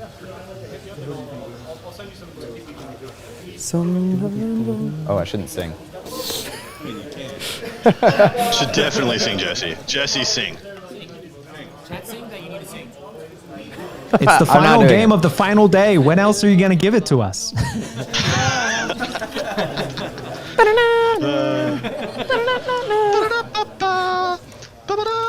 Yeah, everyone's gonna just leave. We keep doing that. This turn looks a little on the passive side so far, but there's still a lot left to move. How do you see it going? Seeing as he didn't take the invuln, I'm inclined to believe he's not coming out en masse this turn. He's just turns off when he flies over with the CP, but he always turns off OPSEC. Like I flank, which I got to assume it's bait, guys, because otherwise, why would you just? Got it. Thank you. If it's not bait, it's bad. Like, got it. For example. Yeah, that's the line. I think if it's not bait, it's bad. I think I have to agree. He could lose an entire Gaunt unit and 2 Carnifexes essentially for nothing, which just seems bad to me. How many attacks will the Repentia have? Is it 4 on the charge? They will have 3 on the charge. They have 2 base, so I mean it's 30 attacks. Rerolling all hits, exploding 6s. Have you rolled your miracle? Sure, I'm pretty sure they're 4 I on the haven't. charge. Thank you. No, they're 2 base. They are 3 with Bloody Rose. I appreciate you too, buddy. There you go. There's no way to give him one more. It's the him that gives him the 4. 6. That's what I'm thinking. I really appreciate you. But I mean, 30 attacks with exploding. I'm assuming you took exploding 6s. This was where those guys could go if you were. 30 attacks, exploding 6s, rerolling all hits, possibly 1 CP to have every 6 is also an auto wound. And you'd go, and 6 is being 3 damage down to 2 as well. So 6 is to wound that being. So what's that? It's 15 into each. Well, you get 7 to 8 hits and then re-rolling. So you almost with the 6s, I've found that you almost equal the 15 wounds. But then he's wounding on 5s, man. He's only going to get 5 wounds through. Well, that's why I was saying. I'm not sure that kills down effects. Yeah, I was gonna say. I changed what I was saying now. I think his best play is to multi-charge the Carnifex and the Gaunts with the Repentia, and then just multi-melt the other Carnifex to death. Yeah, because he can draw a bead, especially with Morven Val and the Paragons dropping down. He can probably drop a bead to the bottom, the most bottom of the Carnifexes. Pick that one up there, and then pick the other one up with the Repentia. But this is almost why I was like, why are you deploying behind a ruin like he is? He should have just been playing for at least having his units that have guns playing down that gun line. Because there's almost no way for the Nids to prevent him from doing that, and then he has free reign. Imagine if he had his Paragons and Morven Val in them closer to that angle, like then he's just like, cool, all of these Carnifexes and everything are dead. Perpetual threat. Perpetual threat. What are you going to do about it? What are you going to do about it? Perpetual threat. Yeah, I like that a lot. The Stormbolters are one of the best anti-horde unit things he's got as well, because they got 4 each. They got 2 each, yeah, so 4 shots apiece. So yeah, I would like them to be where Celestine is if it was doing it on my terms, but here we're not. We're not, and I wouldn't have gotten this far either. So, yeah. Nor me. So yeah, I mean, credit to these boys. I'm sure he has a plan. I mean, he made it this far. This may be a mistake, but the one advantage that this Tyranid players list has is that he has redundancy. So even if he loses a couple things to ineffective play, he still has a lot of other units to use. So we'll see. We'll have to see what happens. Exactly right. In this matchup, though, the Screamer Killers are kind of perfect, right? If I was the Sisters player, I would remove them with extreme prejudice as quickly as I could. So we'll change that. Swarmlord has moved down aggressively right into the open, mate. I may have been wrong that we were going to see a light commitment by the Tyranids. It looked pretty full to me. That Swarmlord has to be a bait. I cannot imagine how that is not a bait. I think he wants to shoot multi-meltas at Swarmlord with my 4-up invul. Don't shoot them at my Carnifexes who get 6-up saves. That's what I see that being. And the Swarmlord is going to have Catalyst for sure, right? Because then he's got a Swarmlord Catalyst, Turbogamma Catalyst. He's like, I can survive 1 round of multi-melters. We can make it through this. I think the only downside... He'll move the Venos up as well, so he's hitting on 4s no matter what. I think the only downside to what he did here is I think he may have put Swarmlord within 24 inches of the Sisters. So they will have either a regular deny or a 4-up deny. So that, I mean, I would just be holding that for Catalyst. He'll cast that from out of range, surely. Well, actually, let me check on what in his list actually has Catalyst. The Turbogon does not. Swarmlord has it. Sorry, I rolled a 2. Movement 7. And that's it. So Swarmlord has to cast it on himself. And I think he's in deny range. That is an instant 1 CP for 4+ deny. Yeah, 100% you do. Do we have any idea what Jesse's turn 1 Miracle Dice is? I don't believe we've seen him roll it. So usually since the Orange Dice next to his Command Dice. Beautiful pelt of rust there. It's in the same spot. In control belt. Yep. Nice. I think you guys heard that. It's a 6. Love to see it. Beautiful.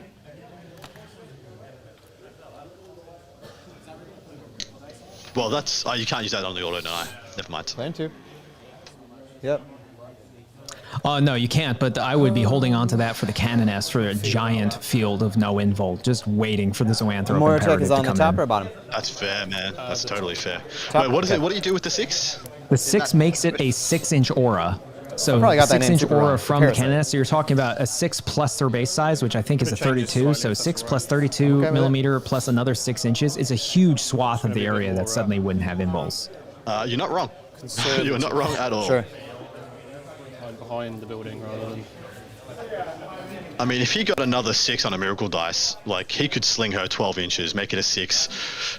I doubt that would get coverage onto the Swarmlord, though. He'd have to be within 18 inches. In fact, it looks like he's undoing that turn a little bit.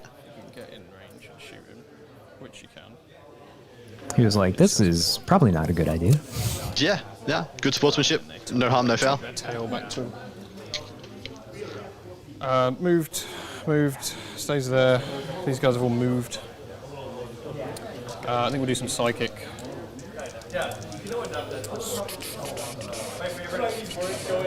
Change one more thing.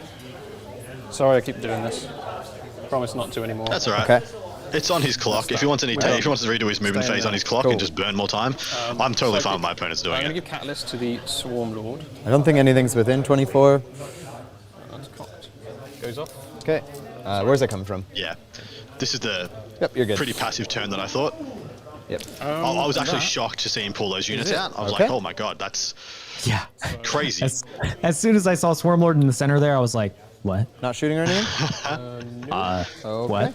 Where'd that laptop? Oh, you have the laptop. Is the Rhino within 18 of those two?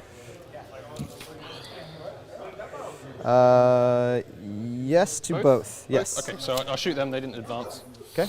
2d6 shots. You don't mind me shooting them at the same time, do you? No, not at all. They can't really kill it. Should have popped smoke. 4's to hit you. 3's to wound. So 2 at -4. Okay, 6 up. Yeah. Save one, fail one. Cool. How much damage? Just 1. Okay. So I've got Stranglehold, Nachmund with the gargoyles. Oh no, sorry, these guys. Okay. And then I hold my priority at the end of the turn. Cool. Do you mind inputting that in there? Yeah. And then I'll kick this over to me and get going. Go ahead. Start of my turn, I get a Miracle Dice. Bada boom. So again, I think that's actually gargoyles down in the bottom right next to the Carnifexes. I still, again, say all of that down there is dead. I don't see how it's not. It's the logical play from his opponent. But with the terrain placement, what does he do to get some respect from the sisters if he doesn't chuck 2 Carnifexes down there? Like, if it's just a unit of like nothing, he just bum rushes it with some sisters. It's a small nothing unit assist. Hell, a unit of Zephyrim can take that objective away from him. Turn 1, take it away from him. Turn 2, and then turn 3, 5 repent to take it away. And then, okay, cool, my primary's nothing. Yeah, what I would have done is this. I think what the mistake he made here is making these Carnifexes visible at all. I think instead what I would have done is just stage them behind this ruin, just not touching it, and just use them as counter to go for that objective, play the 3. Because again, he's going first, which means that he's very likely, he is going first and he has more OBSEC, which means that he very likely is going to score far more banners than the sisters are. I think that the Nid should just be playing this and nothing else. Maybe like chuck a unit to come here and remove a banner and that's it. He absolutely should. But so he could be doing vice versa. I mean, he's staged up a lot of models, a lot of units inside that big ruin, and he can just start dive bombing units out of there onto that top left objective, right? But then the sisters are going to be doing vice versa to him. So it's an interesting position. Seeing how he played his turn 1, one, I can only assume he really didn't want to go first in this matchup. Yeah, which ironically, I think the Sisters player did want to go first. So, yeah, so I think they both didn't get what they want, so we'll have to see how they both adapt to it. I almost see no reason why the Sister player wouldn't want to go first. He has a slower army, he wants position, he needs banners. So, yeah, it's going to be interesting. If I mean, I predict that at the very least, one of those Carnifexes is dead, the other is severely wounded, and all of the gargoyles are dead. I don't think he can leave them alive. I'll be able to see the whole of one. What's up? Oh, yeah, so I'm great. going to have to put them all on. You'd have to put them all on. I just think he should move in such a way that actually activates every one of his guns and gets him stranglehold, and then just re-rack and leave it be. If the Tunic player wants to play passive, and you're going second, let him play passive. Yeah, and I believe on the central objective, he only has the 5 Steelers and nothing else. So that's a pretty easy stranglehold. They're not even OBSEC. Ace Face, my good man in chat, pointing out that the Parasite has landed by the Carnifex in the bottom right. I think the Zoanthropes are there as well, aren't they? As well, yeah. So it's not nothing down there. Like, there's not nothing. So a legitimate response from Jesse is required to remove it. I will mark that for you now. It's funny because I almost imagine at this point, if he goes down there with the Repentia, he brings the Repentia out, charges the Gargoyles and the single Carnifex, and then he takes the Rhino and moves the Rhino up to the top right around the ruin if he has that speed, and then they eat the smites from the Zoanthropes unless the Zoanthropes go deep into the ruin. So the Dogmata is going to give the Ignore Psychic on that? These guys. Yeah. She can give it to anyone, can't she? To core or Engines of Pain. Goes off. Excellent. And we'll give an extra Yay, first time it's gone off for him. Oh my word. He failed 3 out of 3 times in his previous game versus Nids, guys. Sure. Goes off. Cool. Cool. Cool. So now I will move them. Sorry about that. That's good. Ooh. Oh, dear. God damn it. Jesse has proven that he has a problem in bumping terrain. I relate. I'm a clumsy, clumsy man. We won't hold it against the man. To Turvagon. Okay. And I guess the things by virtue of that. Got 8. Ah, the tail is hanging out. Okay. So we don't know. We can get the table bosses to get a shot of exactly what's in reserve for both players, but I'm assuming for the Sisters is one or both Seraphim units, probably the Seraphim and maybe one Battle Sister unit. And Nids, maybe nothing. I don't believe there's anything reserved for the Nids. Should have line of sight into this unit here. And rerolls have gone on the Paragons, haven't they? Correct, Yeah, yes. Then they're going to use the Paragons early to get to... Is there a reason not to? As long as the Canoness is near them, there's no reason not to. And it looks like she's tucked right in the middle of the 3 of them. Line of sight on the... I'd still like to see a unit get between them a shot in hell here. Possible Swarmlord. How far can Swarmlord go?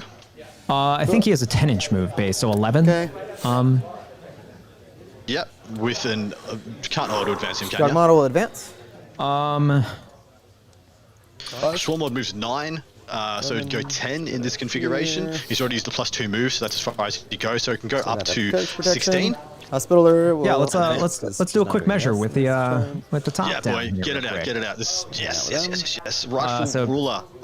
Yes. Okay. So here we go. So Swarmlord is in the back here. So this is his maximum distance that he can get to the Paragons. If you could put us into the top down real quick. Tell me what the charge to your... So 22 it looks like. Just shy of 23.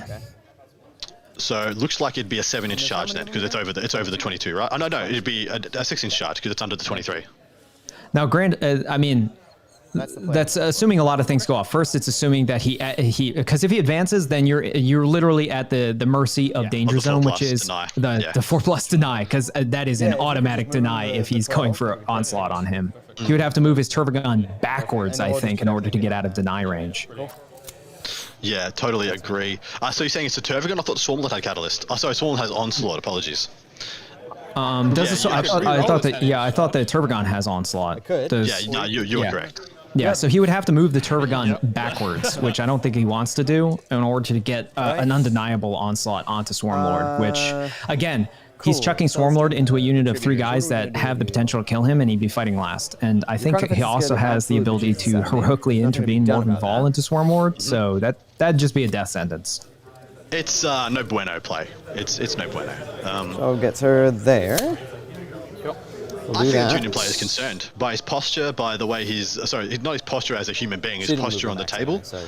He looks like he's concerned about his ability to hold 3 objectives. I agree with that. If the do we know for sure what went on the no psyche powers went on the Paragons? That was my assumption that it did. Everything's pretty much fearless. It went on the Paragons, I believe. Yes. So they're completely immune. And for nothing with Ace Face in chat, yes, the Parasite does have the OBSEC Warlord trait instead of Death Leaper. So he can go and steal things very easily, especially since as soon as he hits them and infects them, they lose OBSEC. Yeah, I just don't think he has any, especially if those two Carnifexes go, I don't think he has any assets that in any way threaten those warsuits in the center. He's putting Celestine in now as well. You negate, subtract damage by 1, right? There is the absolute possibility. So I could but you'd almost want Celestine to go into a Carnifex, right? Be 2 damage then. Well, she's -1 damage, so it's not great. Is she only damaged 2 on her sword? She's only damaged 2. She's damaged 2, but Vol is 3. So Vol can one-shot Carnifexes. And 3 up I think she's just redundantly, he's just redundantly putting Celestine in there. I think a Celestine as well is to protect the Repentia, because if anything goes down there to assault a Repentia, then she will use her sacrifice to force them to fight Celestine. Yeah, that's a good call. I won't be able to shoot them. I'm of the opinion that a Screamer Killer doesn't kill Celestine. I would love to get some shots on them. Hitting on 3s, winning on 2s into a 4+ with a crap load of wounds and Miracle Dice. I don't think she does. Her first over in it. I thought you said under. It depends. It's a hot 4+ situation. Because she assuming the Gemini are still alive. He will. I'm assuming the Gemini are still alive. Yeah, they eat 2. I mean, the Screamer Killer has 11 attacks plus D3 more potentially with a stratagem. So if you're within an inch of the wall, it's tough because only 2 of those need to get through on Celestine to kill her. Because she has 6, right? She's not 7 wounds. She has 6 wounds. Yeah, she's 6. So you only need 2 to get through. It would be, what, 11 attacks? That's if you, I think do you get the D3 only when you charge? I thought it was only when you charge you get the D3. I'll check that right now, but I think he would, he's winning on 2s, so there's no real reason to breach his. So let's just do the max. So it's 14 hitting on 3s, so we'll go 8 hits. 9, we'll go 9 hits for the sake of it. Winning on 2s, so we'll go 8 wounds into a 4+. Celestine takes... so that's 4 exactly. So that kills both Gemini and her. Yeah. So Miracle Dice would swing that. 10 there and then exactly 2 inches this way. Okay.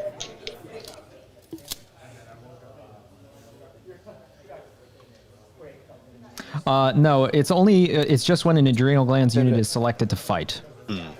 I think this is bait. The more I see it, the more I'm understanding the place of the Parasite, the placement of the Zoanthropes. I think this is bait. Well, Zoanthropes worries me, and I'm wondering if he noticed that the Zoanthropes are there, because the Zoanthropes can... Well, okay, here's the thing. Zoanthropes only cast once. Shooting? He also could do an auto-deny there. Yeah. So shooting will be... Starting with Morven, we'll fire into... Actually, we'll do the Paragons first. Sure. And multi-melters will go for the Turbogon. You can't target her because there's 50 more of these. I need to check if I have range to that then. Sorry about that. That's okay. Just out. Probably just out. How about this guy? Yeah, still out. Still out. Okay. So we're going to fire multi-melters into something we don't want to fire multi-melters into. Or I can't see. Oh, he is touching the base though. Oh, but it's blocked off. Oh, this is really awkward. All right, then we are starting with Morven. She's going to put her frag missiles and heavy bolter at the Termagants. Got a spear. Yeah, nice. So we'll start with a heavy bolter. -1 to hit. Can you see over here? -1 to be a hit, right? So 3's to hit. 1 hit. Great. 3 to wound. Oh, 2 to wound. Your T3. T3. Yep. So -1. Yeah, 1 dead. Okay. 2d6 shots. It's a 5. Should be max on blast, mate. Should be 12 shots. Will be max shots for blast. Oh. Is it blast? Yes. Yes, so it's going to be max shots for blast. Okay, so 4 hits so far, and then I rolled 5, so I'll get another 7 shots. Yeah. 7. Thanks for calling that out. That's okay. Makes a big difference. It does, yeah. All right, so 3s and then 3s. Great opponent. Cool. All right, So if you just want to roll those, this is all the same. Yeah. No minus. 3 dead. Okay, they're 4 ups and cover. Cool. Yeah. Sounds good. Well, So unfortunately, if nothing killed else 4, is firing at them, right? that's essentially wasted. Yes. Okay. Correct. Because the Turbogon's just going to put them all back. Correct. I've already taken one out. Oh. Hold on. Yeah.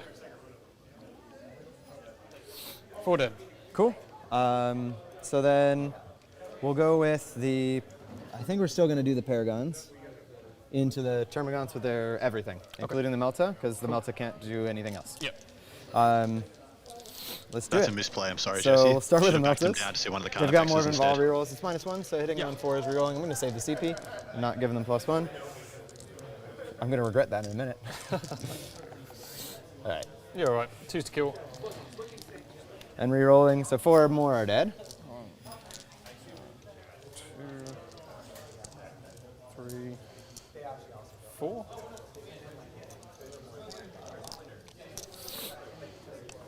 All right. Hitting on 4's rerolling. This is the Stormbolters. Cool. Okay. Wounding on 3's rerolling.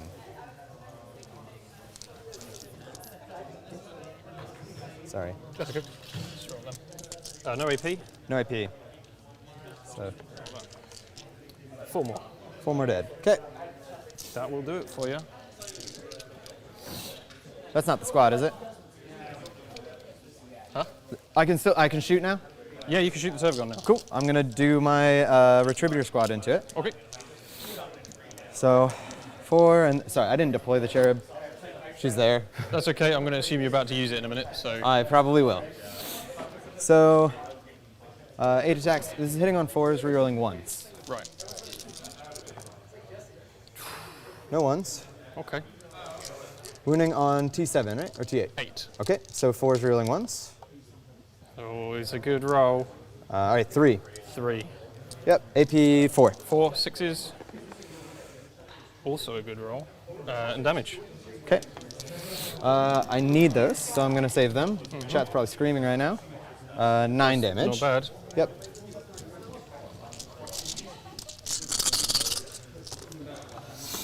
She ignores 2. She takes 7. Okay. So down to 10? Yep. All right. And then we'll pop the Cherub, of course. Almost half.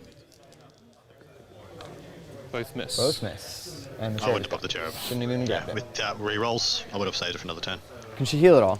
Yeah, D3 each command phase. For a CP. CP. Cool. yeah.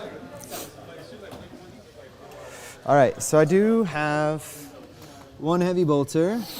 Oh, sorry, 1 person with a heavy bolter. Yep. I think this one can't see anything except for probably through here, but I don't see any gaunts in that side. No. What about the I just had a Neurothrush? question in the Twitch chat that I need to speak to. Who won the tourney last year and where from? This tournament was won in 2019, the last time it was played, and it was won by the late, great Geoff Robinson. And we are here in tribute to him. This entire event now is in honor of Geoff iNcontroL Robinson, the last champion of the BAO and an absolute champion of a man and champion of the 40k community. Unfortunately passed away in, I believe, 2020. He was a StarCraft pro, one of the first, and one of the first, I think, absolute StarCraft 1 champions from outside Korea, an absolute trailblazer of a bloke in esports. He brought a lot of experience and a wealth of knowledge, charisma, and passion to competitive 40k, and we're all the worse off for his loss. So everybody, wherever you may be in this world, please take it. I didn't kill a unit in shooting, right? We're totally down, right? Yeah. A bunch of my. Just a bunch of them. Yeah, if you don't mind moving them, thank you so That's much. okay. We're back. Okay. Sorry for that, everybody. We are back in action, and I think he's moving into the charge phase now, so let's watch. My poor guys. You're hurting your no prisoners score here, mate. If you wipe them out, I won't bring any back. Fair. Cool. Good there? Yeah, Right. I can't intervene or anything, heroically intervene there, so you're right. Thank you. Just to catch up, next up, it we're looks gonna like a do- unit of Zephyrim charged the Termagants in the top right. For them to get there, it looks like I'm to the base is within 8, so I need a 7. And then she needs to get to this side, which is just a 5 for Celestine. She's just trying to charge what, both She of would these? just be trying to charge the that. ones. Okay, cool. Yeah, yeah. Can Yeah, either of them just going heroically? No. I'm probably going to declare both, because if I get underneath, it's still in engagement range, and it's the same spot. If there's space, then yeah, go for it. Yeah, so I'll do that. With Celestine, I'll do her first. Okay. So looking for a 5. It's cocked, I'll call it. Yep. 5. 5. So easy enough to get her right there. She's in engagement with both. Okay. Oops, sorry. The wings are going to be a problem, but the base goes. Can So while he's doing this movement, what you call real it, quick aside, Adam, heroic I intervene guess or he no? could just kill one Carnifex and Carnifex leave is the not- other one because there's no good So I target am going for to it try and go kill for. the Carnifex here. Yeah, What does he exactly. have on He him? goes into Celestine, she just comes back, or maybe even lives and smacks him back really hard. So as long as he gets one down, it's okay. And It's the same thing with Trepiders, or the Repentia. Goes into Repentia, kills them, cool. They come back and fight and kill the Carnifex back. Individuals. Cool. I'll Overwatch. Okay. I'm going to Overwatch. Yeah, yeah. I got an 8 on the charge. Okay. Go ahead and see how many you kill. So minimum 3, so 3 shots. Yep. Come on, Sixes. 1 6. No, it was worth it. Just to kill one, maybe. Got it. I So don't they care made the what chat charge? says. What's that? I don't care what chat says. Yeah. Fair enough. Gotta love it. Gotta love it. Sass in the chat. Sass in This is you getting guys. hard with your arms. Do you mind if I turn him around, Yeah, actually? let's flip him over, shall we? Cool. That was 100% a Geoff troll. Okay. Cool. Yeah, the disconnect, guys. We're going to do Everyone what we raise can to glass get for as many in Geoff combat and without unplug the triggering the stream. other Carnifex. Just to mess with us. Okay. Stop talking about me.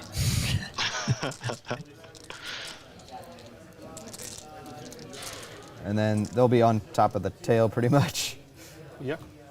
The moral of the story is I'm trying to get all of them in. Okay.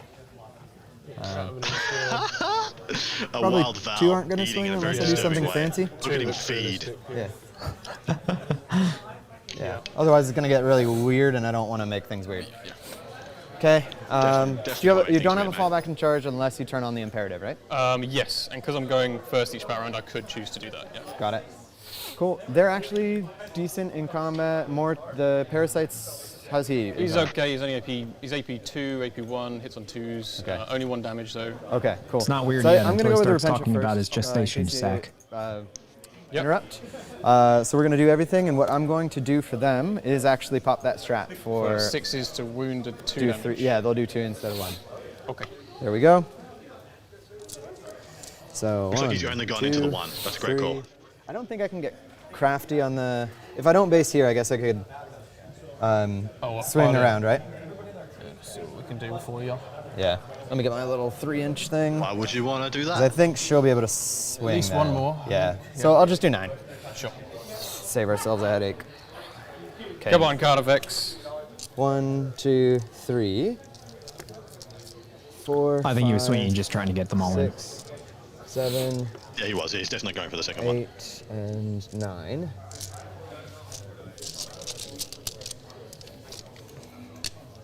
This is going to be hitting on Is this 4s. part of that? Yeah, 4s re-rolling. Yep. 6s will explode.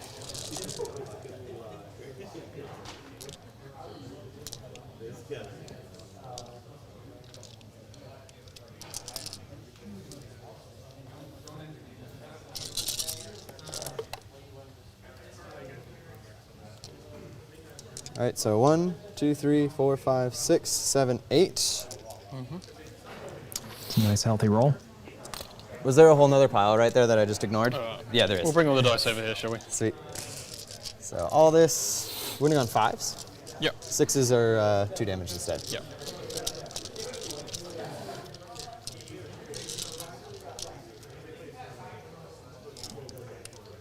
No rerolls though. This is cocked. Okay. All right. Need feel no pains? No. You might have him. How do you Right, feel now about we that do roll? 6s. That feels unders on the 5s. Yeah, I so don't think that's all at I don't think it -4. was That as many was, as he should have gotten, but I think he had enough 6s that he'll still kill him anyway. Oh, sorry, the 5s are only 1 damage, though. I think there were 6 6s. Yeah, it was that a lot of sounds- 6s. yeah. Yeah. Okay. So I'll do them first. Sure. So 1, so It's he's 10 dead. damage, yeah. So he does mortal wounds on a 6. Nope. Okay. So he's gone. I will interrupt. Cool. Where would you like to interrupt? The Hornets. Cool. And I'll come around and do this. Yeah. Trying to maybe take a Hornets bite pile out in of 6. Celestine What's up? before. Hornets pile in 6. He's going to pile in 6. Got He's going to it. kill the Yeah. Repentia. So you're going to go into the Repentia with them. Understood. Yeah, it's a great play, man. Great play. Didn't think about it. Yep, that's why I feel like he should have multi-charged in the Repentia into the Gaunts and 1 Carnifex.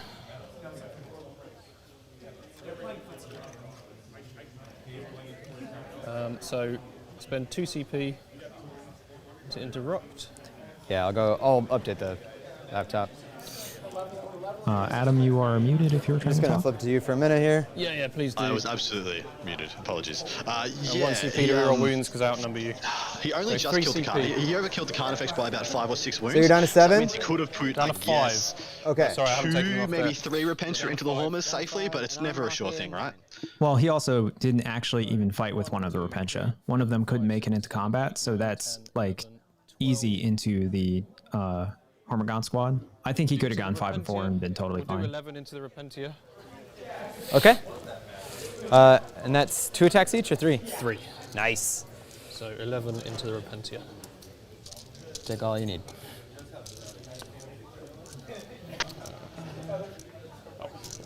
Bunch here. Yeah. Rerolling hits, you said? No rerolls here. Rerolling Except wounds. It's Okay. wounds, yeah. And hitting on 3s or 4s? 3s because I outnumber you. Cool. Very underrated. I don't think I can fight on death if I already fought. Plus, I didn't declare them as a charge anyway. I think he can still use the Yeah, it's probably explode about strat, average. but that's doesn't it. look like it because it's Yeah, only it looks 2s. scary, yeah. Right.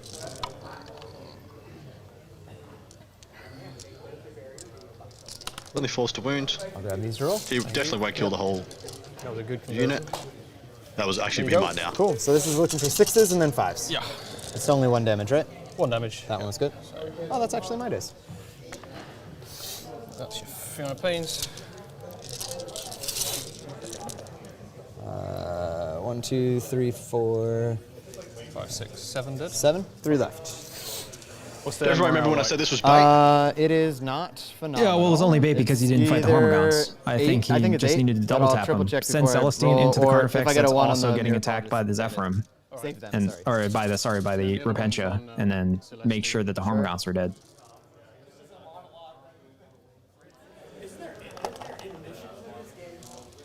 Threes to hit again because we outnumber you. Forced to wound, rerolling wounds. This is into Celestine. Great She roll. will not care. She will just take 2s. So these are 2s. 2s, yeah. You're fine? Yep. Yeah. Okay. Awesome. I'll just base Celestine and the Yeah, perfect. Yeah. Celestians, yeah.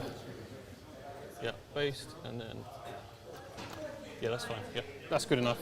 Good You know enough? what I'm doing, yeah. Yeah. I got. knocked Celestine, but you definitely... Yeah, engage engage because with range, You yeah. charge there. Also, Are you able to wrap her? Because otherwise I'll get 1 Gemini swinging as well.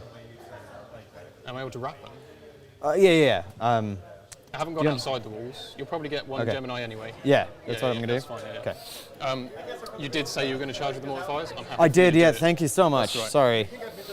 Yeah. Gentlemen. So yeah, we Gentlemen. could just do that. Love it. Yeah, I got so wrapped up. It's a 6. 6 should do it. Should do. Don't really need to move much around the building, do they? Yeah, if I just go in an absolute straight line, Yeah, 6 still should do gets yeah, it. Cool. Yep. Gentlemen, But then I'll pile this is onto why the you objective, play of course. for intention. You announce yourself. So they'll just go next. Try to wipe these gene stealers. Sure. Thank you so much, and sorry about that. That's But okay. you definitely called it. So Very that's- happy he didn't use the Paragons for this job. Yeah, I think that would have been suicide if he had. All right. 20 attacks, hitting on 3s, rerolling everything. Brilliant. Good luck, little Gene Stealers. Thanks. I need to double check if they have secret rights. I don't think they have. They have not made it to combat. I don't believe they have. I don't think they do either. Actually, I know they don't. But they haven't made it in a combat yet this tournament, I don't think. Maybe once. 4s.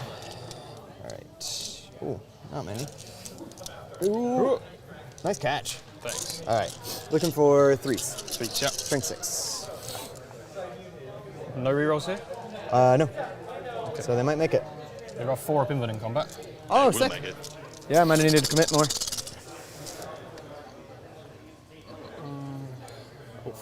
Kill.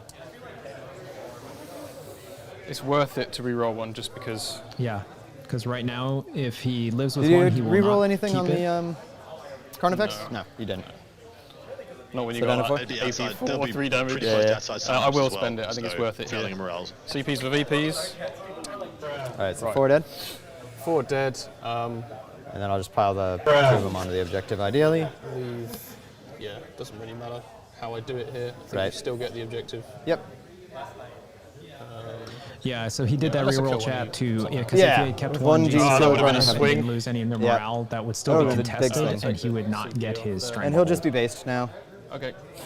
Cool. I'm going to go with the Zephyrim. Question is, do you want to just pick them up because the Zephyrim are going to go absolutely nasty? Yes. I Cool. will pick Because they got the prayer for the extra attack too. Do you want to consolidate anywhere? I don't want to go into the Gaunts or the Turbigon, I don't think. you don't wanna and get you being in combat with me is better for you than me. So I think they're going to hang out and cover. Okay. So that's the remainder of the termagants got picked up by unit of Zephyrim. I do love the Zephyrim in this matchup. Yes, she's going to go into the Parasite. Yeah, well, they see all of these no save big Yes, or everything. small bugs, and except for one Gemini they is lick not. their lips. Sorry, They're so she has to perfectly go poised one for this to hit. matchup. Cool. Yeah. And you can't reroll hits against it. Got it. But I don't think you reroll anything anyway. I don't have That's a reroll important. That anyway, means that and I none don't of have them a come strat back. or anything, and I don't have miracle dice. There's, So there's is a lot just of straight pressure up and being down put on roll. the Tyranids. How many wounds do you have? 4? There's a lot of. Oh, great. It's going to be a lot of engagements So across we'll the start with table. that Gemini. Yeah, I think he made a bit of a boo-boo down below. I think he'll still lose most of the Hormigons to 21, Celestine and her 2 Gemini. Threes, these are the So little guys, the that's Gemini like one, right? a bit of Gemini, a, it's not So so she bad, hits on twos normally? but it is important to note that the Turbigon now can never be blocked by Termagants again. But now I'm downing it. I know she hits on shooting. How do you know you couldn't shoot the you're right, Turbigon? threes. So You one could have hit, positioned to one pick hit. up the other Yeah, card effects fives. at the bottom, and this would feel a lot better. 1 wound, -3, Yeah, not 4. Go straight through. Okay, and then Celestine. No. Put him in the wrong place. Oh, sorry. All right, so 2 mortals, mortals. and then it just stays in because it explodes. yeah. And then the 3 does hit. Yeah. So you just need one of these. strength He 7. has to pop the invul next turn. Army-wide invul. 2. He's losing too much. That will kill me. 'Kay. I'm not going to fight on death. Wouldn't make sense for you too. That was just a poor Picked up the positioning by parasite. me. That's okay. That, Okay. yep, so that was an that's oops them into done. another oops, I feel. Fight back there for- Yeah, of Oh, course. they both fumbled that a little bit. That's important because that was a one very wound. fast 5 model OPSEC that could also take away OPSEC. Yeah, it's a beautiful disruption piece, seeing as and the Sisters then- player doesn't have minus anything 3. bigger than a 5 Sorry. man themselves. Would have been one of my. Feeling a pain. So one wound. One wound. Cast, the play that got the Gaunts to kill the Repentia is that they have a 6-inch pile in I'll put it on the, natively, which means that they could save one. swing 3 all the of way one is around uninjured. Celestine cool. and attack them in So for me, I'll get my Strangle. I've got 1 R&D. You'll get 3 extra primary for your thing. Yep, perfect. Yeah, I think he's just realizing now that R&D would have been a much better play than Banners. Yeah, and then over to me. Yeah, I'm gonna kick that there. I trust you on the command phase stuff. I'm gonna use the restroom again quick. Okay. I'll do the score as well. You got it. Stranglehold 3, ICP, that's right. And then at the end of your turn, you got. Yeah, technically, the Hormigons are one of the fastest units that can move in the Tyranids book. Not only are they very fast normally, but then you put them in Hydra, they get the bonus movement, then they can get bonus 2 from the Turbigon, and then they have a natural 6-inch pile-in, but now with Hydra, they also have a 6-inch consolidate. So if they charge and don't actually fight in combat, can then just move 12 inches. Correct. They just book it, man. As a disruption unit, as a unit to tie you down and gum you up, I think they are almost second to none. Okay, so at the end of this turn, Tyranids on score have 4 at the beginning of the turn because they're only holding 1 as Sisters managed to remove them from everything else of value. They have no banners yet. I guess did they not raise one in their backfield? I feel like they would have. So yeah, I feel like they would have a minimum of 1 on banners. They did get Stranglehold and the Cranial Feasting, not yet, because they haven't killed anything in combat yet. And then, of course, whole unit. Yeah, and then, of course, the Sisters, well, no prisoners will probably tally at the end. I don't think they were able to put maybe 1 banner down, and that's it. And then Stranglehold, they are also able to get because they took the center away from the Gene Stealers. I've got some concerns about the Tyranids from this position. I think they can definitely hold up their bottom flank, their left-hand flank from this position. But as for having enough resources to pressure the home objectives for the Sisters, I'm worried about them bleeding out and not having enough to go the distance for another, 4 turns. Yeah, I think the problem now is that I think he actually played too timidly, especially with something like the Turvagon, which now is just free bait to get melted to death. He's going to have some big plays. He's got to commit his big bugs. The Mortifiers should go get splat. A fully buffed Swarmlord is a hell of a thing. If he can go remove the Retributors or the Paragons this turn, by hell or come high water in one way, shape or form, one of them needs to go. Because the big bugs have to come out. He has to really go for it this turn. Yeah, I mean, the Mortifiers are actually also not a great target for Swarmlord to go after. That's like kind of a worst case scenario because they're free at this point. I'm assuming Jesse thinks that they are there to just be a wall, so that Swarmlord can't advance around and past them and would have a minimum 7 or 8 inch charge to the things behind. Correct. They also haven't put in their bonus primaries as of yet. They both got the 3 for holding their home objective for the bonus. Right, I've gone to the Imperative where I get the Invons everywhere. Invons everywhere, yeah. And I've given both rerolls here. I'm going to spend 1 CP to bring back D3 plus 3 of these gargoyles. It's going to be 6. Nice. Endless Swarm units, baby. Yeah, it's big. Do you want to spread them this way? Yeah, we may as well. Oh, okay. Doesn't really matter. Yeah, sorry, yeah. I seem to have grabbed a base, but not. So that's important. It's still a fast OBSEC unit that he has at his disposal, and now it's basically nearly full health. I do think I am worried. I also am worried. The loss of the Repentia kind of frivolously was bad, but honestly, losing the Parasite in the way that he did was probably far worse. We're going to apologize. Looks like one of the banners is not banners, it's R&D. Who's or both? I would assume it's the Sisters. I hope so. R&D, not banners. I assumed it was the Sisters as well. We'll spend 1 CP to auto advance 6 and yeah, it is the Sisters. Yeah. Oh, no, it's the Tyranids. Okay. It's Tyranids. They've taken Knockwind. Interesting. I like that much better than banners in this matchup. Now that I've seen a couple of turns, yeah, love it. There is a big, in that cathedral, in the big ruin in the top right, there is a big old door, and he is coming straight through it.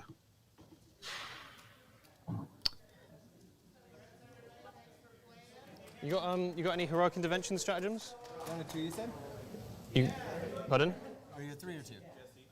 I'm on 2 CP now. Have you got any heroic intervention stratagems? No. Celestine has a 6 inch, but I don't have anything else to do other than the characters here. Yeah, he's going the Retributors with the Hormagaunts. 100% the best call. Got to get him gone. Yeah, my only worry is how close are the Retributors to, or sorry, how close?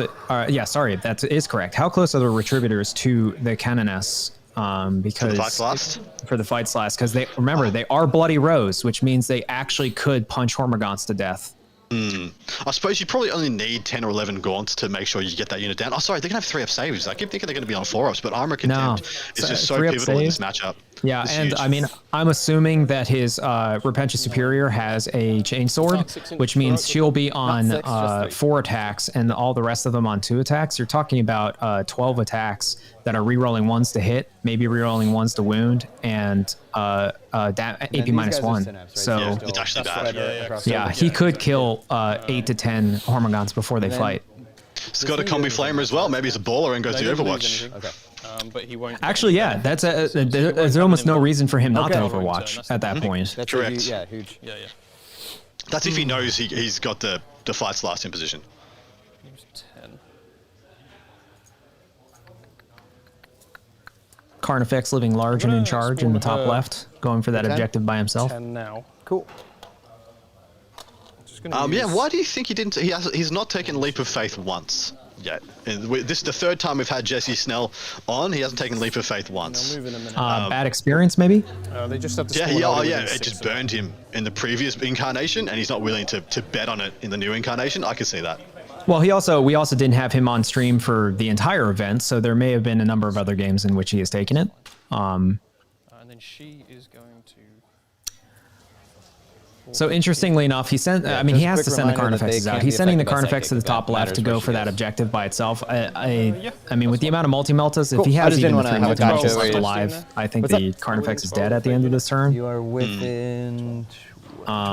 Yeah. I'll just tuck her. Sorry, she moves 10 inches. Okay. Yeah, this is. I think he's now forced to make a highly aggressive play. He's lost his biggest objective holder, which is the 20 Termagants. Right? He's already lost more casualties than he wanted to in the bottom right. I think, at this point, he's just forced to invest. Got to assume he's used the invuln as well. This is the turn he needs to stick. But if he has, I mean, if this turn goes well for him, he's in a good position. But then, I mean, the hit back what if the hit back cleans up everything he's putting out there now, as in all the little bugs, maybe the Swarmlord and Tervagon survive. But if he picks up all the little bugs, all the objective holders that he's putting out there now, what does he do turn 3, turn 4, turn 5 to contest the board? You can do that from any he really doesn't have anything. I'm assuming he had to have used the invul. Otherwise, that Tervagon is chop liver. Like, there's no way the Tervagon survives if he didn't use the invul. But I know I can do it off of anybody else. Cool, no worries. Judging by their arms, how much can each player bench? This is the real questions. This is why we're here, guys. Open a poll, Frontline Gaming, do it.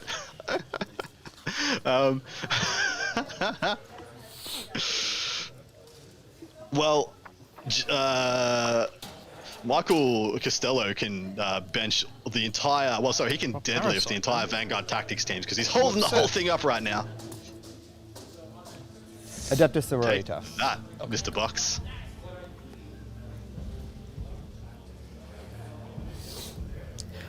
Yeah, the downside, I actually think the Mortifier, I'm glad he let him take it back. That was a gentleman play. The Mortifiers being in the center is actually a perfect play for the Sisters because, again, it's not guaranteed, but any charge targets that go into them, they could just fight on death on a 4, and that's just value back to the Sisters player, and they're pretty much dead at this point. Has to be the Swarmlord and the Tervagon that go pick him up, right? Because then they're just very unlikely to hurt them on the swing back. Because, you know, they fight back on 4+, one fights back with 10 attacks that wound on 5s. You don't care. You guys are cute. Yeah, at that point, I would say, I assume he's going to use at least 1 CP to block 1 psychic power, probably senior Catalyst. Citizens that are going to a movie at 2 p.m. on a Sunday. But he could also use it on the Zoanthropes single super smite. Well, I call it a super smite because it's super smite without a super smite, but he could probably use it on the Zoanthropes at the bottom as well.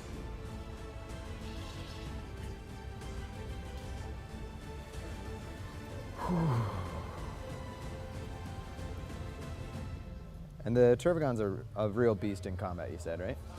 She's pretty good, yeah. Okay. Yeah. For a Tervagon, she's very good. Yeah, I mean, my worry, though, is that he's putting both the Tervagon and the Swarmlord directly in front of the Paragon suits and Morven Ball, and I don't see them both surviving shooting and combat against those units. That's the new spawned unit, or were they there before? That's the new spawn. Okay.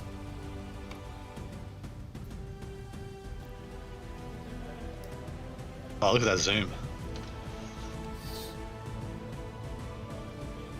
10 Tervagon spawned into the back lines. Is that the Tervagon ability? I believe so. Did you actually get don't they have to spawn near the Tervagon, though? Yeah, I thought they did have to spawn near the Tervagon. But, I mean, that's only an assumption from past rules. I have no idea what the new rules are. I can tell us right now. Very first time I've ever seen one on a table since the new book. More Hormagaunts, right? More Hormagaunts. There's so many bodies. Yeah. Get them all out. Just when you think the swarm is done, he whips out they have to be 5. They have to be wholly within 6 inches of the Tervagon, so maybe they're coming from something else. When does he spawn them? Is he spawning in the command phase? Because he would have shot it out before he moved. Could he have gotten the? Is there a stratagem for endless swarm units to get a unit back? Nah, not, possibly. There isn't one for Hydra. I know that. Someone in the chat, how would he have done that? Yeah, I'm assuming they spawn in the command phase before he moved away, because that would make sense. These guys. There's another one in there. Yeah, that is where they appear, is in the command phase. The Turbogon was pretty far back, so they probably spawn their maximum distance behind the Turbogon and then right. Oh, my back. Oh, 9 games with these guys. Yeah, my back hurts. I imagine. The gargoyles, I guess they'll rod this turn. Okay. Don't have any choice. Got it. And so you've got that quarter and this quarter? Yeah, that's right, yeah. Sounds good. Right. Psychic? Yep. So... Yeah, it's more in the command phase, so he just she is going pooped him out and moved off. Neglectfully, I might add. Cast Psychic Shriek on Celeste. I freaking love Turvigans, by the way. So they're like one of my favorite nid models. Should be the big dim sim. Okay. And then 3 Let's Demokarn. Let's dip in. He's trying to do the stratagem he mentioned in the other game against Celestine. Oh, obviously this one is. Is this a monster or no? No, just an infantry, so it'll be 1 dice for him. Okay. Are they monsters? No, just infantry. Oh, they're not in 3 anyway. They're not so he is Celestine. though. Yeah. Okay. That is a 10. Okay. I will try to deny it. I need a 6. Okay, and then what other powers do you have? So the other powers, I've got Smite over there. Smite here won't do anything. Yep. 5 up Film of Pain from him. Yeah. -1 to wound me in combat on one of you, and no Overwatch. Okay. And advance in charge, although she's just done Shriek, so I could spend a CP to do an extra with her. And did either of them advance anyway? No. Okay. Then I'm going to try and do my 4 up here. Okay. Probably end up not working, but it did work. Okay. Right, so she is fine. She doesn't take a million more wounds. Yeah. Fair enough. I'll go mark that. You keep rolling with your turn. Yeah. So he put his immune to psychic the, litany on the mortifiers, apparently. Fantastic. That will go Very off. cool. But you do get to deny with your normal denies. Yeah, I'll try it on a 6. Yeah. Nothing else I can do. No. Okay, thank God for that, because that would have been really annoying. Yeah, I imagine. 5, 6. There was 8 Renegade Knightless, and one of them made the top 8. And it hits it hits the Retributors, right? Yeah, it hits the Repentia. Repentia. You get a Film of Pain, right? Yep. 5 you said, right? Yep. 5 ups. Oh 1, 2, my 3. God. Did I get this one over here? You did. I did. All right, so 1 dice. Oh, it's okay, Wow. Death Leap is it's fine. Yikes. I was about to say, oh dear, this is a problem, but Death Leap is okay. Okay. All right.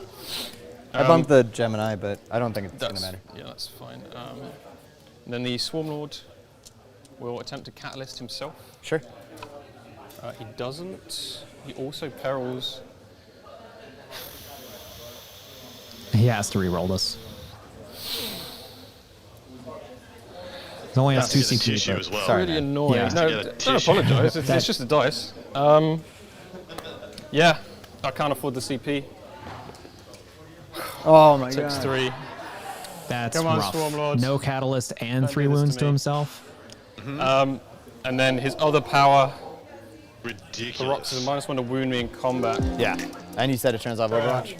Yes. Okay. I'll do that here. Okay. You've got no crazy Overwatch here, have you? Oh, No you've got crazy Flamer. one. I do have a Flamer, yes. Right. That is a problem. Do you not want to get hit by the Flamer? He wants to declare the paradox. Then -1 I think to he wound just me in decided combat. he was like, oh, I should Forgot probably my do it on the Canoness that entire retrievers. last turn. She's just hanging out doing nothing. Where would she have been? She's right here. Did you want to just move her 6 over here? I If assume that's that- okay, I assume sorry. that's what she'd do. Yeah. Sorry. That's okay. That's silly. She's in a building you can't see, right? I So- literally cannot see her if I try. And you probably can't either. Yeah, we'll paroxysm these guys. Yeah. That does go off Cool. without perils. I will try to deny. Yeah. I don't. Okay, good. All right, so they cannot Overwatch and they're -1 to wound in combat until my Yes. next phase? Till my next turn. Sorry, So yeah, my yeah, next so cycle. that's what I meant to say. So I'll give you the card. Thank you. On the Shooting phase. Sure. Paragons. So, Gargoyles did the rod. I don't really shooting in here. Yeah. The Karn effects will fire at Celestine, I may as well. Sure. 1 shot, excellent. Oh, bummer. Hits. Yep. Wounds, AP minus 4. 3. All right, so it becomes 3, and I'm a 2 up and cover, which is 1. So is that still? It's my invuln, I want to say. I fail it. 1 damage or 2? 1 damage. Okay. Okay. It would be on the one in cover, right? Oh, yeah. Sorry. Yeah, that's right.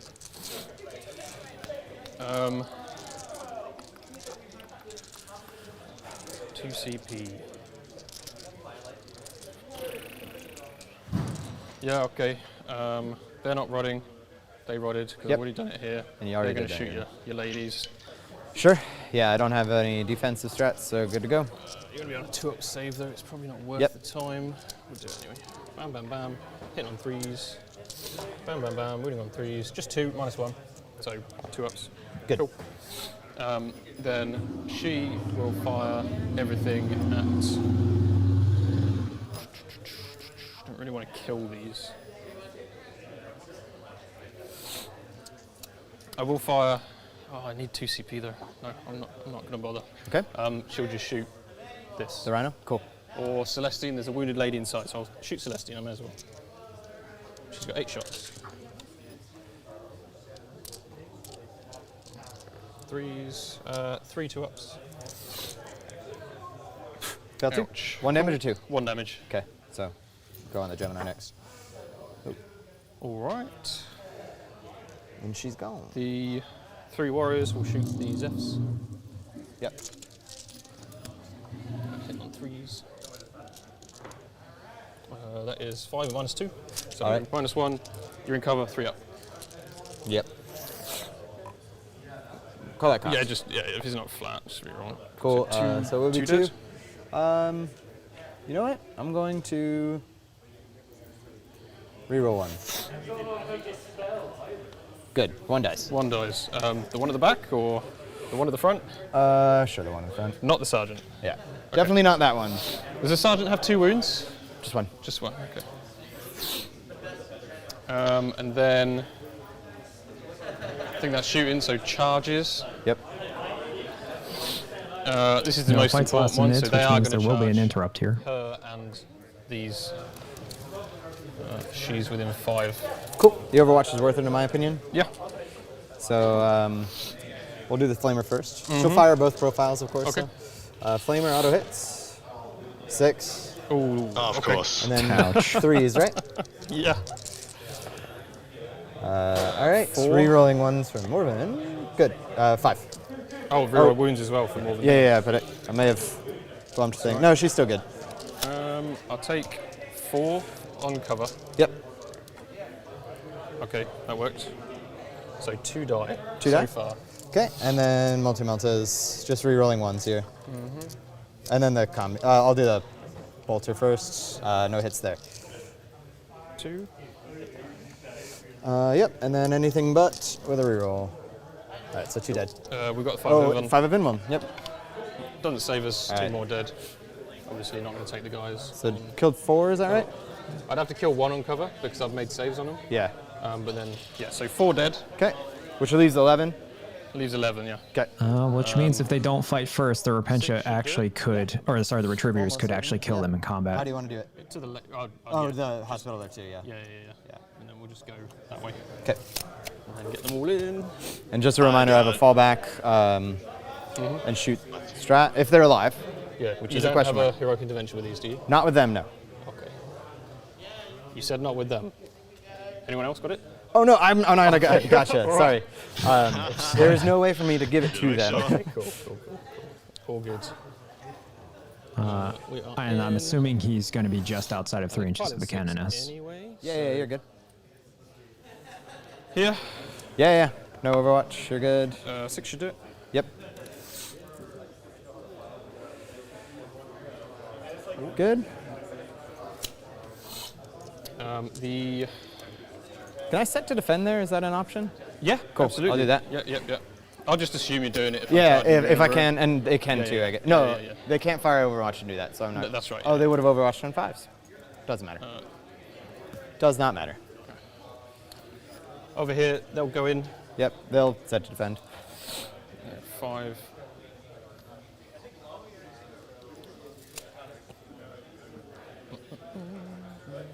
So many combats.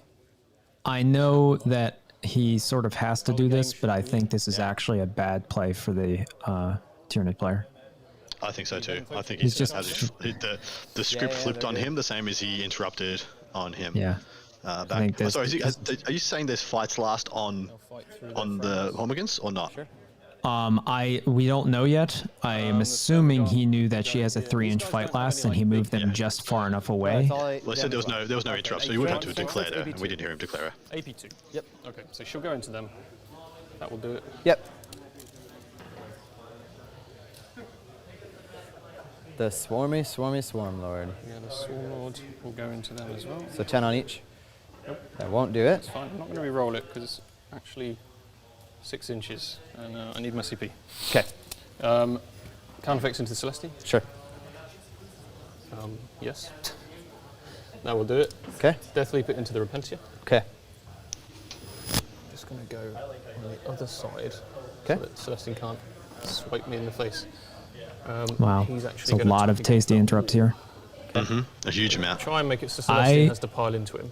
Oh, he has to fight with her. He can't actually fight with Repentia. They're dead. Can't use any stratagems. They fell back. They're on the other floor. Yeah, they should be out of an inch of. You're good. Celestine. Totally fine. Just checking who all's swinging on me. So start the fight phase. I've got to do their roll for you. So on a 3. Oh okay, that's annoying. That changes this a lot. Yeah. But that's that. So they're not fighting last. Okay. Which means I have to go there first. Okay. Yeah, otherwise the Zephyrs pick up the Hormers and they don't die. It's quite annoying. So I'm gonna do some real quick math. 45 hitting on 3s, so they hit with 30 times, and then wounding on 4s, so they wound 15 times. Did they get rerolls to wound at all? The fine. Hormers? Yeah. They can for a CP. But I'm hoping she won't kill. The chances are very low of her killing a Carnifex. Yeah, so we'll go here with these guys first. It's very close that they survive. And we'll Yeah, he has to reroll go there wounds for a first. CP. Because we outnumber you. The interrupt's going to come, and it should be the Retributors. This is a lot of attacks. Wait, should it? I don't know. Well, he can't do any stratagems to kill Death Leaper. They're dead. Repentia are dead. He could interrupt with Celestine to try and kill the Carnifex. It's highly unlikely. Yeah. Yeah, 45. Yeah, I don't think that's a good choice. I think it's really just the Repentia. Or the Retributor, sorry. I don't think there's any other good target. Hitting on 3s, rerolling, or no rerolls? 3s, no rerolls. Okay. Winning on 4s with rerolls. Okay. And that's the one CP gives the rerolls because I outnumber you. I think that's the only way he ensures that they die. You're out of otherwise, CP or it's one? very close. Okay. Okay. Let's take these misses out. It's cocked. Still a miss. Yep. Thank you. I love Michael's table mana. His yeah. Phenomenal. I think you're going to get him. It's an ideal opponent. It's these guys' job.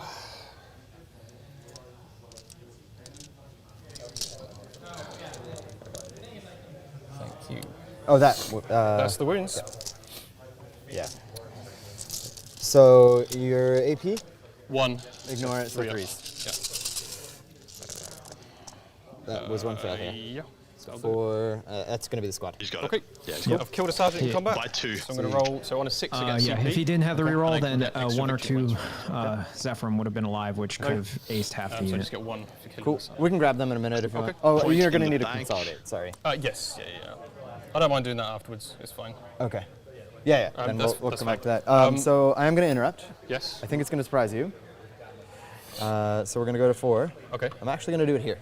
Okay. 100%. That's fair enough. So they're +1 to hit, so they'll hit on 3s now instead of 4s. And they're 2 attacks each, plus the sergeant has 3. You Overwatch though, right? What's the +1 to hit from? You're right. I didn't set to defend. Yeah. Thank you. Sorry. So you're hitting on 4s. Would that change your mind? No. Okay. Nope. Still have Why AP, does he- which is oh, still killing, right? They have a Why does he hit on 4s? 5 up in one. Because Aunt Sisters, Got it. weapons. Oh, they are Aunt weapons Sisters weapon before. skill 4. Yeah, but Yeah, skill 3. they are. Okay. So this will be 4s, not 3s. Thank you for reminding That's me.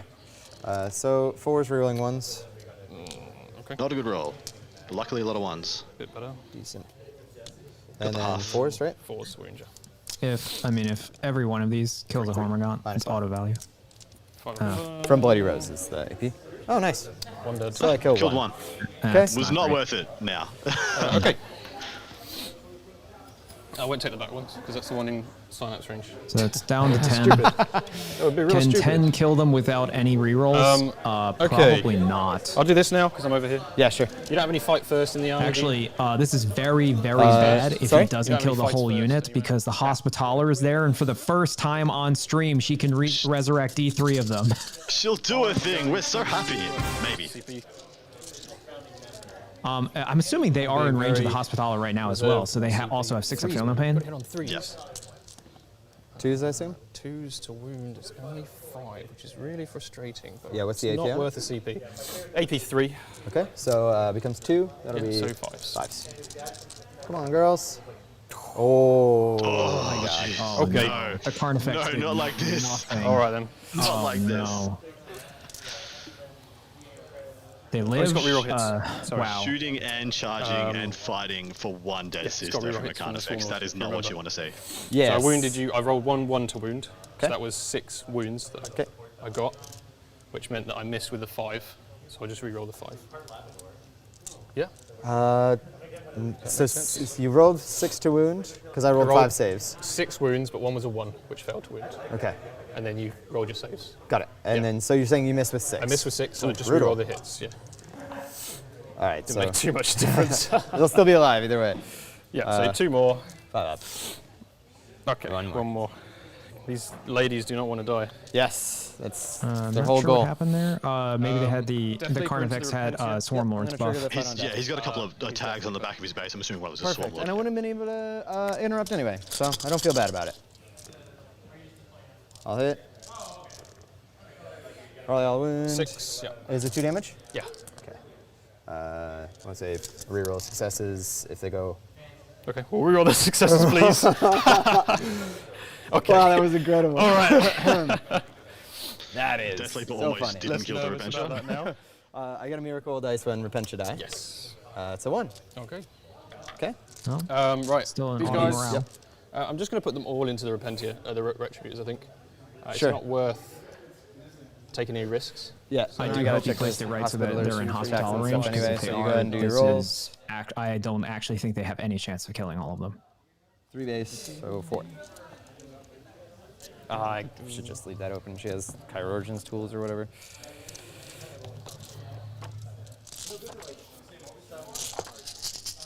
Oh, may as well do my piling. Okay. Alright, so still strength 3. Right. So what I'm going to do is I'm going to. While you're doing that, I'm just going to pull my girls Yeah. out. For you.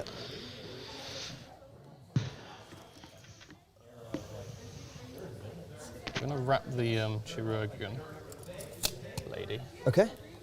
Because we can pile in 6. Just going to have to turn everybody around because they've got giant claws.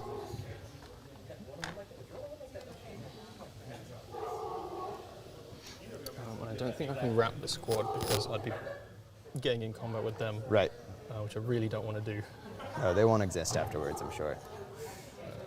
But you do have that 5 of him one. Yeah. Right, so we've gone for that. Within 2 of. I'll have to double check that that's 2 inches, yeah. Right. We're all going into the Retributors. You got it. Because we can strike 2.5 away from Endless Swarm. Yeah. 3s.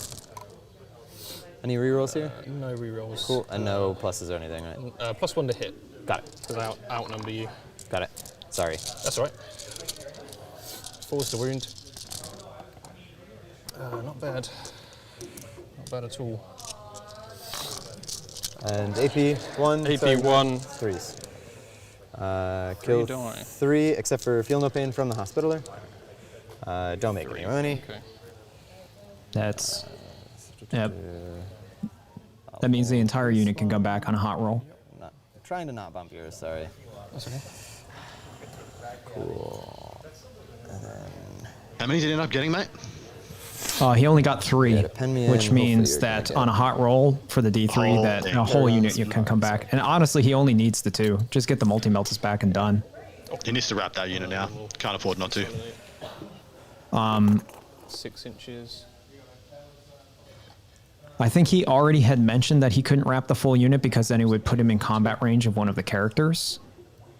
Yeah, that makes sense. But now I don't think he can afford to not. Looks like he has. Looks like he's tri-pointed at least one of the models. He tri-pointed the Hospitaller. Hospitaller is These tri-pointed. guys, they've got no invuln, or they have an invuln? They do not have an invuln. Don't have an invuln. Yep. They have a 4-up save? They have a 3-up save on one of them with AOC and a 4-up save, which is the one that has to take the wounds first. Okay. Any damage reduction? Just the feel no pain. The 5-up feel no pain. Okay, cool. So. How many swings you got? 10. I'm going to do the sweep. Okay. It's 1 damage to you. I see. Oh, nice. Good sweep. Oh, is it worth doing the sweep? What's wrong? Is it worth doing the sweep? It's not worth doing the sweep. I've decided. Okay. I'm not doing the sweep. Oh, but I immediately applaud that decision. If you had done the sweep, I don't even think he killed both. Okay. Are you doing the sweep? I don't think it's the right call. I think you need to do the biggers. Okay, we're okay. Oh, he did do the sweep. He did, yeah. I think this is a Okay, mistake. so 3 wound. And T5. And I reroll wounds from my relic. Okay. Well, how much range is this? I'm going to look that up right now. I think it's only 2. AP3 down to 2. Okay. AP3. So that'll be No, 6 that's ups too bad. on This this is one. fine. Kicked in my time. I thought it was for AP2 down to 1. So I have to. How much damage? 2 each. 2 each. So I can take these 2 at a time. Yeah. Looking for 6s. Nothing, and then I'll hold these in this hand and just roll the feel no pains. Yep. Because they don't get armor of contempt. Save 1. They do get armor of contempt, actually. Oh, they do. Is it the pen of the ninjas that don't? Yeah. Next one. Then you should be taking 5 ups, right? So 2 damage. The guy with the 3 up. All right, he's dead. And now these are all on 5 ups. Yeah, So this is. Does this go straight through? Which guy is this on? No, so it has a. So this was the one without the. This is a 4-up native 4-up. save, and now Right, I'm okay. saving on a 5 or higher. Right. So takes 1. Okay. Except for feel no pain if I get any. Nope. So this one's on 3 wounds left. I need to see if this one swings before it goes. Okay. Yeah, so only killed one of them. Not great. So 4-up, it'll swing. Doesn't even It take does. that objective now. Unless he's got Hormers on it. All right. Doesn't look like he does. Doesn't really matter where I get it. He might. I'll just swing around here. We're going to get melted in the face anyway. Yep. Fair enough. So, stand there. Yeah. into Melters Celestine. all go into Swarm Yeah, Lord, then he go ahead. charges the turf again. Yeah, I'm assuming he'll move in advance. He doesn't even. I think they're close enough. I don't think he even needs to advance the cannoness to get them We do both it on into numbers, 6-inch so range. do it on 2s, thankfully. Yeah. Okay. That's the Karn effects? Yeah. Okay. 5 wounds. These are AP3 3 damage. 3 damage, so I have to take them 1 at a time One on at the a time, Gemini yeah. until she's gone. You save me some Yep. time. 4 ups. Yeah. Good. Okay. Stop doing this, please, Jesse. Oh my god. Jesse? no. Gemini. Jesse? Great. Kills a Gemini. And Ouch. she'll have to swing back at Holy you. crap, dude. Yeah. 4 plus saves. 4 plus saves, everybody. There is go a hand Hoss. of destiny And on then this I'll do the game. Hospitaller. Cool. Celestine. Are you -1 to hit or no? No. Doesn't matter anyway. No 6s. 5s will wound. Cool. So 2 at -4. These gentlemen are 4 playing ups. for first and second. 4 guys. ups, right? Oh, of course, I've got my Yeah. invuln, haven't I? Yeah, yeah. That's fine. Totally fine. Cool. Just And then the double check he has Hospitaller. got his invuln. I don't think he actually has. No, he's at 6 there. So Okay. 2 damage 2. Yeah, so I'll take. So just he takes 2. Yeah, just takes 2. Hospital, there's 3 attacks, 4 because of first round of combat. Hitting on 3s. All hit, 6s explode. Don't do this to me. And then wounding on. Oh, fuck. Actually, hold on. She might hit on 4s. Yep, she hits on 4s, so 2 of those are 3s. Then wounding on 4s. Okay. Who is this lady? Yeah, -2 because her Chirurgeon's tools are natively Got the -1. invuln. Okay. 2 dead though. Okay. He has to stay alive, so it has to be those 2. Yep. It's just going from bad to worse for our man Matt. Okay. All right. Yeah, I think they're there good on is leadership. enough of a hole now that the retreat readers can so get what is out their and heal leadership? D3 models. Oh, yeah, because you can negate it, right? So Yeah. they have a leadership 8. Okay, so for each one he kills, it's -2. -1. So -1. it's -2 at the moment, and they've lost 2. Yes. They could fail morale. Sounds like it can. Yes. What would it be? So -4, so a 5 or a 6 they run? He's got a 1. You got a 1 on a miracle dice, brother. -2 puts you at leadership 6. You lost got the 1. 2. So, Yep. yeah. 5 or 6. I'll risk it on them. Okay. 5 or 6. I got a 5, so 1 runs, and then the other 2. 1's still there. Just a Sarge. Okay. Just use the 1, brother. Quite big. Yeah. That's. And then I'm gonna auto pass my Maltus. Because you wanted to auto pass the retribution. They only lost 3, I didn't right? kill anything. Yeah, I You don't know me If around? they're- Fail pass. Oh yeah. If they're next to the Dogmata, they got her leadership and they can't fail. Yeah. So Zealot is whether you charge or I charge, so I'm still re-rolling, hitting on 3s. Yep.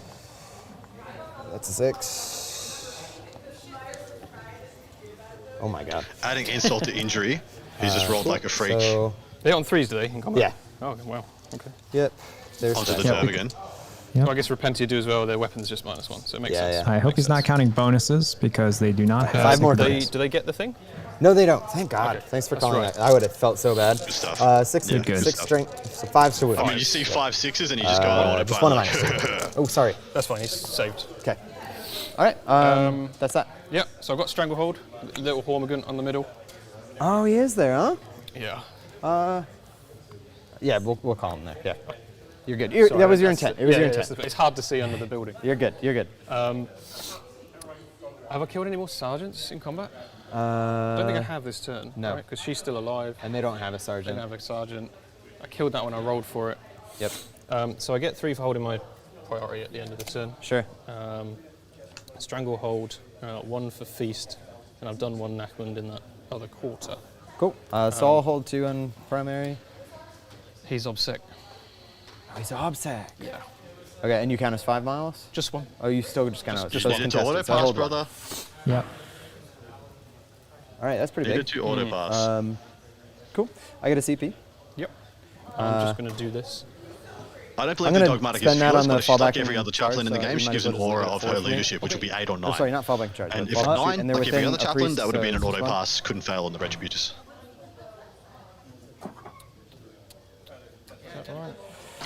And then I need to do prayers. But I could be wrong. We'll try and give the Paragons an extra attack. No, she doesn't do that. There we go. I'll shut my big mouth. It failed. Are you on 8 CP? Still should No, have I'm used the at 4. 1. We would have got an 8 instead of a 4 on primary. And then we're going to try and make the Paragons immune to Psychic. Mm-hmm. Cool. Nice. And then Morven Vol is going to give her rerolls to the Paragon suits. Okay. That was probably obvious. Adam, my lad. Run over go me. So Please I might remember need to to do use that the- desperate breakout strat for her. Do you remember, is it 1 CP 2 or 2? CP. That's a lot of CP. Yeah. So I might just have to leave it and charge you. We shall see. Died commentators too, Okay. apparently. I gave him my assuming rerolls. every year. Obsec. What a I will give it to the pleb Paragons. This Adam guy is. Yeah. Let's do that. And What are you saying for the scoreboard, brother? So at the end of turn 2 for the Tyranids, we have they got 7 out of primary at the top of the turn because they got 4 for holding 1 and they got the bonus for the objective. They have 4 for retrieve Nachmund and because they've gotten 2 so far, 1 for cranial feasting and 6 for stranglehold. So because they managed to take that center. On the sister side of things, there should be 1 point there for banners at the start of the turn, but I'm assuming they'll just get to it at the end. So no harm, no foul there.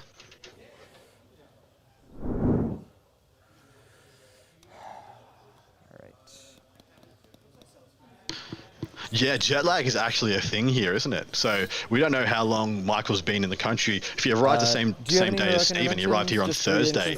So he's still very well jet lagged. Okay. Thank you. Connor, no, the Turbogon does not count as 5 obsec. He has the ability to pass obsec to things, but he doesn't have the Tyranid trait or even access to Tyranid trait to make monsters 5 and obsec, and he gave that Warlord trait to the Parasite, who is already dead. Staying outside of 3 of him. Okay. But pivot enough to give everybody room to move. Just gonna run him out of the way. Oh, they all have 4-ups. Yeah, Anyway. yeah. And he ignores the first damage in combat as well. First attack or First damage? damage that goes through. Okay. Okay. I think he forgot about Word of the Emperor. Sorry. So how far does she move? She moves 8. Okay. All right.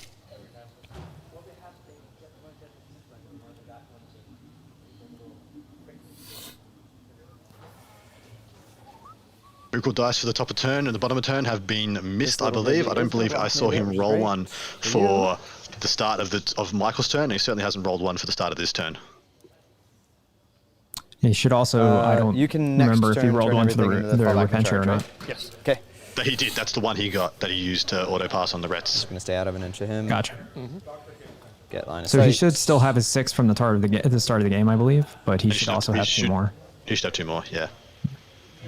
Just tired players, guys. This is round 9 for both of these gentlemen, and yeah, you should see it's wearing a little bit. Okay. Do you do anything when I fall back? No. Okay. Michael's back is so knotted up from just holding up the whole Vanguard Tactics team on his back, just carrying them all. That's it. Okay. I'm joking. Steve made it just all the way until the semis. Like he just got knocked out in the last round, so he's fine. Because of course we fought here. No, yeah, you're fine. You're fine. Said we sort it out later. So I think I'm actually just gonna try to block here. Okay. Best I can. Not within 3. We're able to get a shot of the chess clock. I'm interested to that's see your how much priority is left for objective. each player. Just See give how- everybody the context. These are on the upper of level, this right? bottom of turn whichever ones are 2. actually up there. So we're only 2 turns into the game, not even 2 Oh, but completed there are turns. some on the bottom. And it's Okay. There are 25 some on the to bottom. Whichever 50 ones are on the bottom? in the Yeah, sisters' they are favour. Got it. Okay. Makes sense.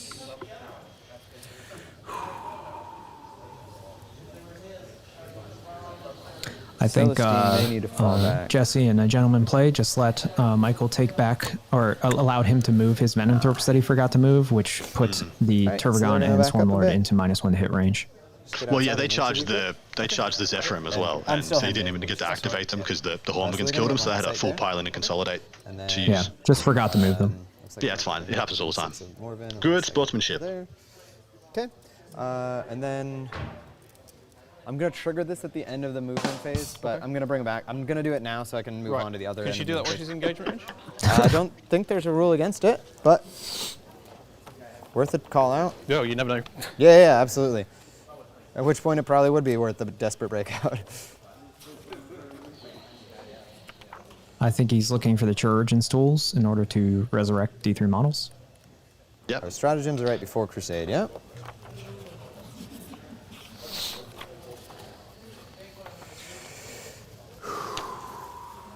Rites of Restoration. Combat Restoratives, I think it's called.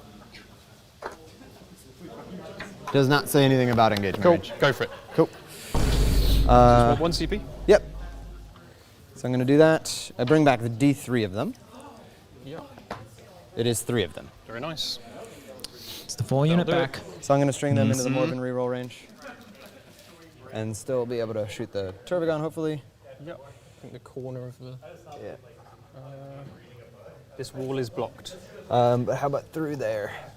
From here to there? Yeah, that should be fine. Go there? Yeah. Alright. Cool. And I'll just double check her range. Yeah, that's fine. Just tuck her in a little if you want. Yeah. Should be good. Yeah. Yeah, she is good. Alright. So that's Turbogon. And this is a 3-inch or a 6-inch for -1? 6, Okay. yeah. Well, they moved anyway, so same. Alright, Canoness. Dogmata. Sorry, again, I was just triggering that then to That's okay. take care of it. That's okay. Yeah.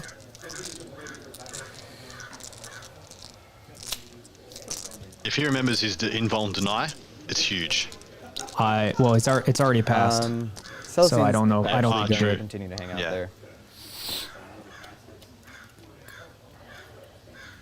Probably gonna walk on Sisters and R&D over there. Okay. Actually, I'm gonna save that.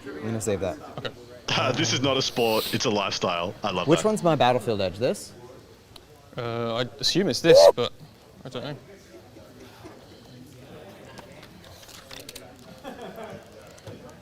That is correct. It is long. Oh, it it's is not the in short this one. sides. It's in this one. No, it is in this one. It is in that one. Yeah. 3-3. Territory. Just have a a short nice one. Okay, read it is along short at this one. time. Just just some spoken word poetry in the interlude.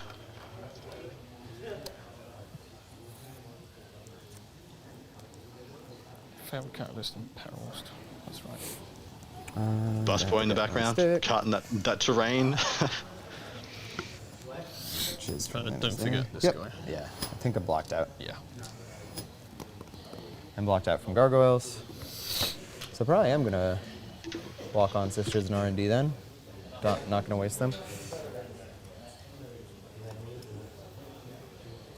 Second unit Zephyrim arriving from reserve, and the Seraphim in addition. So I still have one more turn to do where do you stuff. reckon the Seraphim could go that had the most impact?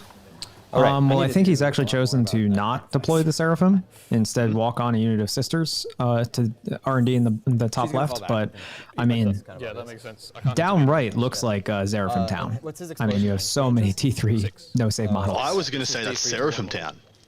Because you could very well flame out the gargoyles, and then you could place yourself in a position to. Oh, sorry, no. Yeah, Zephyrim. If you got the charge from reserve, Zephyrim just charge and kill Death Leaper. Swinging on death, Yeah. right? Yeah, If it's 3, I'm just going to get out. That's beautiful. No, I don't know if you'll be able to get that charge so she's because I gonna think step out. the You're all Carnifex and the gargoyles behind maybe Make a bit of a prevent it. wall. Yeah, they're making a bit of a wall, as it says right now. But definitely the Seraphim could come behind the Gargs, pick them up, but then they just get smited to death by the Zoes in the response.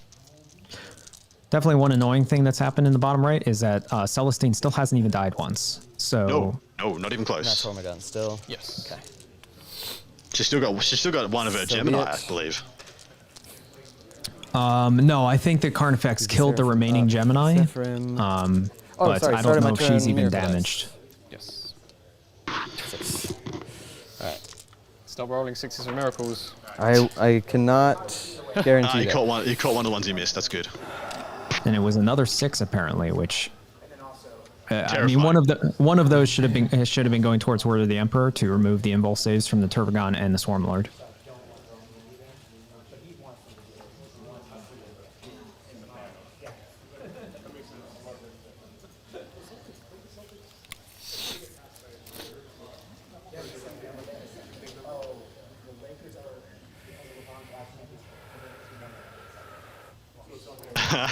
What are we zooming in here on, boys? The power in that cranium. You think he was the brain bug? Sorry, this is a huge decision. That's why his Love the opponent, close up. doesn't have upset. that's why his opponent chose Cranial Feasting because he saw it. And he must He have saw that chrome dome and he's like, nom, nom, nom, give me some of that. I love that. That's You don't so have an good. aspect scan equivalent, do you? Okay. Team Beerhammer, Adam and Andrew, how are you holding up? No, 9 I games, don't think 8+ anybody hour can. days. Any pro tips on how to keep your game calling edge?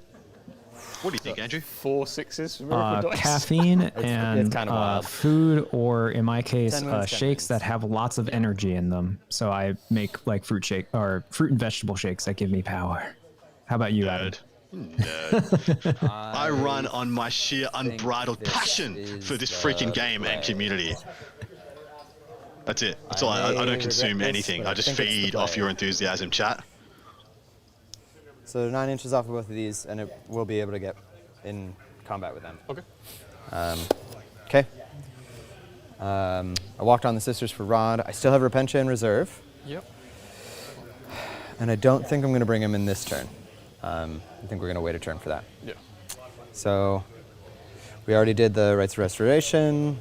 We're an inch out on there. I think we're good. We just need to take care of that big old guy there. So because of that, 4 up invuln. I think he's he may now remember Word of the Emperor. And I declare R&D. Cool. Sorry, getting a little nervous. I'm going to do their pistols into the Gene Stealer. Okay. No. No Word of the Emperor. You can't kill him. He's invincible. Right. Any minuses to hit? No. Okay. Toughness 4. 2 Just wins. 2. It's not going to be enough. It's definitely enough. Got it. 4 Gene Stealer. Cool. So, next up, full Morven rerolls. We're going to pump. Who's within 12? He failed Catalyst on the Swarm Lord. 12. Go for him. Turbogon, and they aren't. But we're still going to put all of their Stormbolters going into those guys over there. Yep. And their multi-meltas are going to go here. Okay. They're all -1 to hit. Yeah, you got it. because of that, I can counteract it, but I have the Morven reroll, so I'll just take the Morven reroll. Sure. And save the CP. So 6 multi-melts into the Turbigon. Okay. Hitting on 4s, rerolling everything. Come on. What's up? The Madame. Oh, the Madame. Cool. Reroll. All right, 4 hits. That's something. Yep, and 4s rerolling. Oh my. All right, 3. Okay. Oh, he has to And pass. he's got it. Come on. 2 of them. For the He's hive got a mind. 6 showing on Miracle Dice as well. Jeez, that's cocked. Okay. Save 1. This is a stage where I debate a CP. Cool. I'll toss it to you for a bit. With a 6 showing, Your you got D6 it, plus man. 2, right? Yes. Within D6 12. plus 2, so it's going to be maximum 14. He's going to 0 one of these though. I'll leave it. Okay. Need my Miracle Dice, so I'm keeping this. That, I might as well re-roll this. Okay. Because it can't get worse. So he only passed 1 save.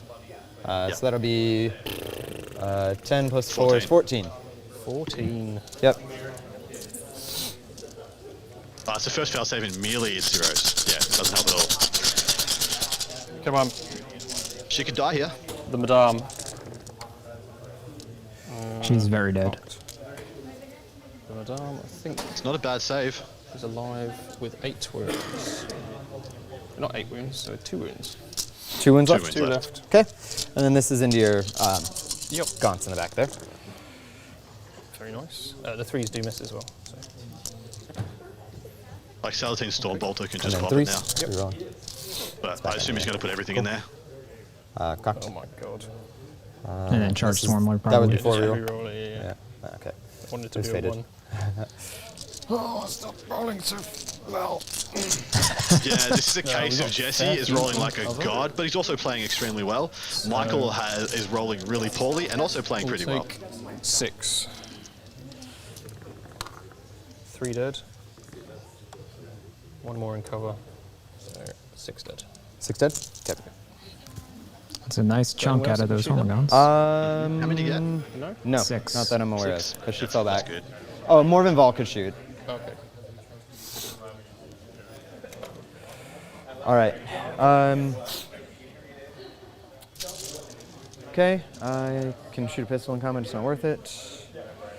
There, it is worth it, but no, I'm not gonna waste our time. Down to these, and your Turbigon's on 2? Yep.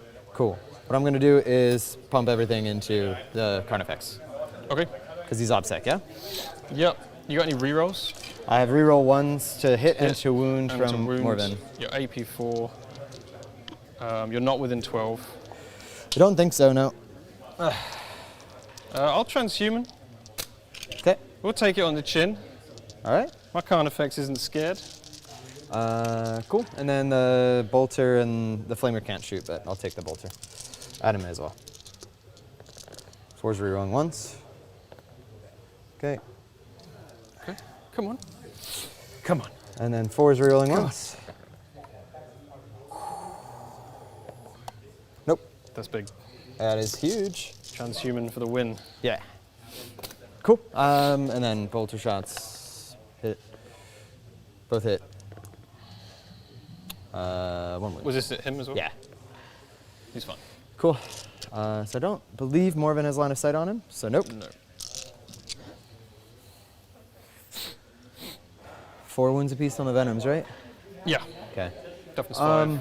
Yeah, I'll just do the frag and the heavy bolters at the gaunts again. Wow, that's rude. Well, you're out of CP, right? Yeah. Okay. Cool. So frag. Will it be max or no? Or min 3? Min 3 at least. Yes. They're not 11 though. Okay. So 9 shots. Cool. So he unfortunately dealt no damage to the Carnifex. Transhuman 3s. paid off big. He rolled nothing but 3s to wound, which meant they all failed. They all failed. 3s So good again. CP in the end of it. So we do have 2 in cover. Okay. They're dead. Okay. So 3 4 dead? Oh, 3 dead. Yep. Okay. And then the heavy bolter equivalent. 3s. 3s. 2 wounds a -1. 1 more. Oh, nice.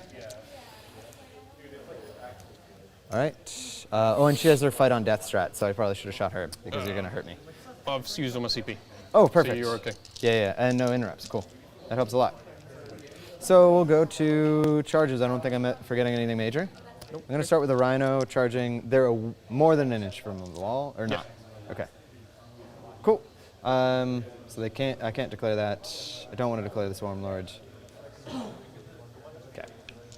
So be it. Charge the Swarm Lord. Do it. Yeah. So we'll start with we're Morven positioned. going to I think the Seraphim the Zephyrim came in, and they're looking for an auto charge on Death Leaper. It's a 7. Fantastic. 7. Probably won't do it. I think he's blocked himself From from within 8. charging the Swarm Lord because he's got his Mortify and the Rhino in the way real of the tight. Morven Mile charge.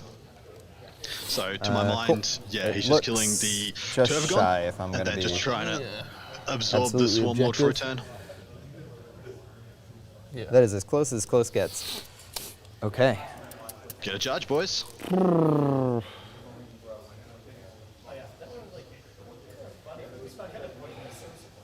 Do I reroll that? Because I would need an 8. All right. These guys are at least, they're within 8, so I need a 7. Yeah.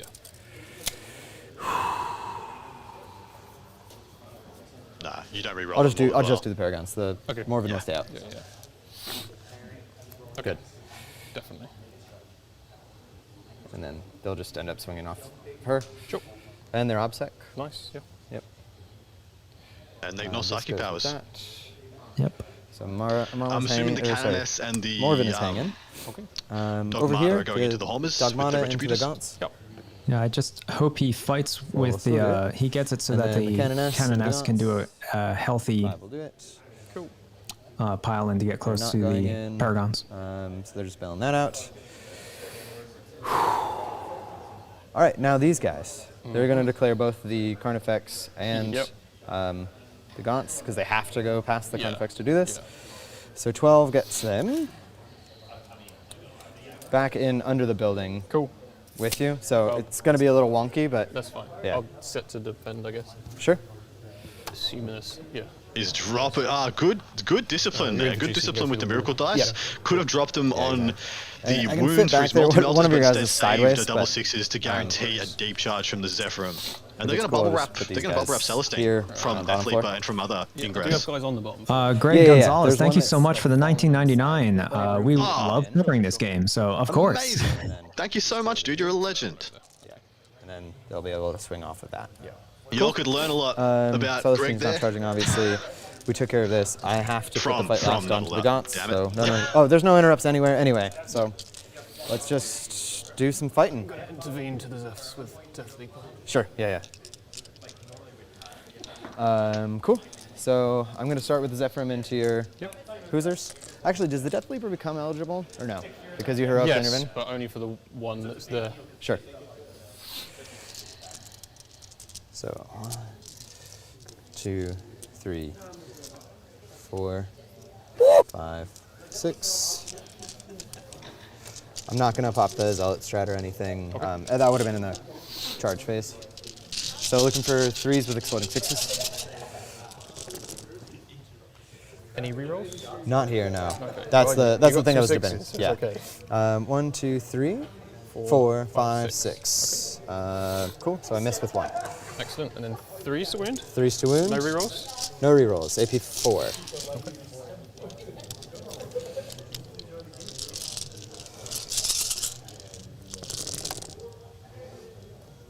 Feels good. I'll roll all of those then. Yep. Right. Come on, there's 15 of you. Just need one of you to live. It's going to be more than one. It might not be more than one. How many wounds was it? 1 each. Ryan, thanks for buying 15. the FLG map. Absolutely. Oh, sorry. So close. It's a 5-up save. Oh, that's unfortunate. He killed exactly Okay, 15. they're dead. I'll remove them later. Yeah, that's fine. That's insanely close. Yes, that Can't is make it insanely up. close. All The the Paragons will 1%ers go are into not on my your... side. Death Leaper does have fight first. So Oh yeah, go for it. Destiny. It's not Destiny is relevant, taking a but- hand.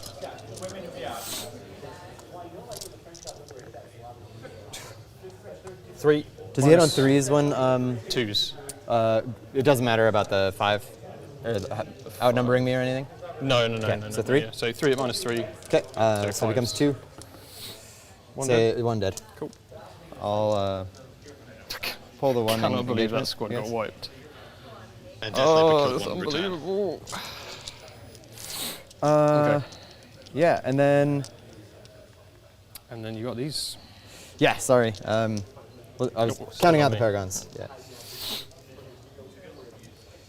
Now the Turgon is on 2 wounds, which means Paragon should vary. Even though So the minus hitting 1 wound, I on believe, 3s with rerolling. full rerolls, they should It's be not able minus to in do, combat, right, do for the the Venom? business. 4 rolls to win. Just No. Yeah. 3s rerolling everything from Morven. Very nice. Does need to get 2 through 6s though, do because you will explode. ignore the first one. do. Yep. So 1, 2, 3, 4, 5. 5, yeah. Yep. Strength 6. Winning on 5s, rerolling everything. Winning on 6s, so you're -1 to win me in combat. Okay. Ooh, it's a big So deal. winning on 6s, Should've rerolling spent everything. Should have spent the 1 for the auto went on 6s. Stop rolling 6s. How do you remember that? Stop rolling 6s, please. But you know, it doesn't matter. When you roll like that, it Need to doesn't get matter. 2 wounds. Making you win on 6s and you still win me 7 times. Yeah. Yikes. Right, it's okay. I'm just going to roll 7 4s. All right. We're going to roll 1, because we know how this has gone so far. For the queen. For the queen. She's the queen. For the queen.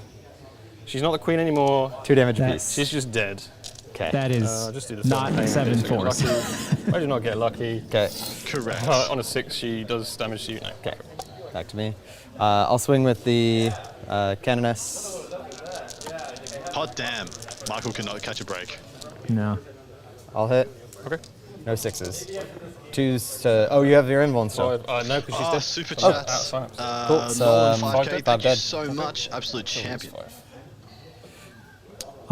Yeah, I do not it's think important the that dog he model just will be cleared able up to all swing the anyone. Harmagons as well, because he no longer had the invul, because that killing the Turgon put them out of synapse range. Oh my lord. The wheels might be falling off this Consolidation bus. right, I want to hang out there.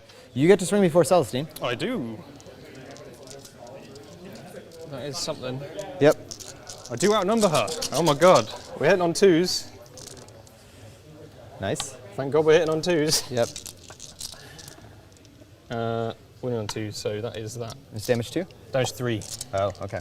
Well, oh, these are gone. Yeah, I mean, you'll roll some more later, so don't worry. Yeah, so these are just 4-ups. She's dead. Yep.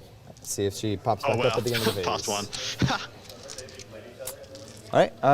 I don't think there's anything else unless I'm forgetting it. Oh, they're all dead.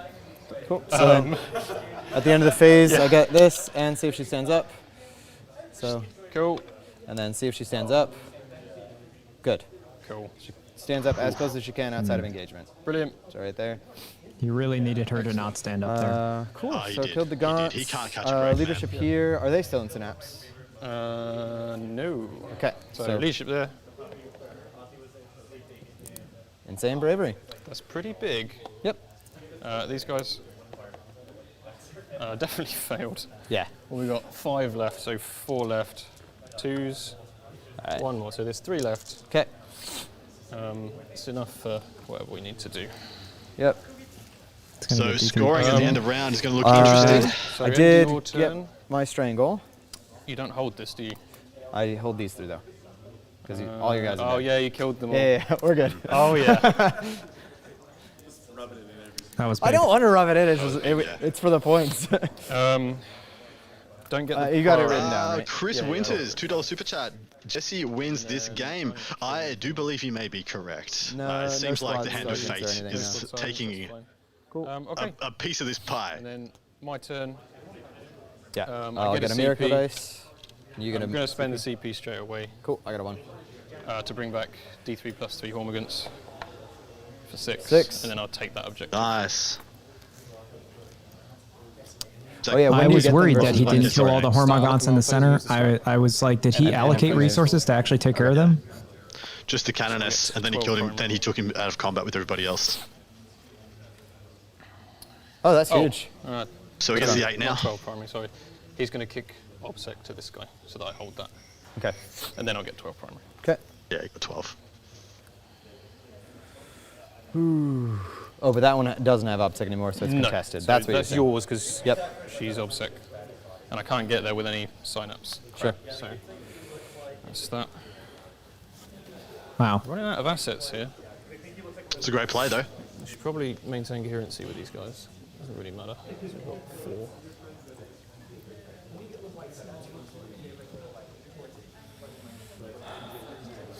4. Imperative this turn. We're going to go with, I think 6 is exploding combat. 6 is exploding combat? Okay. Running out of things to do. Only turn 3. Yep. Little kicker on stream. There he is. So.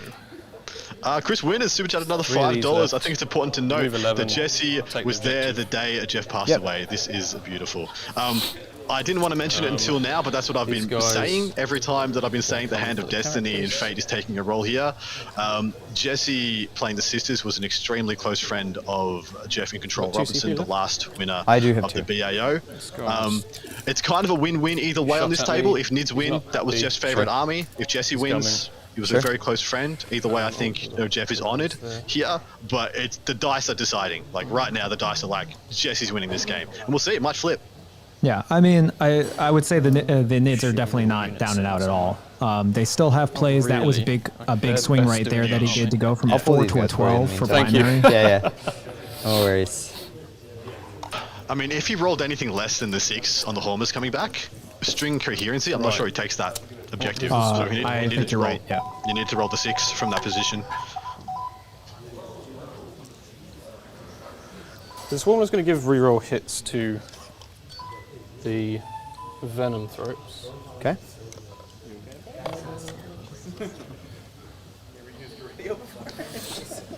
Death Leap is going to go for Celestine. Okay.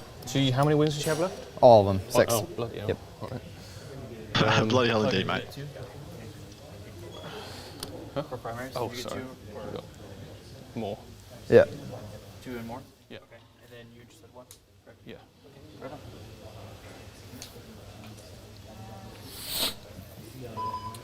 Scores getting updated as we speak. The only scores not in for Jesse will be no prisoners, which is looking very healthy. But as this right now, don't worry about it. Your clock's going. Don't worry about it. Up by 20. This is more important.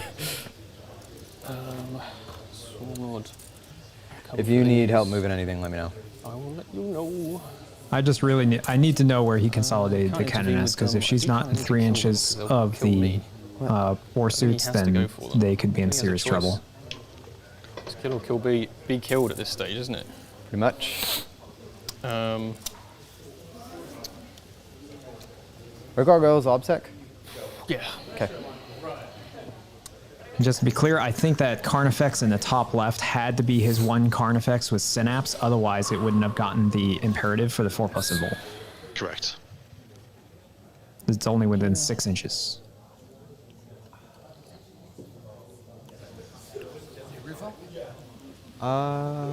If you're okay with it. Thanks, man. Just back at Michael's head.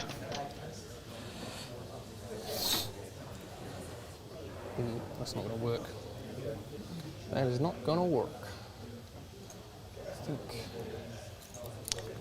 Skald, the one play that Michael did that was an awesome tech. He was going to get 4 on primary for the turn, but he endless swarmed his Hormagaunts in the center, which allowed him to take the central objective and put Obsec in the Carnifex in the bottom, which swung him from a 4 for primary for that turn to a 12.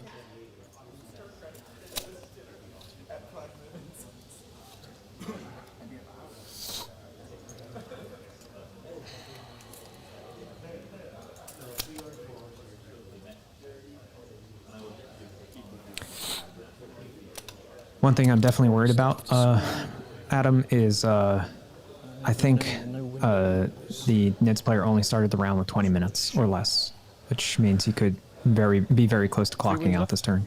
3 wins. Yeah, by the end of this turn, it could be sub 10 minutes, and then things start to get hairy. And these guys, I don't really know what to do with these. I'll move the Venom Throats first. You're a 9.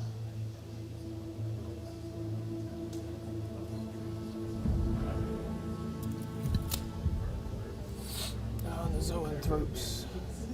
Place themselves. Let's say that Swarmlord doesn't get Catalyst off. I would think that you would spend one of your. Do you spend one of your CP for an interrupt here, or do you spend, or 2 of your CP for an interrupt here, or do you spend one of them on an Overwatch from the Paragon suits? 100% interrupt. As soon as you do the Overwatch, he can be really lackadaisical with his. You don't have the 4-up involved. His order of operations. No, as soon as you have those 2 CP, you have to be really concerned even what's going to shooting? happen and where. Yeah. Okay. Yeah, I think this is why he's bringing down the Venom Throws to the bottom to maybe charge Celestine. I'll leave these Flights last. stay behind the building and just shoot you. They don't have fights last. The Venom Thropes. No, they just prevent you from fallback. Yeah, they don't have fights last. Yeah, you're I've definitely. moved everything. I think. Huh. Yes. So psychic. Nids have no access to fight last. Which is, I think, why as well he didn't charge the Death Leaper into them, because he knows that he could have easily just interrupted and killed Death Leaper. It doesn't. Yeah, go ahead. That is All 6 of them? mortal wounds. Yeah. Go ahead. This guy, we're going to go for -1 to wound on himself. -1 to wound on himself. Okay. On Yeah, Venoms have a 5 last on a 3+, don't they can't be affected by psychic Goes powers. up. Oh, of course they can't. Yeah. So there's no point casting that there. Is that a stratagem? Okay. So that's I gone. thought it You was get on to the deny? data sheet. I've been In terms talking of some Overwatch as well, mad crap if they Yes, don't. got it. Cool. And then we'll try Catalyst on himself. Sure. It doesn't go off. Yeah, at the start of the 5 phase, you can select one enemy within 3 of this unit. Roll d6, 3+, and they suffer a mortal wound and cannot fight. Yep. That's Till me everyone shooting. is I'm just going done. to fire there. 3 shots there. Okay. I missed the second half of Toxic Miasma. You were right. Yeah, no stress. So yeah, they're going to go for the Zephyr, because that's the primo interrupt onto Death Leaper. Zephyr are dead. They just got exploded in Psychic. Toughness 5. Toughness 5. 4 saves, please. Well, -2. there you go. The Problem -1, solved. so 4 ups. Take 3. 1 damage or 2? 1 damage. 5 ups. Take 1. 2 left. This guy won't just die. I don't have any shots within range. Fine. The Carnifex will shoot it. 6 shots. 3 hits. 1 wound. -4. Oh, sorry. It'll go straight through, so 6 that's up, 1, and it's 3 damage. 1 Or damage. 1 damage? Okay, 1 so damage. it's done.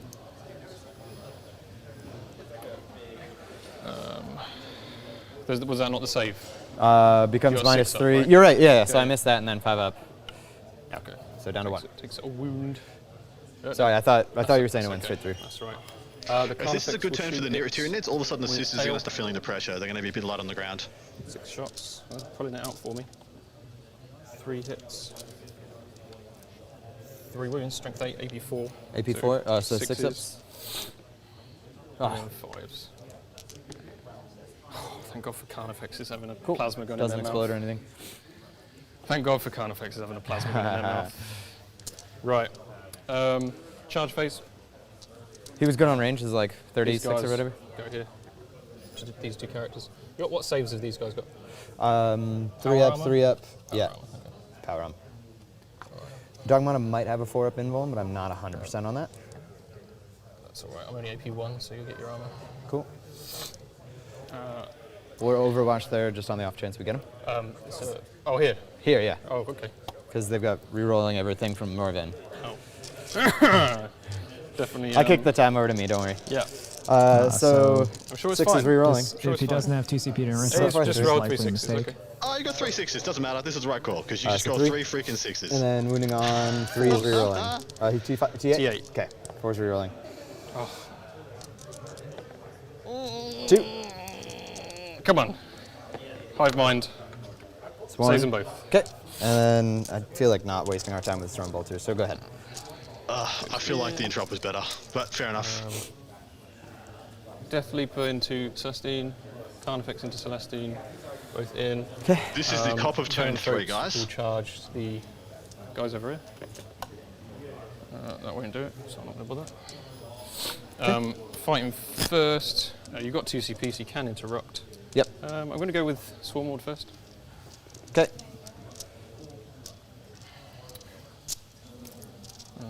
Swarm Lord is 9, not that many. Jeez. 6s explode. So that is His strength, 6, like 12? Minus 4, strength 9. Okay, minus 4, I have a 2 up, becomes 3 up, 5 ups. Don't do it, Jesse. You can't auto pass. I can manipulate these. Yep. Taking it, being part of this too. How much damage each? 3 each. So it turns to 2 each. So Kills that would 2. kill a guy. That would kill a guy. I think it kills 2 anyway, doesn't it? Really? Yeah, regardless if I manipulate. I can reroll one and then manipulate another. No, because none are close enough to save. Yeah. So 2 are dead. 1's on 1 wound. Save everything. I think that was a huge misplay there. Unfortunately. So then, in which way? This is the Paragons sergeant out? here. Not having the canoness near them in order to guarantee anything charging them fights last. It's up to you. Is it worth piling in? Yeah, because you'd have to spend CB to fall back Well, and charge, right? I hope he remembers the fights last because I think it's next. I think it should be on the Carnifex or the Hormigans right now because they're in combat with the Canoness. Right, you don't want it to interrupt? I don't think I can't do it with Celestine, right? No. So no, I'm not going to interrupt. Okay. So he must have more than 2 CP. Apologies, guys. All of these, we're going to put 4 there, 5 on her. Yeah, let me check if the Dogmata has a 4. It won't matter because you're only AP1. Yeah. So I'm not going to waste our time.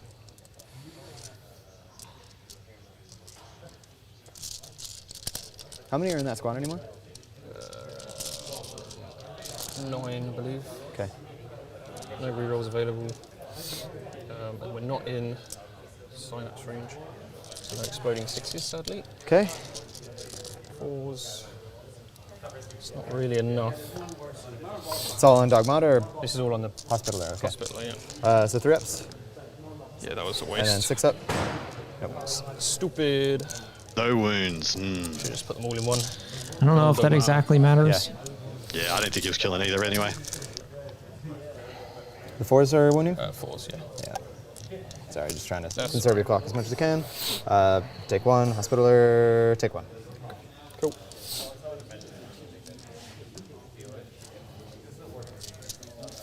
Carnifex. Yeah.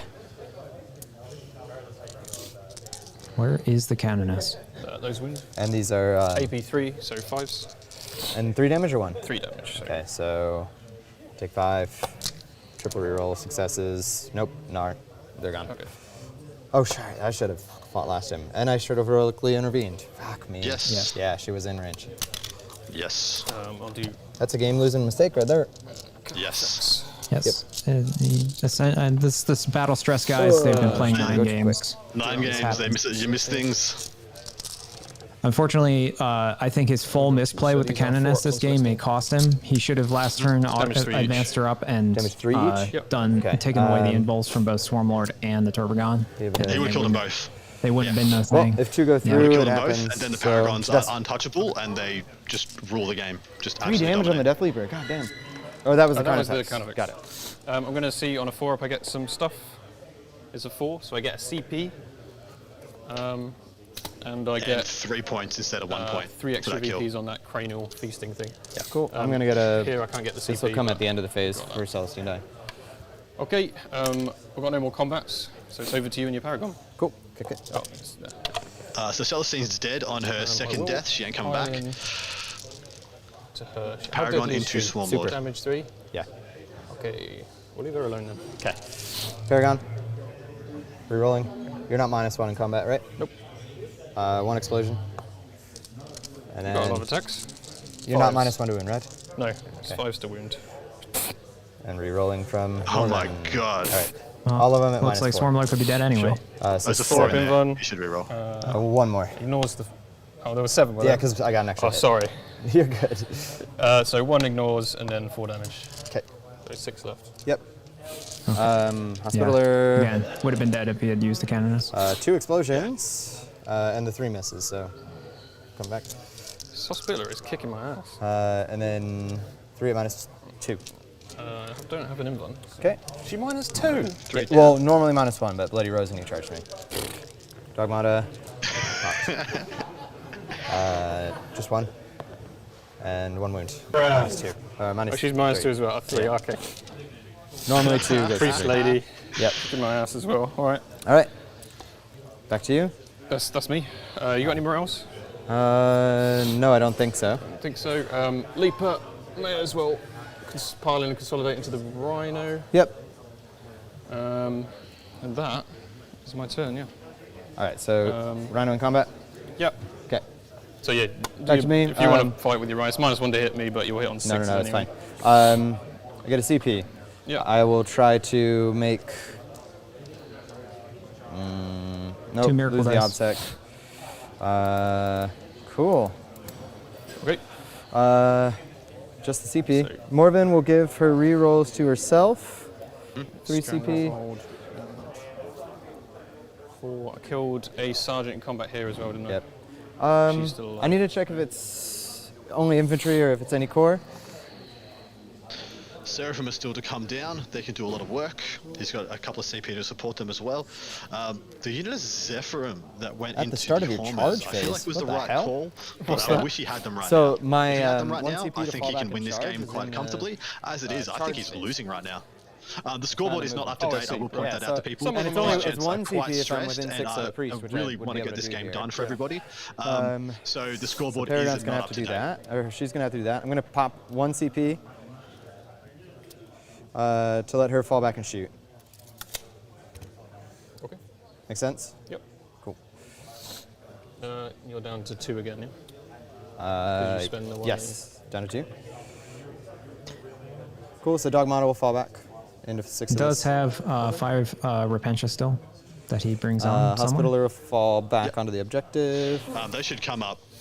Oh wow, he could, between the Seraphim and the Zephs, sorry, the Repentia, he could really dominate the bottom right. But I think, I mean, well, he's got 1 sister, and then he needed a 5 battle sister to go and take You back do have the 1 top still? left. Yeah, because I get one I from wish he could have them in the feeding middle. on He the needs all them in the good, middle all right good. now.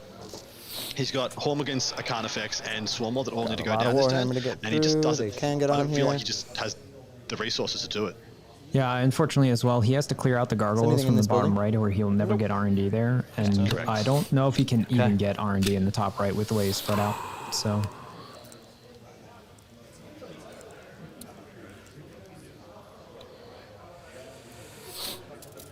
Can at least contest that. So hold 1, hold 2.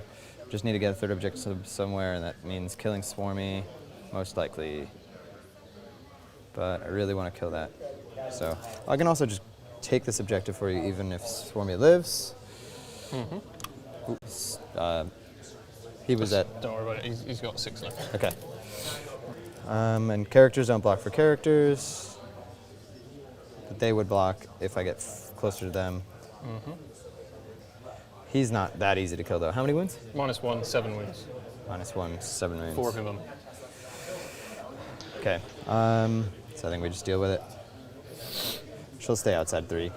Cool. Just in case of the explosion. Yep. And then that. And that. These sisters will move to be able to shoot those gaunts. I don't even know who I put reroll hits on. Oh, it was these. That's handy. Okay. Nothing's in here anymore. So then Nice, we've just tense got... last game, guys. This is my Very battlefield close. edge. Yep. 23 minutes left. Should be plenty to do what we need. Oh, might as well just go here. did you forget Word of the Emperor again? Okay. Yes, possibly, because he shouldn't bother. He should not bother charging Swarmlord. He's just Word of the Oh, I Emperor haven't moved the cannon and just yet. auto kill him with I think Morven there's Vile shooting. fine, because she's going to try and With take no down the fire invuln, he effects. just will just Morven can't die. do this. I'm going to be really And disappointed. then he can just charge. Morven Vile can charge off, clear off the bottom right-hand objective by herself. Levy. She'll just move here. Okay. It'll become more apparent later. I'm just going to try to sneak onto the objective from the charge. Fair enough. People noting in chat, a couple of mistakes happening in this game. Oh, sorry. Beginning of my turn. You never know using how miracle dice. people deal with And I got stress. this. You never know people how deal with fatigue Celestine differently. dying. Some people take to it like a No. duck to water, I and do some have my people guaranteed charge out of deep strike. make mistakes in different Luckily. ways. I know I'm tired. How are you doing, Andrew? You holding up? I'm also tired. I mean, it's a long 3 days, stratagems, but I mean, -1. the battle stress on these guys is definitely more than it's happening on us. Though maybe Adam, because he's Just need a to be machine within and works 11 at now. nothing in the morning. No, I do what I love, and I love doing. I ain't no martyr. One within 11. All This within is the unit 6. of Seraphim coming on. Interesting placement. Or no, I think that's the Repentia. Repentia, that's a much better call. She's clean there, 11 to him. And how many CP is the extra damage? I think it's 2. So it wouldn't really be much of a loss going this way. In a straight line. Yeah, okay. Good? Yeah, I don't think there's... I don't know what his plan is there. 10, I have a little bit more wiggle if I need it. Yeah. Are you a okay weird with it or thing. no? I feel like he just he needs to shore up 3 at this point. Okay. But so I have a little bit more wiggle here. Yeah, he just needs to double down on 3. He needs those Repentia in the middle, but of course they're in strategic reserve. They can't get into the middle. I mean, I guess he could drop the Repentia in the middle and flame down the Hormigans. But he's done right in both of those, so they don't need to. They'd be dropping down in a position in which they just instantly die. From any one of them, it's definitely within 11, even in a straight line. Cool. So he's got Miracle Dice to auto-make that charge. That's a good, so that's a good call. Anyway. I like Probably that. not. Then he can use Morven Vial to try and kill the Carnifex, who's already quite wounded. They auto-charge, kill Death Leaper for him, and then Morven Vial charges and picks up Swarmlord. That'd be a great turn. I also believe he fell back the last Paragon suit and gave it the fall back and shoot. So I think they're going to drop those gaunts there. Because I can't... Oh, I can drop over here. Right. Little pocket back here. Aesthetics Deluxe. I am at home in beautiful Melbourne, Australia. Although, looking out my window, it is raining. 9 is good there. Small mistake. Go for it. And they're going to shoot when so they there drop was a tiny enough gap for his unit to come down in the back. Huge. Okay. Then he should absolutely do the Flamer when they come down and roast those Gargs and then do R&D. Yep, that's exactly what should happen, man. And between like 4d6 flamers and then what? He's got a 6 sister, so that's another 8 bolt pistols. They should totally waste that unit. unit. Auto hits after, so I rolled a hit, so I can just merge them all. If that makes sense to you. Sure. 8 shots, needing 3s, and then 4d6 auto hits. 7 and 3 is 10. That was not great. Oh, thanks. And one more. There you go. Cool. And then 3s. Hand Flame is a strength 4 now. Ministorum ones. Oh, Ministorum ones. Okay. Yeah. Ministorum. No. Right. Not a great roll, but go ahead. Well, as you might expect, that's 8 dead. And how many are there? Are you intending to Nachmund? Probably not. But if I can squeeze the 6, I want to if I was doing well. Yeah. So you need to be within 24 here. Yeah. Well. Oh, sorry. No. It's the other thing. 18, right? 18. Yeah, they couldn't have been placed to There we go. So you just shoot together, so you picks them could up. if you. Yeah. Yeah. There.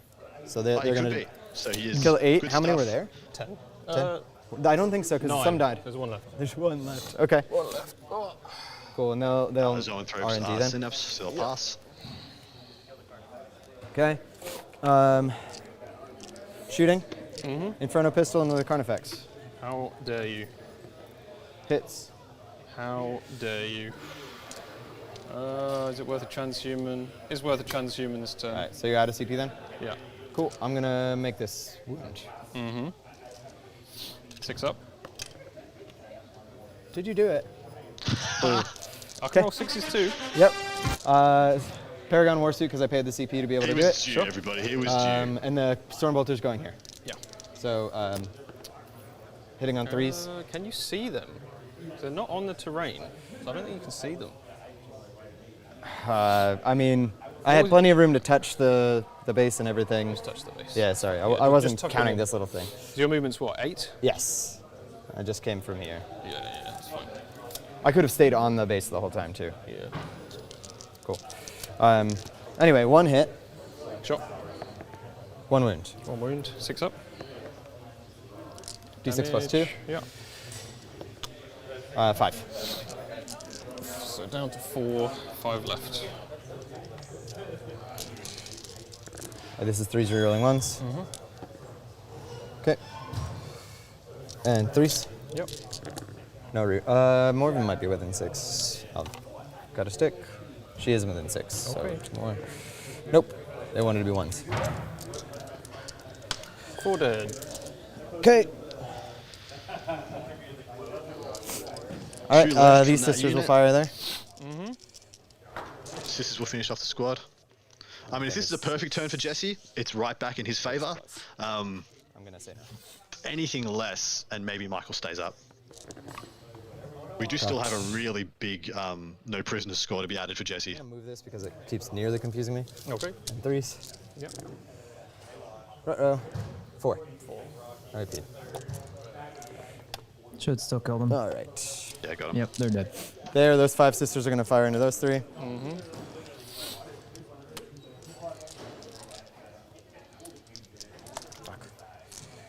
So, Repentia going into possibly a Carnifex and Death Leaper. Morven Vile still yet to shoot. She can contribute 4 saves? 4 saves. in a couple of different ways. Vex is going to get the Celestine, so the Fight / Canoness treatment. What's the over-under on her doing the 5 wounds to it? So it needs 3 failed saves. To the Carnifex. Morven firing here. Okay. Not good. 6 wounds left, right? Yep. Yeah, I didn't think it was good. Stone Bolter, or Heavy Bolter equivalent. No minus, because Venoms No are... minus, yep, they're out. Okay. And 5s. 1 wound, -1. Doesn't matter. Goes Takes through. 2. Morven Vile gave herself And then 2 crack rerolls the wound. missiles. 4 1 hit. rerolls, so should have done that. 1 wound, -2. Come on, buddy. Oh my god. D6. I already used my miracle this phase, so 2. 2 left. 2 left? Yeah. Okay. It's back to me. I think that means that Swarmlord is basically dead, guaranteed. Yeah. She's got Grounding. flies twice. Okay, If it does so survive we're somehow. gonna go to the charge He did forget phase? to rerolls Okay. to wound and rerolls to hit. No CP. Because she buffed herself. So we're gonna charge the Canoness. 12. She can go wherever she wants. Yeah, she'll swing over to here. Paragon Warsuit.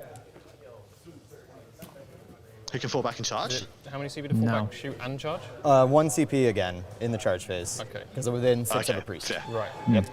Thank you for reminding me of the CP there. And then Morven here. Bring it. Good to go. Then I need to use this automatic here to get them there. Yep. So strong. Well, the Death Leaper, so the -1 doesn't matter. The Death Leaper does You have tried to a both, 4+ Just the invulnerable one. save that could save him. He's got 7 wounds as well. We know he's over that break Only point. the one needed to get Yeah. in range. It and is the others can trail behind. unlikely. If he drops any CP, I think it's almost guaranteed. Since Gold there's no goes only down. T5? We'll just go He's here only first. T5, I believe. Yeah, so then I would say to guarantee it without CP use, you need to put at least 4 of them into him. Yeah, I don't think he's splitting it to anybody else. He's only when it's a Death Leaper. 2, 3, 4, 5. I killed the Yep, Eden shooting, and so he- I do get a miracle again. And he needs to fight Death Leaper first because Death Leaper does have fights first. You don't turn off rerolls, right? Just stratagems? Okay, so hitting on 4 Yeah, is he's rerolling. fighting there first. Yep. He is. 6 is still explode. Come on. Come on, Death Leaper. That was a 4, sorry. Not a great hit roll. Barely any What's his 6s, only 2 of them. toughness, 5, yeah. Okay. So they all go back. That looked a lot healthier. That did. Good. Yep. And then 3s. Mm-hmm. Yeah, looks like a he's- lot. He's going to toast. squish. Yeah. For sure. Oh, he's toast. No freaking way. No. 4 ups, you said? Yeah. Okay. You're strength 6, are you? Strength 6, yep. Yeah, super dead. 2 damage. Repentia, man. Hell of a drug. Only failed Use my 5. CP. Only failed Yep. 5. So he is dead. Okay. Okay, Morven Vol will go into Swarmlord. Yep, she can try. 5's rerolling everything. Or sorry, 5 attacks, rerolling everything. Okay. So 6 now is he will explode if remembers. I get any, but I don't. And then Forgot on the... Good. Strength 9, so 3's to wound, She's rerolling. strength 9. Yes. All right, so this is a mortal wound in addition, and then 4 at -3. Need to make all 4. Come on. Swarmlord. Whoever's watching, if you're a Tyranid fan, Pog which is is time. probably none of you, bless my dice. I see 2 fails, so that's 3 damage each, and then Yeah, mortal he on top. Ignores the first one. I needed 3. He is sadly dead. Okay. Oh, does he do more wounds to you? Yeah. Okay. We tried. And then we'll go to the Paragon Warsuit. It's a good turn. Kick the time over to me. If he gets his Carnifex, it's a Just perfect rerolling turn. ones. Cool. And 5s.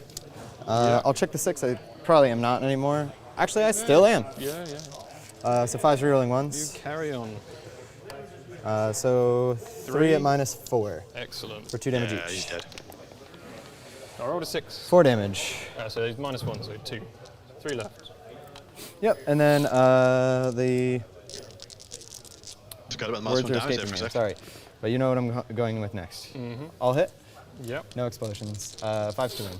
Please fail. Oh, I did. She failed. Okay. And I don't have any miracle dice or anything to do. That's a so big deal. It's a big deal. There's no way to kill with 1, so cool. They killed that. They killed that. Cool. She's on the objective too, so. Well, wild game, guys. I Freaking can't take the wild. objective off you. Yeah. I will go for the Canoness or. We'll 2 wounds we'll left split there. some attacks. She transhuman or anything? She got anything like that? No. She's 6 wounds? 5. 5 wounds. Yep. This is why instead of the we'll sword, put I love the relic on her that 6 turns on all her, damage to 1. 4 on the suit. On the suit. 2 hits. 2 wounds. Yep. AP 4. Yep. 3. Fail both. Damage 3 each. Okay. Paragon's down. 2's to hit. That's cocked. 2's to wound. That is Oh, good God. 6 saves. Wow, dude. These guys are gnarly. Fail 1. Wow. Wow. And that 3 damage. and that 3 damage. guarantees that she fights first. Oh, and I need to I go know fight next. faster than Oh, that is so ridiculous. Okay. Oh, Jesse. Well, it's still alive at least. Your turn other than any morales? No? Gargoyle. Is he in synapse? He's in synapse. Okay. You got 3 for holding your priority. Yep. You've got 1, 2, Stranglehold. 3 for stranglehold. Yep. Did we count third R&D? Second I or want to third see if I get R&D is CP done. from your sister. Yep. Oh, I killed the Should be thing and his I get third. a. He got his home, his top left, and that should be the So I bottom get 2 right. miracle dice. Yep. 5 and a 3. Everything is on the board, so everything is as you see it. Cool. I think he has enough CP for fight back when Maybe this that's it kind of each, effect inevitably it seems. has to go in. What's that? Although he's Everything going of to yours try is and on the smite board out now, the repentia. He can't afford to charge them and have them do their biz. I Get a love CP. this point of a game, guys. This is my favorite point of You're any gonna spend it to 40k game, where regenerate everyone the has compromised gargoyles. resources and you have to make the right choices. What's your imperative? It's fantastic. Imperative will be. He has what's no my imperative one that left, I don't actually think. Still do. I haven't I got don't one I think can so. do. They're all, Okay. they're all dead. What did I just roll? 6 gargoyles come back. So you're spending your CP right away for the gargoyles? Yeah. Okay. It's the right call. And 7 minutes left. He couldn't do that trick again, unfortunately. They were not close enough to the objective that he could have swung them on to score it.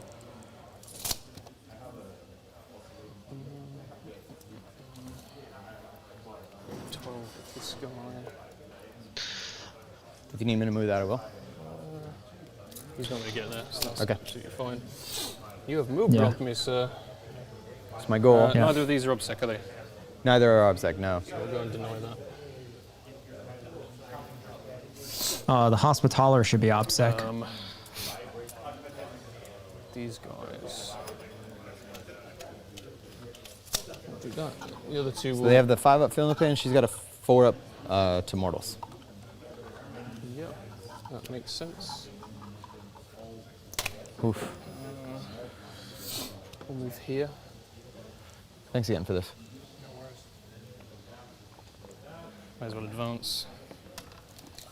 4. How many wins you got? I think it's 9, isn't it? Yes. So Yeah, I've we'll taken one. Get to the rhino. Sure. We advanced. Sure. Okay. I was about to unleash some iNcontroL sass on the chat. Right, so you're back to but 0 CP, right? Lucky On for that one. you, one of yeah, our that's right. tech priest Dickie is going to go check the scores for us. These guys will. But just so you know, I was going to unload a can. That objective. Stand behind here on the objective. Yep. This guy stay in combat. Yep. Can we also get a psychic. view? I mean, it Like looks like this. he might have 6 minutes left. Goes off. If I'm reading that. Try correctly. blocking a 6. I It is becoming a big deal now. That It is to make the right choices with enough time left. Down to 4. Shooting. Let's take back the center objective. Somehow kill. I don't know how he kills a full HP Morgan Bar from here. I have no idea. He essentially can't because of the movement of the Rhino blocking that's why. Psychic. Yeah, blocking Psychic, exactly. I even think the deny Psychic powers went on him as well. Well, on her, sorry, rather. I'll fire one gun into those 2 hits. 1 wound -2 on the Seraphim. Should be good. Yep, she's fine. The Seraphim failing to kill the Gargoyles by 1 might actually come into play. Her, from within 18. Who's that? She's a character. Yes. Oh, right. She's not within 3 inches. I'll just shoot it at the Repentia, I think. Sure. Yeah. 1 shot, never mind then. Hits. Wounds, you've got an invuln and damage 1 on the Repentia. Nope. And damage 1 is 5. Nope. Card phase, they'll go in there. Okay, going to be interesting now. He has to kill the Repentia in combat, so they will get to take a pound of flesh if he's willing to put the CP into it. Venom's here. Can they go around the Rhino? Yeah, because they're infantry, they can go through. Okay. Yep. What'd you roll? 10. Okay. We'll go this way. I thought he had, correct me if I'm wrong, I thought he had a Hospitaller with the Dogmata's OBSEC on the central I don't have any other objective. charges. I'm not being stupid, am I? Nope. Very possible it's on the Canoness. It could have been, if the Dogmata's alive, it's on one of them. And Yeah. I would be surprised if one of them's not on the central objective. Sounds like the score sheet, it might not be accurate, guys. 54-38, and I do not believe that includes no prisoners, which I'm thinking is a minimum of 10 points right now. So we could be looking at a 6-point game with the bottom of turn scoring still to become a huge factor here for the Sisters player. Tyranid Warriors charged into the Seraphim on the right of screen, and they're probably going to do a number on them, which looks like they did. Looks like they killed 3 or 4 of the number. Stop rolling like a child. This card affects in the retributors? Okay. All of those. Yeah, kick me. Kick it to me. Please Damage don't kick 3. me. Cool, they're dead. Okay. I get a miracle dice. Back to you. Choosing not to fight with Roll them. in 3. 6. Thank you so much to the lovely people in chat. Can't do a mortal Yeah, to we it, do I this for think, the love of 'cause it. it's fine, Nobody's I'll do it getting and then we'll paid. find out later. There's the vision of the scorecard. Yeah. Someone take a photo of it. It's pretty good. It's pretty good, people. R&D 3-2. I don't know if Mike was going to get a third. If he has time to get a third now. 3, -1. Okay. Can't I blow think up. he was Can you fight maybe again or anything? hoping to slingshot the Venom Thropes up to the top to have at least a 50% chance to get it. I thought he'd be positioning to do it with the Gargoyles now. They'd be moving across the bottom. That's why I assumed he rezzed him. So and then they'd move just 4 12 times across the now, bottom. this is Next turn, combat. hop over and get a third. I'll hit an explosion. Alright, come on. Please. No, again. Okay.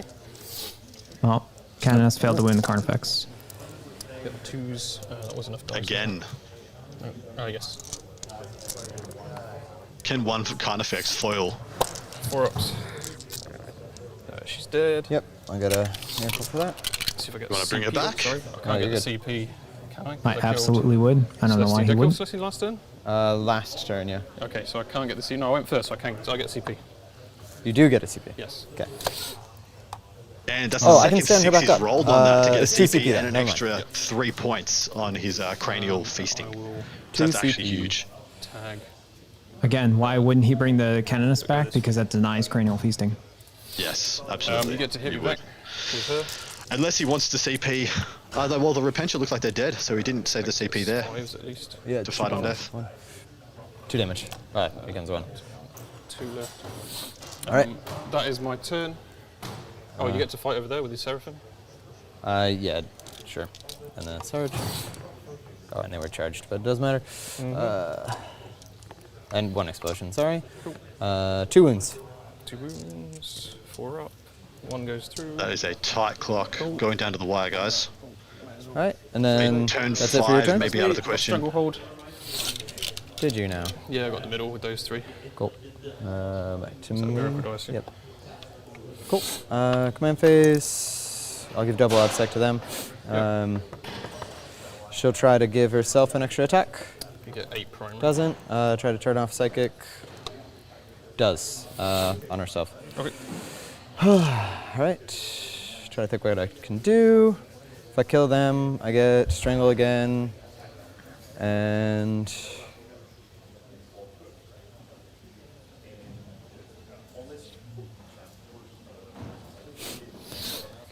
There.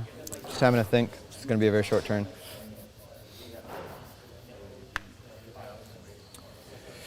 Rhinos move 12. This is extremely tense, Rogue Nomad. I am bouncing up on my exercise ball that I use in order to stay alert.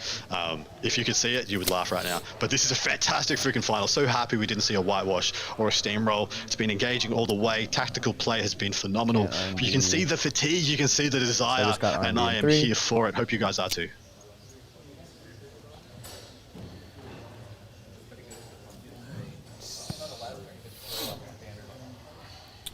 So Morven is going to touch this to be able to shoot there. Dogmata's going to fall back. Okay, I don't think you can see through this solid wall. I'm going to move to 1 inch up. Get within an inch, right? Yeah. Alternatively, can do this. Okay. Got charges for days. Yep. It's easy this way. Yeah, cool. Yeah, you're touching it as well? Okay. Yeah. Cool. No heroic intervention or crazy shit here, right? Nope. Okay. Can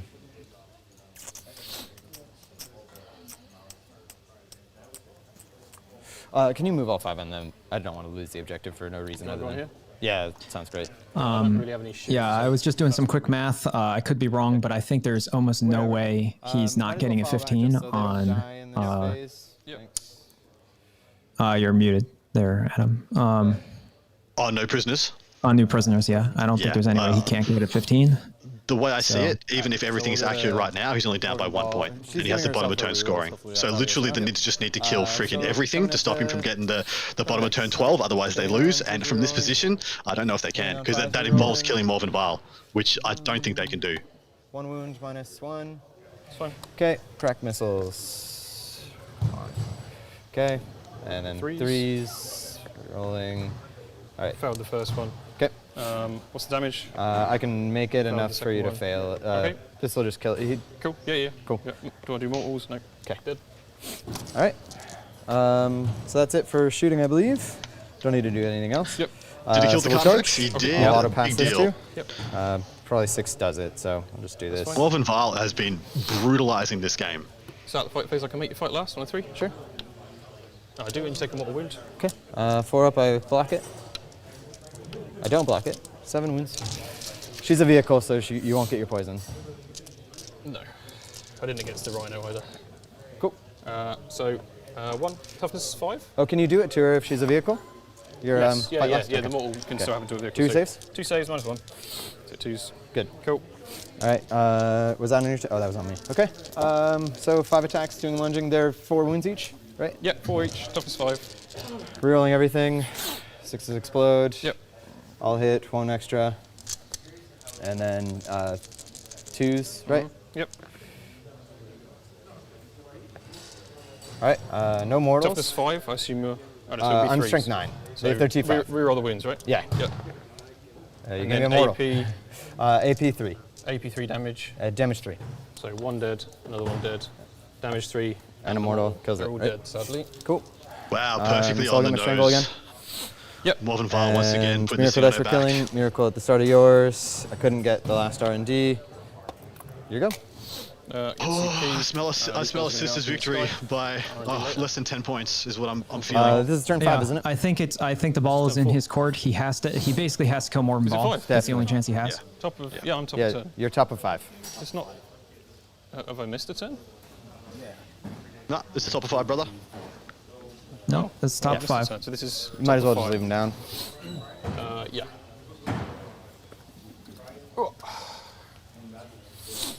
Don't really have anything else. Deary me, oh my. Oh, sorry, we didn't even score my primary, but I was on 2 to start. Yes, Gene Jordan, thank you so much for the $5 super chat. Great show today, fellas. Thoroughly entertaining commentary and live video. Thank you so much. So happy you enjoyed it. Makes it all worthwhile, guys. Yeah, so I think I mean we were talking about it, but I do think that he has one play. His one play is Carnifex and Zoanthropes in the center and try and kill Morven Vile. If he doesn't do so, that's game. It doesn't. Legitimately, this game. Even if it's not, does he have a fast unit anywhere he could sling, or is he within 12 inches where he can miracle dice onto the center with something that's obsec? Because that again would get him to 12 pretty easily. I think his his sister unit in the bottom has obsec or double obsec depending on the dogmata. So either of them could probably get on that central objective. I do. Outnumber you. I think the point is that the killing more involved gives him AP2 more Stranglehold. cranial. No, and cranial. Exactly, that's it. Okay, cool. And then Morven.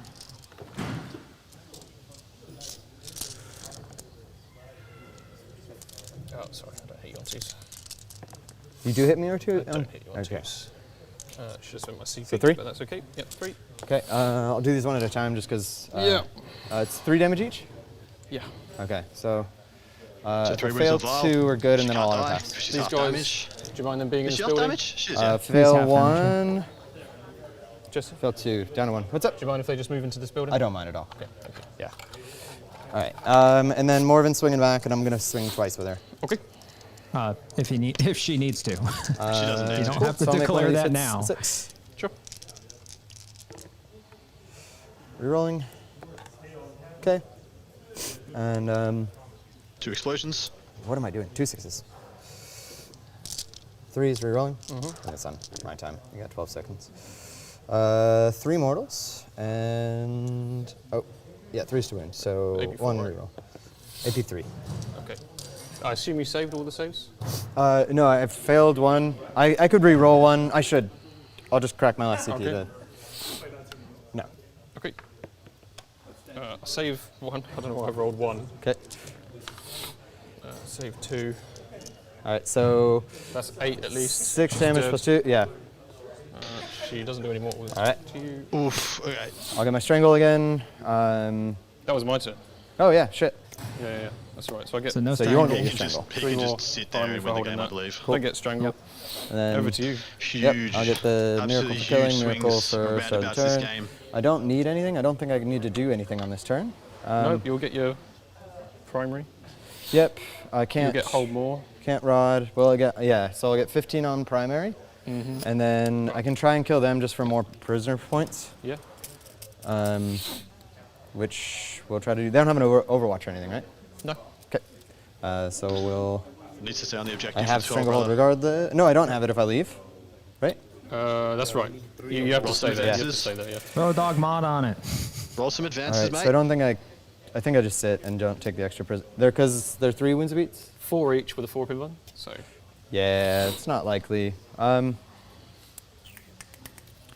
each. Just is chuck 12. some That'd be random 1 point thing on versus him. the 3 for Use stranglehold. some miracle dice. Don't have- Use some measurements. What's that? Get Should we something see on if the it makes middle. a difference? I can count this up. Do you want to just roll it out? You might as well shoot them. Yeah, I'll shoot at him You might as well shoot regardless.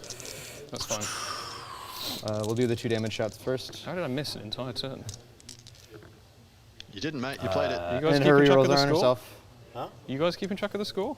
Well, you're supposed to, but you wrote We got down this. each time you did a stranglehold. We're good. It's definitely 5. Yeah. So 3 wounds on your invul. Michael lost time there for an entire turn of the game. He played it, but he The doesn't crack can't remember. kill it, so we don't even waste our time. Unsurprising Michael, that was a when he's fantastic clocked up game. I don't something know close one to yet. 27 I hours. don't in either. 40K. Because I just got that 15's huge. So yeah, you get 15 there. I got strangle every time. So that turn I would have got 8. Turn before that I probably got 8 as well, didn't I? For holding Yes. 2. Yeah. He's never got less than an 8 for his 3 primary, Michael. Because I've held that every turn. I think, yeah. 4. And then yeah, you would have got 12 and 3 there. Get rid Yeah, of that so for you. 15, yeah. Stranglehold. Yep. No prisoners. We'll have to count up. How many sergeants have I killed? What's up? How many sergeants have I killed? You've killed. That one's still alive. This one's still alive. So you killed the Seraphim, the Zephyrim. 1 unit of sisters, I want to say? No, all 3 are there. So that's 3. And then the Paragon. Okay. So you got 4. 4, and how many characters? Characters is you killed. And Celestine. 2. 2, so that's what, 6? Yeah. And then plus 3 because I got a command point from it, so that's 9 for that one. 9. Okay. I only get 4. That's correct, I believe. It's a pain. 12. You're probably gonna max that business. Oh my lord, let's see who won this. Yeah. I think it's and the sisters. It's sisters. 15. I think it's going to be you off rezzed by a about bunch of 6 or stuff. 7 points. Yeah, but It's I like think 6 and sisters- 6, or is that 6 and 6? I think. I think that's a max primary. How'd I do? I think it's a max primary for both of them. 24, 28, 32, 40 primary. It's going to come to 40. down to R&D being 4 more for Jesse and no prisoners being probably a 15. Still got Because it. he didn't I think get strangled on the just- last one because of that. So that's that yeah. makes it 3 there, and then no prisoners, and then Yeah. that's 8. I think I got it. I can't believe I missed an entire turn. Let me Holy work shit. out your no prisoners, mate. Oh yeah. Whoa. Do you want to count up what's on the table? That's probably easier, yeah. Yeah. So you got 12 wounds there, and then they're 3 each, right? So that's 9. That's 21. I don't know the exact number is the problem. So we killed all the Hormigans. That's 45. Yep. You've killed probably 15, And I killed all the 15. Hormigons plus 2 reses of like 6, and then 1 res of 6 here, right? Yeah. Or 1 was a res of 4 and a 6 and a 6. So that's 16. 4. So I nearly killed the gargoyles twice. 5. 6 and a bit. 6 and a bit. 8 and a bit. Petition to rename Mr. Heffelfinger to Foul. Take it up to 9. And the res 10 with the reses. 10, and that's then the bonus for that. And then No, it's way more than that. 12. It's way more than that. I think sounds about right. 12 sounds right. Well, if we need a more close Do count. the if it's Carnifexes count towards it? Too close. No, they do not. It's infantry. Everything that's not a monster or vehicle, essentially, if or I'm a missing character. something. So beasts, cavalry, infantry, swarms. Cranial is definitely right. Because Yep. I killed those guys in combat. Got the CP from it. That's fine. Yeah. I could have done math wrong, but it's a minimum 13 for no prisoners. Primary, definitely. That looks right to me. Okay. I believe Jesse's won this game, guys. We'll wait and see. Yeah, definitely not. Yeah, literally nowhere to do that anyway. Yeah. So I've got 45 to 45 on primary.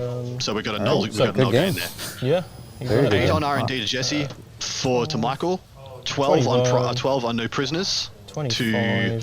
25 So seconds we're, there, we're already up by 70. 7 to Jesse, And then 80 for the paint, then And then you're 15 stranglehold to a 12 stranglehold. exactly right. So Jesse should be up by about 10 points. 7 and 8 is 70. 75. And then 10, 85. 85. Great Well fucking played. game. Great game. Great game. Whew. Days are finished, guys. Jesse Snell winning with blood. Oh with my Blood God. Rose Sisters. Great game. Oh my God. Fuck yeah, great game, man. It's Give me like a it hug. was That was destined to awesome. happen. It was. It really was a hard freaking fucking was. game, man. Like, I don't know. Good game. A great friend of Geoff Robinson, and I feel like he was definitely with him today. He rolled like a freak. We did it. We did Couldn't it. be more poignant. Couldn't be more personal. I love this shit. Yeah. No, this was all me just being happy about a second. Oh, great game, man. Well done. You played phenomenally. The Hormigon play was like amazing. And you blocked me so well. You took away like all my strengths. I almost was feel awesome. like, so now like doing a quick reflection back before we get into the players and the game. interviews. The I Emperor feel like favoured only, you. Thank really you. good His play that miracle the team dice could have done and is they more. can- Yes, absolutely. Those sixes. Nothing I can do against the Emperor. Oh, well, you think like if you had some more for the top left, some Great more game, man. disruption, Really you could've appreciate it. actually denied getting a I hope- 45. Yeah. I mean, you think about I it, hope he to play you invested again 2 in the future. That was Carnifexes, awesome. Yeah, a man. unit of Hormigons, a unit of Gargoyles, Death Leaper, his Parasite, Zoanthropes, Zoanthropes, yeah. It's almost like half his army. Venomthropes, yeah. Half his army was shackled to that bottom objective, and it was kept Beautiful there game. entirely Thank by you. what? A lot of people watching. Tunus of Repentia, Really, I mean, Unit of Zephyrum, at its and finest. Elsing. People were That's all that went down there for the sisters. They kept right and running. really good. That is it. They're all game. Couple, both of you guys have some couple of really It's not nothing, intense but games. it's a these past disproportionate rounds. amount of points and resources. Solid stuff, guys. Let's sit back, have a little listen, lap it in. Well done, Jesse. Well done, Michael. Played like absolute gentlemen in phenomenal spirits. Thanks, man. Thank you. Thank you. Mate. 2 great games. What a team you guys have. What a team you guys have. What was the final score? Awkward 80, post-game 85. chat. Here we are. I'm here for it. Oh, that is close. Yeah. Nice. Nail biter. Nail biter. Where you all Honestly, get together and grab a Not a beer. nicer person could have done it. Absolutely. Absolutely, mate. Thanks, man. I Absolutely. really There's a lot of appreciate people that. here, and Thank Don't you. feel like second place kind Thank of you. guy, but you know, he's a bit dodgy. Oh, thank you Mate, so much. Super proud of you. Well Thank done. you. That was really, awesome. Really proud of you. Yeah, I think what What Stephen a Box was game. just saying there is he get will be- I get get second best- 'cause best he in That this, already right? Carnifex lost. just carved a hole straight through the entire map. Yeah. The Carnifex was amazing. Because he only had 1 loss. Oh, really? I thought it's always playing for first and second. Oh yeah, we gotta go right. Is it? Maybe, You get 'em wrong? maybe he's We're in a talking WoW about guild getting together second. too. Well, that would be cool too. Oh, I Bryn, would come here, give prefer me a being hug. first and second instead of just 6 points, so that would be better. Thank you. Yeah, I was going to should be in now. Love you. Spec Ops. We called it. We called about 10-point difference. They've just chucked in the final tallies just to get the scores right for us, make them true and correct. Yeah, only a 4 on Knockman cost him quite a bit. Cranial Feasting ended up being a decent scorer. Let's do it. Denying 1 turn on Stranglehold also big. Banner is a huge earner for the sisters. No Prisoners also huge. So cool. Stranglehold undeniable. One thing can we say? I think. Sorry, I interrupted you right at the end when you were going to ask me. I think we can admit that we were dead wrong about Banners. Banners scored him 12 points. I didn't think for a second that he would have had 12 points in Banners. Maybe 7 or 8. But a 12 is very impressive. And I think that largely that has to do with the Tyranids player almost investing too much in the bottom right objective and almost never denying him the top left banner. Never denied him top left banner, had it up turn 1, had the bottom left one done 10-1, and that means he had the one up in the middle as well for at least a turn and up, like, yeah, at least a turn in order to get that. So yeah, like, great gameplay from both. The dice were so clearly on Jesse's side. It was enormous, the disparity in dice rolls.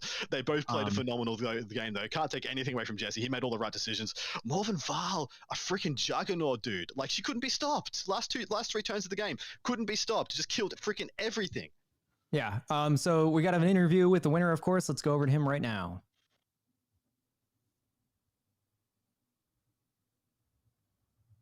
Well, great game. Incredibly thrilling finish. Thanks for giving that to us. Yeah. Oh, yeah. Put that out there. Yeah. I just want to ask you, like, what were some highlights from that round for you? I don't know what to say. It was amazing. Like hammer blow by hammer blow. Just like he'd roll 6s, I'd roll 6s, and then just like it was amazing. I just ran straight into each other, smacked the hell out of each other. Zephyr all over the board, Holman's all over the board. Yeah. Matches on the top table over the full afternoon, but also your list obviously Hydra. This was a Honda. See, I wasn't. Everything we just said didn't work. They heard some of it? Okay, that's good. Anyway, I think what we were just touching on was just that, you're running Hydra. Seems like a little bit of a cute wrinkle. Maybe if you could give us some thought as to what pushed you in that direction to make that choice. Yeah, I wanted to do something different. I saw the book. I like the little nids. And I think, if you're looking at the meta at the moment, having all of these little nids that can move really, really fast across the board. There's tons of objectives secured in the list as well. Swarmlord backs that up. Can take on like Knights, can take on Tau, and it does really well into the Nid Mirror, the Leviathan. So yeah, I want to try something different. It looked like it worked. I love the synergies, and well, it did work. Absolutely. Took it right down the wire. We love asking this question. You got any unit MVPs, any Gribblies that have a special place in your heart after 9 games of Warhammer? It's got to be the Tervagon. All right, she was an absolute beast the entire tournament. 17 wounds, toughness 8, 5 up feeling of pain. You can't target her if she's got babies in front of her. That's a good point. On the top table, we had some ladies playing pivotal roles in it. That's excellent. Yeah. And then I guess also Death Leaper. Death Leaper is incredible. He's moving 11 inches in my arm, and he just turns off stratagems if you're in engagement range. So he's like basically my fight last. You can't do any of your damage reduction or transhuman while he's there, and he just adds so much more to the list. Awesome. Well, it was great to have the Vanguard Tactics crew here. You guys, again, gave some amazing games. Great demonstration, also up and down of sportsmanship. You seem like you had a good time, and your opponents had a good time. So thank you so much for the great games, and congratulations on second place. Thank you. Cheers. Now let's grab Jesse. Mr. Sale. I guess I got to make sure we're actually in frame. Excellent. Jesse, congratulations. Thank you very much. BAO champion. Yes, thank you. I think something that the audience might have noticed was there were some hot dice out there today. Yeah. You were throwing some rocks. My miracle dice in particular carried the day. And I think there were a few saves. At some point I needed like all 5s, and I made all 5s but 1. That was disgusting. So yeah, I needed it. I needed it really bad because I was on the ropes for most of that fight. He did such an amazing job of blocking me out. I couldn't use most of my tools from. Huge props to him. His movement was pretty much impeccable. Also, just a stand-up guy. Yeah, he is standing up. It's impressive. The chat was concerned about both of you not having chairs, and I wanted to assure them that, in fact, there were chairs. They just didn't use them. These people are in incredible shape. So I guess for you, like looking back on the tournament, even this game, I mean, you know, back-to-back, like slobber knockers. Yes. You know, maybe what's something that stands out to you over the course of the tournament? Generally, this was one of the most fun tournaments I've ever had. The matchups were great. Every opponent I had was just a super ridiculously nice person. The list I played is more fun than I've had playing 40K in a long time. It's just, it does what it wants to do and is an absolute blender. So that's my standouts. My big thing right now is just, I'm over the moon for winning. The last person to win this was Geoff Robinson, who passed away, and one of my best friends in the area. We played every week, every Wednesday we were streaming together. So to have my name on there next to his, and he was the last person to get it, I can't even express it. That's my takeaway from this tournament, is just doing it for him. It was awesome. That's super special, and I'm glad that you mentioned it. You know, lot of really positive vibes, good memories shared in chat throughout. So that is really fantastic, and you know, I think that's one of the reasons a lot of people were pulling for you. You know, coming back to Warhammer, asked this question before as well. Chat throughout, I'm not gonna lie, they were using words like "not an optimized list." There's a little bit of shade being thrown on the sisters. I think it's very cute for anyone to say it's not an optimized list. I would love for them to send me their lists that are optimized. I'd like to know what you'd cut and what you'd replace. Most of it was very positive, and quite frankly, I might be remembering one bad one out of many lovely ones. Yeah. So that being said, you know, looking back, you know, any of these battle nuns like stick out to you as like a unit that like was certainly optimal? Oh man, in this matchup, those Repentia killing the Carnifex was unexpected, and more Repentia killed a Death Leaper. That was pretty unbelievable. I couldn't kill that Carnifex to save my life with everything I threw at it. So yeah, it's got to be Repentia. Repentia take it. And I would say the game before that, the Repentia killed the Centurions. They killed Sanguinary Guard too. So yeah, Repentia throughout the whole weekend, they're just disturbing, and then Bloody Rose gives them just that little extra oomph. All right, fantastic. Well, Jesse, also, I know you've been a tremendous help for streaming behind the scenes as well. So, like, it's great to see you up here and getting to actually be a part of the big show. So that's fantastic. Yeah. I'm not sure if we're throwing back, or are we wrapping? What are we doing, stream director? And what? Yeah. All right. Well, anything else you'd like to add? Anyone you want to plug? Thanks all for watching. Will you be starting a podcast? I will not be starting a podcast. I'm good. I'm good on that. I don't have a few other people to start it with either. Well, all right. So hands up in chat if you want to start a podcast. Because now that you've won a GT, it's customary in Warhammer to start one. You might start a podcast. That's good. I am going to probably wrap this up. I'm going to throw it back to the booth. If this is the end, thank you everyone for joining us on this amazing run with all the players we got to see.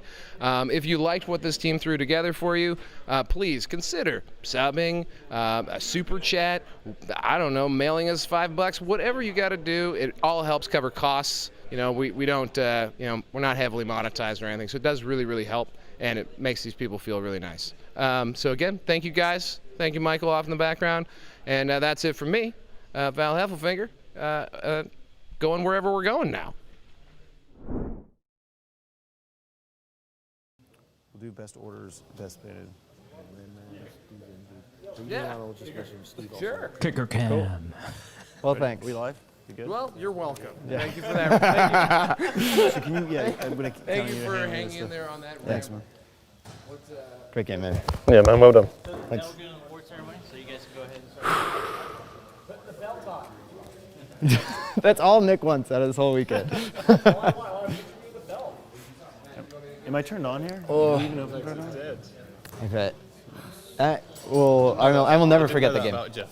Oh. I'm really happy for you. Thank you, man. Yeah.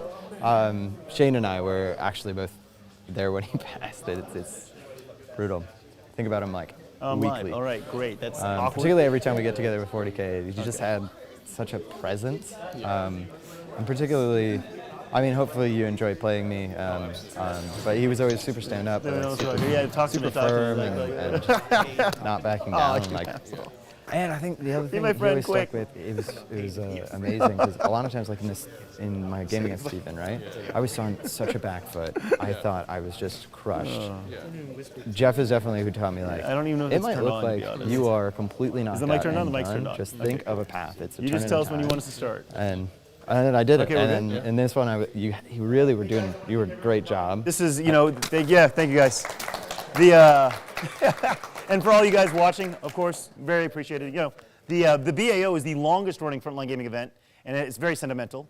You know, we love this venue. We love this group of people here. You've been doing, how many years have you been doing this? BAO? Yeah, BAO. No, not only like 5 years. 5 years, okay, but it's been going on for long enough now to have a history of its own. So first of all, we want to thank everyone for coming. It's been fun. Let's go through the awards for best orders, best super factions. Yeah. Some guys had to go home earlier, so best Xenos went to Trainer Wolf. He's not here. He picked up his award. Best Eldari. Oh, that was Trainer Wolf. Best Xenos is Michael.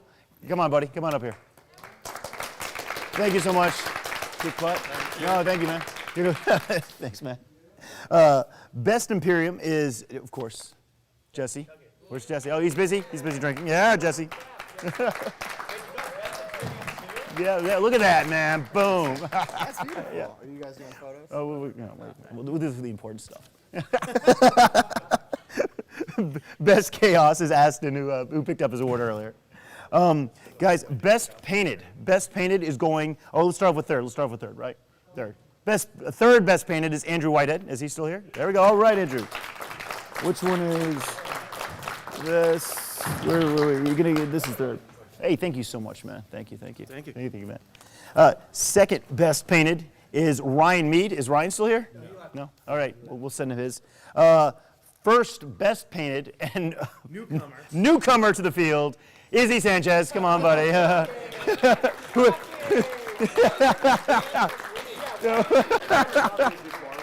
What is this thing? What is this thing? Hey, congratulations, man.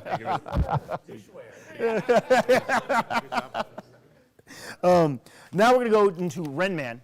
Renaissance Man is the combination of best general and best appearance. Third best is Charlie Craig, who was here. He was kicking butt all weekend. Third best was, it was Charlie. Second, he's not here, so we'll have to mail his award. Second was Jason Rockhill. Is Jason still here? All right, Jason.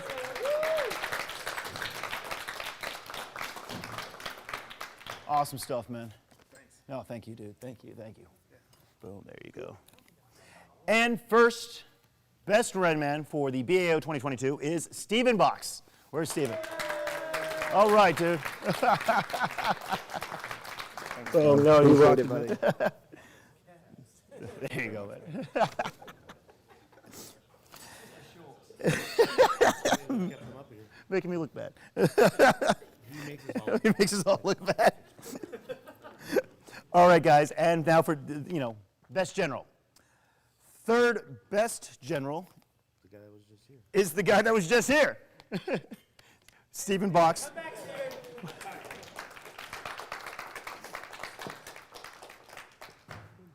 You put him backwards, man. Here we go.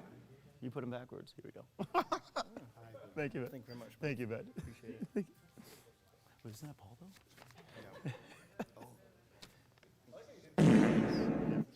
You fucked that up. That's Paul. How do we do that? Do it now or do it now or not? They can hear you, by the way. Okay. Second best general is Michael. Come on up, Michael. I thought I was looking at that. Congratulations, dude. Seriously, congratulations. Thanks, man. And first best general of the BAO 2022, and the winner of the Belt of Russ, now forever to be known as the Belt of Jeff Robinson. Yeah. Jesse Sells. Come on, Jesse. Come on up, bud. Go. Congratulations, bro. Thank you. Congratulations. Let me give you. That's it. I gotta put it on. You have to. That's not a. Wear it right now, just over your head. Like, just show it. Like, show it off. Like. can't take it home. You gotta put it on. They want to see you too, not me. And I'm putting it on. And let's we're gonna go take a photo of you over there if that's good. Okay. But guys, thank you so much for everyone watching. I know there's a lot of people watching at home. We hope to see you at the next Frontline Gaming event. Jesse, congratulations, man. Thank you. Thank you, thank you, thank you. Thank you. This is a huge. I mean, you know, Geoff is, you know, he was an integral part of this community. Absolutely. You know? And it's just you know, this event forever will be dedicated to this guy. You know. Yes. You know, and it's just a sweet, you know, way for you to be able to wear this, man. Win this. I mean, yeah. dude, this is huge. This is huge. So guys, thank you so much. We'll see you guys in Atlantic City. All right. Do you mind if we get a photo? I don't mind at all. If someone can help.